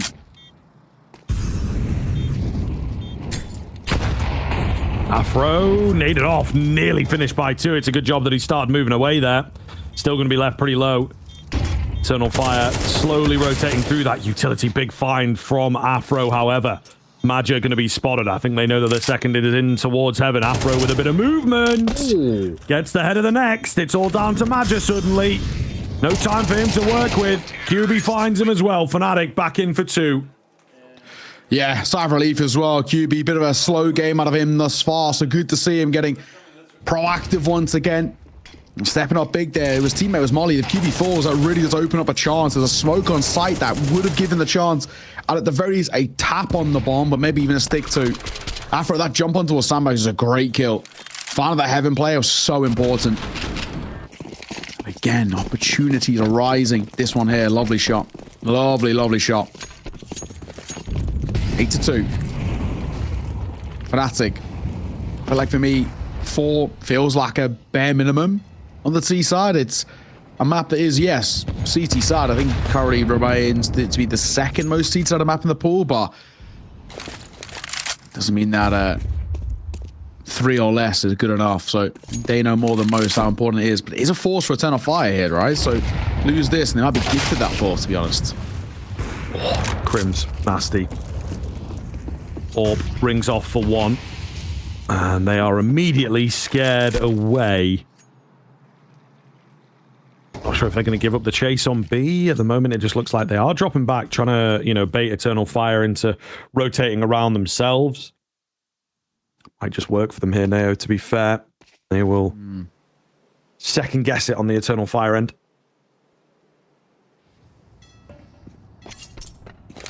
Making a little move here. Here they come. Now 4 versus 4 are going to wrap back over towards the A site. There's a decent amount of presence in this direction. Tara's got some util, which he's not using just yet. Nade will come down. Not gonna get anything though. He's hoping more for a sound cue more than anything. Again, not a huge amount to work with. They're creeping up. 2 playing anti. Matty's gonna be thrust into the fight here, and he looks to try and lead the charge, but he might fall immediately. Matty's is a monster. That double is a view. Looks for more, and my god, that A site is cracked open easily. Matty's for 2, body for 1, and before you know it, round done and dusted. The force buy out for Eternal Fire comes up trumps. Very quickly then, it has become a closer affair. It has become Fnatic's T side. Oh, there it is. Calyx going to fall as well. I feel like, you know, if they're able to pull out 4 here, which is more than likely, to be honest, with the money they have on that on that Eternal Fire side, I think that Fnatic are going to struggle here. If they can't get the 4th, but it is quite likely that they do.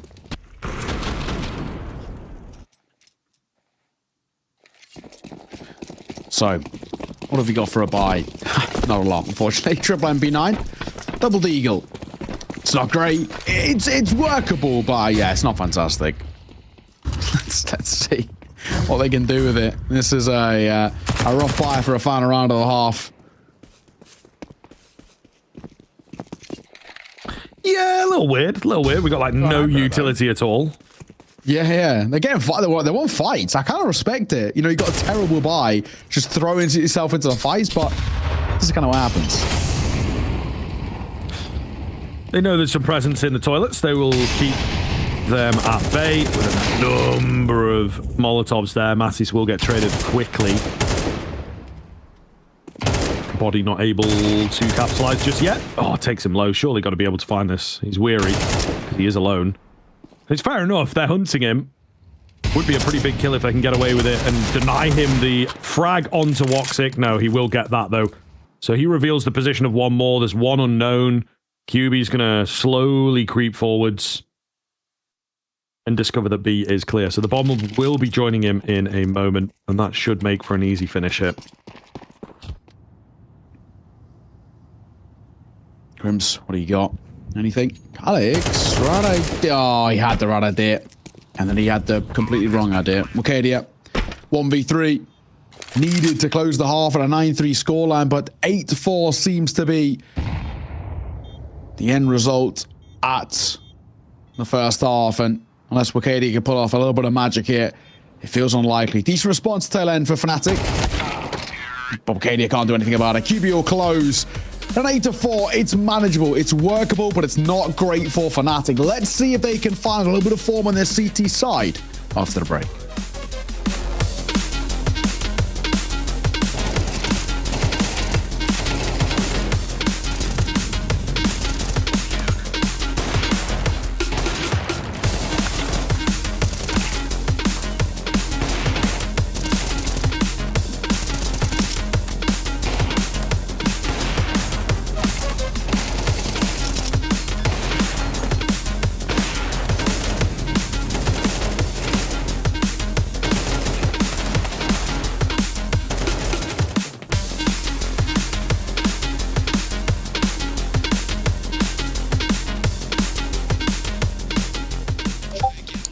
Jesus, that's big.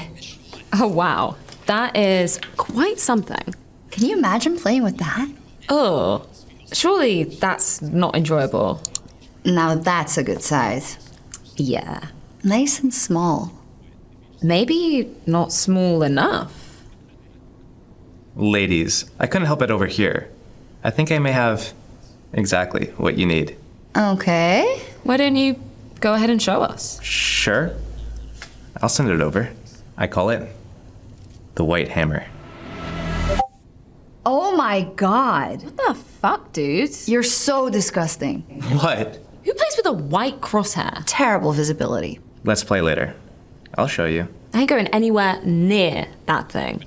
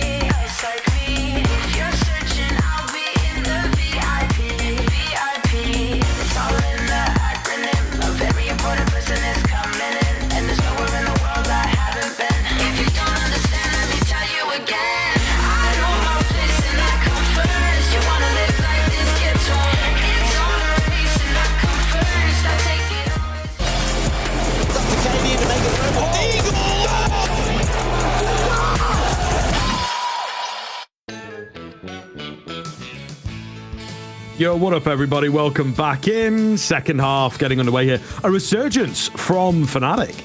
Very cool. Yeah. Very, very cool. And I think just waking up a little bit more. Some smiles on the faces, feeling good. You know, Crim's trying to make some jokes. And yeah, they're looking a little bit better. They move on to the CT side now, of course, which is what Overpass is all about at the moment. I feel that they should be able to put up a really good defense here, and now it's on Eternal Fire. 8 rounds, it is enough to work with. If they get the pistol as well, which there's always that sort of random element to whether a pistol goes your way or not. If they can get the pistol, then they are actually in with a really good chance of stealing away this map that I don't think many people expected them to do. True. Very, very true. Fnatic for them was a bit of a resurgence at the tail end, like you were saying. The thing that worries me is that it is still quite a big gap. Even if they do find a pistol, the force buy, and you know, all of that, they've still then got to at least win one gun round. And Eternal Fire T-side gun rounds could be really perilous. So I think so far, I'm not convinced, but there's flashes, there's moments. We'll see. Mocadia in the charge out here. Body. Dinked. Double dinked, in fact, as Major will drop him. Afro sitting up close. Does he get cleared, though? One dead towards Divide already. Surely you won't expect a second. And, well, Woxic most definitely didn't. As he will fall. Afro repositioning for more. But this time he'll get caught by Xantares. Never give that guy a fight. Numbers in favor of Eternal Fire. They want more. Big fight around the corner here. Xantares taps down a little bit and will finish him off. Controlled. Clinical. Oh, a goosh landed onto Crims, and they are just rolled over. Eternal Fire with the pistol. Huge deal. And as I said, man, sometimes you can just get bested by a Xantares coming alive at the right time. So Fnatic indeed, CT side, comeback possible. But now it's going to be so difficult. You would assume up to 10 here. I would imagine there's going to be an eco out from Fnatic. They might opt to force, but it would be risky for my money. Yeah, man. This is... whew, really is a really interesting kind of position where for Fnatic, again, they're playing catch-up, this time in a kind of much harder position where they're basically in this one kind of having to give up Eternal Fire to double digits, and now we're playing for what is a 6-round response to tie this game up. I mean, as I was saying, Fnatic need to show a completely different side to them for the early to mid part of this second half, or else they could be in a hell of a lot of trouble. Eternal Fire trying to sniff out a gamble stack here, but so far nothing being spotted out, but actually they are walking towards it.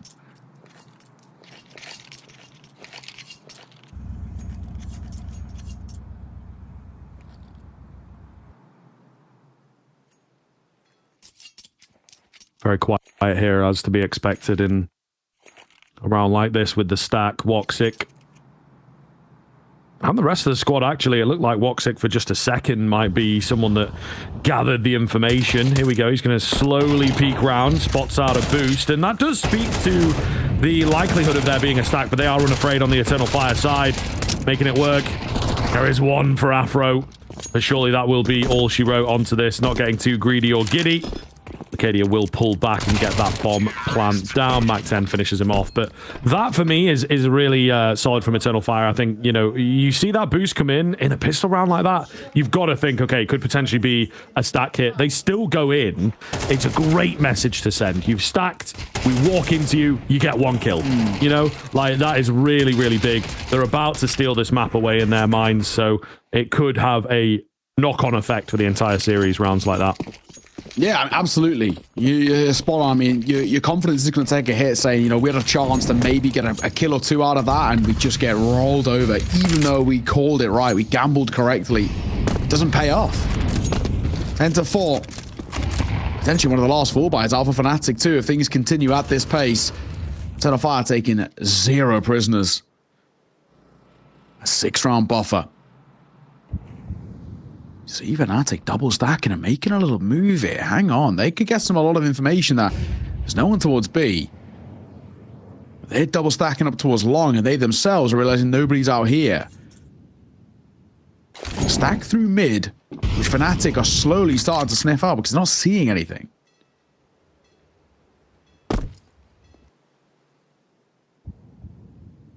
Body.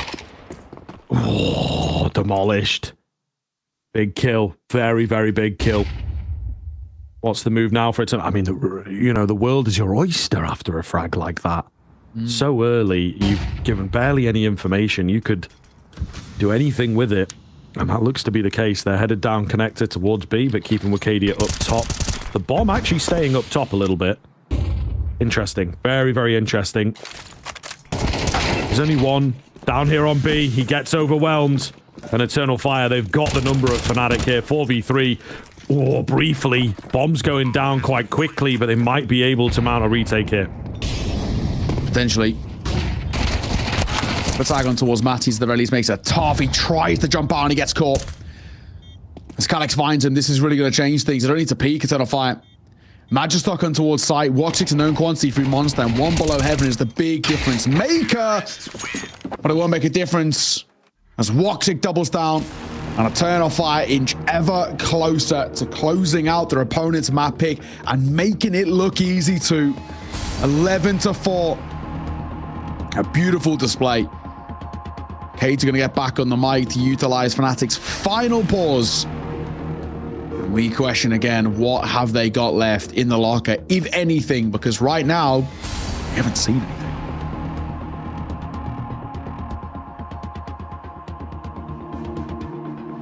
Yeah, I mean, it's difficult. It's very difficult here. There's just not a lot to work with. I can appreciate the sentiment of a timeout. I just feel that they are so far behind, and they have been getting rolled in some of these rounds, man. Eternal Fire playing a great game of Counter-Strike right now on a map that we don't necessarily expect it out from them. Still got the reps in and whatnot, but it's a clean one for Fnatic. Maybe not the best of the best. As we said, it's a difficult series for Fnatic to kick it off. The Ancient Perm ban, kind of a rare pocket ban in a way, you know, that Eternal Fire have. So it does really make life difficult for them. A stack on towards B. First kill comes in. Magia with the info play loses his life. Again. So far, the end of the world in the sense that just of the firepower for Eternal Fire, but using Magic has to call from the grave now. Mac 10 for QB to work with, but 24 points of HP is a big ask. Nice little stack here, though.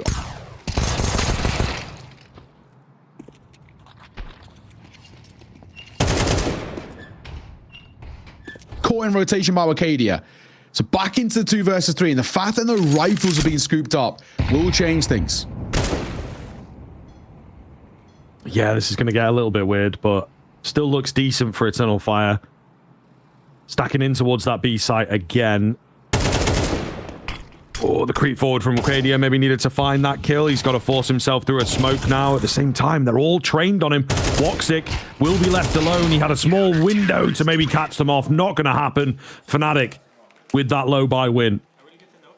Big, needed as well. I mean, if there's ever a time to step up and get around out of nowhere, it absolutely has to be there. If they couldn't have found kind of a bit of a weird one like that, I think it probably wouldn't have made too big of a difference in the grand scheme. But yeah, no, that is exactly kind of what you wanted to see. There's a couple of moments where potentially Eternal Fire could have made something out of that, but they just get overwhelmed by the numbers. 2v4 at the tail end. So we can ask. Only there are a couple of kills coming through on towards Fnatic. Good for their econ as well. Eternal Fire buy back in.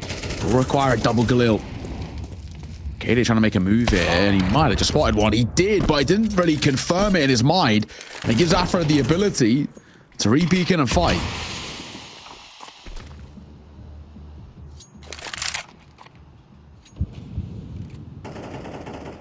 It's a decent kill. Eternal Fire again having to recover themselves. It looked like they wanted to end B anyway, but man, they are lacking. This has got to be just a straight up burst. I don't think there's really going to be too much depth in on this. And Tares contacting forwards. QB ready for it. Traded out. There's Matty's. It all works into the Fnatic setup, into the Eternal Fire lack of util, I guess. Oh, nice nade. Maybe gets us back on for a cheeky bomb plant towards the A side of things. That seems to be what they want to go for here. So, making a little move. Eventually, bit of a chance for something to open up, but again, it will go quiet in this 2 versus 3. Man, just got to hit a shot here, but an all going to appear on the corner, and Afro's not missing those. Second kill in the round for him. His first was pretty good as well. And the last player has been spotted. Woxic potentially could be a dead man walking, and Afro will see him off. Great round from the AWPer. Keeping Eternal Fire at bay and keeping Fnatic in the conversation. They're not dead just yet. No, sir. Maybe a long road to recovery, but these are the steps that are needed to start it off.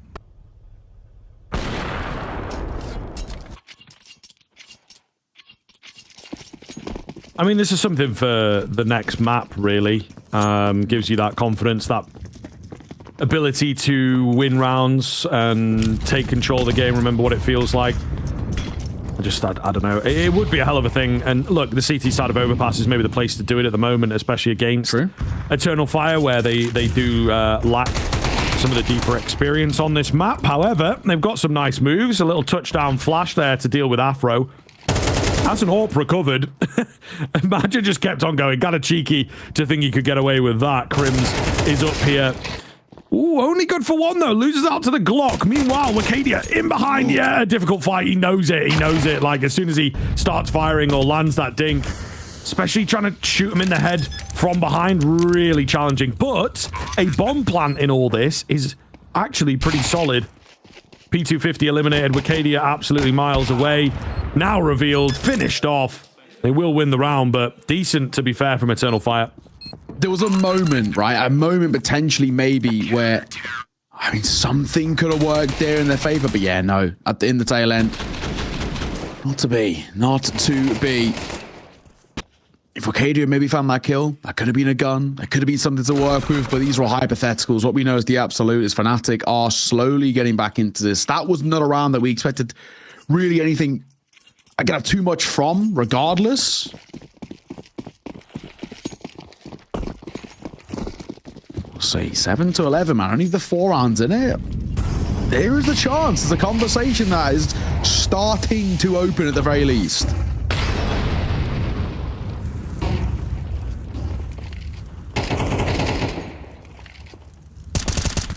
Body close to the action, spotted out on the other side of that smoke. Got to be careful now.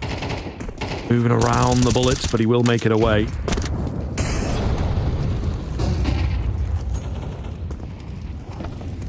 Nothing much coming off here. As Maja down below. Key fight here against Crims. Takes his head cleanly. It's only one player spotted. Bomb not really located or anything like that. Eternal Fire. They've got good options available now. So all goes quiet with the numbers in favor, like you mentioned, for Eternal Fire. They are going to pump the brakes. Double nade over towards Wood. No one there. I think they don't play that position. They haven't, at least for the time being.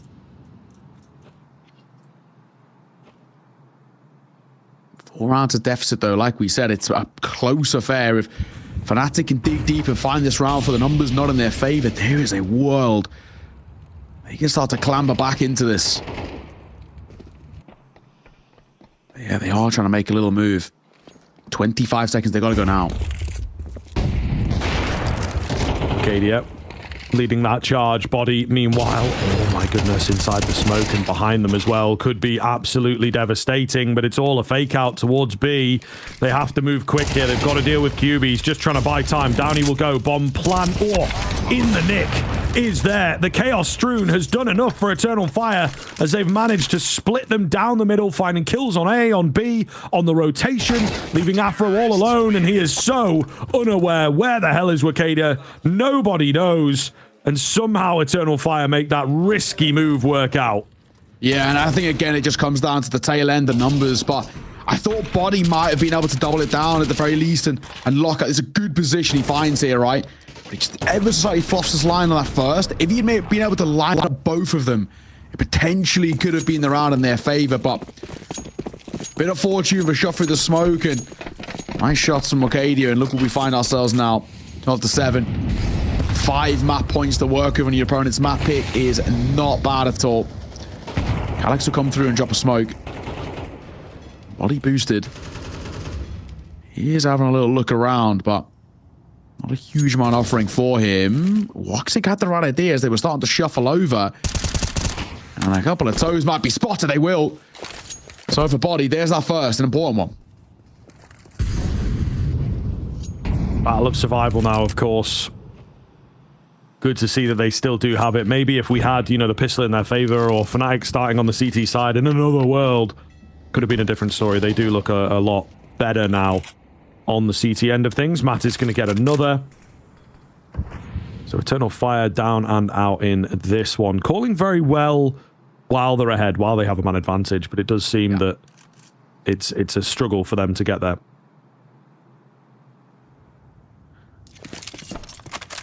Still, though. What's the play? What is the plan? Eternal Fire. You can never really count them out. Even though 2-man disadvantage, they might still make it work out of this. The pop flash is good. Arcadia, though, with the bomb taking the fight is a big risk. A smoke will come through now, so the two Heaven players sort of out of this for a moment. Oh, I thought. Smoke broken by the nade and Zantares pounces. Woxic, he may have just spotted Crims. Or at the very least, he hears him. So Crims feels like a dead man walking as well. Trying to jump on the corner. Afro finding gives them a chance to stay alive in this now, especially down goes Arcadia. Woxic, fireworks needed, but he only gets one. So Fnatic not done just yet, staying in this one. Oh, and it's Afro over double, and a very important one. Afro's actually having a very good game. He does look good. He does look good. I know, you know, there's been a lot of eyeballs on this guy for a while. A pretty consistent player. Certainly the ceiling doesn't seem super high. I know Henry, for whatever reason, I don't know if you call it on the mainstream, but when he was on the Cloud9 project, they were actually looking at him, he said. Oh, okay. And very nearly picked him up, apparently, but there was some kind of a snag somewhere. I didn't even notice that shot. The wallbang. No wonder he was laughing as he got it. Wallbang went all the way to short, I think, or like kind of bridge area. But yeah, no, I like that. I mean, that's pretty cool. It's a pretty cool little bit of kind of knowledge as well. He's yeah, one of those players who, for me, I think has actually, you know, a lot to give to teams. You know, he's done a hell of a lot of experience, first of all, but super talented, really steps up in big ways. I think also is probably, he seems like quite a vocal person in a lot of teams as well, which is always good. Yeah, so far though, I need to see just a little bit more, I think, out of the rifling corps of Fnatic. Matty's has been a little bit quiet by his standards. QB 5 and 16, not exactly great. Body as well, a little bit quiet at times at 11 and 15. Crims though, ever reliable. Mr. Crims. Swing at the corner. Okay. Matty's, I just called upon him. That's a nice shot, finding the most important player towards the turn of fire as Antares goes down.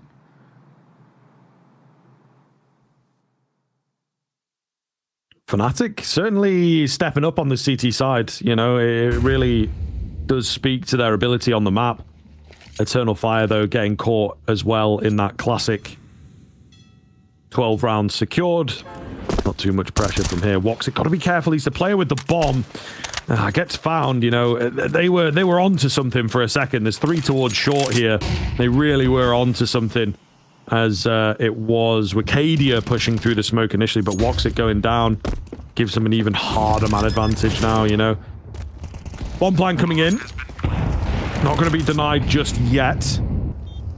Into the 5 versus 3. Double AWPs. Oh, wait. Have we maybe lost somebody? Hood's bugging a little bit, and I think QB's not moving. Okay, this is a little bit weird. We'll see. We'll see. Keep track of it. I'm not sure if we're in a 5 or a 4 at the moment. Wicadia, though, he's going to fall. It looks good for Fnatic regardless. Body keeps finding. And I think that we do have like a player stuck in towards short, at least on our end. I don't know. Doesn't really make too much of a difference because Fnatic get the round. It looks like it might be in the end. Oh, it is Matty's. Yeah. Was in the action.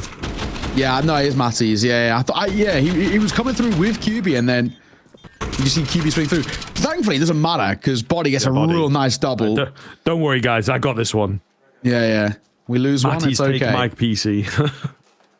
Yeah. So yeah, we do have a little game crash. Hopefully, get back underway in a second. But thankfully, it's one of those crashes that, like, isn't an issue. Obviously, we saw the major. Some of them have been. But yeah, looks like he's back at the very least. So not the end of the world. You don't have we don't have kind of the tech support over there and they're fiddling around and stuff. I think it was quite literally just just open it again, mate. You'll be all right. Turn off fire. Bye for them. But Cadia Hero AK. So Fnatic's did a good job at the tail end of this map, making a conversation out of it. My God. Didn't really seem like the case at one point as well when Turn Off Fire were just walking over this Fnatic side. There is a conversation brewing here. You can see Fnatic pushing this towards OT potentially. Oh, nice pickup from Matty's. QB 4-2. Matty's wants a bit more of the action. So yeah, that is not going to work very well for Eternal Fire. Testing the water with a B rush. And they get absolutely ruined. Mach 10 at range, also deleted. Yeah, not getting past the first line of defense. Looks good here. Looks very, very good for Fnatic. You know, within 2 now. Timeout being taken. Eternal Fire have quite a few to work with. Magic getting vocal. Leaning in, ready to go. And they will indeed look to press the attack here. Still a couple rounds to play with, but money is running short. I'll give the little kind of caveat, so to say, of like that was a low buy. But yeah, this is actually getting bit by bit a little bit more alarming. 12-10. And a very much a needed breather by Eternal Fire, who, have been so hot all the way throughout this map and really looking good. And a map which traditionally hasn't been that great for them, but they are really struggling to close it now. Had so many chances of Fnatic, bit by bit, are clawing this back in towards game on and full buy out here for Eternal Fire, and it is absolutely kind of the now or never situation, right? And they got 2 Galils to try and do so, right? So Woxy doesn't even have his favorite AWP. Lose this. Eternal Fire are going to have no money unless they get a bomb plant, that is. Fnatic could be actually on track to pushing this towards overtime. So this is the big round. This is the make or break for Eternal Fire to close this, but also for Fnatic to take this the distance and some. Oh, Afro can't really get the nade out or the angle that he wanted. Trying to get a bit of a banger through the wall. It's close, you know. He's clocked a couple of them over there. So they'll be acutely aware of maybe connector presence, I suppose. There's still 3 out on A. Eternal Fire just walking around, making space.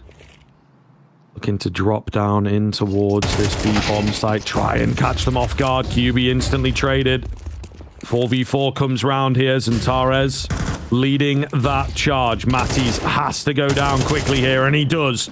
Eternal Fire gain the advantage. They have got in before the rotations really get sorted out. Molotov gonna make life difficult. Oh no, Crims goes down. Afro not there to help him out. Body, he knew there was someone around but couldn't find the angle. It's all onto the AWPer.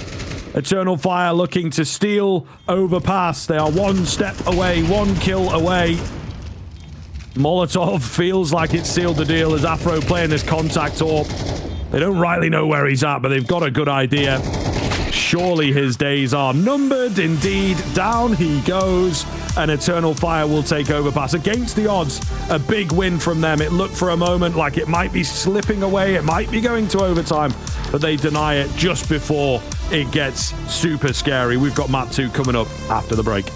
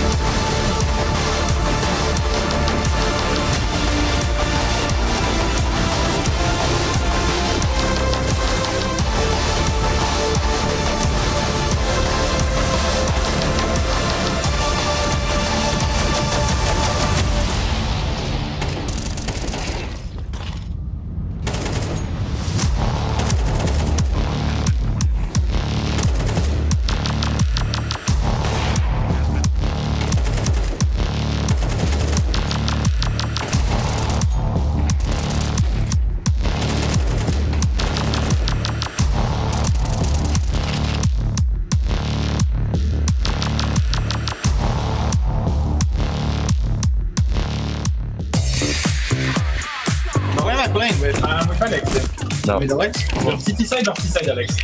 I'm not telling you. Ah! Oh. Where are you? What the fuck? I'm running behind on her. What the fuck?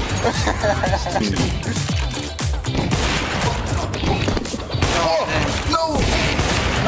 I'm gonna fuck you up, mate. Where are they? Tell me when you see them then. Where do you see them? Do you see them? Yes?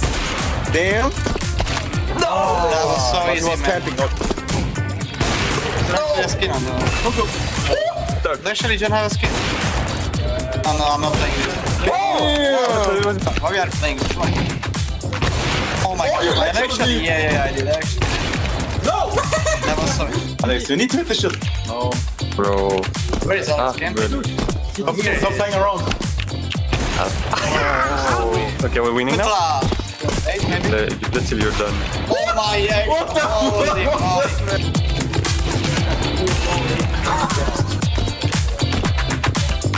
Oh no, who is running? Oh no. Shit. This is Overwatch in the end. Oh no, yeah. Oh!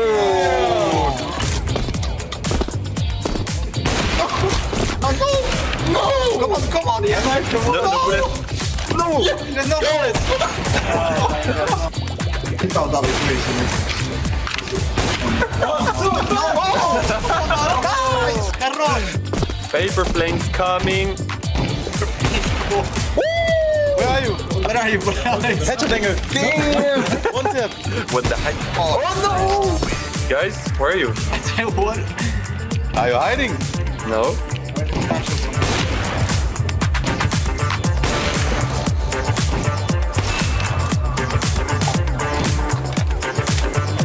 You have no idea, bro, what he is hiding. Nice run, John. That was insane.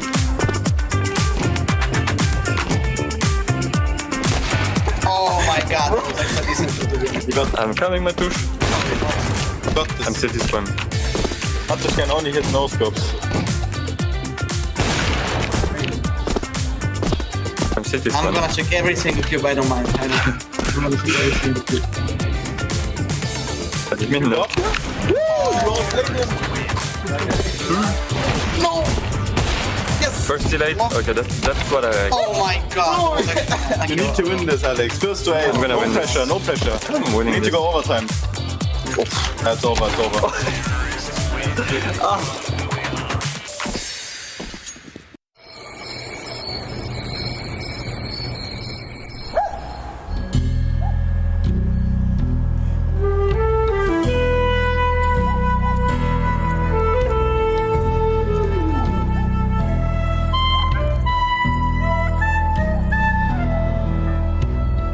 Where is this guy? Seriously.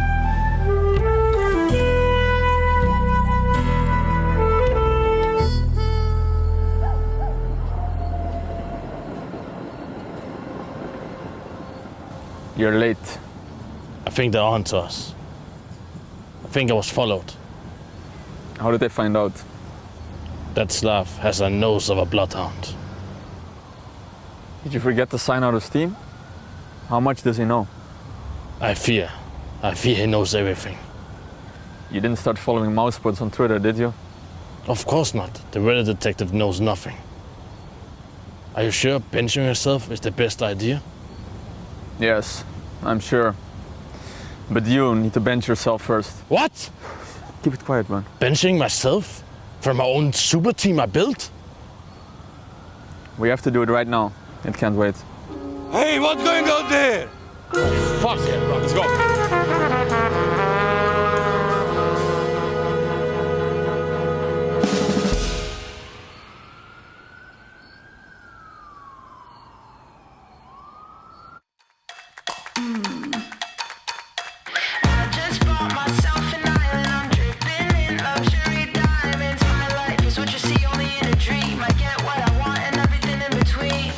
Jet setter, high class, high fashion. No time to talk, no distractions.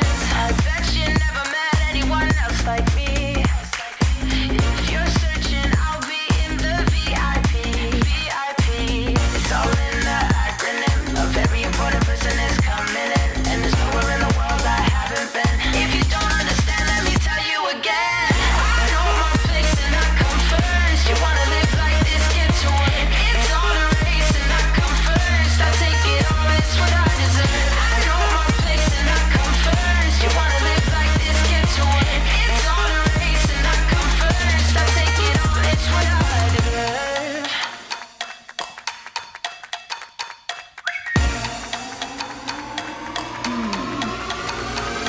I've got those diamonds, I've got that gold. Going once, going twice, going 3 times sold. I've got the class and I've got that style. Everyone is looking at me, they be staring for a while. Who said money can't make me happy? I call the bluff, but they thought they had me. And if they think they could ever get past me, I built my wall, this designer Versace. I bet you never met anyone else like me. If you're searching, I'll be in the VIP. VIP. It's all in the acronym. A very important person is coming in, and there's nowhere in the world I haven't been. If you don't understand, let me tell you again. I know my place and I come first. You wanna live like this, get to it. It's all a race and I come first. I take it all, it's what I deserve. I know my place and I come first. It's all a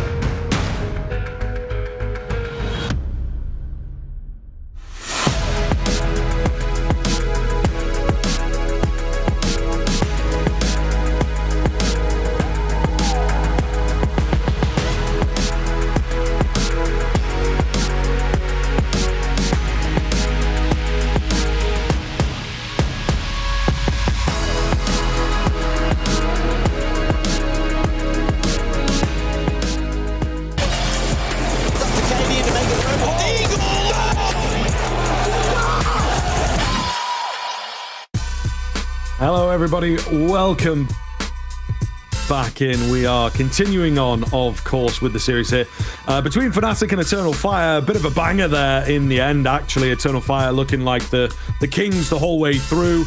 It was a rough ride for Fnatic. They then started to recover things back just a little bit, but too little too late, right? Eternal Fire still had enough control of the map to take that first. It really did open up at the tail end, right? We got a game seemingly out of nowhere, but a 13-10 in the end is basically all that we care about. Is that Eternal Fire did see it off in the end. They had 8-4 half, and they started so well into the second half that we were thinking, there's something, be done quickly. But credit to Fnatic. They made a fight out of that. They started to really come alive at the tail end, and they're slowly coming back to their desks as well as we get ready for this second map. Inferno is where we're heading.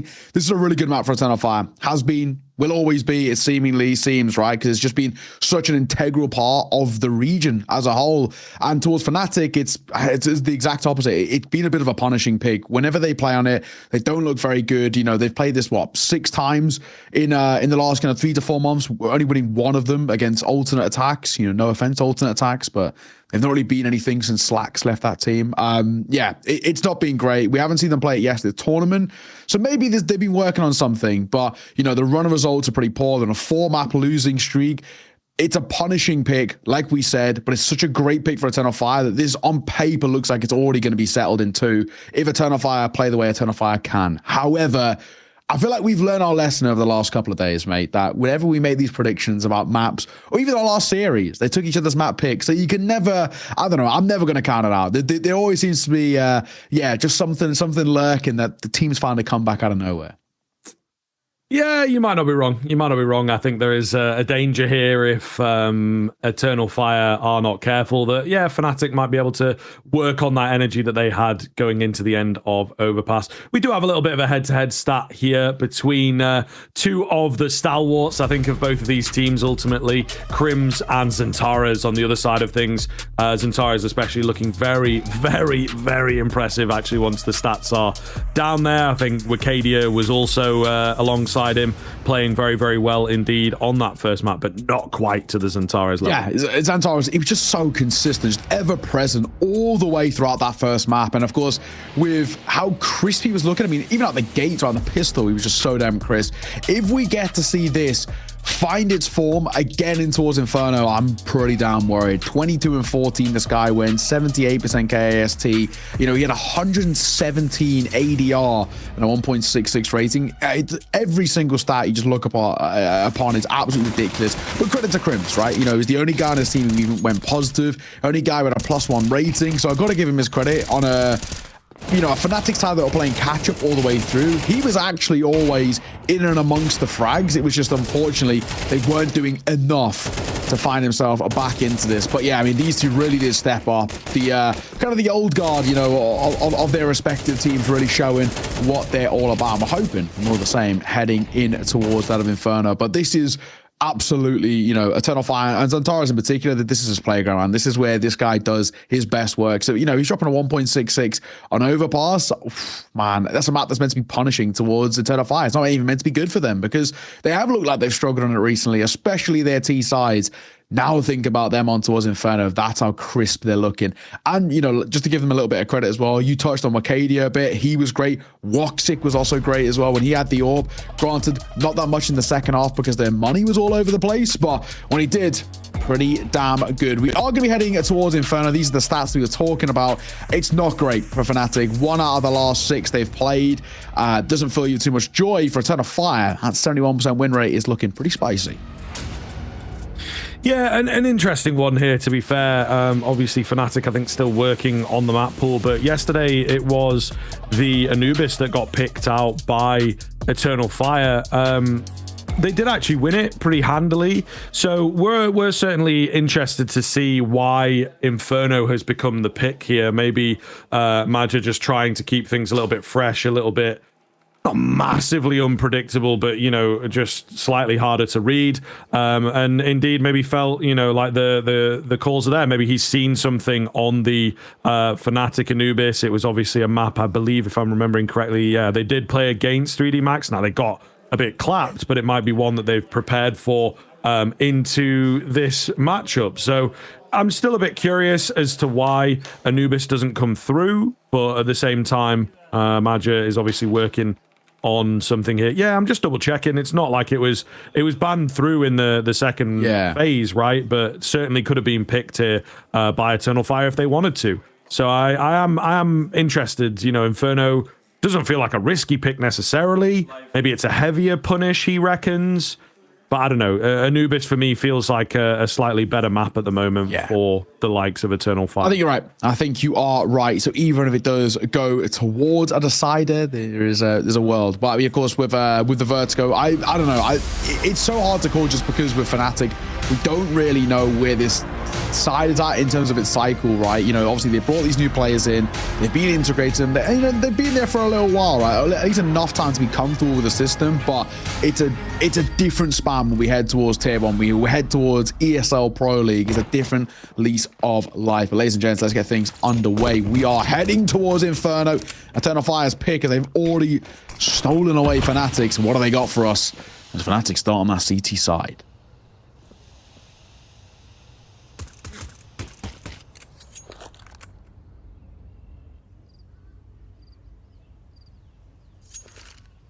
Slow move up Banana here. Not a lot of noise for an Inferno pistol. QB's ready and waiting with these Julies round the corner, though. They will move fast. Smoke goes down, but they are way ahead of it. They've spotted him out towards CT. He's going into the mixer. Oh, my goodness. Absolutely deleted. Afro at the back end of the site. Only one for him. An advantage immediately for Eternal Fire as the bomb plant comes down. Matties is quite late on the rotation. So it looks very, very good here for the T side. It's decent. It really is. Calyx falling. Maybe a chance potentially for Fnatic to work with. This retake got to hit a couple of shots, basically untraded, to give them a chance. Creeping through. Body gets caught by Wakadia, and he doubles it down as well. Lovely stuff. It's just Crims left. And Wakadia, 4K to his name. What a start for the youngster. And you see what it means to him as well. Getting a little loud. Exactly what we want. We want to see Eternal Fire fired up, right? In the name, in the game. We want to see these guys start to really feel it. Stick around. Really nice way to start it off as well. Onto your own pick. Coming through and making that one look so comfortable. Exactly what we'd expect out of them. So, Fnatic, how do you respond, right? You can't really go for a force buy here, so you kind of have to give up a second as well. Eternal Fire, 2-0 star. They're going primarily Mac 10s in this one as well, so they could be about to farm a hell of a lot of cash.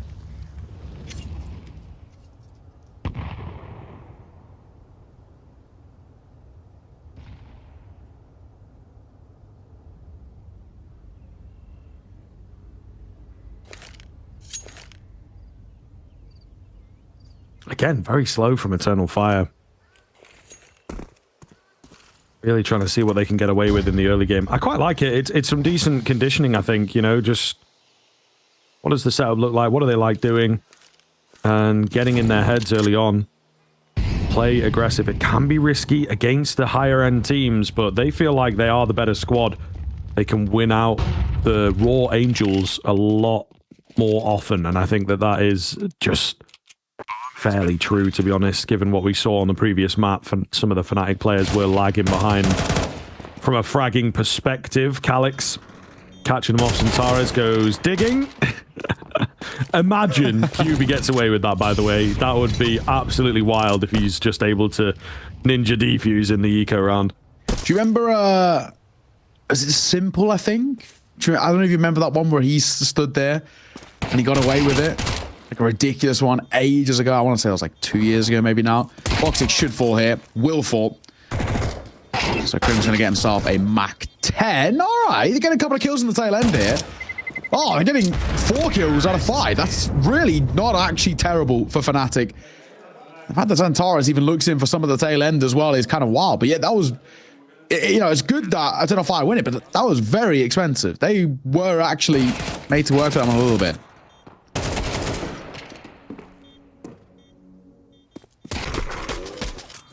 But yeah, not the end of the world.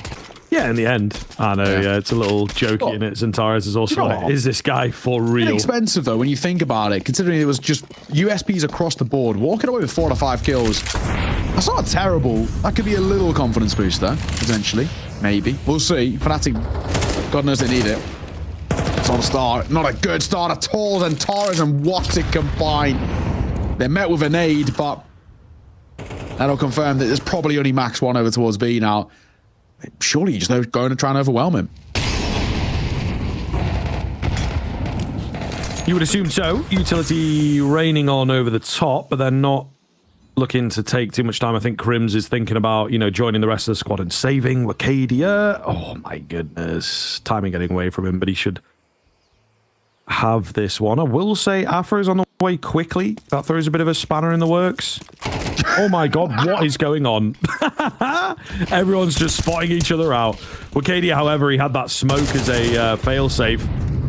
Gets the kill on Crims eventually and can keep these rotators at bay, who absolutely should be saving now. Yeah, Wacadia.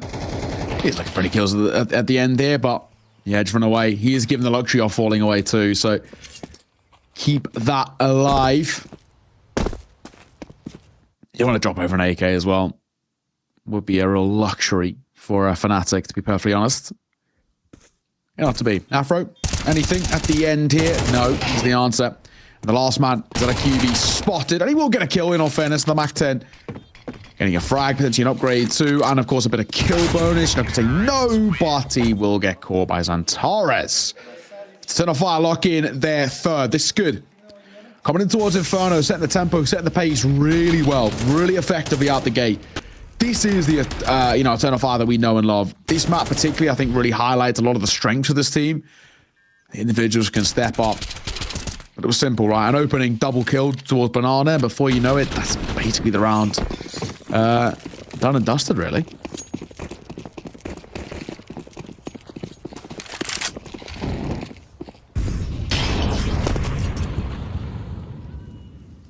So, Fnatic got to try and do something with the save weaponry that they have. We love this boost. Towards the end of Go, it was incredibly popular. But bringing it back for CS2, I suppose.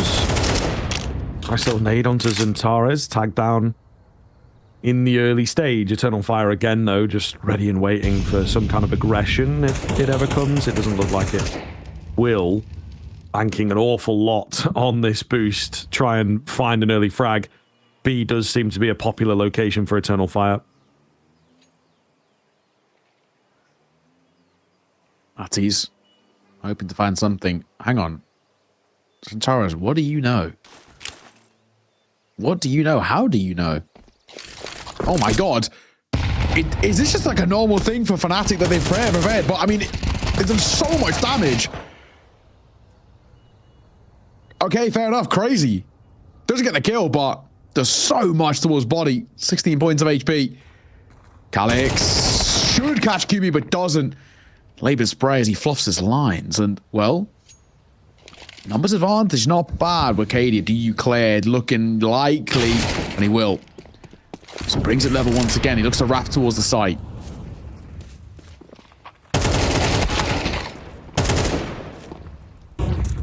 Cadia holding the extremity as QB goes down. That should allow space for the bomb plants. Hit his body with that M4, but you don't really see him find it very much. However, USP comes away with a kill, so maybe we are going to try and give this a go. They're going to be buying into the next round anyway, so you might as well. Body with the long con out through apartments. Afro, oh my goodness. Wow. Woxic, 1v2, finds the first. Doesn't really know where the second man is, but he plays it so well. However, going to go down, and I think there's enough time for the defuse if he can find the bomb in time. Yeah, it's a little close, little on the edge, but an eco win coming out for Fnatic. Fair play. Really important rounds. Rounds they absolutely have to try and contest in. You know, there's been some real awkward moments and some real rough showings from Fnatic, but getting rounds like that will absolutely, in some way, change a bit of the narrative. I'm still quite baffled at, you know, the nade stack. This is definitely something they know, right? On the eco to like to pull off something like this. This is an expectation, but yeah, good response. Honestly, that shot once again as well. It was so crisp. Yeah. Later. Down you go. Woxic was close as well, but he just couldn't take his head around that box. So, Fnatic for the first. Orb coming out. That's aggro. That's very aggro. Afro, free kill for him. Woxic just pushed his way through the smoke. No need. He did have the supporting flash over towards top banana, so he was always going to be on the back foot.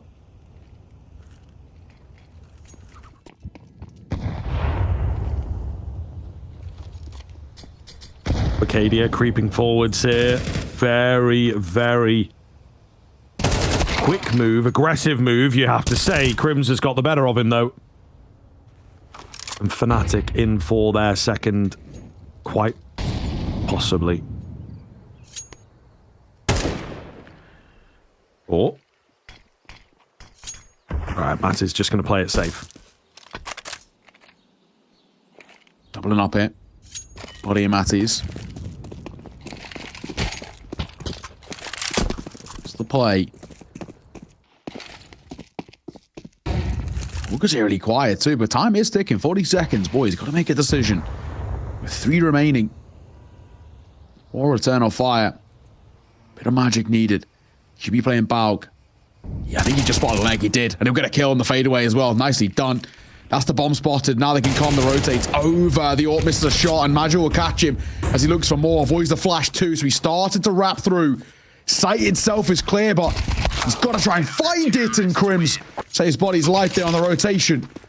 Fnatic found a second. Good work. Good work. Consecutive rounds for them. They've been quite elusive at times for Fnatic, but that'll really help.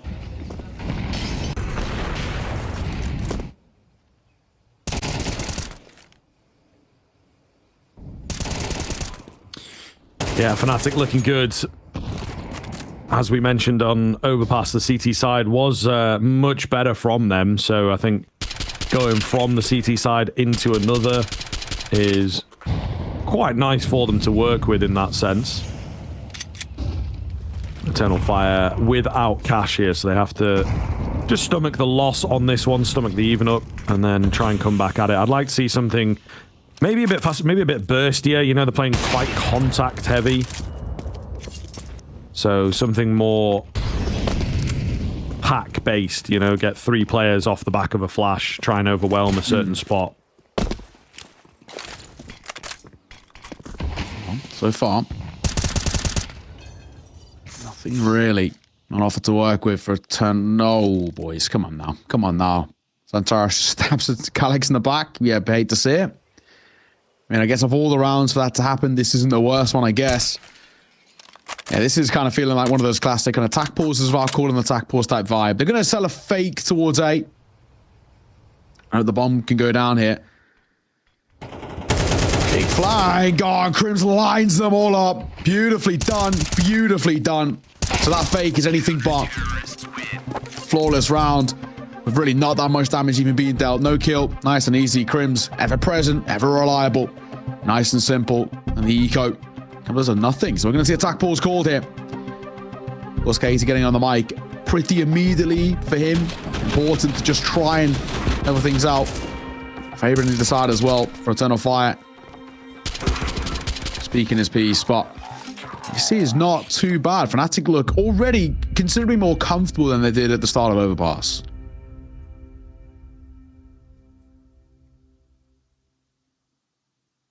It is true. It is very, very true. I think, again, as mentioned, stringing the rounds together, getting their CT side rolling. It is an area of the game where they look a lot stronger. Their T sides, I think, have been lacking for me. Still coming together, still figuring things out, and it is a bit of a ragtag bunch. You know, you have many, many different styles, a few promising names, etc. The Fnatic roster has not quite been up to par. Eternal Fire looking to take them down in 2, but at the moment, there is some fight in the old dog yet. Nice nade to kick things off. There is some trade damage. It's the kill for Matties, however. Ready for the move through. Oh, blocks it, gonna fall to body spam. Fnatic ready for Eternal Fire to change up the pace. As I suggested, as would be suggested by the timeout. And indeed, it's just straight into the Fnatic hands. Yeah, man, fair play. It is a classic, right? Call a timeout, go for something quick. It's so simple. Fnatic were just ready for a guns up. They expected it. 3-3, but surely going to be a lead taken by Fnatic in just a moment. A map which is meant to be punishing to them. They're looking pretty good. They've obviously done their homework. Oh, up on high. Body and Matty's combined. Beautiful stuff. Beautiful stuff. Such a simple round for Fnatic. Given the fights, given the 50-50s, and they're just not missing. That's what it's all about. Really simple, really easy, and really good to see. Nice stuff. Turn on Fire scratching their heads a little bit. Back into a lower buy for them, but when they slow things down, they're being caught off by late round Yuto when they go quick. I mean, guns are Fnatic and ready. I mean, we just saw a couple of rounds ago on another gun round. Woxic pushing the smoke with the orb to try and find an early peek. Afro was there ready for the fight. Fnatic have done their research. They know exactly what kind of pace and tempo Eternal Fire like to set. They're beating them at their own game thus far. More nade damage to kick the round off. Spam successful again. Oh, body, that is ridiculous. Oh, the third as well. Goodness gracious, Eternal Fire just stopped in their tracks. 5 for Fnatic, absolutely. Maybe a kill or two for Zantares. All right, fair enough. Clairvoyant from yours truly, but the round itself is won out by the CT side. Well, this is Lau looking, you know, really, really good. I mean, there's very little we can complain about over towards Fnatic. You know, a bit of a hiccup at the start. Lose the pistol, and it, you know, it can be a little tough to get going. But once they've had the guns out, sort of chain a couple of rounds together, there's no stopping them. These rounds aren't exactly even looking that close either. Eternal Fire, what is going on, boys? Afro, all about Woxic. Are you sure you want to take this fight? Are you sure? Oh, yes, you are. My God. Good night, Sunshine. Afro 6 feet under. Woxic knows exactly what he's looking for. That is a crazy shot. That is mental. That is a, you know, AWP v AWP battle, but of course with an AK on the AK. But yeah, it's just the AWPers mindset mentality. It's basically just an AWP without a scope, isn't it? You know, you just have to aim on their head or whatever. You know, whatever kind of logic he needed to land that shot, it worked. Yeah, not bad, man. Not bad at all. The question is, can they do anything with it? It's all well and good getting that opening kill. We've seen it happen a couple of times. Get the opening kill and let it slip. Well, Katie's got other ideas. This kid is crisp right now. 9-6. He looks for more, but Matty's Lancer back before Wacadia trades. He's having a round, just one of those. If you let him loose, he can be such a menace to deal with. And the bomb's going towards B. It's Body all alone. Full belt of nades would be great to keep him alive here. He's going to hear two, maybe confirms a third. Clean onto the first, the second as well. Finds good timing. They're back in and he keeps it going. New box without the molly. It's such a deadly position. Wacadia on the other side of the map. For goodness sake, he says, what's gone on over there? One man between three of you should not cause this kind of problem. And now Body with that full belt of utility is able to buy an awful lot of time. Bomb going to be retrieved. Wacadia with a desperate attempt at the plant. Has to kill Body 2 seconds ago. And what a round coming in from the in-game leader of Fnatic. Oh, there's been a couple of kind of question marks about Body as well in terms of his fragging ability. You know, he's been putting up some real rough performances. But granted, you don't look towards your in-game leader in terms of the numbers, generally speaking. But he had struggled. That shot is absolutely insane from Woxic, has to be said. Just to take a break in that conversation. And Wacadia, a couple of nice ones as well. But again, right, like you said, from Nubox, never should be given that sort of luxury. The trading, the spacing is poor. Oh, brilliant from Body. Nubox Body, I hear they call him. Smoke is somehow in spawn. Don't know what happened there, lads. That's a misclick, I've ever seen it. A bit of wasted utility. Bit of pressure on the shoulders for Eternal Fire. They're 3 rounds in the hole. A full buy, but not a full set of rifles. Yeah, not too bad. And Taurus goes in silently towards Alps, but they did make noise before jumping, so I'm sure if anybody was near, they would have heard regardless. Nade on towards that smoke. Wacadia with the Mach 10, waiting to pop out. Matty's spamming away. Not able to find anything just yet. Oh, they're going to go bursting in, though, and they're so ready for this. Woxic does well to even find one, to be honest. Afro keeps it alive around the corner. Beautiful stuff. Fnatic cooking with gas now. They keep themselves together. Fist bumps all round. Keita done a job in between maps, it looks like, to just get the energy up and make sure that they keep their heads in this. Yeah, I mean, words of wisdom feels like an understatement. This guy has revitalized this side. But I think also as well, when you got to think about it, look at the tail end of map number 1. This is just them chaining momentum together. I mean, this is a side Fnatic who have, you know, as we saw, picked up a win here already, and it was a good one at that. That victory over Virtus Pro was no joke. Who, interesting enough as well, VP have just been dropped in towards that last chance for Group A.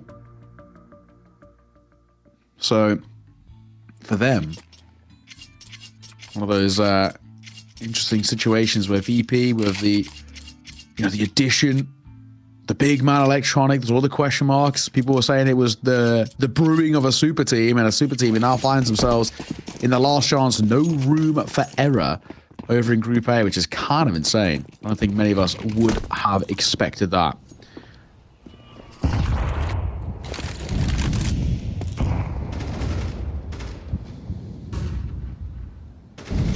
So, turn on fire. 7-3. The penultimate round of the half.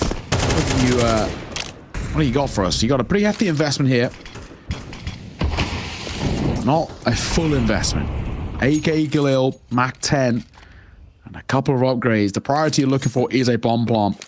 Matty's playing anti. Body going to go up on high. He got a couple of kills in this position earlier, and he should be tested in a second. Yeah, looks good from here, doesn't it? Body solid for the first. Matty's will be left low. Oh, quick trades are there from Wakadia. He looks good in the middle of the pack right now, doing this quite a lot, finding those bits and pieces in the middle of the round, in the middle of the exchange. Afro trying to slow them down a little with the flashes, but not much that he can do to deny the bomb plant. A fully fledged retake going to be required. Eternal Fire absolutely need this one. Nobody's sticking out as that smoke gets broken. Hits are available. The AWP on the retake, though, ever awkward. Flashes coming round. We'll see if Fnatic can make it work. The bomb already about halfway gone. Big bang comes in from the AWP, but it's not quite enough just yet. Wakadia keeps the trades coming. He's actually swapped onto the AWP himself, and he finds a kill with that too. 4 overall for the young gun that continues to impress. Not bad. Not bad. You know, we do need these sort of moments every now and again, just to really showcase what it's all about. But again, right, I think even this early fight, when you look at it, there is a belt of util to work with over towards the Eternal Fire. They go in for dry peaks here. They could have so easily flashed towards Banana and got both Matties and Body, no bother. But they lose 2 people before they even get to that point. You're seeing these like small incremental mistakes, which are, you know, obviously easy for us to see the benefit of hindsight, but they're quite rough to watch. One flash could have completely opened up that round in a much easier way for Eternal Fire. I mean, it's all really good. They got it in the end, so it's fine. We still look at them now, 5-3 in a matter of moments. Afro found the opener. Crim's going to deliver on one of his own. Off the back of these opening 2 kills, you see Body and Matty just double back towards site. They know they do not need to stick around in Banana.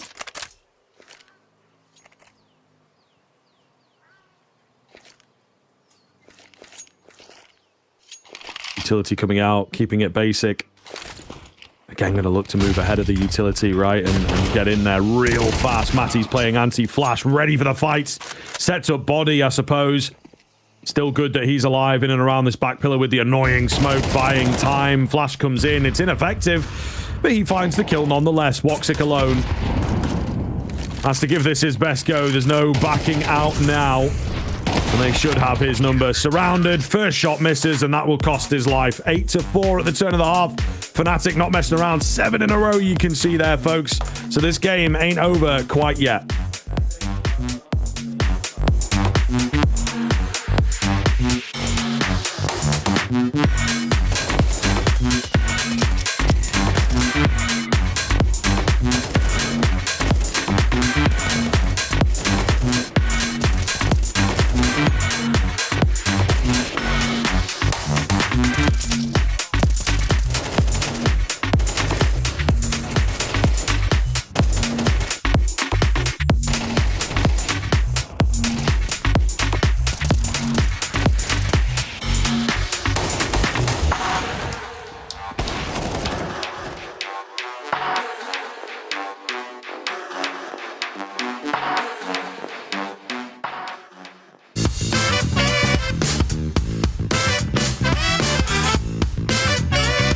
let's go.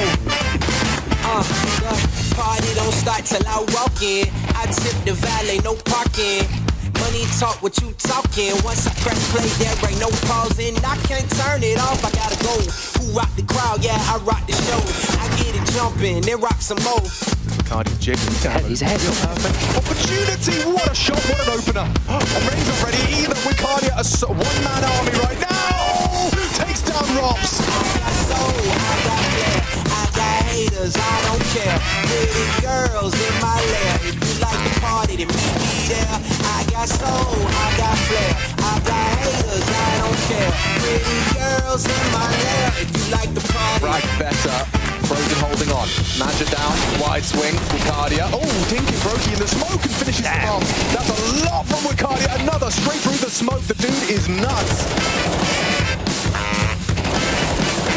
Yeah, bring it back.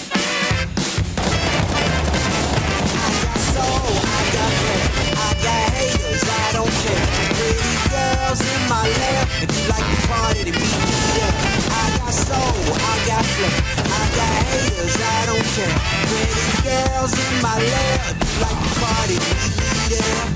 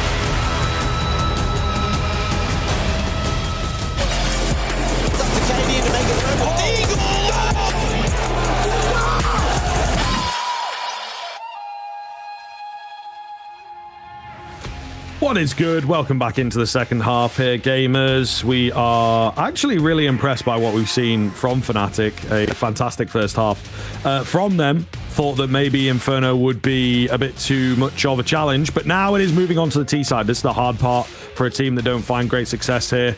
And indeed, against Eternal Fire, this was one of their favorite maps for a number of years. It is still up towards the top end, and they've picked into it. So you would assume that they have a lovely little game plan to keep the CT side fresh. But yeah, Fnatic, very aggressive, very confident, you know, and winning a lot of fights there. Well, what have we got at Eternal Fire? They won the pistol to start off this map, and then it kind of very quickly went downhill from there. Banana, and this works against them. Oh my god, Dink as well on a drop as Waxigo got 4. But it is a quad stack here. They might not expect, they know at least one more, but they might not expect 4. That shot, Calyx on the fadeaway, beauty. As QB gets caught. And actually at the back of it, they're going to double away back towards the A site, and it's just Wakeda who has to lock down the 4. It's a great game though. 14-9 at the moment, and he might just get an opportunity with KD. Yeah, oh, that's messy. Scrappy, and that probably will be the round with it, you know, with it. Calyx is so low.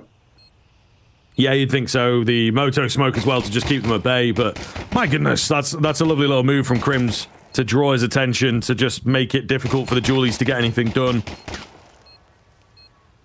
Really, really solid stuff. Oh, and more from Crims as well. Yeah, they were ultimately, I think, kind of conceding it, to be honest with you, as Calyx is out here holding what he has into the next round. But Fnatic winning the pistol, it's a big deal. Yeah, I mean, this is already... Oh my god, and it gets worse as well. Crimsy's off of the tail enemy cat. He was low. Had a bit of a rough game. He has, in all fairness. 2 kills to his name is, yes, not good for a first half, but... this has been... I mean, dicey, hasn't it, right? I mean, feels like Fnatic exactly expected what they were getting out of Eternal Fire there, where they preempted a bit of a B swing, and they got exactly that, and then, yeah, flying in towards fights. Crims flying across Arcadia's screen and couldn't do anything about it. That's a beaut. That is a beaut, though. But yeah, no, been a bit of a rough display. And Calix is, what, 213, and Major's like 3 and 13. So yeah, it's been rough. Not that they're normally the kind of the two to be looked towards in terms of the pulling away in numbers, but yeah, it's been rough. Yeah, 3 and 11 for Major. So yeah, it's tough. And even, you know, some of the bigger name players, Woxic 6 to 11, Zantara 7 to 10. I mean, these are super influential players. You know, we just had a team when Zantares put up a 1.66 rating in map number 1. And now, by his standards, is a pretty quiet display here. Fnatic got a 5-round lead. They're making this Inferno look so good. It goes without saying they've absolutely prepared for this because they're reading Eternal Fire like a book.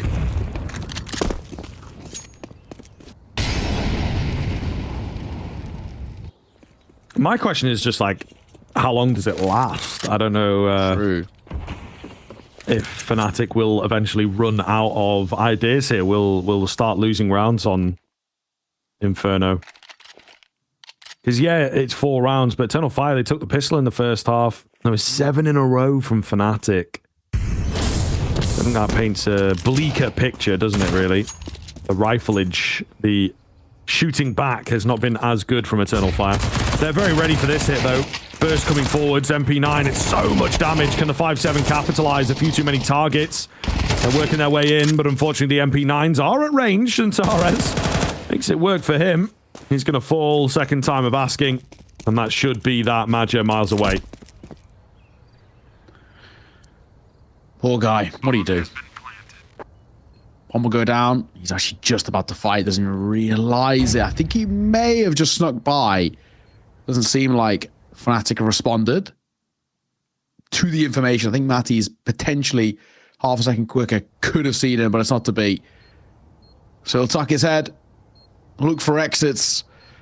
Another round going the way of Fnatic. Fair play. This has got, you know, absolutely got map 3 territory written all over it.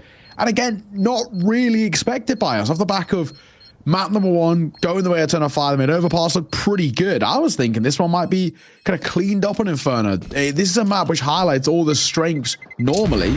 So Eternal Fire, but anything but right now. No one really stepping up bar that of Arcadia. And obviously, I mean, credit to him. Really, really good display. But yeah. You see Body getting happy, getting emotive, which is really a, you know, a good sign. Being the primary kind of vocal point on this team. And Kate's got a pretty easy job as well. He was getting quite, obviously, frustrated with this team. You can see him. He was pretty pissed off. And I don't blame him either. They're making a lot of mistakes on overpass. Different vibe in the camp. 6 rounds. That's the difference we've got here between these two sides. And Eternal Fire, all they've got to work with is 1 MP9. Oh my god, but he might get a couple of kills. Oh my god! I say only an MP9. I meant the MP9. Hang on. Hang on. Oh no. Oh, drawn away by the gun. The P2K. It's in for the kill to keep them alive, though, to keep them on it. Unbelievable. Absolutely unbelievable. It's Body who has to ace it up to win. He can't get his hands onto the bomb. He's looking for this AK. He's not here, though. I think it wouldn't have been Magia. That would have been in Banana. Either way, it's gone walkies. He can't find it, so he just has to try and mix things up. Smoke's on top of the bomb. They're going to throw nades in. They're going to try and spam through. He's got it. Oh, he takes a tag there. I think he will have been hurt. So they know that he's got it. Zantares down below makes easy work of him. And a big, big steal for Eternal Fire there. That could be the spark that lit the flame on this comeback. Yeah, that's a huge round. I mean, Magic and a double down Banana. Beautiful. Love it. I mean, never expected. It's a great little pot flash coming through from Zantares as well. Fully facilitating him. But it's actually, the first kill that sneaks by is great. It's the second one, the P2K. This one here, Woxic. That kill is so important. In kind of a 3v2 where they're barreling out towards the A site, very manageable. They can get some space, they can get that bomb down. But the fact that the bomb isn't given that luxury of escaping, that's the important thing. So Woxic, you know, being a little quiet, but that's a time to get a kill, if any. Ignite comes down. Matty's gets chunks there. Molotov towards top and on, not doing anything. Looks like they want to go towards A. There's 3 players here for Eternal Fire, so they're sort of ready and waiting for this. But a buyback in for them has to be converted. If you don't find this and you give Fnatic a way back in, all that hard work for nothing. Toxic on the corner here. Might not be the one to take the action. There's 4 across. Centares, double spray down. Beautifully done. The follow-up flash results in another double spray down. Wicadia and Centares coming alive. Exactly what you want if you are Eternal Fire. QB all alone. He could get an AK. He can get the bomb. It seems to be easy pickings, but they are surrounding him here. Vultures waiting for their moment to strike, and Woxic will take it. 6th round comes in. Eternal Fire looking very, very good all of a sudden. Yeah, they've absolutely picked it up. And it does show as well for Eternal Fire. All it takes is 1 round. You know, for Fnatic, you give them one little moment and they will absolutely capitalize upon it. And that's exactly what they're doing right now. This is a really good little display. Cater having a conversation with the fellas. Just making sure they don't let it slip. This will be a bad time for this one to start slipping away from you. But yeah, Centaurus, this double here is beaut. Has to be said. Transfer is pretty clean. Arcadia says, oh, you can do it. I can do it too. On a worse gun, in fact, in all fairness. Arcadia's having a great game still, man. 17 kills to his name. Especially when a couple of these players have been missing a little bit. He has kept this team competitive. Only 4 rounds in it. With Fnatic having a low buy here means realistically Eternal Fire should find a 7 without too many issues. And starts to really open the door to a conversation. Spamming the smoke. Nobody there. And Torres through the smoke finds body. That's the start they want.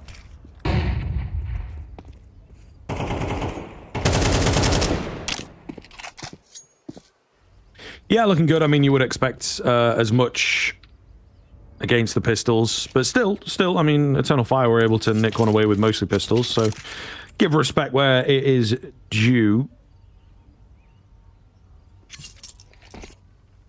Very quiet here from Fnatic. They've lost that first player. They've got a couple flashes, you know, get them into the hands of the same player and just burst forward. So is there one for the corner, or are they fully going for it? Right, they've contacted in round the corner and now just going to flash onto the site, hope for the best. Ooh, a unforced smoke there from Eternal Fire might give Fnatic exactly the parameters that they want.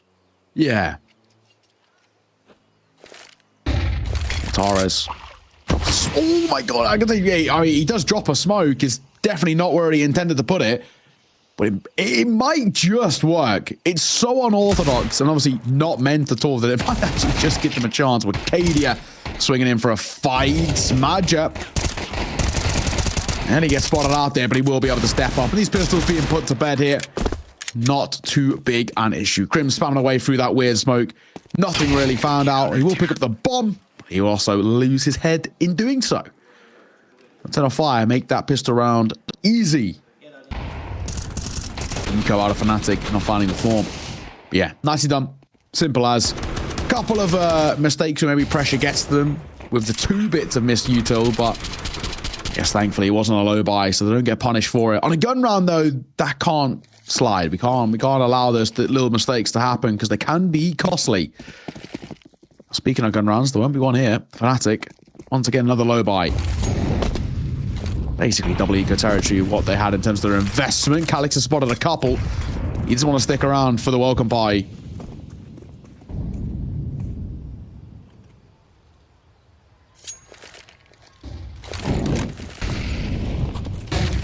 Volley down from Woxic. Pistols again, looking to work their way around the corner as Calix will open up proceedings. 8th round looking ever simple. They'll hold it together at least initially. Centaurus does give a trade back and an AK. You know, we have some armor in the mixture here. I'm going to drop back and maybe look for a different avenue. Oh, okay. Lucky. Listen, man, genuinely happens to the best of us. It is, weirdly enough, one of the more unforgiving jumps. I can guarantee there's been more players that have failed that than have failed the, like, short jump on Mirage. Speak for yourself, buddy. Not the pros over here. Not the Neokers of the world. Can you do the short jump? Absolutely not. Give me like 8 tries, maybe. but apartments, Neokai, I've never seen him fail personally. Yeah, I can do the apps jump. Do you know what jump I can do? You do it with your gun out? Yeah, I think so. I don't know if I can do the silent one consistently. You know, the one that makes like no noise. That one's actually quite difficult. I'll give them that because you have to quite literally get a pixel perfect. Nade. Oh, beautiful nade, it must be said. QB falls. And, well, Calyx will clean up on towards Matty's. Crims. What he got? He only wants to die. He didn't really care. Let's make sure he is alive at the end of time. So, 10-8. 2 rounds in it. There's a chance. There is a chance. It looked very unlikely, 3 rounds ago, but a couple in a row that we started to see. Found it by a turn of fire. They really opened the door. But of course, it was a couple of rounds of Fnatic with the buys weren't great. Primarily pistols for the last 2. This time, back into the AKs. No ult, though, for Afro. Not the money. They're going to go quicker as well. Hang on. This could work against them. There's 3 to meet them, but already 1 down.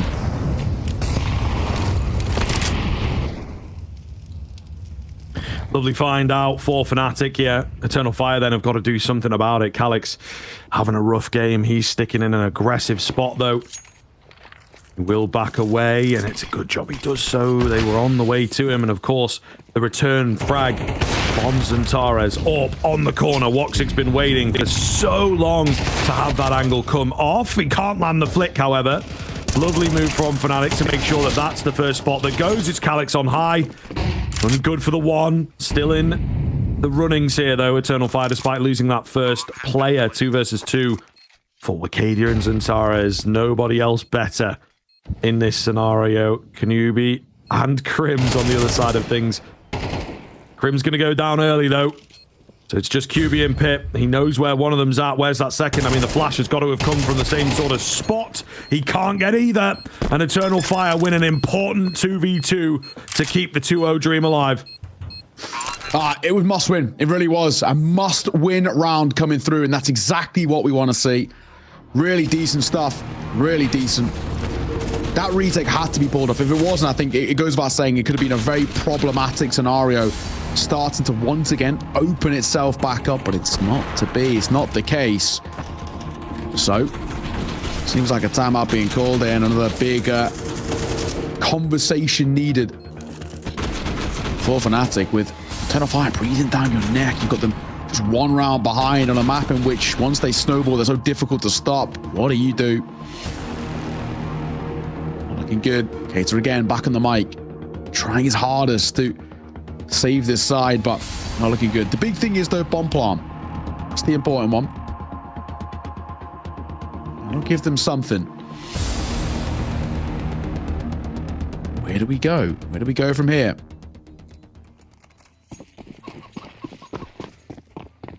Yes, you've got a bomb plant out, but still a lot more needed before we get comfortable about this side.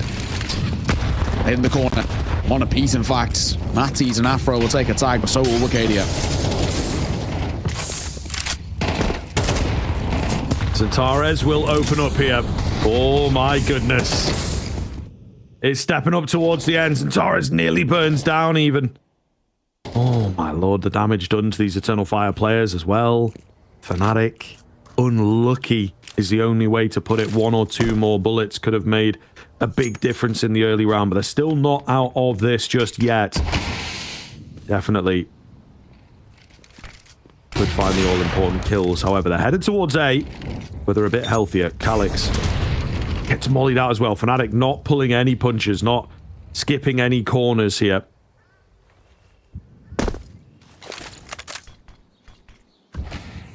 So, in a 4v5 for Fnatic, they've got to try and find something out of this. Double AK, triple AK, now a quadders. Matty just picked one up himself. Had a Galil prior. QB will fall. Now it's a numbers game for Eternal Fire. Grim's still in the fate that he was going to group up towards B, but he's sticking around. He's going to go back into his apartments. Nobody was close enough to hear this, though, so it doesn't make a difference. He's making a move through Boiler. The Orb has a chance. The timing is awful. Awful. But he's going to get the kill nonetheless, because that's just classic Woxic things. Bodies goes before the smoke, and that feels like it will cost them. Matty's for one. Good shot. He finds Antares. The answer's no. Who sticks up here on towards the box. He knows he got support by how long. He might fall to the hands of Crimson. He will. But look at the time. No more time here. Just do not die after it is all that we care about. As Crims will keep hold of his AK-47 just about. Eternal Fire tie this game right back up. And a 10 apiece. At one point, what were we? 10-4? And look where we are now. 10-all. This has been such a good run. Out of the Eternal Fire side. Yeah, Fnatic are seriously floundering. And I mean, it would have been 11. It should have been 11. It should have been 11. They forced on the Eternal Fire side, and I in my head I saw, you know, a little bit Zantares went down, and on the player cams see him a bit like, oh my god, you know, and maybe thinking in his head, I was like, maybe they weren't all on board with the forcing idea. Could be the death of them. And then gifted around from above. Oh, Calyx going to open up into this round. A half by 4 Fnatic looking to go south. Oh my. Fnatic. I don't know what to make of it. I don't know what to make of it. Not expecting too much out from this round. Wicadia, lucky to get one. Crims, however, just goes Baron on in. Zantares was here early. It's one of the things from Fnatic's T side. They've not really pressured B a lot at all. The kills have traded back, though, into 2 versus 2. Meanwhile, CT, big fight. Zantares wins it. And Calyx spotting out Afro, the last man, trying to get away from him. Oh my god, somehow still alive. Surely can't put up a fight here, but he does. What the hell? That is mental. That is so frustrating to be on the other end of. However, 11 in for Eternal Fire.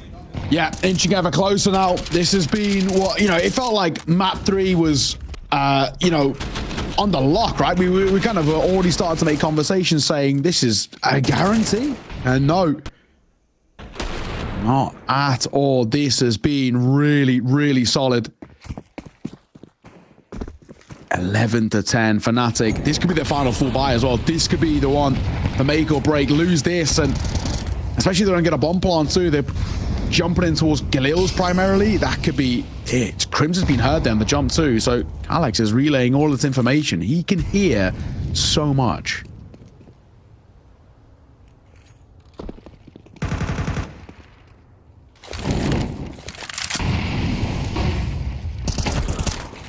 Zantares drops back, leaves Maja out to dry, but he does manage to find a kill nonetheless.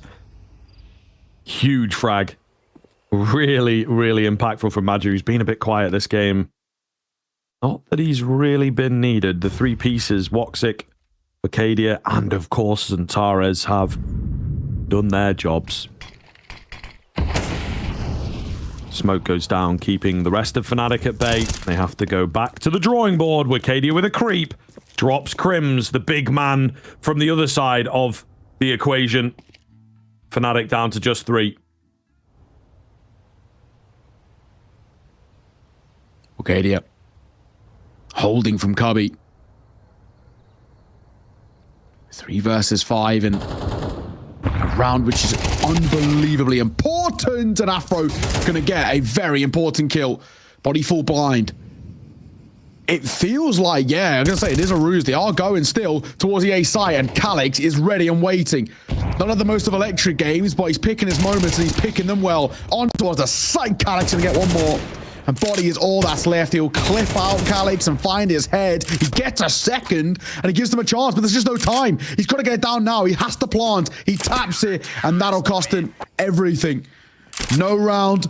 Eternal Fire map point. He might even not survive it. He just about does. 12-10.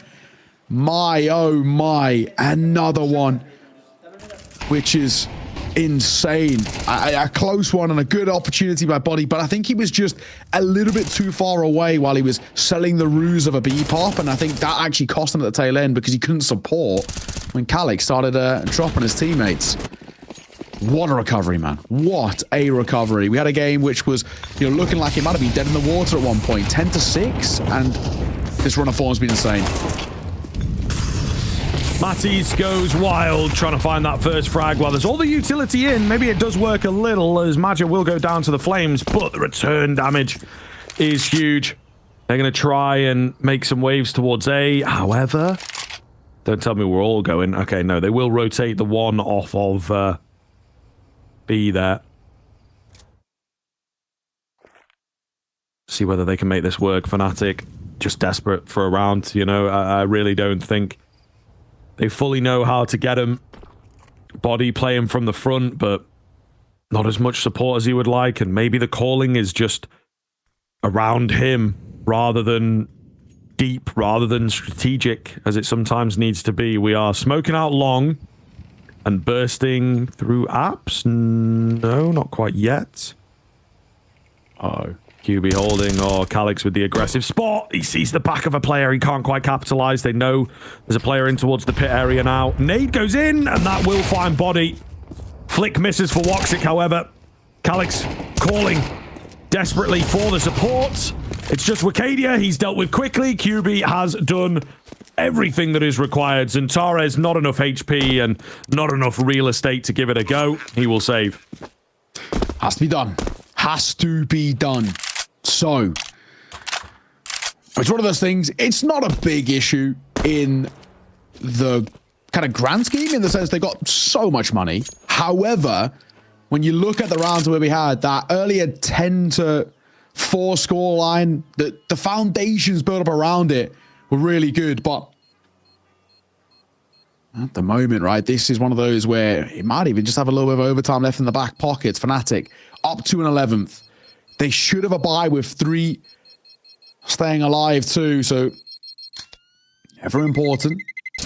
Just as long as QB doesn't overswing. But yeah, no, he'll tuck his head by the truck, so it's okay. Oh, sigh of relief for Fnatic. Really is. They are in one of these situations as well for them where fighting for survival, fighting to stay in this sort of mid-bracket, right? You don't want to be dropping in towards the last chance. It is one of these situations where we are seeing Eternify what they do at their best in terms of backs against the wall, nothing to lose, really testing it. That time, maybe a little bit too much. They were fighting just a tad. You can see Xantares coming alive as well. He's had a slow first half, but this second half's been incredible. Magic, how is he still alive? They've surely got to expect him, though. So much damage. He's trying to escape Magic, but he's not. He is going to be given the luxury. How do they not hit him? The guy is so low. And it's Wicadia going to find the first, and Xantares the second. How did Major get out there alive? And how are Fnatic down to 3? This is a pretty bad start to this round. Yeah, they were just gagging to get that frag, you know, following him. And they took the bait. They took the bait massively. Caught in the trap. Killed off quickly. And there ain't no respawns after this one unless the remaining 3 can pull off the impossible. Wicadia with the quick move across to A here. Oh, it's the AWP though. Got to be careful with how you play this. Trying to bait out a shot does not happen. Afro stays cool for his 11th. Threatening a flank behind, and that seems to be what they're going to go for. However, in a rare turn of events for Eternal Fire, the past few rounds, they have had 1 on B, bolstering up A, but for some reason in this round they decide that they're going to keep those 2 on B, play it conventionally. It's a lovely little switch up in the setup. Maja, he goes down to a nade. The molly, though, will keep them at bay. It's going to buy time for the rotations. They're opting to go through it. Xantares takes ahead with him before he falls. The bomb has been dropped, and it's been overlooked. They should be able to get it, but it just is banking on enough time. Crim's a risky fake out. It draws Calix in. That could be the kill that takes us to overtime here. Woxic against 2. Against the world, it feels like. Finds the first. Where's the second man? He trains into CT, and that'll be overtime. Fnatic right at the tail end. Find the rounds out of nowhere, and what a frag. What a read from Crims. Yeah, ridiculous, man. Crims is so smart. You can see Afro there as well, just acknowledging it. Oh, Jesus. That really, you know, the average player going for a standard plant, they're 13 seconds? And he taps on towards that bomb and then re-peeks and finds Calix. God, that is so important. They did have the numbers towards B for a fight. Two guys anchoring the site, just can't hit their shot, and before you know it, game on. Ladies and gents, there's a real world. We could have a third map here as well. This is already, I know it feels like we've been here a while, but this is only map number 2. Fnatic can pick it up and find the form here. Who knows what we get? Matisse doesn't spread to him, so he doesn't need to expend his smoke, and he might actually go slightly overlooked here as Body gonna find Calyx. Woxic missed shot. Molly goes down. Smoke for him as well. Just buying that time, buying that space. Arcadia going wild here as they've not pushed up yet. It's a good move. Is he going to get some support? He might just in a second. Body going to be the first to fall. The bomb has bailed, however, as Matisse indeed, as you talked about 20 seconds ago, found some space. And a bit too much, perhaps. Not sure Madger's going to expect him to be in this deep. Indeed, he gets bested. Again, these are the types of plays you save for the tail ends of games, for the overtimes. Yeah. I mean, I think especially if you're Woxic here, I don't think it's even worth having a look in. With that 12.5k OT, you can't buy an AWP 3 rounds in a row if you're losing rounds, so is it worth the risk? No. Arcadia's heard QB. Oh, and Woxic going to get caught regardless, so even though they were trying to save that lurk play coming through from Crims is good enough for one. Arcadia will get his response. That could be an AK to work with, which in his hands is pretty deadly, but he keeps the M4 for now. He's so scared about where Crims is. Little do they know, he's above him. Little does he know. Crims is towards Boiler. Arcadia not seeing anything. He's waiting for a push out, but it's never coming. Afro's been heard jumping up here by Xantares. He turns away the worst time. Oh, that is the worst time in the world. Oh, that is unfortunate. That could not have been any closer. But Fnatic took us to OT, and that itself felt like it was not really going to be a possibility at one point. And now we see ourselves with Fnatic taking the first advantage. What an insane little spot we're finding ourselves in. This is already starting to develop, and you can really see from a 10 off fire how high pressure this situation is.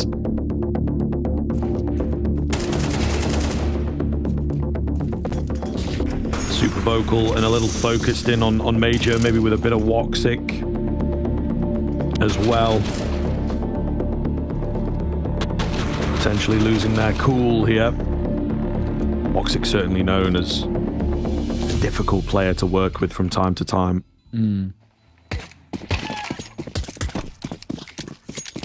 Madger as well, though. We had it a little bit, didn't we, yesterday when we got him in for the interview. And he said, oh, well, you know, maybe the calls weren't so good. Yeah. So maybe getting in his own head here again. Yeah, sometimes, you know, it feels like for a 10 off fire, just slow it down, back themselves a bit, right? You know, just the individual ability. It's one of the things that makes the side so scary. Right now, Fnatic, the system that they're building is really starting to deliver. Molotov and a smoke combo towards top Banana. Matty's going to play in it, Body playing above it. They should know there isn't too much presence around here. As long as it's 10 fire then over face, they should be fine. And the bomb is still pushing towards B.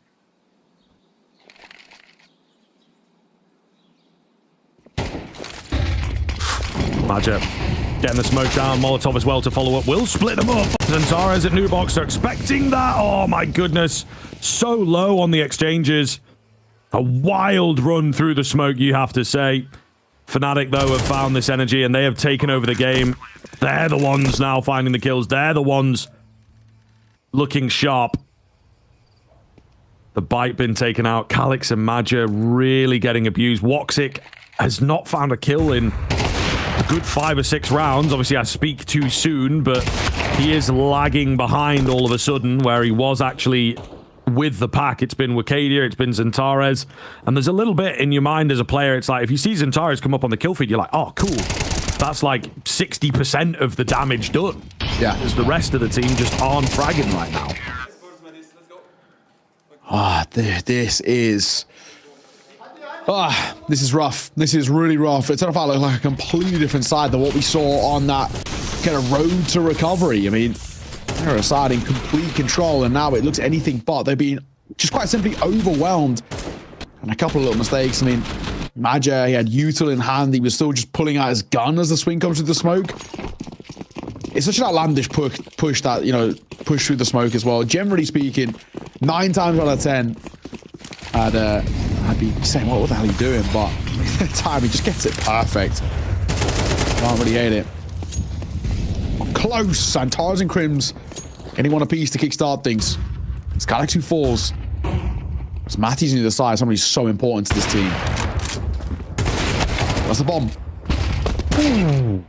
Double kill as well in from Woxic. We might just be in for our first Eternal Fire round. Crim's all alone, all very low. Surely a goner. Got that smoke down. It gives him some room, but there you go, through the smoke. The stray bullet going to take him down. 14-13. We'll see now. It's the swap over. This is where Fnatic looked a little better, to be honest. So I am curious. The Eternal Fire T side lacking, but maybe they've got some strats up their sleeve that they save for times like this. Let's see. It's been a long time as we got to see Eternal Fire on that T side, and it wasn't great when we did see it. 4 rounds, what they got, they were really struggling. It was only Wakadia who was popping off, who, I mean, still is. 26 kills to his name, 26 for Antares too. What they got for us? Afro. With that orb. Oh, double nade. One of them catches Antares, the other goes deep. Oh, and body of Matties. Both finding such important kills to crack open Banana. That's massive. It was an area that Fnatic found great success in regulation, if you remember. You know, cast your mind back a good 16 rounds. You know, it's quite a while ago, but all the same, really, really, really solid from them. And they bring it back in the overtime. A blast from the past. Eternal Fire go back in for another pump. But nobody's around, right? There's no kills to trade from to earn things back. Body looking to get the smoke down. Good timing on it. Matties has rejoined him, but they are feeling it here. They're going to nade onto the smoke, go straight through it. Return flash is pretty damn good, though. And Matties will see them all off. 15 rounds now. 2 in a row required from Eternal Fire to keep us alive here on Inferno. And this is very, very unexpected in a number of ways, but Fnatic just will not die. I can't believe we're even at this conversation. Fnatic, what a response out of them. I mean, I have to give them so much credit. The tail end, 12-10 down, bring us to overtime, then start off overtime well. And they move on towards their CT. A different beast. This is a crazy, crazy run of things. And a third map being on the cards here. Never felt like a possibility. Wakadia and Antares got the ideas, though. Can't have it done just yet. Wakadia will double dip for the fight, and Afro will pluck him off, but the number's still there for Eternal Fire. It's already something brewing. Eternal Fire aren't dead just... Oh my god, they're not dead just yet! Matties, what is that shot? Antares gets plucked out of the sky. That's that raggedy mouse map buff from Matties there. He said he likes it slow. Well, he slowly peaked as he ripped his head off.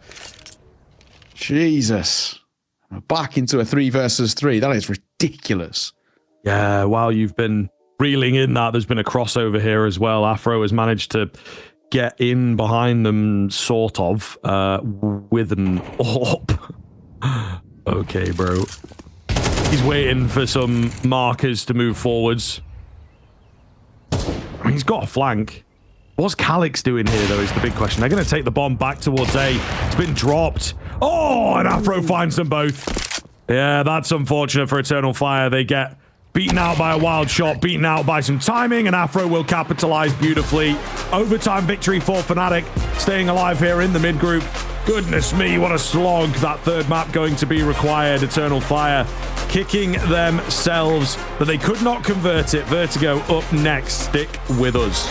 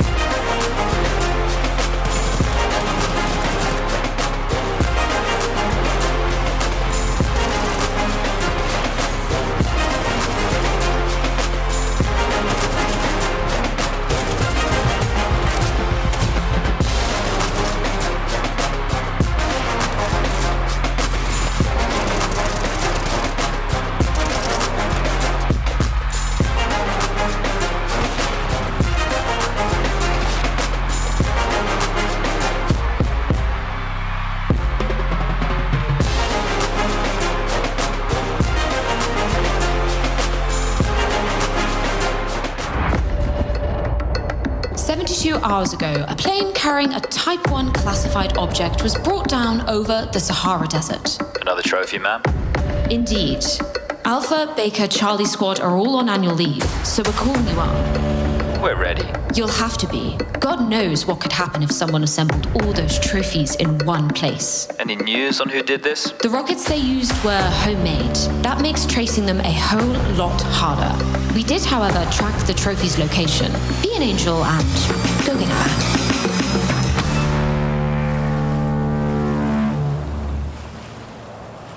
All right, boys, listen up. Here's the situation. Plane of ours got grounded. Trophy's gone missing. Our job is to get it back.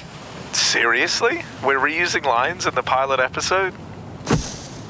Don't worry about it, boys. Don't worry about it. Listen, we've got a lot of ground to cover in a highly unpredictable, hostile environment.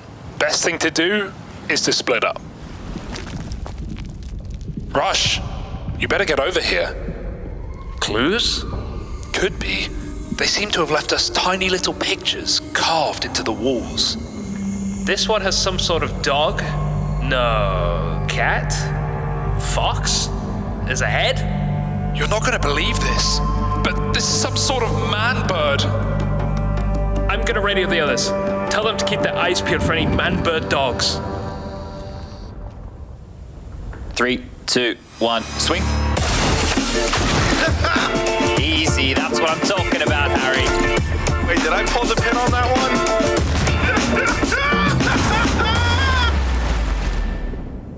Heads up, Harry. This area could be infested with booby traps. Booby traps? No, I think we'll be all right. Harry, what the fuck have I told you? Watch where you're stepping. Every single time you're... Petty thieves stealing from the nest of the Father. You have invoked my wrath. Well, that doesn't sound good. You can try outrun your sin, but can you outrun the Rock?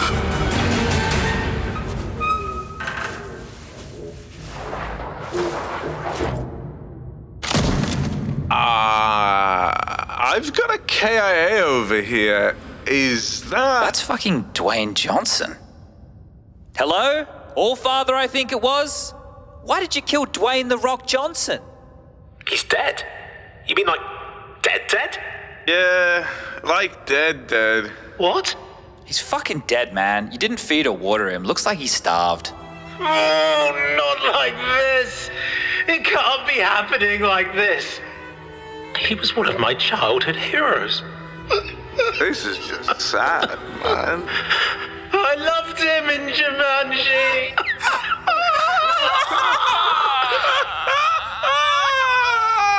Enough!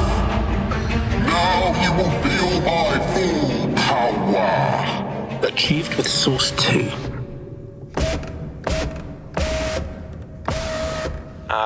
Hey, buddy. You may not have fallen to the Rock, but you can't outrun the clock.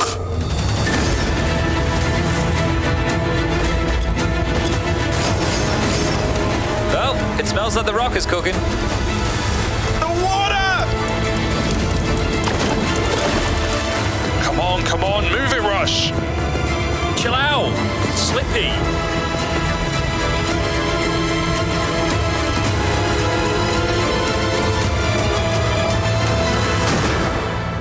What the fuck? What? You're gross. It could have been beautiful. It could have all been ours. Yeah. Same for the judge, you dirtbag. Now look, you did something very, very bad, okay? Not just taking the trophy, you kidnapped and killed The Rock. The Rock. And now we're gonna have to lock you up and throw... This one's for Dom Toretto!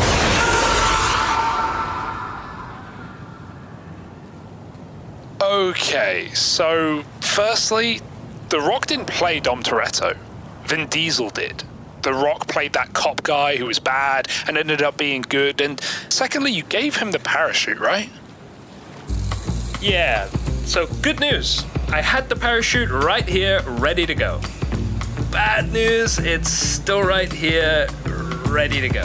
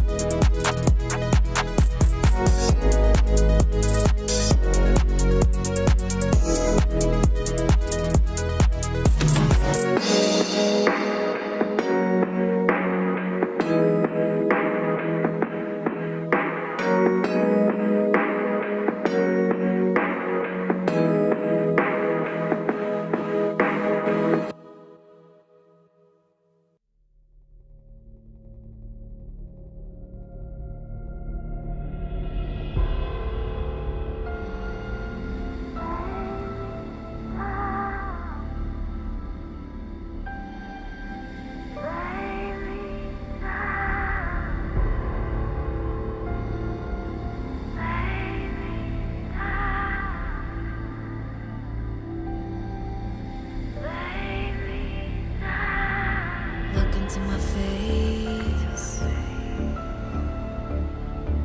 Tell me now why you want to wait. Running out of words you wanna say. I've been looking for you, looking for you, looking for you.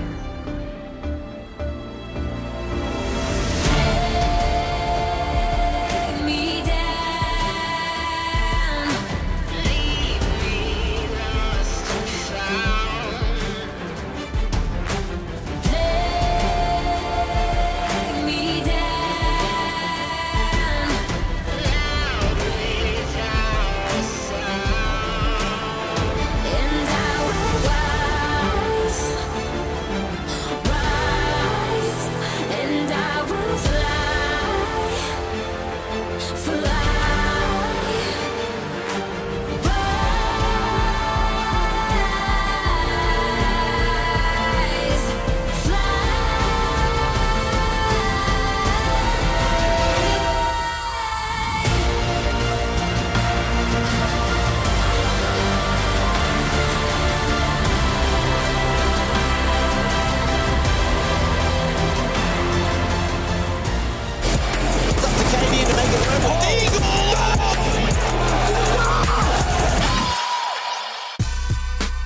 Hello, everybody. Welcome back in. Continuing here with Fnatic and Eternal Fire, of course. We have that third map coming around. Looking forward to getting into it here. Fnatic have just given us an absolute fire on Inferno, to be honest with you. Great performance from them. On a run back, a little bit difficult getting it going, but Eternal Fire, then they turned it around right after a 10-4. Looked like they were going to take it 12-10 they were at. Fnatic found something out of somewhere. They took it to overtime, and they won it in overtime. Really impressive stuff from them. So hopefully set to continue on that. Well, I suppose on both sides, ultimately, Fnatic and Eternal Fire looking really impressive. And the competition, I think, is just so good to see. Both these teams really looking impressive. And yeah, I don't know what to make out of it, honestly. I think that there was a lot behind the comeback. Eternal Fire will be kicking themselves, but Fnatic just able to really brute force their way in and work around the early round very well.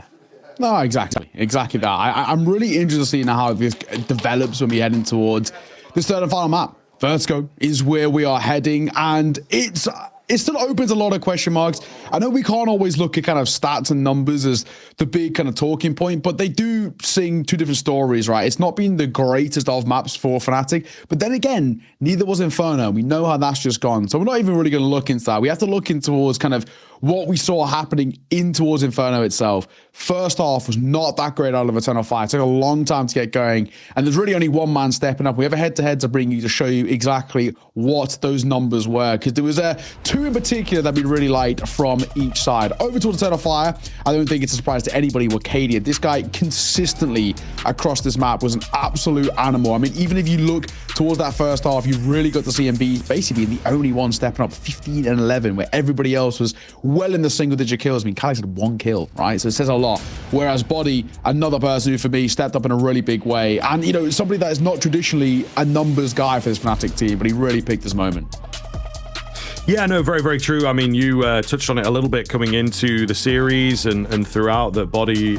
There may be some belief behind him, but the question marks have been around whether he can frag, whether he can keep up. And indeed, maybe with the tier 1 teams, he's going to struggle there. But here against Eternal Fire, he looked absolutely fantastic. We got a little bit worried that maybe the in-game leading potentially got a bit greedy, right? Because he was playing so well. And it definitely did seem to have an effect. But they took some timeouts. They reset things towards the very end of regulation on that T side. And yeah, not an awful lot of rounds won from them on their T side worth noting, especially after getting the pistol, but it eventually worked out. You know, it was a difficult one, but I think they'll be happy with the fact that they were able to take it and that they, of course, can stay alive. A lot of pro players will say that, generally speaking, it doesn't matter too much where the win comes from so long as you get it. Exactly. That, I think, is a big thing for me. Now, another guy to mention over towards Eternal Fire is Antares. He actually in terms of rating wise, was a little bit better than Wakadia. But the big thing for me is that he did go missing, right? That first half was simply not good enough. And they only got 4 rounds. It was only Wakadia who was putting up that fight and showing what he's all about. When you look towards Antares, it was an incredible second half performance out of him. On towards that CT side, 19-7 the guy went. He put up a 1.9 run for a counter-terrorist side. It is not too shabby at all. However, we do need consistency across the board. And I think Vertigo probably allows a little bit more of that. We do ask big questions, though, about how Eternal Fire's kind of mindset is going to look heading in towards this Vertigo, because we do need them to kind of basically instantaneously forget about what we just had, come in towards this and show what they're all about. And they have played this map once already this tournament. It was against Astralis. They lost 13-5. So not that signs are bleak. I think Astralis are just Astralis, right? We've got to give them their credit. The side looked good, but Eternal Fire, it hasn't always been a walk in the park, this map. No, that is very true. Touching on is maybe a caliber of opponent thing. Fnatic, you have to bear in mind in this weird sort of interim at the moment where they are generally playing a fair caliber of opponent, I think it is safe to say. That being said, maybe less so on the Vertigo, but recently as well, Vertigo has kind of been turning around the past few times that they've played it. Meanwhile, the stats are elevated pretty heavily, it feels like, for Eternal Fire. A decent win at the major against VP on this map, but tougher teams like a Mouse, like a Heroic, and indeed like an Astralis that we've just seen, they have struggled against. So we'll see. It's an up and down kind of map for me. I think they have some repeat teams in the W column. So indeed, as we may well have just seen on Inferno, their stats are difficult to follow, sometimes good to look at, but at most times they don't paint the full picture. They generally just back it up, is kind of what we're after. Yeah, exactly that. As we head in towards this Vertigo as well, it really is an interesting sign for Fnatic, you know, who at one point looked dead in this map, in this series of Inferno. We were thinking, you know, we're at kind of that 12-10 point. We were thinking, oh, that's it, game set. You know, we were already starting to think about the post show and all the rest. And before you know it, Fnatic have found a way out of nowhere back into this. So I think a big thing for me is that I can get a pistol. They've actually struggled on them. You know, losing both in towards that previous map is actually where it does give Eternal Fire at least that strong start. And also the winning of the knife as well probably does not, you know, it probably helps, right? Getting that preferential start. The big thing for me that I think is going to be the difference as well, something that we've seen is AWPing. Vertigo is traditionally seen as one of the harder maps to AWP on, but Woxic went a little missing at times, and Afro wasn't exactly lights out himself, so maybe it might not make a difference. No, it's true. It is true. I mean, we'll see. Yeah, the AWPing has been a little bit missing, I think it is safe to say. At the same time, the map opens up a bit more for it. I think T side of Inferno doesn't have much AWPing going on these days, and even CT side, it's very turrety. Can't get as aggressive. We're straight into the action here, though. QB up close does get bested on those Julies. He was the only one here for a time. It seems like they were thinking more towards a B hit than anything, but Eternal Fire mixing it up. Wakadia at range with the Julies will find the head of body 4 versus 3. Well. Afro, he's got a bit of a drop, but a shadow betrays him. So they were ready for it, but he's spotted the bomb dipping back, and he will get one before he falls. So at the very least, keeping this possible. Woxic's going to hear these steps. He's going to get a freebie. Might even get 2. In fact, that he will. Woxic will close it. Beautifully done by Woxic. Like we said, maybe the orbs aren't even going to be needed. Woxic's pretty crisp with the pistols, pretty crisp with the rifles as well when he wants to get going. Another pistol round taken by Eternal Fire. They've won the bulk of them in this series now. Really decent to see. Wakadia, if he can find his form early once again, he can be such a difficult guy to stop. But I think they just get pulled a little too thin in that one. They just can't find a way to trade effectively. The timing just a little off. Looks like we might have a technical issue, though. I think we may have lost someone. Oh, no, just a sound issue. I think we've lost Matties. He's under the desk. I think he's looking for to replug his cable in or something. But yeah, hopefully only a brief thing, and then we can get going once again. CS is pretty hard to play without sound, in all fairness. It's true. It's true. You know, sometimes I'd be playing with the music on. Just that's I do that in DM. Bit of DM. Challenge. Nah, sometimes in the real games, mate. And then when you turn the music off, that's serious time. Try harding. Yeah, when you start losing. But you never know. You might be in for a nice ride in Premier. You might get a cheater on your team, mate.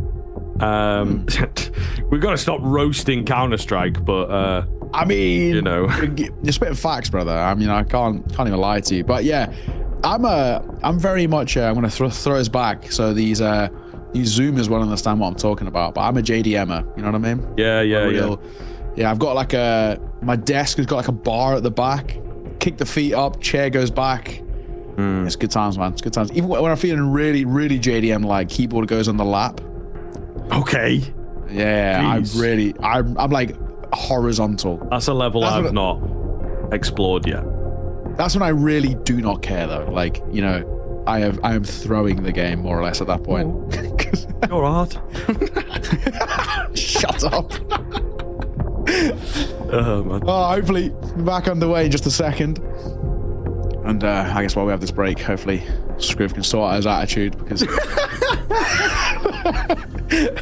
we're now like deep into a third map. Well, a long day, because we got delayed basically from the first game, so it's been kind of pushed back all the way. So it has been it's a late finish by Pro League standards, but we're all here for it, man. We're ready for the for the late nights. You know, yeah, some really good Counter-Strike here. I think the other games have finished now as well, so we are the last ones. Last one's going. So if you are joining us, hello, welcome. How's it been? We had a game on the A stream, which was a VP taking on FaZe. FaZe won that one 2-0. And from my understanding, we were live, so I didn't catch any of it. But it looked relatively simple. 13-10 map 1, 13-4 on map 2. So yeah, pretty simple. For FaZe, so at the very least, it's good for them. But yeah, man, Virtus Pro in the last chance was not, you know, the expectation for me basically at all. It just figured, you know, adding in Electronic would be a lovely little 1-for-1 swap, and all the things that Electronic.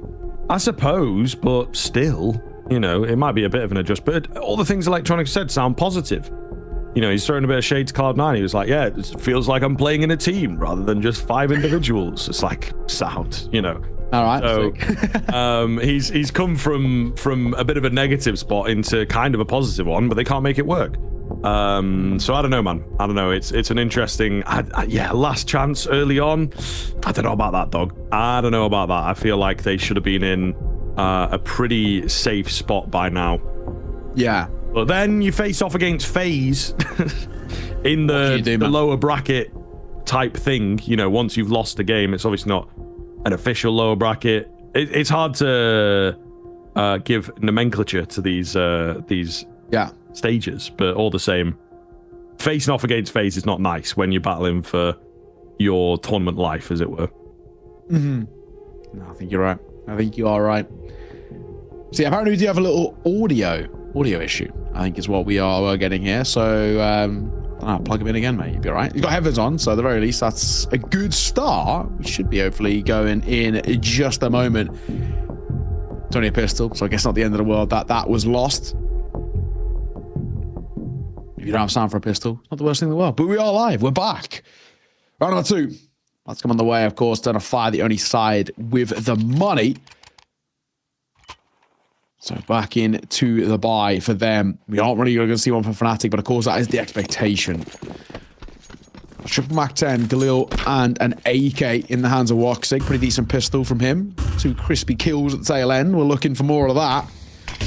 Somebody had a bit of a quiet game at times on Inferno. But again, basically everybody bar Wakadia did for the entirety. Obviously, Xantar's incredible second half. The first was a little rough. They've pushed down B stairs. Calix has got his one. And Taro's get one as well. He might get a second. I think he knows the gen play is here, and he does. Kills all around. The only thing is, do they know about Afro? I think they do. Yeah, he knows. He knows. He's cleared his angles. He's done his wipe rack. Last man on body. He's tucked here. He might get one. I can't imagine any more than that. Let's get it. And trade it out. Easy stuff. Very simple pistol. Yeah. Very, very easy indeed. Takes a bit of wind out from the rounds, from the victories and whatnot, but thankfully, I suppose, as far as tech pauses go, it's not egregious, and then it's also early enough. It's not like you're tensed up 9 to 11. We've had some bad tech pauses. Yeah, of course, man, of course. What's the funniest one you've had? Funniest? None of them are funny. I don't know. I mean, it's always good. It's always good, like the back and forth when we can do that. That's always nice. I don't know. I heard like funniest reason for it. Like spilling water. I know there was one years ago that I heard of where it was like some guy had to, like, he left for like 15 minutes because he had to go and let his parents in or something. Something weird. Like he was, you know, house sitting, but he wasn't in the same place. Or I don't know. He like ran off, left his house, got some keys, came back. You know, it wasn't a tech issue at all. Really. Yeah, he just milking it a bit. Speaking of, this round actually is opening up a bit. Afro only gets one. Couple of early kills there in the round by Xantares. Basically saw that one in place. And Grim's all that's left. Met of a smoke. He's a big ask here. He's trying to stick around. He actually does peer through it. Nobody's showing any face here for Eternal Fire. Might start to sow the seeds of doubt. And Major's not exactly going quiet about it as he runs down ramp. But it's a big flank. Calix could catch him. That could be the difference maker. Is Calix clear it? Does he? Check. He does. Just about. So Eternal Fire make it 3 for 3. Good start for them. And again, this will be a now low buy coming through for Fnatic. So I guess funny tech timeout talk. I had a really good one really early in my career, like 4 years ago maybe. That basically ended up a team who lost map 1 had to forfeit map 2 about 4 rounds in and then lose the series because a guy got jumping scouted and he punched his monitor and broke it. Sounds about right. Yeah, that's pretty funny. Sound about right. It's pretty funny. Yeah. We've all been there. Especially if our name begins with D and rhymes with rice. It's all right. He's promised he's never doing it anymore. He has promised. He will not be punching anyone. He's going Zen mode, he said. And it's paying off, apparently. Either way, Eternal Fire, they're doing things, getting kills, looking for the 4th round. We've got to be careful we don't fully derail it, you know, from the tech pause.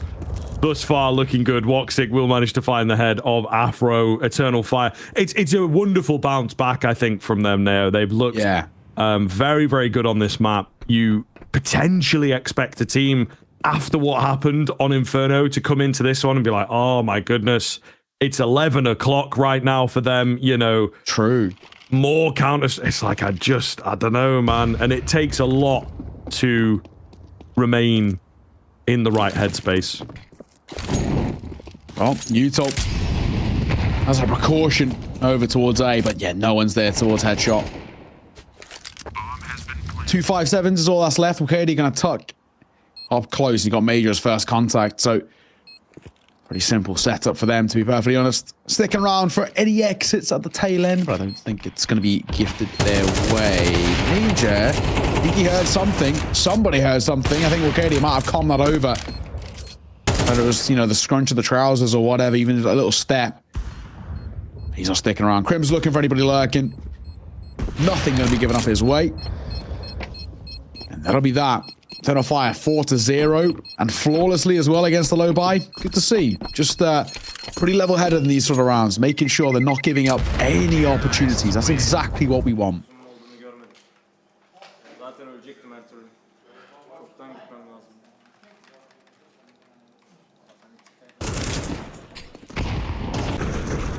Just all falls quiet in between rounds, though. Nice and chillaxed, I think, for Eternal Fire.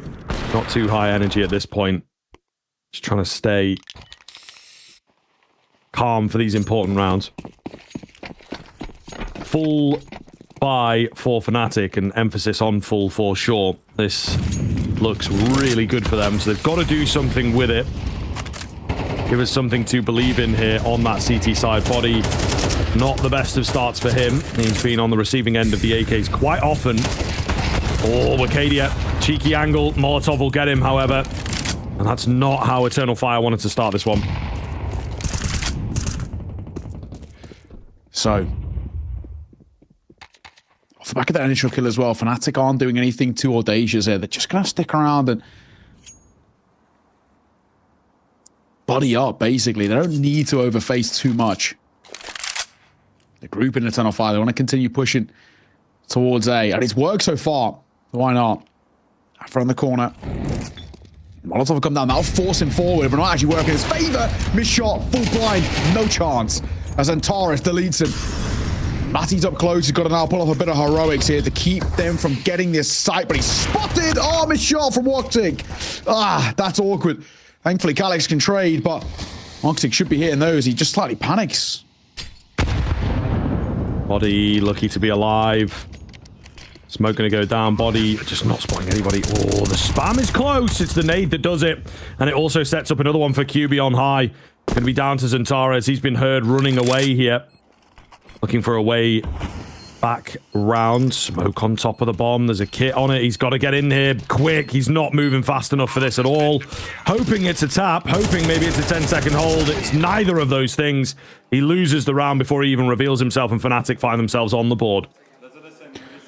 Oh, so, for Fnatic, that's good. That's a good retake. The nades are such an important kill, just to give them a bit of breathing space, just to realize that site itself is clear, and they can start to make a move through that smoke. Matty's, it is an important kill that he gets just that one. I think if he doesn't, Woxic can set himself over towards sandbags. They can plant kind of for him.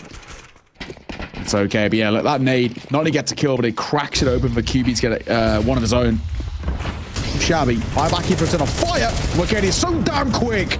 That's a double from Wokadia. Looks for the third, but Afro there to meet him. Pretty disgusting stuff. We'll see. There's still potential for Fnatic to get back into this. They're trying to read the round. Might just be able to do so, to be fair, Neo. Rotating everybody towards the B side of things, and that is indeed where the bomb is going to end up. Slow roll for Eternal Fire. They'll start to pick up the pace. A very fast execute once it gets going. QB. Oh, he takes the aggressive swing. It might just be the move that they need. Crims clean from him. Afro chimes in too. It's Woxic all alone. They were far more ready for this hit than I think Eternal Fire were expecting. Gets his hands onto the bomb. He's going to look to dip and maybe try and quickly make his way towards A. And although it is a very loud rotation, they're not going to be able to hear him from where they're at least not yet. I think they'll start to figure it out, but he'll get in and get this bomb down in pretty good time. Yeah, and there's a rifle to work with if he wants. He's going to go for the open plant as well. Afro pushing through. That forces Woxic off. Versus two, and he misses a shot. Crims will see it off. Just that little panic as Afro flew through the smoke, and just like that. That'll be the denial. No bomb plan, no round, no chance. And Fnatic keeping their story in this. You know, there was a lot of question marks about when this Fnatic roster came together, saying kind of how competitive it would be at that tier 1 stage, or kind of would it even. And we are starting to see, especially with the Virtus Pro game and now this one here, that, yeah, I mean, they're two very difficult sides to play against. You've got VP, granted, I guess, a recent change, so we can give them, you know, a little bit of an asterisk above the head, but Eternal Fire and Nojo, this is such a difficult side to play against. When they get going, they're so hard, and I mean, at the moment, pulling it back to overtime, they're winning it on Inferno against Eternal Fire is no joke, and you're on Vertigo. Now the rifles are out, starting to make this competitive too. This is good. Fnatic are far from done in this series.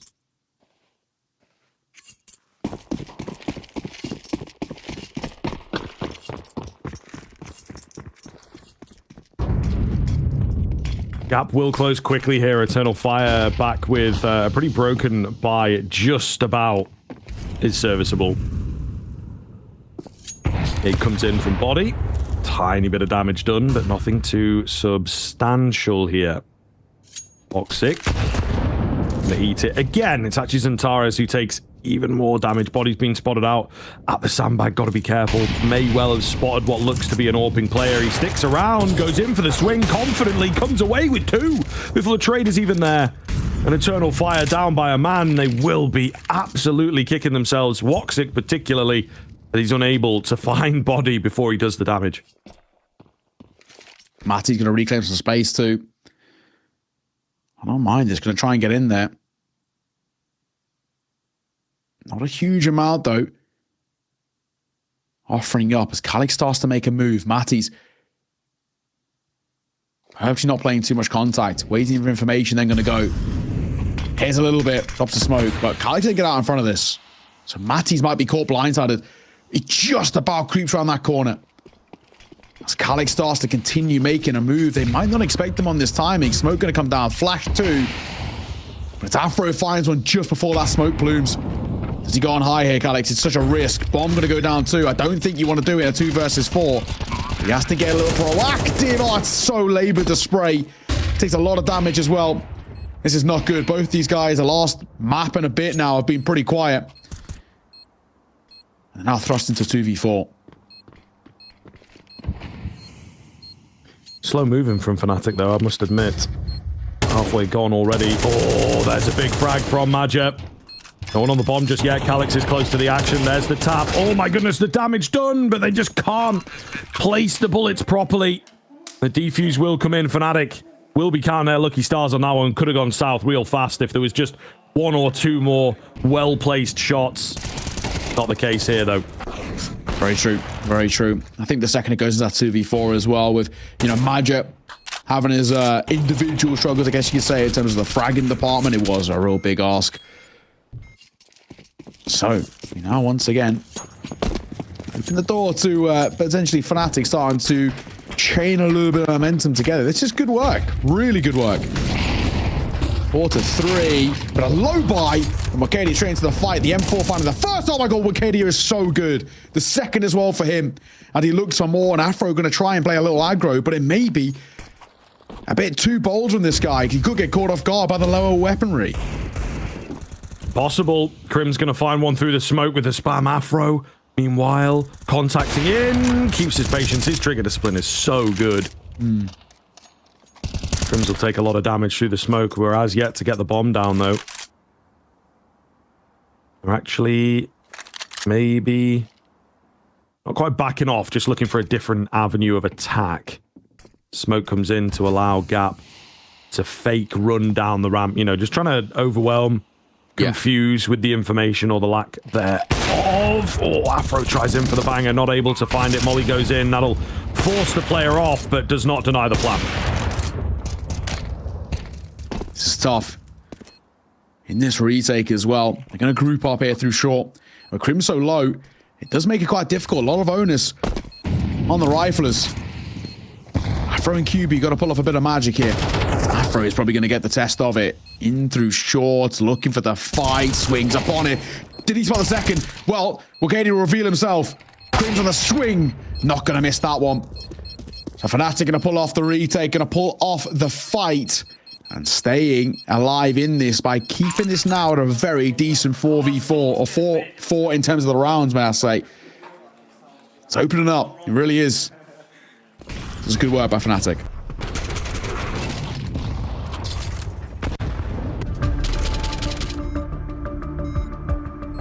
To be fair, though, not a bad round.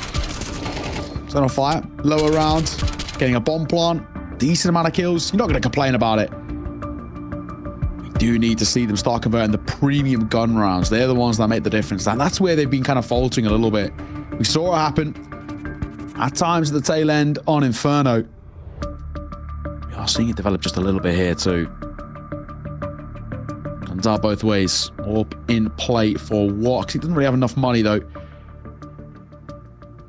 For at least the premium amount of util. Just the one smoke's all he got to work with. Aside from that, not too shabby. A timeout called. As the coaches get on the mic. Back underway. Fnatic tying this game up is good. They want to guarantee the bare minimum a tied game at the turn of the half. But the way they've been playing so far, they can start to push us just a little further.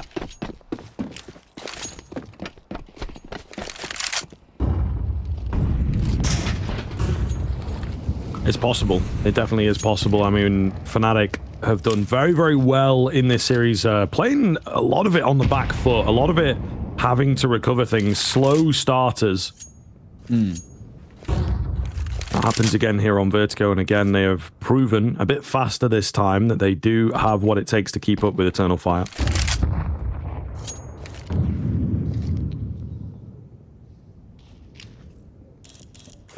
Quiet, early. Pop flash round, nobody showing just yet. So Oxy going to be given a decent amount of room to work with. Which again, I guess, no complaints with. At the moment in through mid. Magic, the majority of his is, I guess, focus in that one. And the conversation that's relayed over is there was someone towards right side. He didn't know about the left-hand side, though, so Afro can still lock it down. And he might even hear the information to start to make a little move through stairs, hence why he's rotating over. 45 seconds, and income Eternal Fire towards B. Afro. Oh, the bottom of Xantares spotted, and he takes him. Absolutely glorious shot. However, short-lived. He's dealt with. QB, smoke goes down. Wow, a mental find on the spray there. That'll drop the bomb, makes life a bit difficult for Eternal Fire. It will be recovered, but just, throws them off their pathing here. Calyx leading with the bomb, not really ideal. The rotations are in. They get mowed down. It's just Woxic left with only 10 seconds to do it. He takes a couple with him, but there's too many. That AWP only one shot at a time. Yeah.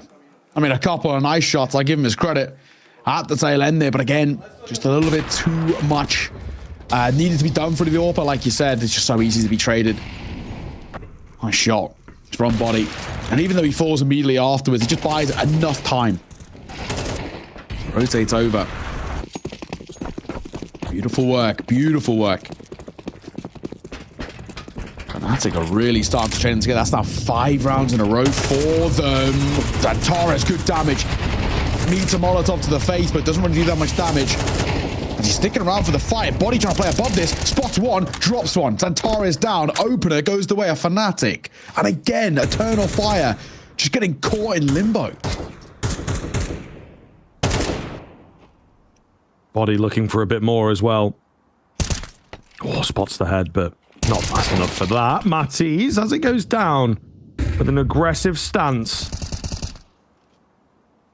Madja checking all his angles here or not? Oh, I thought he would. Crims gets the better of him before the rest of the team arrives as well. It's just perfect, isn't it, for Fnatic? Man advantage. Crims faking the run away with the smoke. Gets himself another. Spots out that bomb. Lovely little move. He's now put it onto the shoulders of the rest of the team. QB is the only man that is called upon for number 6. So, we are now opening up as bit by bit Eternal Fire are starting to flounder a tab. I mean, this is not looking too crisp from them. Getting caught in these rotations, getting caught in transition. And yeah, I mean, these rounds are getting a little bit close in the sense that it's being a bit of individual brilliance to see them off, but all that matters is Fnatic are seeing them over.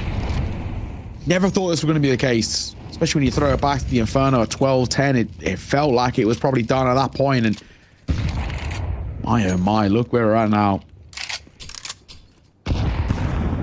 Fnatic. Much better buy to work with, considering a double Galil and Calyx Deagle is what they've got. Madja individually been struggling this game so far as well. He struggled the last for a large majority too, but 1-8 is pretty rough.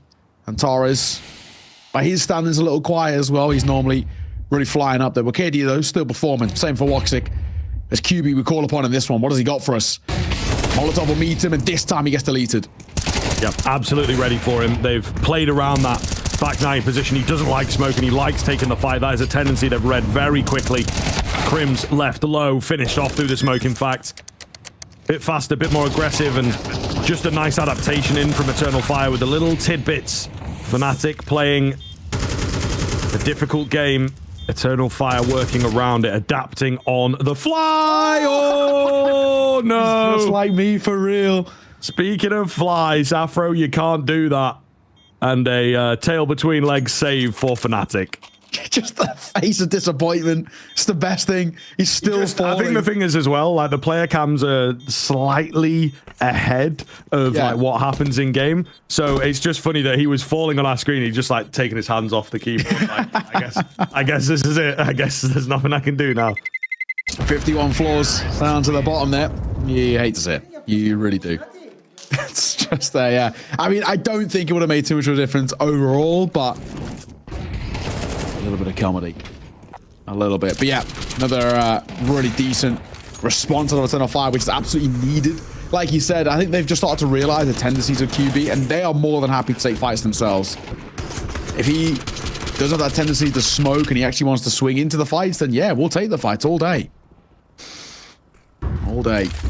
Final round of the half, 6-5. In map number 3, it is even between these two. Through the flames, Arcadia going to continue to make a move. He's sticking around here. Bye-bye, Afro. Oh, Arcadia loves to fight. Loves to get into the thick of it. But look at Body. Look at the gap he's found. He can catch all of them off guard. They are not ready for this timing. No, not at all. Creeping around. Oh, there's a smoke in the way. There we go. He'll take 2, though. That should be enough. Oh, and a 3rd as well. That absolutely gets them back into the running here. 4-on-2. Smoke going down. And now he's just weary of the extremity. Calyx on the lurk. Red. Oh, so close to the ace. Robbed by Wakadia. Who else? 7-5, though. Fnatic coming away with a slim lead. Once again, very solid on the rifles. The pistol makes things a lot less disastrous there for the Eternal Fire side. We're going to take a break. We'll catch you in the second half.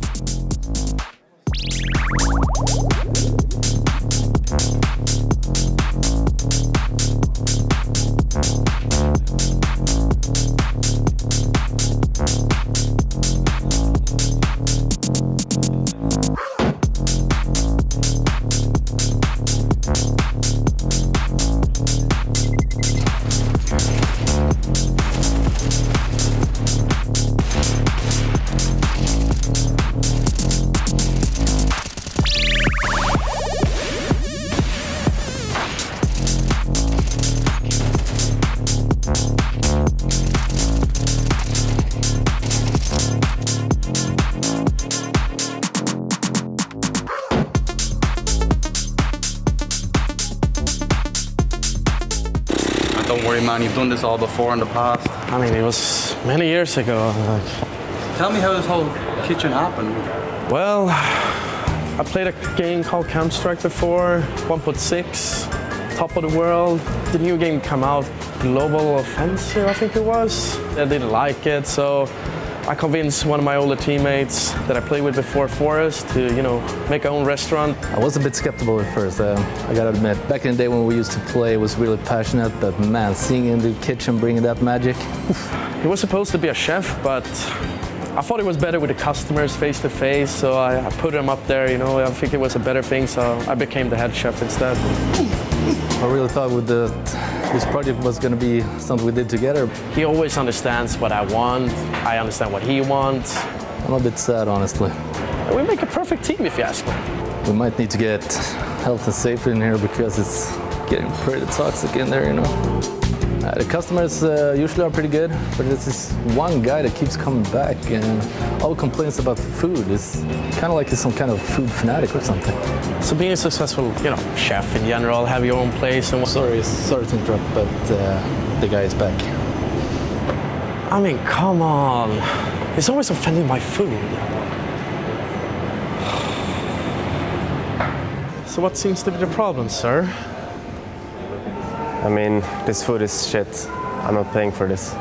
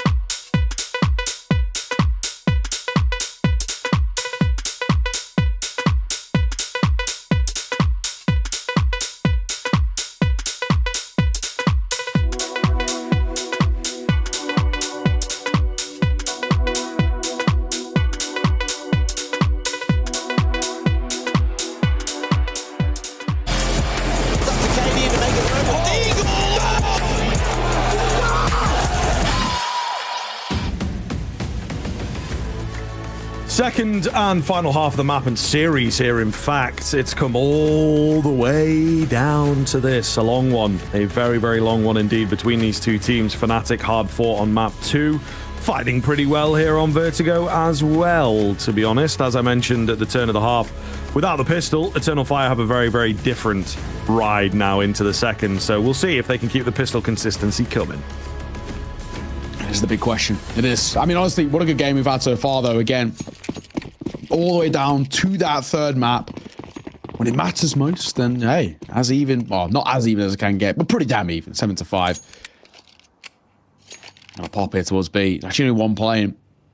Calyx backside as they boost up. The flank being held. Body gonna go up. Nobody close. Does a little jiggle. Doesn't spot anything. In comes the Utah though. And Calyx out desperately calling of rotations. Molly smoked the whole 9 yards and the flash will force him off back gens. And now they've got the site. Full retake required for Eternal Fire. Body trying to catch someone here out on the corner. There's just nobody around for that elusive first frag. Nothing happening for Eternal Fire either. The Julie's ringing off. Smoke's just buying more and more time here for Fnatic. Body goes in for another look, but still nothing. Calyx jumping around with the flash. Oh my god, it's carnage. Absolute carnage. Madja for 2. Centaurez on the backside. What can he find on the Julies here? They're trying to overwhelm him. They will do so. In comes Madja to try and capitalize on all this madness. 10-second time has gone, but he will fall for good measure. Fnatic win the all-important pistol there. Going to give them a big, big boost here into this second half. Of all the times as well to win a pistol for a side who have generally so far this series struggled on them, that was perfect. It could not have got any better. Really, really decent time for them to come through. Get a pistol, start to solidify this T-side confidence out the gates. Oh, that's so important. Nice call as well, has to be said by Body. A good amount of kind of set Utah to set play as well towards that site, which just works so well. I mean, Calyx was so overwhelmed in a matter of moments. 8-5 and that 3-round buffer. There is a force out of Eternal Fire as they go in towards the MP9s. They lose this and they could be in a hell of a lot of trouble. We see Fnatic pushing towards a 10-5 scoreline if they are to lose this. Katie, what do you got? Not the first, that's for damn sure, as he gets caught, but Body in transition will get traded.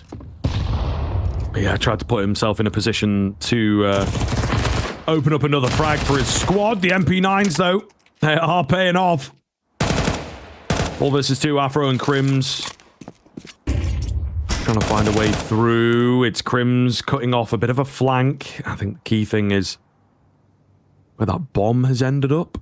And I'm finding it a bit difficult to see where it is on the minimap as well. I think it is just under one of the X's, I'm assuming. So either way, the kills are still coming round for Eternal Fire. Bomb or no bomb, they will all fall. Yeah, that'll be that. Ah, yes, indeed. That'll be that. Good. Force by coming through and working. It's a bit of a rarity at times on the CT side, just because you can't bring, you know, traditionally you can't bring the likes of kind of FAMASs across the board or anything of the sort, unless you win the round. On a lost pistol coming in towards a force with MP9s, nicely done, really is. Make it work for them with kind of primarily half armors. They just stick together as a group. They go in expecting trades. Fnatic, they themselves going to force buy in, but they can only bring 1 Galil and a few upgraded pistols. So a big ask, it has to be said. I'll flash down. Santara sticking around. He might even get a little aggro here. Look around for he had a chance, but doesn't quite connect on towards Afro in a double away. As he said as well, it's been a little bit of a quiet game so far on Matties. He's normally the main guy we look towards in terms of the firepower for this side, but hasn't been able to find his form so far on Vertigo. If he can get active, get a little bit alive on the T side, which is actually where he does a lot of his best work, that's where Fnatic are going to start to feel a lot more comfortable. Just like that. Yeah, lovely. P250 in from Crims. So suddenly we actually have a proper round on our hands. This could get very, very weird indeed. Only 3 more to go, and yeah, with it panning out the way that it has, Eternal Fire are left completely guessing. They've got holes all over the defense. They have no information, importantly. Madja gets close to the action. Good for 1. Able to drop back. They chase him down, though. Matties actually finds him before he makes it away. Only 2 left now for the Turkish squad. Really not looking too good. I think they might just save, to be honest with you. Molly comes in to, you know, give them some thinking time, give them an opportunity to maybe find a kill or 2. Both of them will now appear, and surely Fnatic can work with it from here. They'll be able to play around the information that they have. Mattis finds himself another, and Tarez, the next to fall to the monster that is Mattis. Oh my goodness. Body on his feet. Nice. I mean, like we said, right, they're only just across the way. They're so close to each other, these player boosts now. So Body making sure that Eternal Fire can see him, can see the team that are getting very close to beating them as well. Keita calls for a timeout, wants to get on the mic, wants to get a conversation going, but also probably to just kind of make Eternal Fire sit in it a little bit, right? It's one of those things, playing the mental game to a degree. This sort of forced by wars back and forth are so important. Win this and you get such a large chunk of momentum in your favor. And they know all too well about it, especially Keita. So,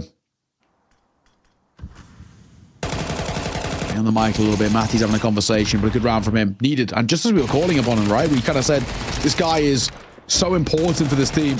If anyone's going to make a difference, if anyone's going to be the guy to spur on this T side, it is going to be Matty's. Does exactly that. The corner. Calyx caught by a flash. The only rifle for Eternal Fire has to make sure it goes down. If it does go down, it goes down with something. And Taurus just Julies for him. And walks like a 5-7.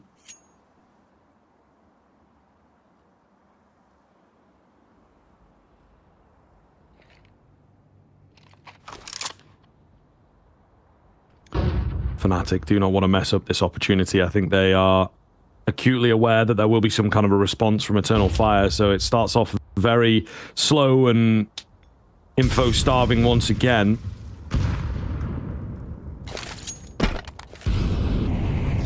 Two smokes out from QB. Proper B hit here.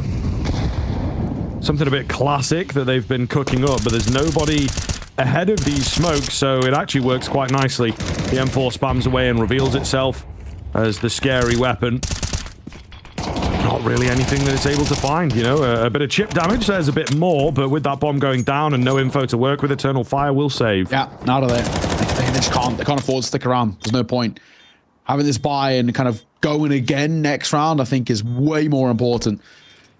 Maybe Wakadia might get a chance here. QB's having a little look, and he might overstay his welcome as he peers around the corner.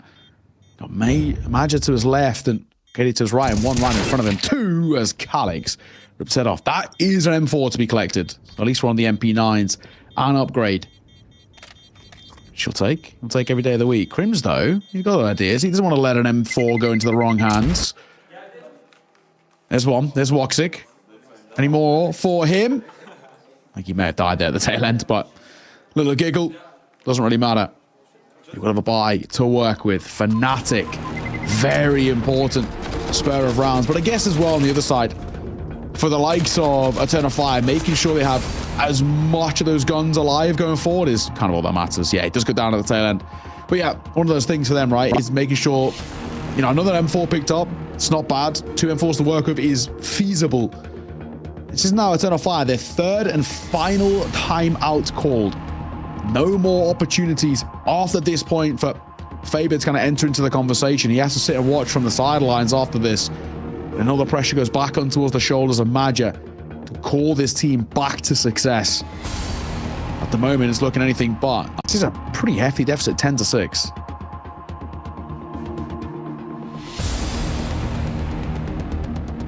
It is pretty rough. And again, it goes back to the pistol in the first half, man. The amount of rifle rounds we've had, maybe 2 or 3 out from Eternal Fire, it really is not good enough if they want to get the victory. So a big turnaround going to be needed. They're investing again into this. You know, Calyx only got $800. Like, there are some panicked economic decisions being made as well, is one of the big things that Eternal Fire maybe need to think about in future, but we'll see. Maybe they get the payoff here.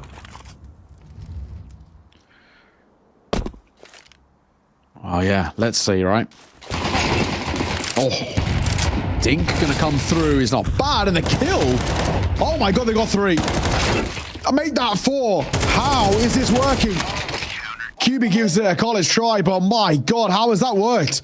Julie's gonna find an important one. The nade as well. And then the swing through ramp. They just play a contact play and it works. So Eternal Fire, not done just yet. Over facing a little bit Fnatic, a little flustered there. They just Getting a bit of cluttered comms. They had no idea what was going on.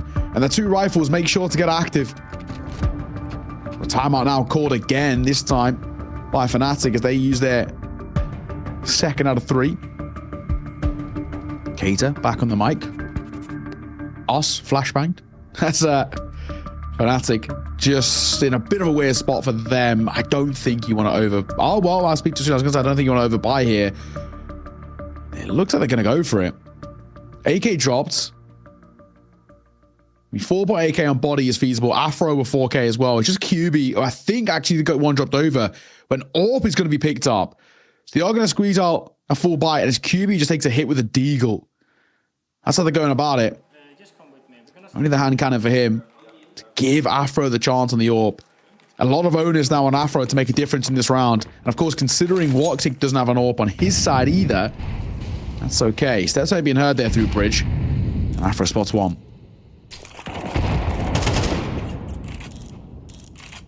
Or surely no more jumps. The nade doesn't quite make it, but it's enough of a distraction. Wakadia through the smoke.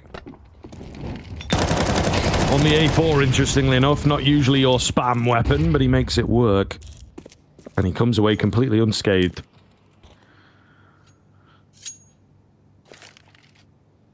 I think at the very least there should be a gun for QB to pick up. So he bought a deagle. There you go. AK. He'll take it off the corpse of Matty's. So if I win this is important. It's a risky force buy back in for Fnatic in the sense that they had nothing left over and obviously took real hits when it came towards QB's firepower, but they're util overall. And now they've got to pull off an execute. Triple smoke, double flash, no mollies. That's the big one. It looks like it might start with a contact play. Body trying to lead the charge. He's actually been given a decent amount of room here. Only thing is how are they going to try and clear our shore? Resmoke going to come through as well, so they've got some information here. This is tough. Oh, Afro with the kill on the other side of the map, though. That's going to draw attention. With only 30 seconds, it's an AWP as well. Who the hell lurks with an AWP, right? Madja will drop him and discover that nobody's around, but it's just bought enough of that space for maybe the Fnatic group to work with. However, Wakadia appears at the perfect time. Crim's round the side, can't even drop him. Not that it would have mattered. There was no time for him to win that round. 8th in for Eternal Fire. Gap closed exponentially. Bomb plant denied. This is doable. Yeah, masterful there from Wakadia. Isolating his fights brilliantly. He said that was a big risk for Fnatic and it didn't pay off. I do kind of love this play to a degree, though. That's a crazy shot in all fairness. But yeah, who lurks with an AWP? You know what I mean? It does sell the ruse because they do drag a rotation over, but it doesn't matter. Wakadia. Animal. Pistols. Just Glocks in this one, so expectations are tempered. Okay, Woxic getting the bulk of them. QB helping him out as well. And it's just the one casualty. Just the one. Not the worst thing in the world, losing Wakadia. For him in live and a pretty simple eco put to bed. Fnatic just getting that one out the way, knowing it really wasn't going to amount to all too much and go, back into the buy here. Try and put the pressure back on. They need to try and keep hold of this lead as well now because Eternal Fire are breathing down their necks.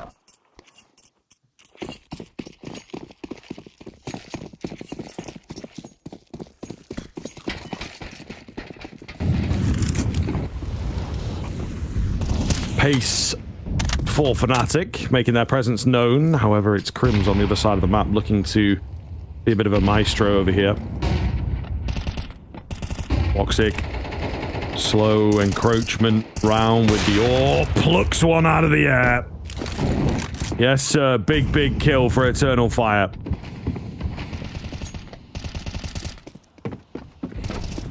Opener now. Fnatic going to try and make a play elsewhere. As that molly starts to fade, Crim's going to make a move up on wood. I'm playing back 90. Not a Madja. As Khalik's going to try and reclaim some space. I think they may have heard... No, yeah, I'm going to say, I thought they would have heard Crims. And a bit of noise, but Khalix doesn't react in time. Do they know about the player back 90 is the question. The nade coming through doesn't really do all too much. Madja's still here. And still not spotted, it seems, but he's making noise. Caught by the flash. And Body making a move in behind. He has got good timing in the rotation. There's a mid player. One there. One behind him. How is Body still alive, but it's only temporarily?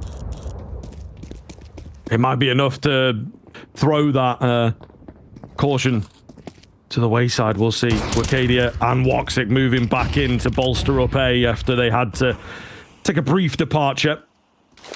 Nade coming in. Oh my god, the timing on that is almost perfect, even without the bomb going down, but it doesn't matter. The kills are coming in. That's all that matters. Double digits, Eternal Fire, giving Fnatic another taste of the comeback. Yeah, they're back, and they are better than ever. This is a really nice response coming through. Okie dokie. Now we're starting to cook a little bit. Eternal Fire. Looking good. And again, there's just nothing for Fnatic here to work with. Keita calls him for a pause here and wants a conversation, but there won't be really a buy to work with. You know, they got 3k across the board. I think you're better off maybe a couple of upgraded pistols. We've seen some of these Tech-9 players try something, but I think realistically, you want the full buy next round. You want Afro in towards the AWP. You want to have kind of all the trimmings around your belt when you look towards the util. So this one might be another one of those slightly more throwaway-ish rounds. Body had a gap, had an opportunity, but just couldn't make it work. He was stuck in two mines and stuck between a rock and a hard place. And whenever he's called upon, man, Wakadia always going to pick and find his moments. Super talented kid. This guy is ridiculous. And especially when Zentaros goes a little quiet as well. You've seen it in that previous map, and we're seeing it now. Wakadia is keeping them alive. 22 and 13. Like I said, a bit of a low buy-ish round, because we are seeing a Galil brought through here.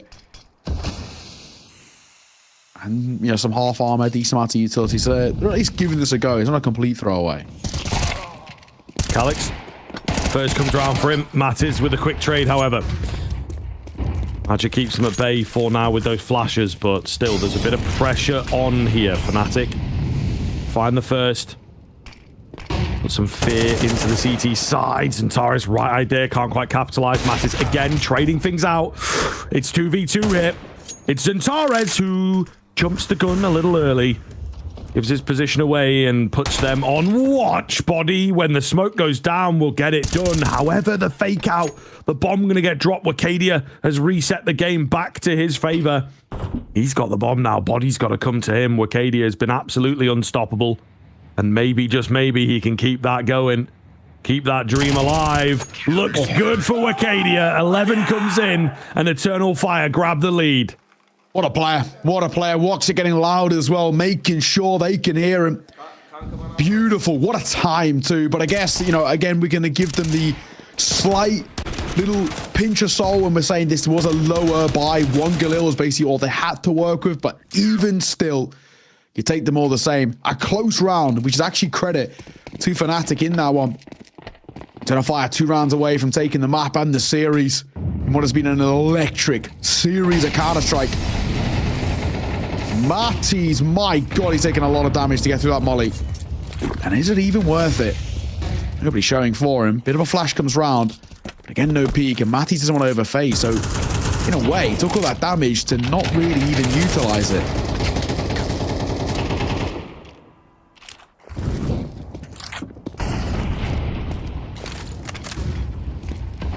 Wakadia giddy for the fights here. He absolutely wants a scrappage. Not coming his way at this point. They are very safe on the Fnatic side of things. Nervous. Such a long series, such a hard-fought series, and the momentum is with Eternal Fire at the moment. Fnatic maybe running out of ideas. It is once again Body at the top end of the scoreboard. Yeah. They're just spread out, waiting for someone to run into them, you know? Molotov back 90 is good. Unlike QB, Magic gonna drop himself a smoke to stay alive as Afro finds a kill on towards Wakadia. That is as important as it gets. The big man dropped. Site taken too. Fnatic, good place to work with Crimson. The lurk, he just pulls the trigger a little too early. Ooh, gets a little on edge there. So now he's a known quantity, but he's at least drawing attention. Mad just sticks around holding the flank. And even saving stuff. Saving. There. Yep, they're saving. Even the thing about the save though, even they're going to be a little precarious about it, a little cautious, because Crimson was somewhere lurking. You see them just making sure they clear every crevice of the B site. I'll probably stick around somewhere here, right? The question is of where is Crims, but little do they know he's nowhere to be seen. Fnatic answer back 11 all.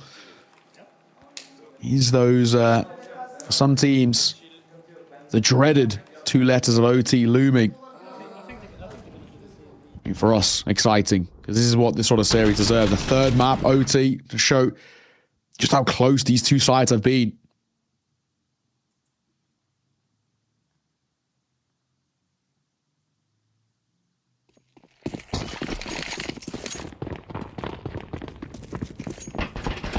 All right, here we go. All to play for. As you say, so hard to split these teams right now, and that trend continues. Another overtime, maybe on the cards. It feels like it is deserving of it. And this one starts off slow. Fnatic again trying to contact towards B. Bit more confidence this time around from Eternal Fire, and just a little bit of utility after the smoke goes down. I think it's quite smart from them actually to just keep their opponents guessing, keep them fearful of a push. Fnatic back round for it, you know, so a trading of area control, area denial, but no one's been spotted yet.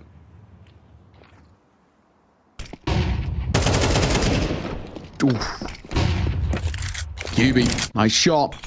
Badger caught. Nade coming over. Calix should have been hurt there as well on the step on the metal, but he's going to go back to double stack. A lot of util being dropped here. And of force, again, Calix out. But they're not committing to this. It's all part of the plan. Body going to stick around as they're doubling away. Arcadia tucks sandbags. He's going to be the difference maker. They do have a molly to get rid of him. But it's a question of do they use it or do they contact this? Because they could use the molly traditionally over towards headshot or holding. Calix finding as well, body on the lurk. Arcadia unchecked, uncleared, and he could line a couple up. He sees 3. 1, 2 lined up, and for the 3rd coming through. Arcadia's done masterful work, but they've got to clear that. Fnatic, that's a poor mistake. Molotov not used until too late, and Arcadia goes unchecked. That is how it goes as well. The one round in gotta be easily 50, maybe even 100 for some teams, that you don't do some kind of check. You don't have the mollies, you don't have the nade stack. Nade stack's fair enough because you're not focusing A. Molly, I mean, you probably could have expended one down there.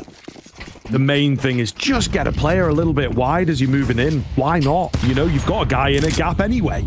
It's not like you have to really worry about your pathing being super narrow. You can give it a little check, and it might just have saved you. At the very least, the trade would come in, you'd think. Not over yet, though. Not over yet. Eternal Fire, they've done a lot there. Major, he goes in for the same move as the last round. There'll be a slight variation on the flash. This time it works out. Arcadia tagged, but the numbers in favor of Eternal Fire is all that matters. And it got eerily quiet around that. He's sticking around looking for a fight. Quiet by his standards, we said, right? Somebody so important to Fnatic, but he hasn't really been finding too much form. Still body leading the way in terms of the numbers department. And it does, generally speaking, tell a bit of a worrying sign, but Fnatic have kept this game close. QB, util, being set up. It's good to come through, but are they going to commit the bomb is the question. He's on the back of body. Matties will find Arcadia. Madger.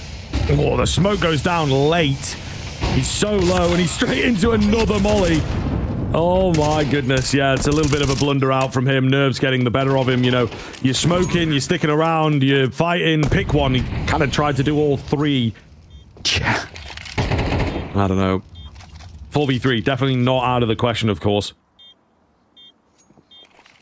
They're late to it. Zentaris just checking mid, make sure there's no flank around. He's going to move in from bridge here, an easy find for Afro. They have no utility, bro. Like, what do you want me to do? Woxic falls, another overtime to conclude this series. Goodness gracious, an absolute barn burner. Yeah, you can see Crim's just like, oh my god. Probably gone to sleep, you know, his backside, just his tailbone. I've been there, man, I've been there. Don't want to move at all. Just has to reset himself before we get into the OT. What an insane game of Counter-Strike we have been blessed with. A 13-10, map number 1. And overtime, 16-14 in Fnatic's favor, and they're looking to do it once again. And of course, similar to what we saw, and it is Fnatic having to play catch-up to get it towards overtime. But last time out in that map number 2, they were 12-10 down, took it to OT with a great run of form, and then ran away with OT. And they're hoping they can do it again here. Woxic up close, a freebie for him, a first found. Will they expect Crims? Maybe not. Oh, but Crims a little asleep at the wheel, a little laboured on the spray. He will fall. They've got space to work with, though. At the very least, they've got the A site. Molly forces life a bit awkward. Body up close. There's a smoke that actually goes down. He's ready for a fight, but Wicadia was in on a different angle. Looking very, very good here. Bomb not even being attempted just yet. Afro with the banger. Does get one. They've got to get that bomb down, though. Try and reset the game a little bit. Smoke and a flash to keep them at bay and allow that bomb plant to come in. Matty's doing a good job on that at the very least. Afro, though, probably going to have to be a hero with the AWP. They both group up together. They're looking for a flank. There is actually no flank coming. So that's one angle of the game eliminated. And Eternal Fire, you can see, not wanting to mess this up, man. 4v2, first round of overtime. Sometimes you see teams just fly in a situation like this, but they are indeed playing it as proper as they possibly can. Hold coming in. Gotta get him off it. Matty's, it's just not going to happen. Nade goes down. It was the right idea, just not enough bodies. Wicadia, who else to close out the round? Yeah, exactly. This guy is just inevitable. Always stepping up. So damn reliable. What a find as well, right? I mean, his story through the academy, joining this team when they, I mean, honestly, when they needed him most, but it didn't, you know, start out flourishing. He was a little inconsistent. Obviously, you kind of expect that being a youngster coming in at the tier 1 level, but my God, since he's found his comfortability and his form, just so good. He's a couple of shots though. Credit the AWP getting active, but yeah, not enough. Got a pause called here as well. Faber and Kate getting on the mic. Kate really was, as we saw, kind of trying to rally the troops throughout, trying to get them back into this one. Instead of Fire, who draw first blood in overtime, and they're looking to see whether they can continue it rocking forward. They can make the CT side, even 2 out of 3 rounds on the CT side, that wouldn't be too bad. We take that. At times, Eternal Fire's T side was so hard to stop.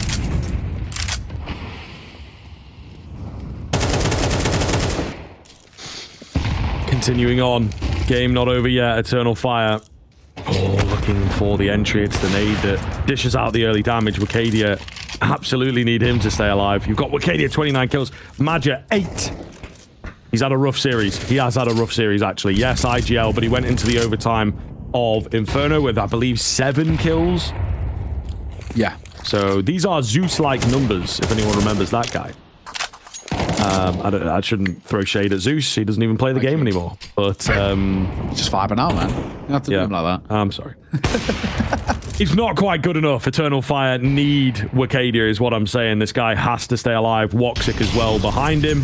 So they have to be careful with who they lose early. Let's see. No kill just yet. We're inside that minute mark. Bomb not committed either. On the back of bodies are starting to group up here through B stairs. Move starting to be made. Nade back white. And actually they kind of gave up the site itself. They kind of gambled over towards A, and they still are. They're still gambling towards A. And the gamble's not going to pay off. The site's going to be taken by Fnatic, and it's just Madja to try and stop them. But he's going to get one. At the very least, that's something. And he's still alive as well as he touches heading towards Jen. Tag coming through. Madja again finding more. And how did he get that third? What is happening? Eternal Fire walk away with a flawless round off the back of initially gambling A. That is ridiculous, and credit to Madja. He may have been quiet the majority of this map, but he picked his moment. Well, there's the impact for you, absolutely. You've got to give credit to the flashes over the top, though. So well played. And yeah, Madja for 2. It was Wicadia that came in. I just saw the kill feed pop off. And it did blow my mind a little bit, but yeah, goodness, Eternal Fire counting themselves very lucky after that. One more sets them in pretty good stead here if they can get it. A faster B move. Afro going to find the first. Madja will get the utility down, but it's not going to stop Crims from closing the gap. Madja does take him. 4 versus 4 now. Flashes over the top. Utility coming round from both sides. Madja melting, somehow alive. More flames. Madja is in the thick of it here. Flames to stop the bomb from going down. Nades as well. Oh my god. Will they be ready when the smoke dissipates, though, is the big question. Watching to find QB. Bomb has yet to be planted. It's Matty's on the backside that they're trying to buy time for. Wicadia ready for it. Did he see him? I think he might just have done. He definitely does now. They're so ready for it. It's unfortunate. Maybe they think the bomb's been pulled out. That's kind of the only thing. Wicadia is going to go and check on that. It's all down to body. He's recovered the bomb. And he's up against for a small shake of the head. He knows he doesn't really have a chance in this. Yeah, he's got 45 seconds to sit here and hope that somebody or too many people give him a fight to potentially draw it back in his favor. Damage dealt towards Wicadia, towards Madja, gave a chance, but it's Woxic at range. You see it off with the AWP. Flawless CT side from Eternal Fire. 15-12.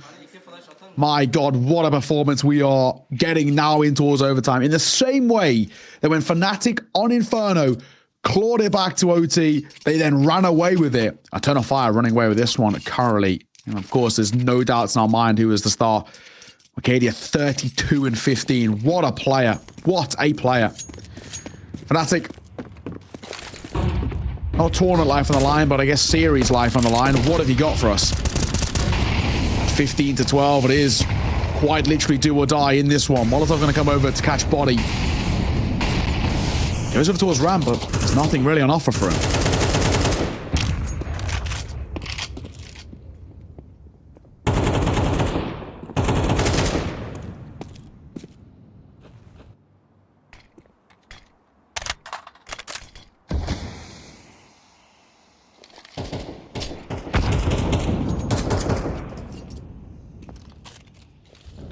Slow wind up here. Wicadia looking for a gap. 32 kills to his name. They're giving him some free reign, I think rightfully so. Looking at his mini-map, trying to figure out where he's at and what's going on. Nobody on the other side of the smoke here.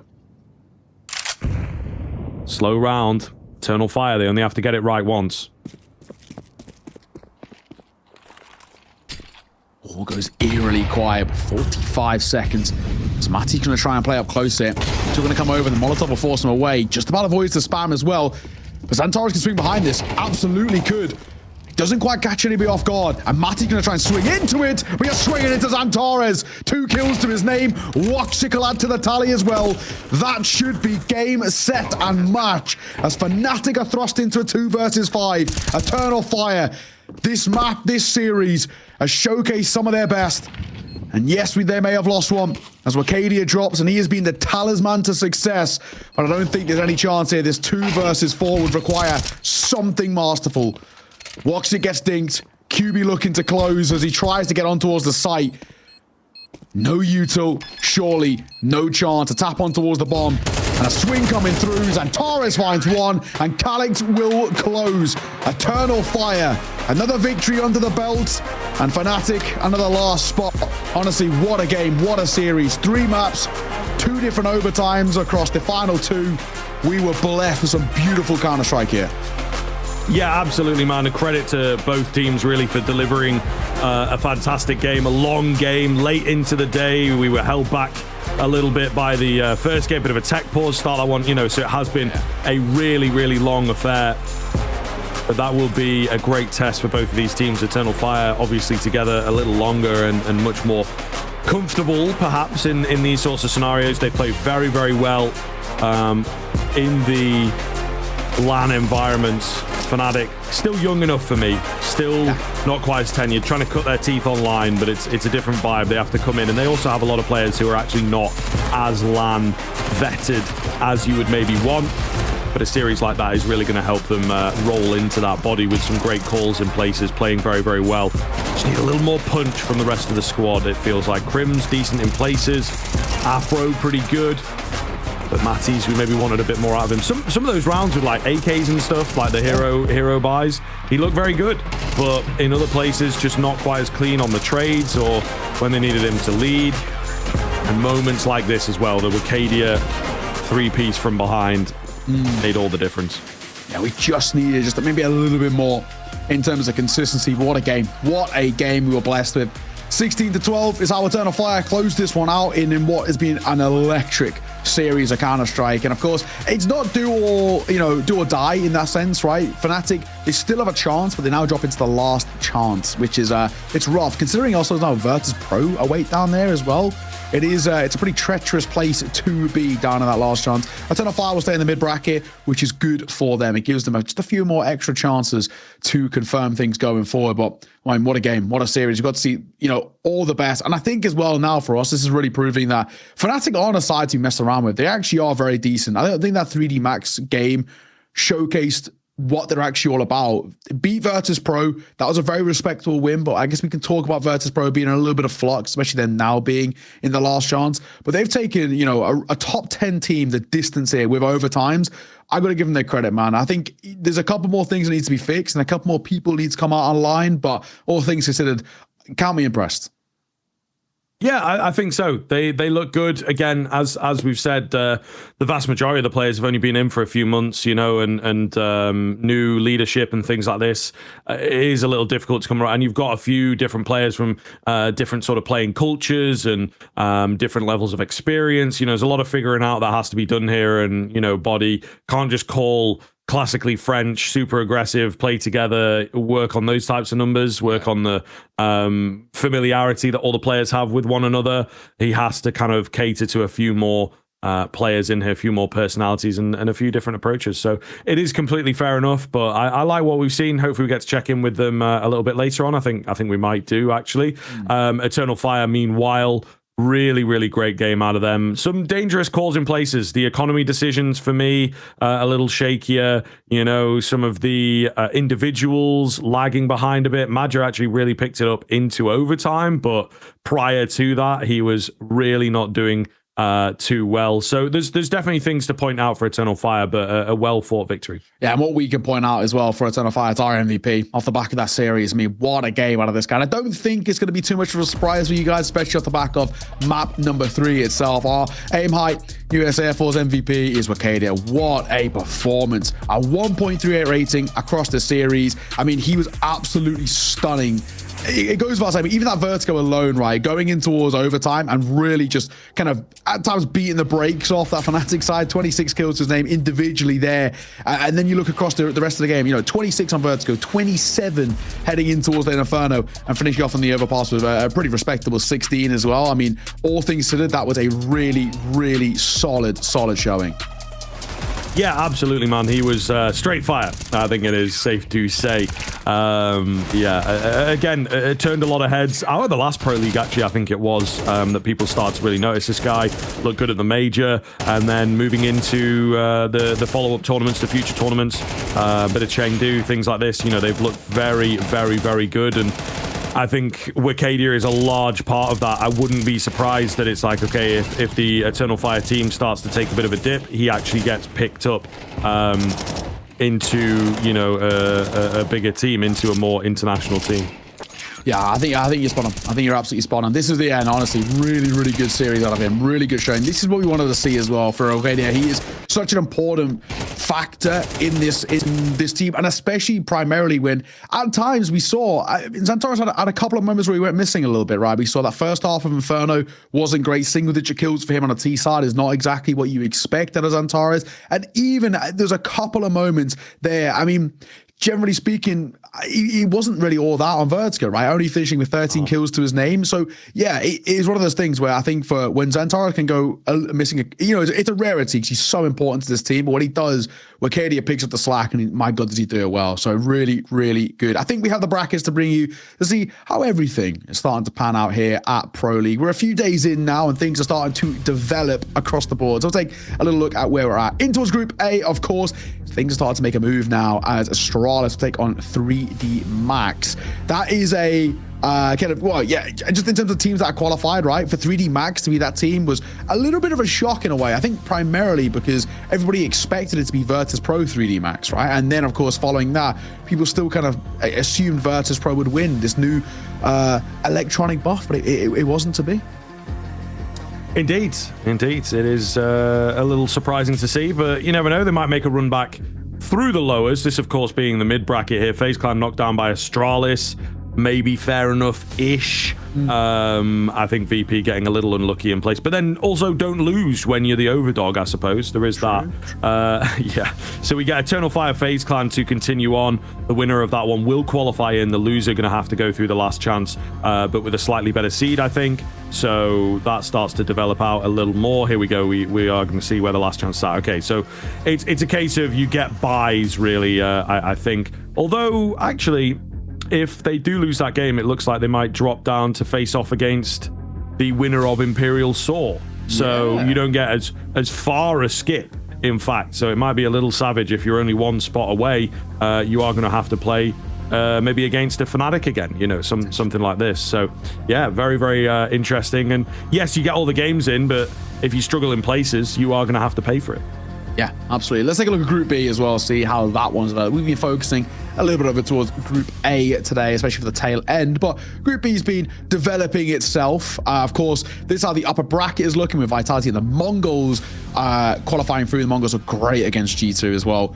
Really, really solid performance out of them. I mean, honestly, that's kind of what people have been wanting from Asian Counter-Strike for such a long time, and I mean, also probably showcasing just still a few of those issues over towards G2 where, you know, at times is the Manesi show and kind of that's it really. But hey, really good performance. Heading towards the mid bracket as well. M80 taking down Sharks, as we saw earlier, means that M80 now take on G2. Well, Bet Boom take on Falcons, who just squeaked by TyLoo. Yeah, I mean, some surprises in places. G2 maybe. The Falcons start also not the greatest, right? There are a few teams here that maybe shouldn't be low down like this so early on. We'd expect better things out of the names that are on them, especially G2 though. You know, the Mongols win. It's a legit victory. Don't get me wrong. Yes, you're talking about the Manesi show, but still, a Nico, a Hunter, you feel like they should just have a high enough baseline to take down the Mongols, but apparently not. The last chance for Group B, not quite as fleshed out just yet. Still got to get through that mid group, as it were. So we've got Sharks and TyLoo at the moment, which I think is fair enough. We'll see what happens down there in the last chance, but that'll get checked in a little bit later on, I believe, on Saturday. All that goes down.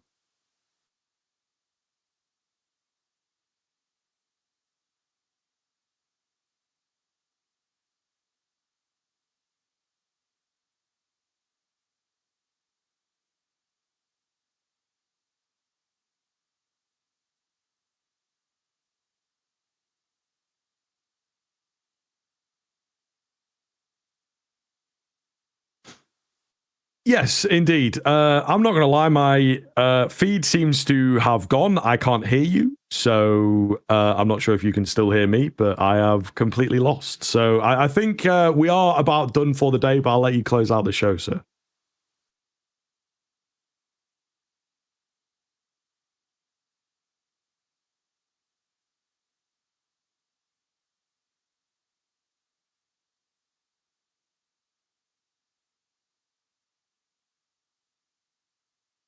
All right, fair enough. Apparently, we've lost Neo, is what I'm getting in my ears. So ultimately, just a little bit of no chatter. I'm not quite sure what's happened there, folks. Sorry about that one. But right at the tail end of the day, as it goes, of course, that is just unfortunately how it can happen. We're going to be back tomorrow with more Counter-Strike on your screens. Make sure you're here for the B stream. We'll see you there.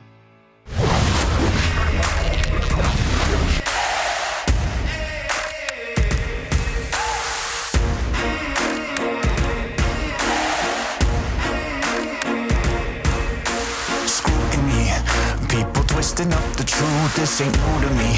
Since the age of 22, I've been using it like it's fuel to level up, like it's champagne in my cup, like there's nothing interrupting my pursuit of dreams. There's a vision in my mind, it's consuming me. Take my confidence combined with opportunity, mix it up with unity, soon to be the greatest of my generation. Operation Victory. Fight or fly, we will stay through the perils we dare not to stray. Spark the match, light the flame. Out of luck, out of sight, dangerous, dynamite. Dynamite! Setting fire to the clouds at the speed of light. Going up, not coming down, screaming. Superman's kryptonite. Blowing up dynamite. Dynamite! Setting fire to the clouds at the speed of light.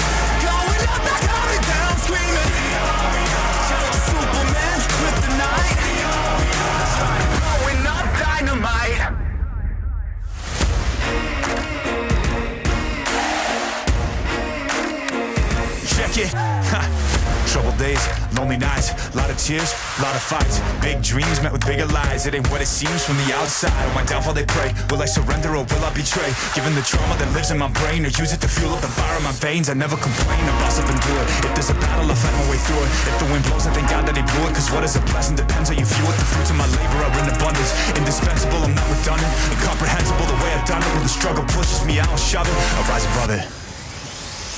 Fight or flight, we will stay. Through the perils we dare not to stray. Spark the match, light the flame. Out of luck, out of sight, dangerous, dynamite. Dynamite! Setting fire to the clouds at the speed of light. Going up, not coming down, screaming. Superman's kryptonite. Blowing up, dynamite. Dynamite! Setting fire to the clouds at the speed of light. Going up, not coming down, screaming. Superman's kryptonite. Blowing up, dynamite.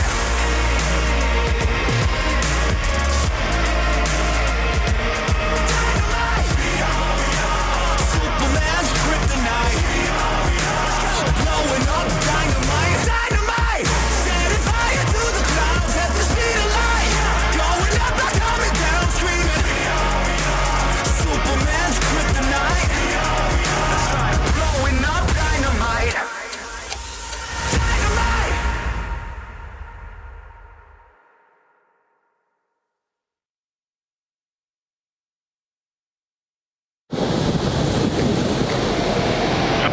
Hey, Chad.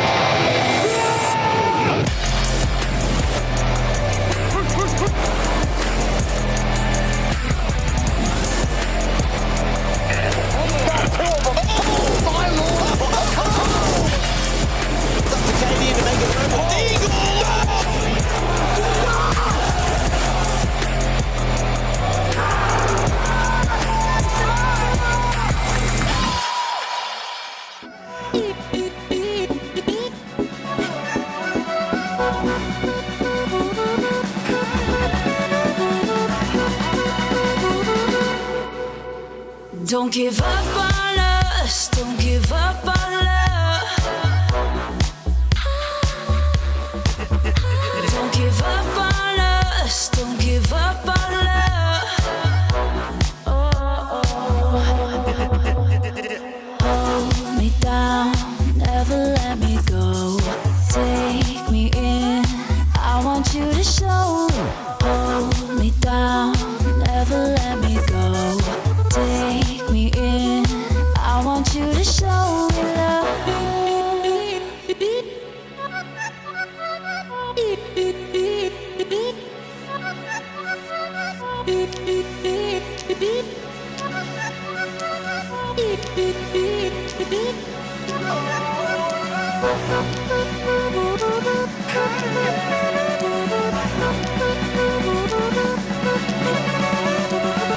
Don't give up on love. Don't give up on love. Don't give up.